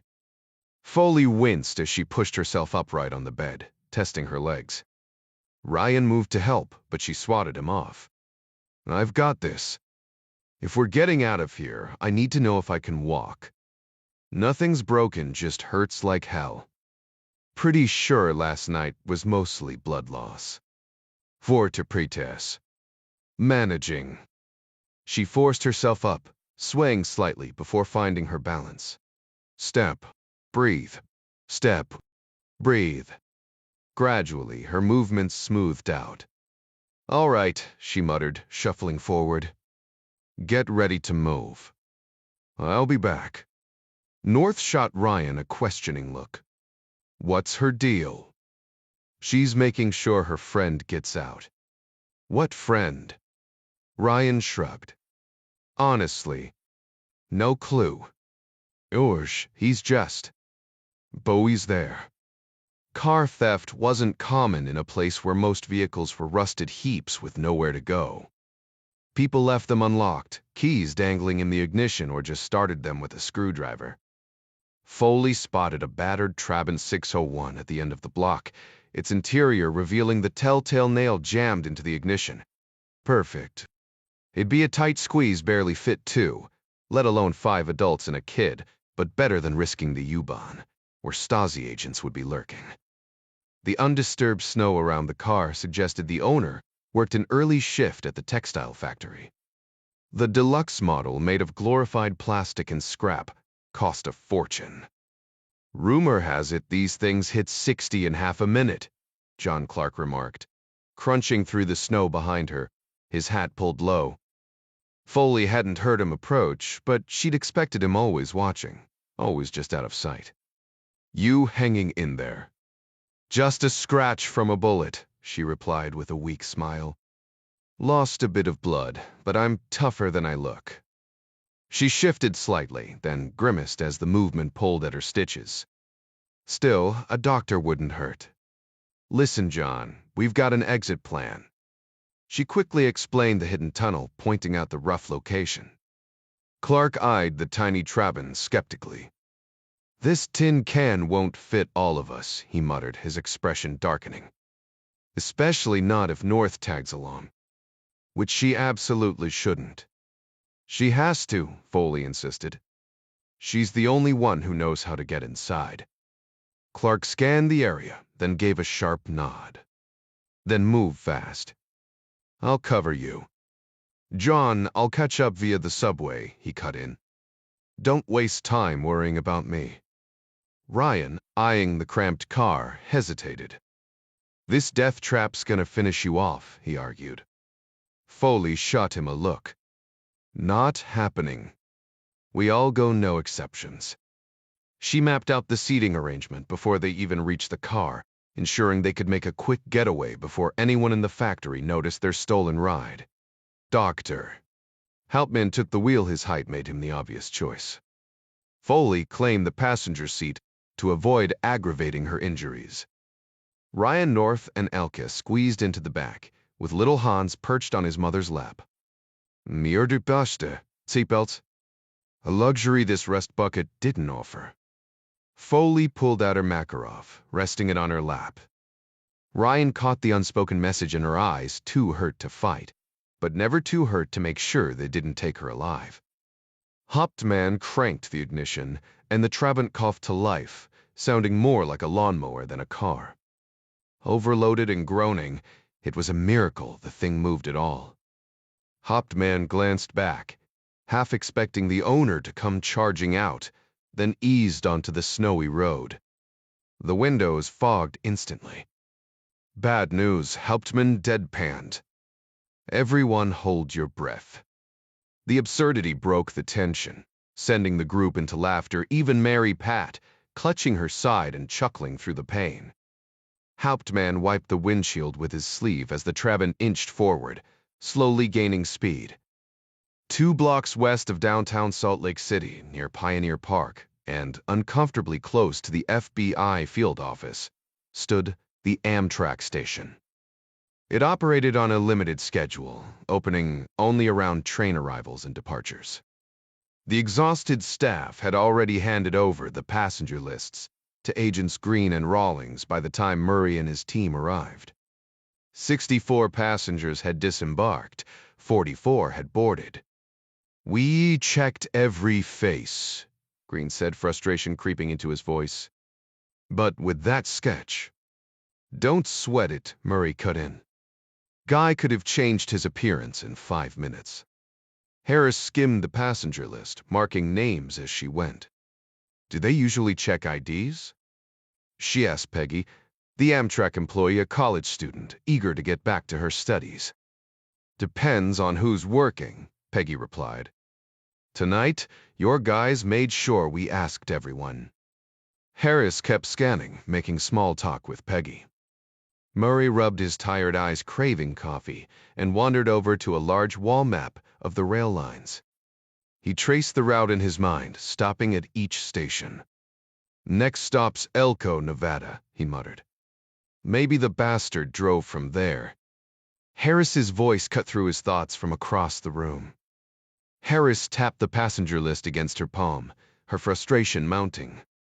"Or maybe our guy just hopped on in Provo," she muttered, striding over to Murray with the documents.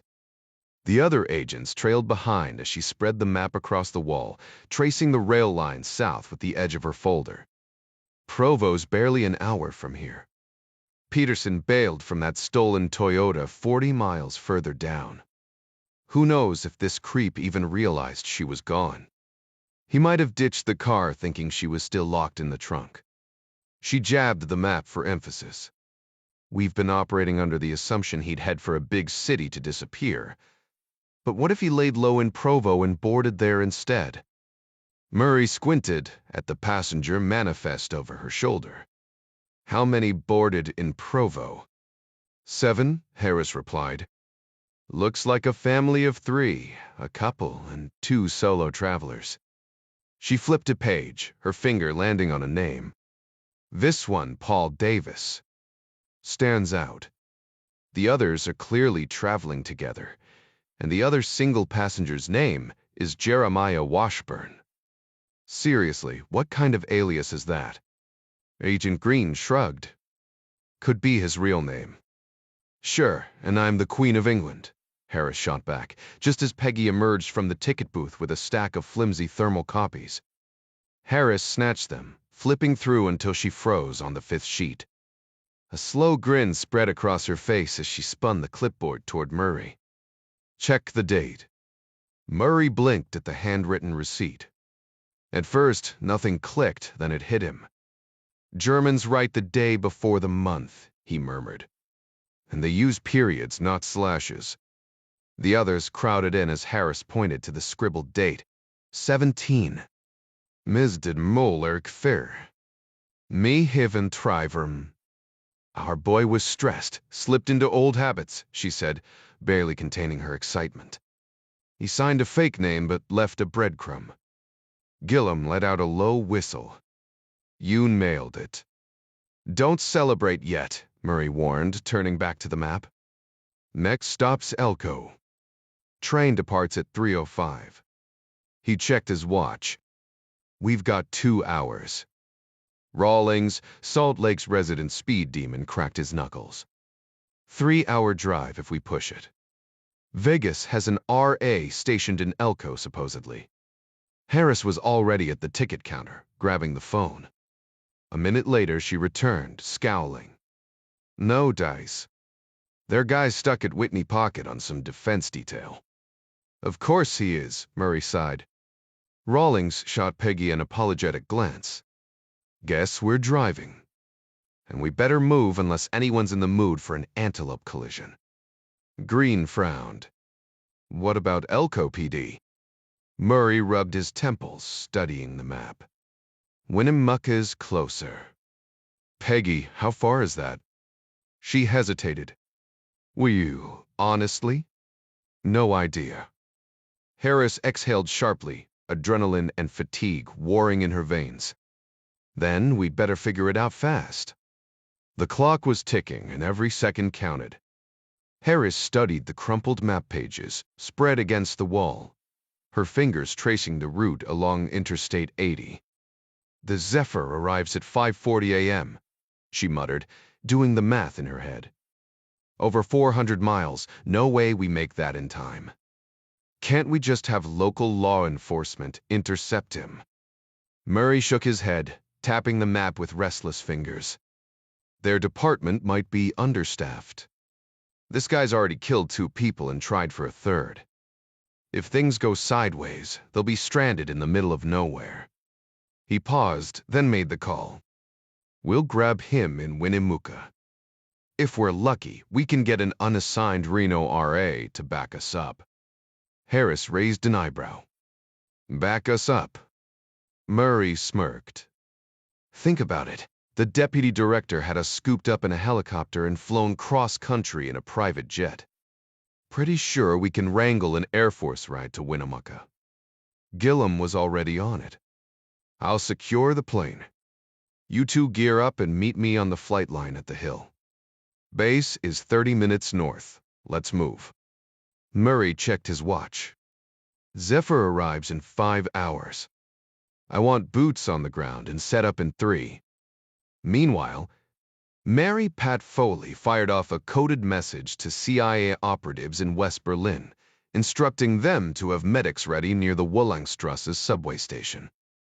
She deliberately withheld the exact location, partly because she didn't trust Gen North, but mostly to avoid tipping off any East German sentries. Ryan suspected the medics weren't just for Foley's injuries, but for whatever might happen during the escape. The group stumbled out of the cramped Trabant onto the icy street, adrenaline crackling in the air. North pointed to a boarded-up gray building partially rebuilt after the war, but abandoned when the wall went up. 2 guards inside, she warned. Cameras out front. No hesitation, just move fast. Boom. Bin. Boom. Boom. Ryan didn't need it spelled out. Those last 2 booms meant silenced gunfire. Stairs on the right, North continued. Basement leads to a hallway. Tunnels hidden behind a fake shelving unit, just a padlock holding the door. Once we're in, it's a 400-yard dash, half of it single file. Foley took charge. North leads.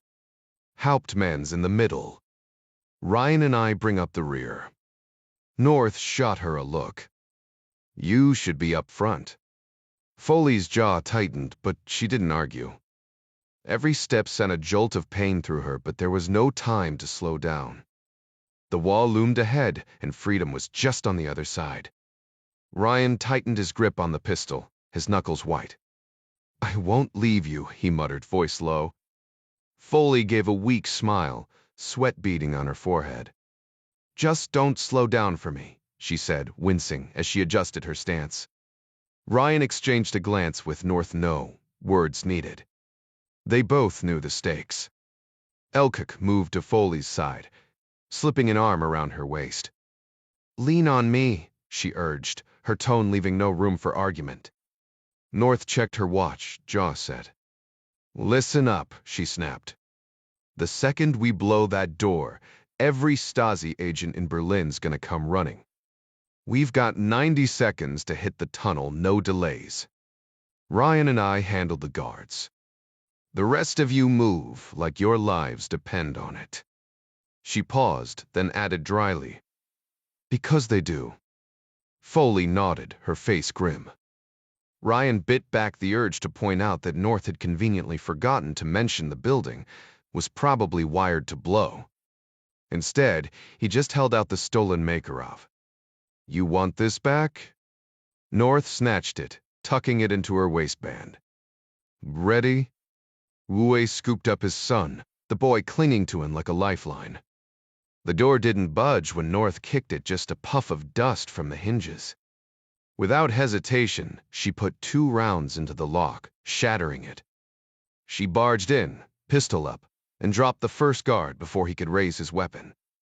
The man's fingers spasmed on the trigger, sending a wild burst into his own boot. Ryan took down the second guard with a single shot to the chest. "Move."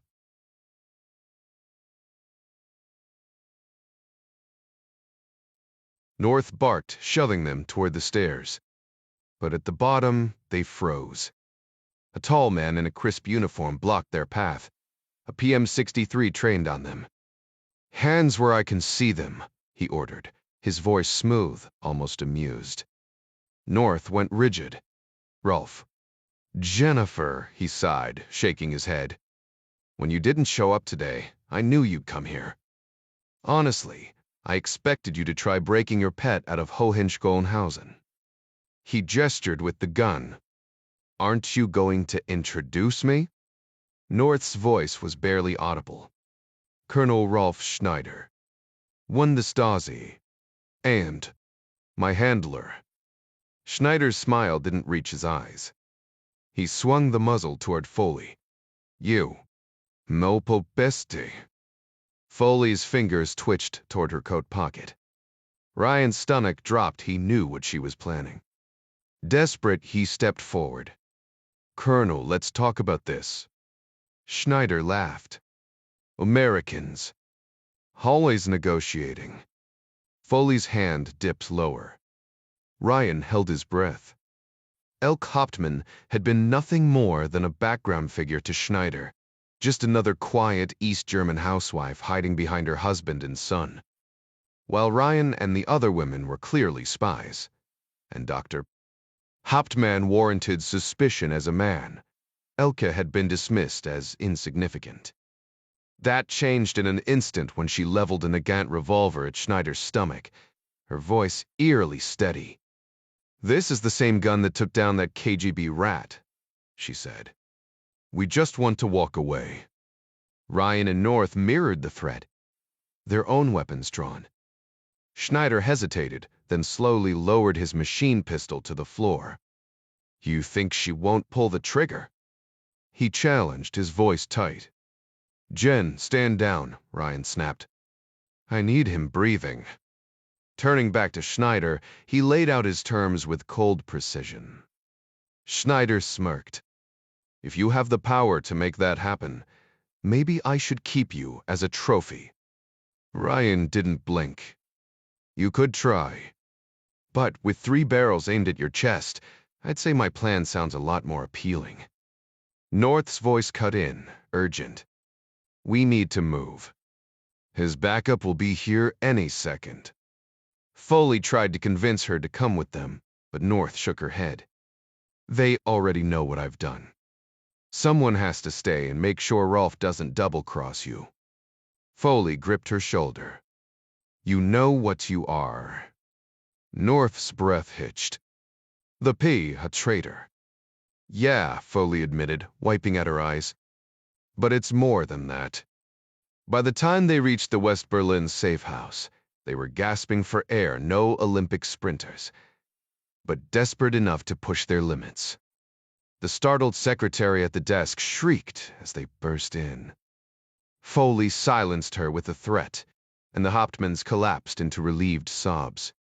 Ryan kept his eyes locked on the tunnel's dark entrance, half expecting something monstrous to emerge behind them. Outside, Billy Dunn was waiting, weapon ready. A CIA team swarmed the Hauptmanns, bundling them into vehicles, while another agent handed Hans a toy train, Foley's last-minute request. As they loaded Foley into an ambulance, Hulse shot Ryan a concerned look. "You look like death warmed over." Ryan shrugged it off. "I'll live." Then, inhaling deeply, he turned to Foley. "You notice how much better the air smells here." Foley winced but managed a weak laugh. "We're barely 400 yards from where we started." "But yeah, it does." Meanwhile, Dan Murray stood on the tarmac, staring at the trio of T-38 Talons with disbelief. He'd expected a cushy Learjet, not supersonic trainers. Every fighter pilot cut their teeth on these sleek jets. NASA even used them to shuttle astronauts. Murray's stomach churned. This was going to be one hell of a ride. A compact man with the swagger of someone in charge marched up and gripped Murray's hand firmly. "Colonel Dave Finn," he announced. "But my buddies know me as Huck." He glanced at his clipboard. "Special Agents Murray, Harris, and Gillum, that checks out." Murray nodded, still processing the whirlwind of events. "Perfect," Finn said with a grin. "Chief Robbins will kit you out in flight gear, and we'll be airborne before you know it." He started to walk away, but suddenly turned back, his expression turning serious. "Listen, I've got to ask." Murray's mind was still reeling at the thought of climbing into the cockpit of a high-speed jet. "You'll sport." Finn broke into a grin. "If you're headed to Winnamaka, buddy, you're in for one hell of a ride." Somewhere over Nevada, cruising at 30,000 feet, Finn's voice crackled over the intercom. "We're pushing 746 knots. That's nearly 850 miles per hour. Figured we'd dial it back to 600, though. Gets us there in half an hour without rattling your teeth loose." Murray exhaled. Plenty of time." He stayed silent the rest of the flight, only speaking again when the jet's wheels touched down at Winnamaka Municipal. Betty Harris was practically glowing. "That was incredible," she gushed. Her freckled face lit up with excitement. Murray wiped a crumb from his mouth left over from a sandwich he'd eaten hours ago, and grimaced. Yeah.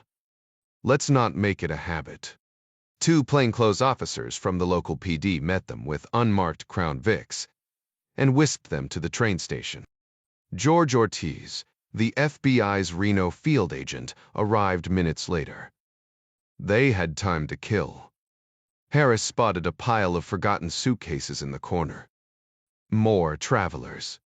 The Amtrak attendant, a weary-looking man named Rogers, shrugged. "Abandoned luggage." "Help yourself, I was going to toss 'em anyway." Murray eyed the vending machine outside. "Any coffee?" Rogers snorted. "Best I can do is a Coke and some stale Fritos."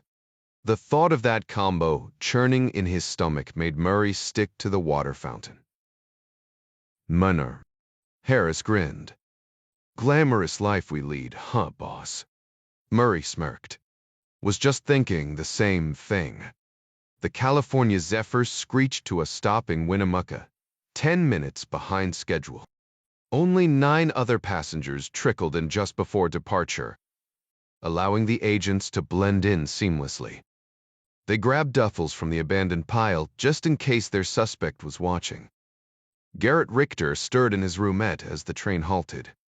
He lay perfectly still, listening for any sign of trouble, sirens, boots, shouting.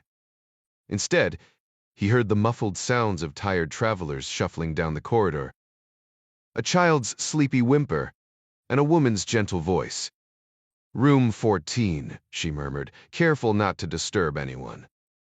For a fleeting moment, Richter imagined meeting someone with a voice that soothing. Then his door flew open with a violent hiss, and a furious man shoved a revolver in his face. Back in the Crown Vic, Harris leaned against the seat. "You know, at the academy, every takedown drill ended in a shootout." Murray glanced at their subdued suspect in the back. Could have gone that way tonight. The suspect could have been far more dangerous if he'd been armed or managed to grab his knife.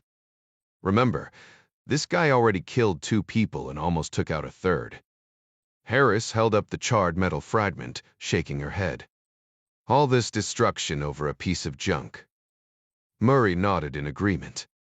"Honestly, I care more about the murders than some classified aircraft tech. You know how it goes, they build something new. We counter it. Then they one-up us again. Mark my words. This top secret wreckage will be old news in a couple years, probably featured in some magazine. Special Agent Gillum appeared suddenly, reaching for the evidence.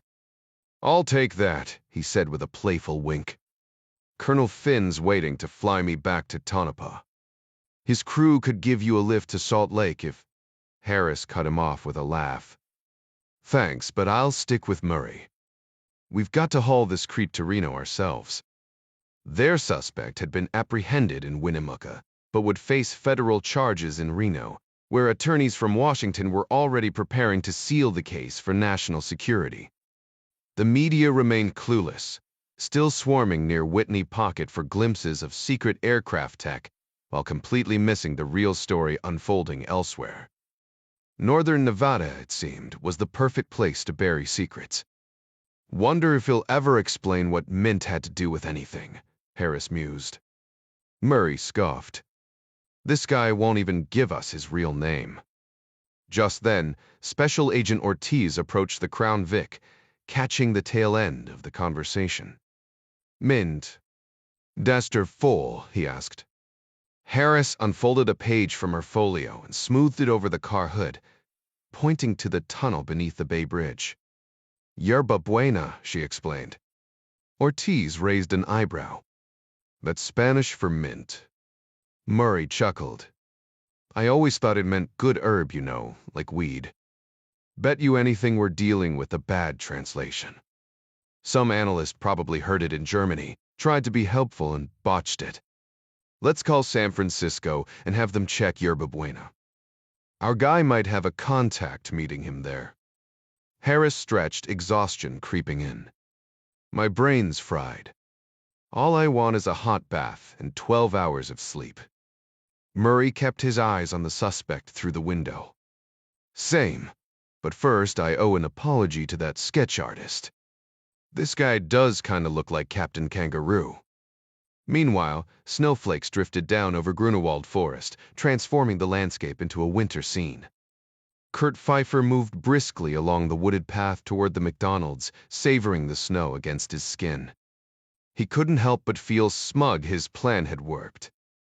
Up ahead, two familiar faces waited. Skip Holz, Berlin Missions Chief, and William Dunn, a junior officer who had been dodging Stazzi honey traps for months. Holz held a copy of Der Spiegel, the agreed-upon signal. But when Holz suddenly called Pfeiffer by his real name instead of his alias, 4 burly men emerged from the shadows, seizing him before he could react. Before Kurt Pfeiffer could react, they twisted him around and forced his hands behind his back, snapping cold steel cuffs onto his wrists. Kurt Pfeiffer, Holz announced with a smirk. You're under arrest. Pfeiffer choked out a breath. On what charges? His voice cracked under the strain. We had a deal. Ask her, she'll confirm it. He yanked against the cuffs, the metal biting into his skin. Holz snorted and jerked his chin toward the woods. You mean that woman? Pfeiffer turned, snowflakes clinging to his lashes, and saw Elke Hauptmann leaning against a towering linden tree. She grinned, puckered her lips in a mocking kiss, and waved as the soldiers dragged him toward a black Mercedes. Crammed into the back seat, he hunched forward to ease the pressure on his wrists. Where the hell are you taking me? Holz slid in beside him, silent. Pfeiffer's pulse hammered. Am I seeing a judge? What's happening? I have a right to know.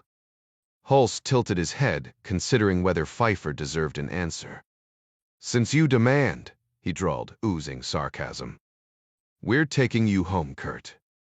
Consider yourself officially unwelcome in the West. Pfeiffer's breath hitched. Persona non grata. You said I was under arrest. Oh, that? Hills chuckled. Just a little gun charge. Probably nothing. Serious practice? Hulse pulled out a plastic evidence bag inside, a Makarov pistol, and an empty magazine gleamed under the dim interior light. This doesn't look familiar? Dinah's Pfeiffer's stomach dropped. That's not mine. Where'd you get it? Funny story, Hulse mused. Found it on a dead KGB agent. Or was it you? Details. He shrugged. I'm sure your friends will sort it out once you explain the mix-up. You're handing me over to them. Yep, Hulse said cheerfully. With your gun. You're insane. Do you even know what you're throwing away? Hulse leaned in, his grin razor-sharp. Let's see a terrified State Department employee gets to go home, and we get rid of you. Sounds like a win to me. Admiral Greer and Lane Buckley reached Berlin by midday, meeting Ryan at the base hospital to check on Foley. The moment Buckley stepped into her room, her heart monitor spiked, her glare icy. Lane, she spat, then forced a tight smile for Greer and Ryan.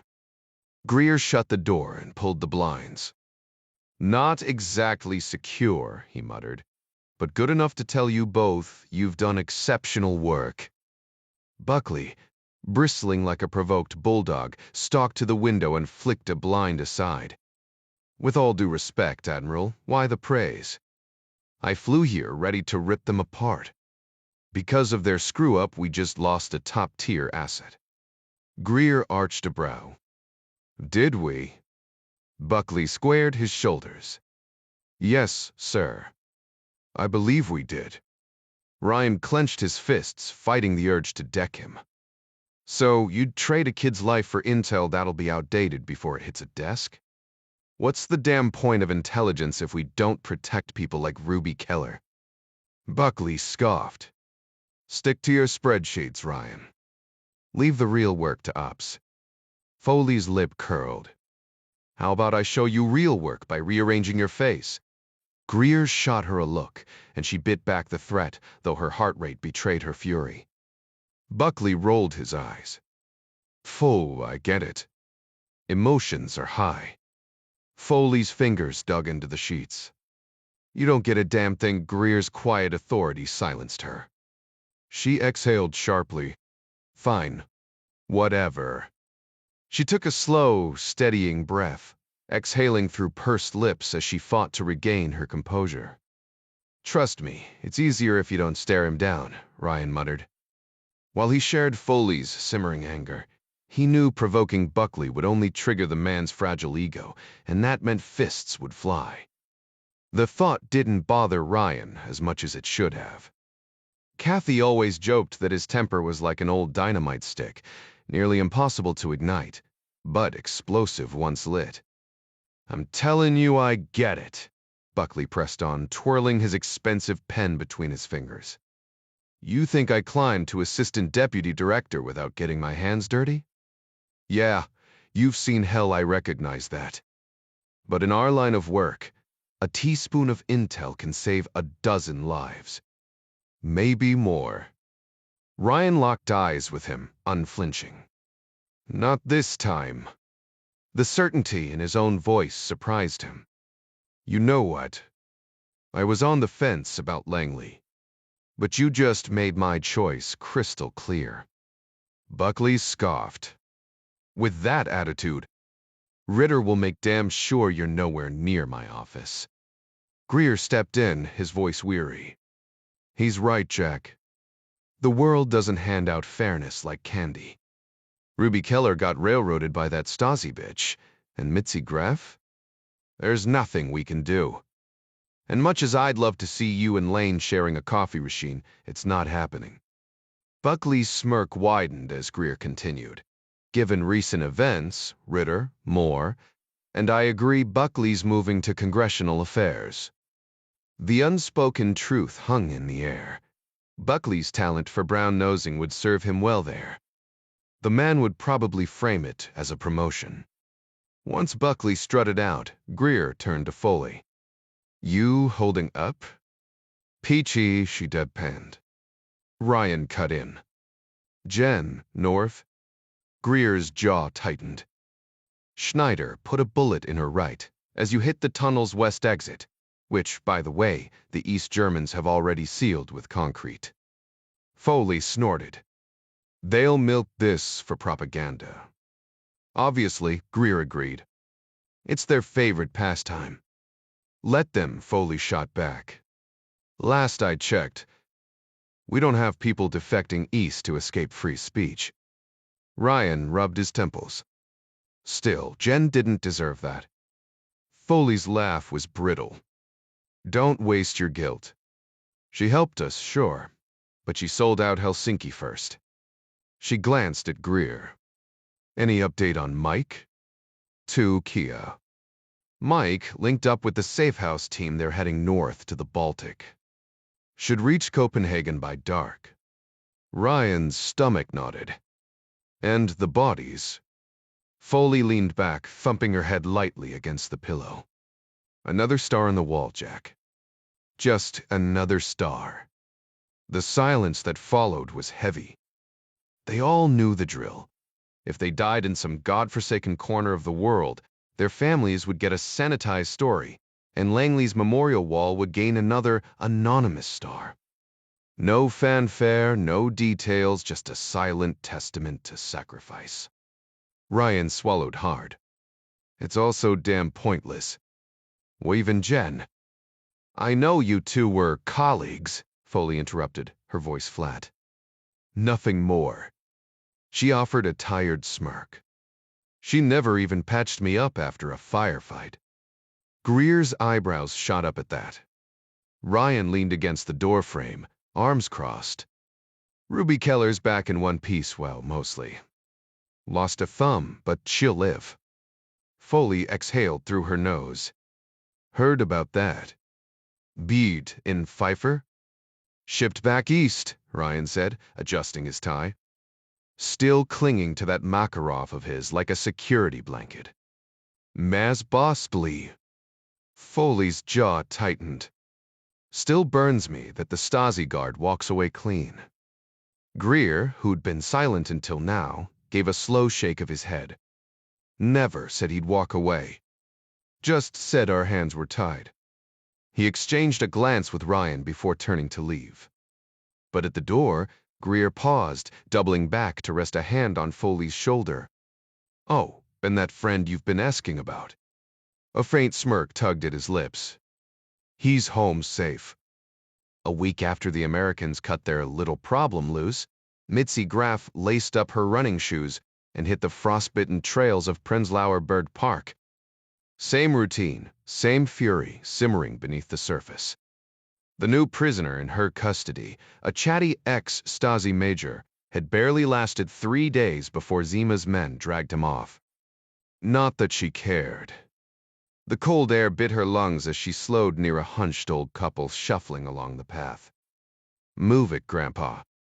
She barked, barely dodging the woman's frail frame. Then she heard it, her name, whispered like a curse. Graf skidded to a stop, breath clouding the air. The hell did you just say? The old woman's smile didn't reach her eyes. Ruby Keller sends her regards. 4 muffled pops later, Graf was face down in the snow, the last thing she heard being the man's raspy chuckle. Let's go, Lotta. Kathy Ryan hated unpacking her husband's luggage. Not because she minded the chore, but because Jack had a habit of leaving surprises buried in his socks. Their son, Jack Jr., was currently buried under his father's overcoat, giggling like a madman. Helping usually meant creating more work, but Kathy didn't mind until she spotted the tiny finger poking through the coat's shoulder. Her stomach dropped. Daptera, 2 holes. Meat, precise. She whirled around, coat in hand, just as Jack appeared in the doorway. He looked tired but unharmed, the way he always did after slipping back into civilian life. Kathy held up the evidence. Tear to explain. Jack's sigh was heavy with relief. Yeah, he admitted, rubbing his temple. But not in front of the tent monster. Decades before crafting spy thrillers, Tom Clancy was just an insurance agent with a notebook full of warship doodles. Long before his rise to fame, Tom Clancy studied English at Loyola University in Baltimore, nurturing ambitions of becoming a novelist. His debut thriller, The Hunt for Red October, quickly gained traction thanks to glowing reviews, but it skyrocketed to the top of the New York Times bestseller list after President Reagan called it the perfect adventure. From that moment on, Clancy became synonymous with gripping realism, meticulously crafted plots, and edge-of-your-seat tension qualities that cemented his legacy as a titan of the genre. He left an indelible mark before his passing in 2013. Meanwhile, Marc Cameron, a Texan with a storied career in law enforcement, brought his own brand of authenticity to thrillers. Over nearly 3 decades, he worked as a beat cop, a mounted patrol officer, a SWAT team member, and even a U. Marshal. Fluent in Japanese, Cameron travels the globe to research his Jericho Quinn series, which has earned nods for both the Barry and Thriller Awards. His first-hand experience lends his writing an unmistakable grit, whether it's a high-stakes takedown or the quiet tension of surveillance.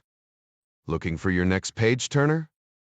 Dive into a world of hand-picked recommendations and stay updated on your favorite authors.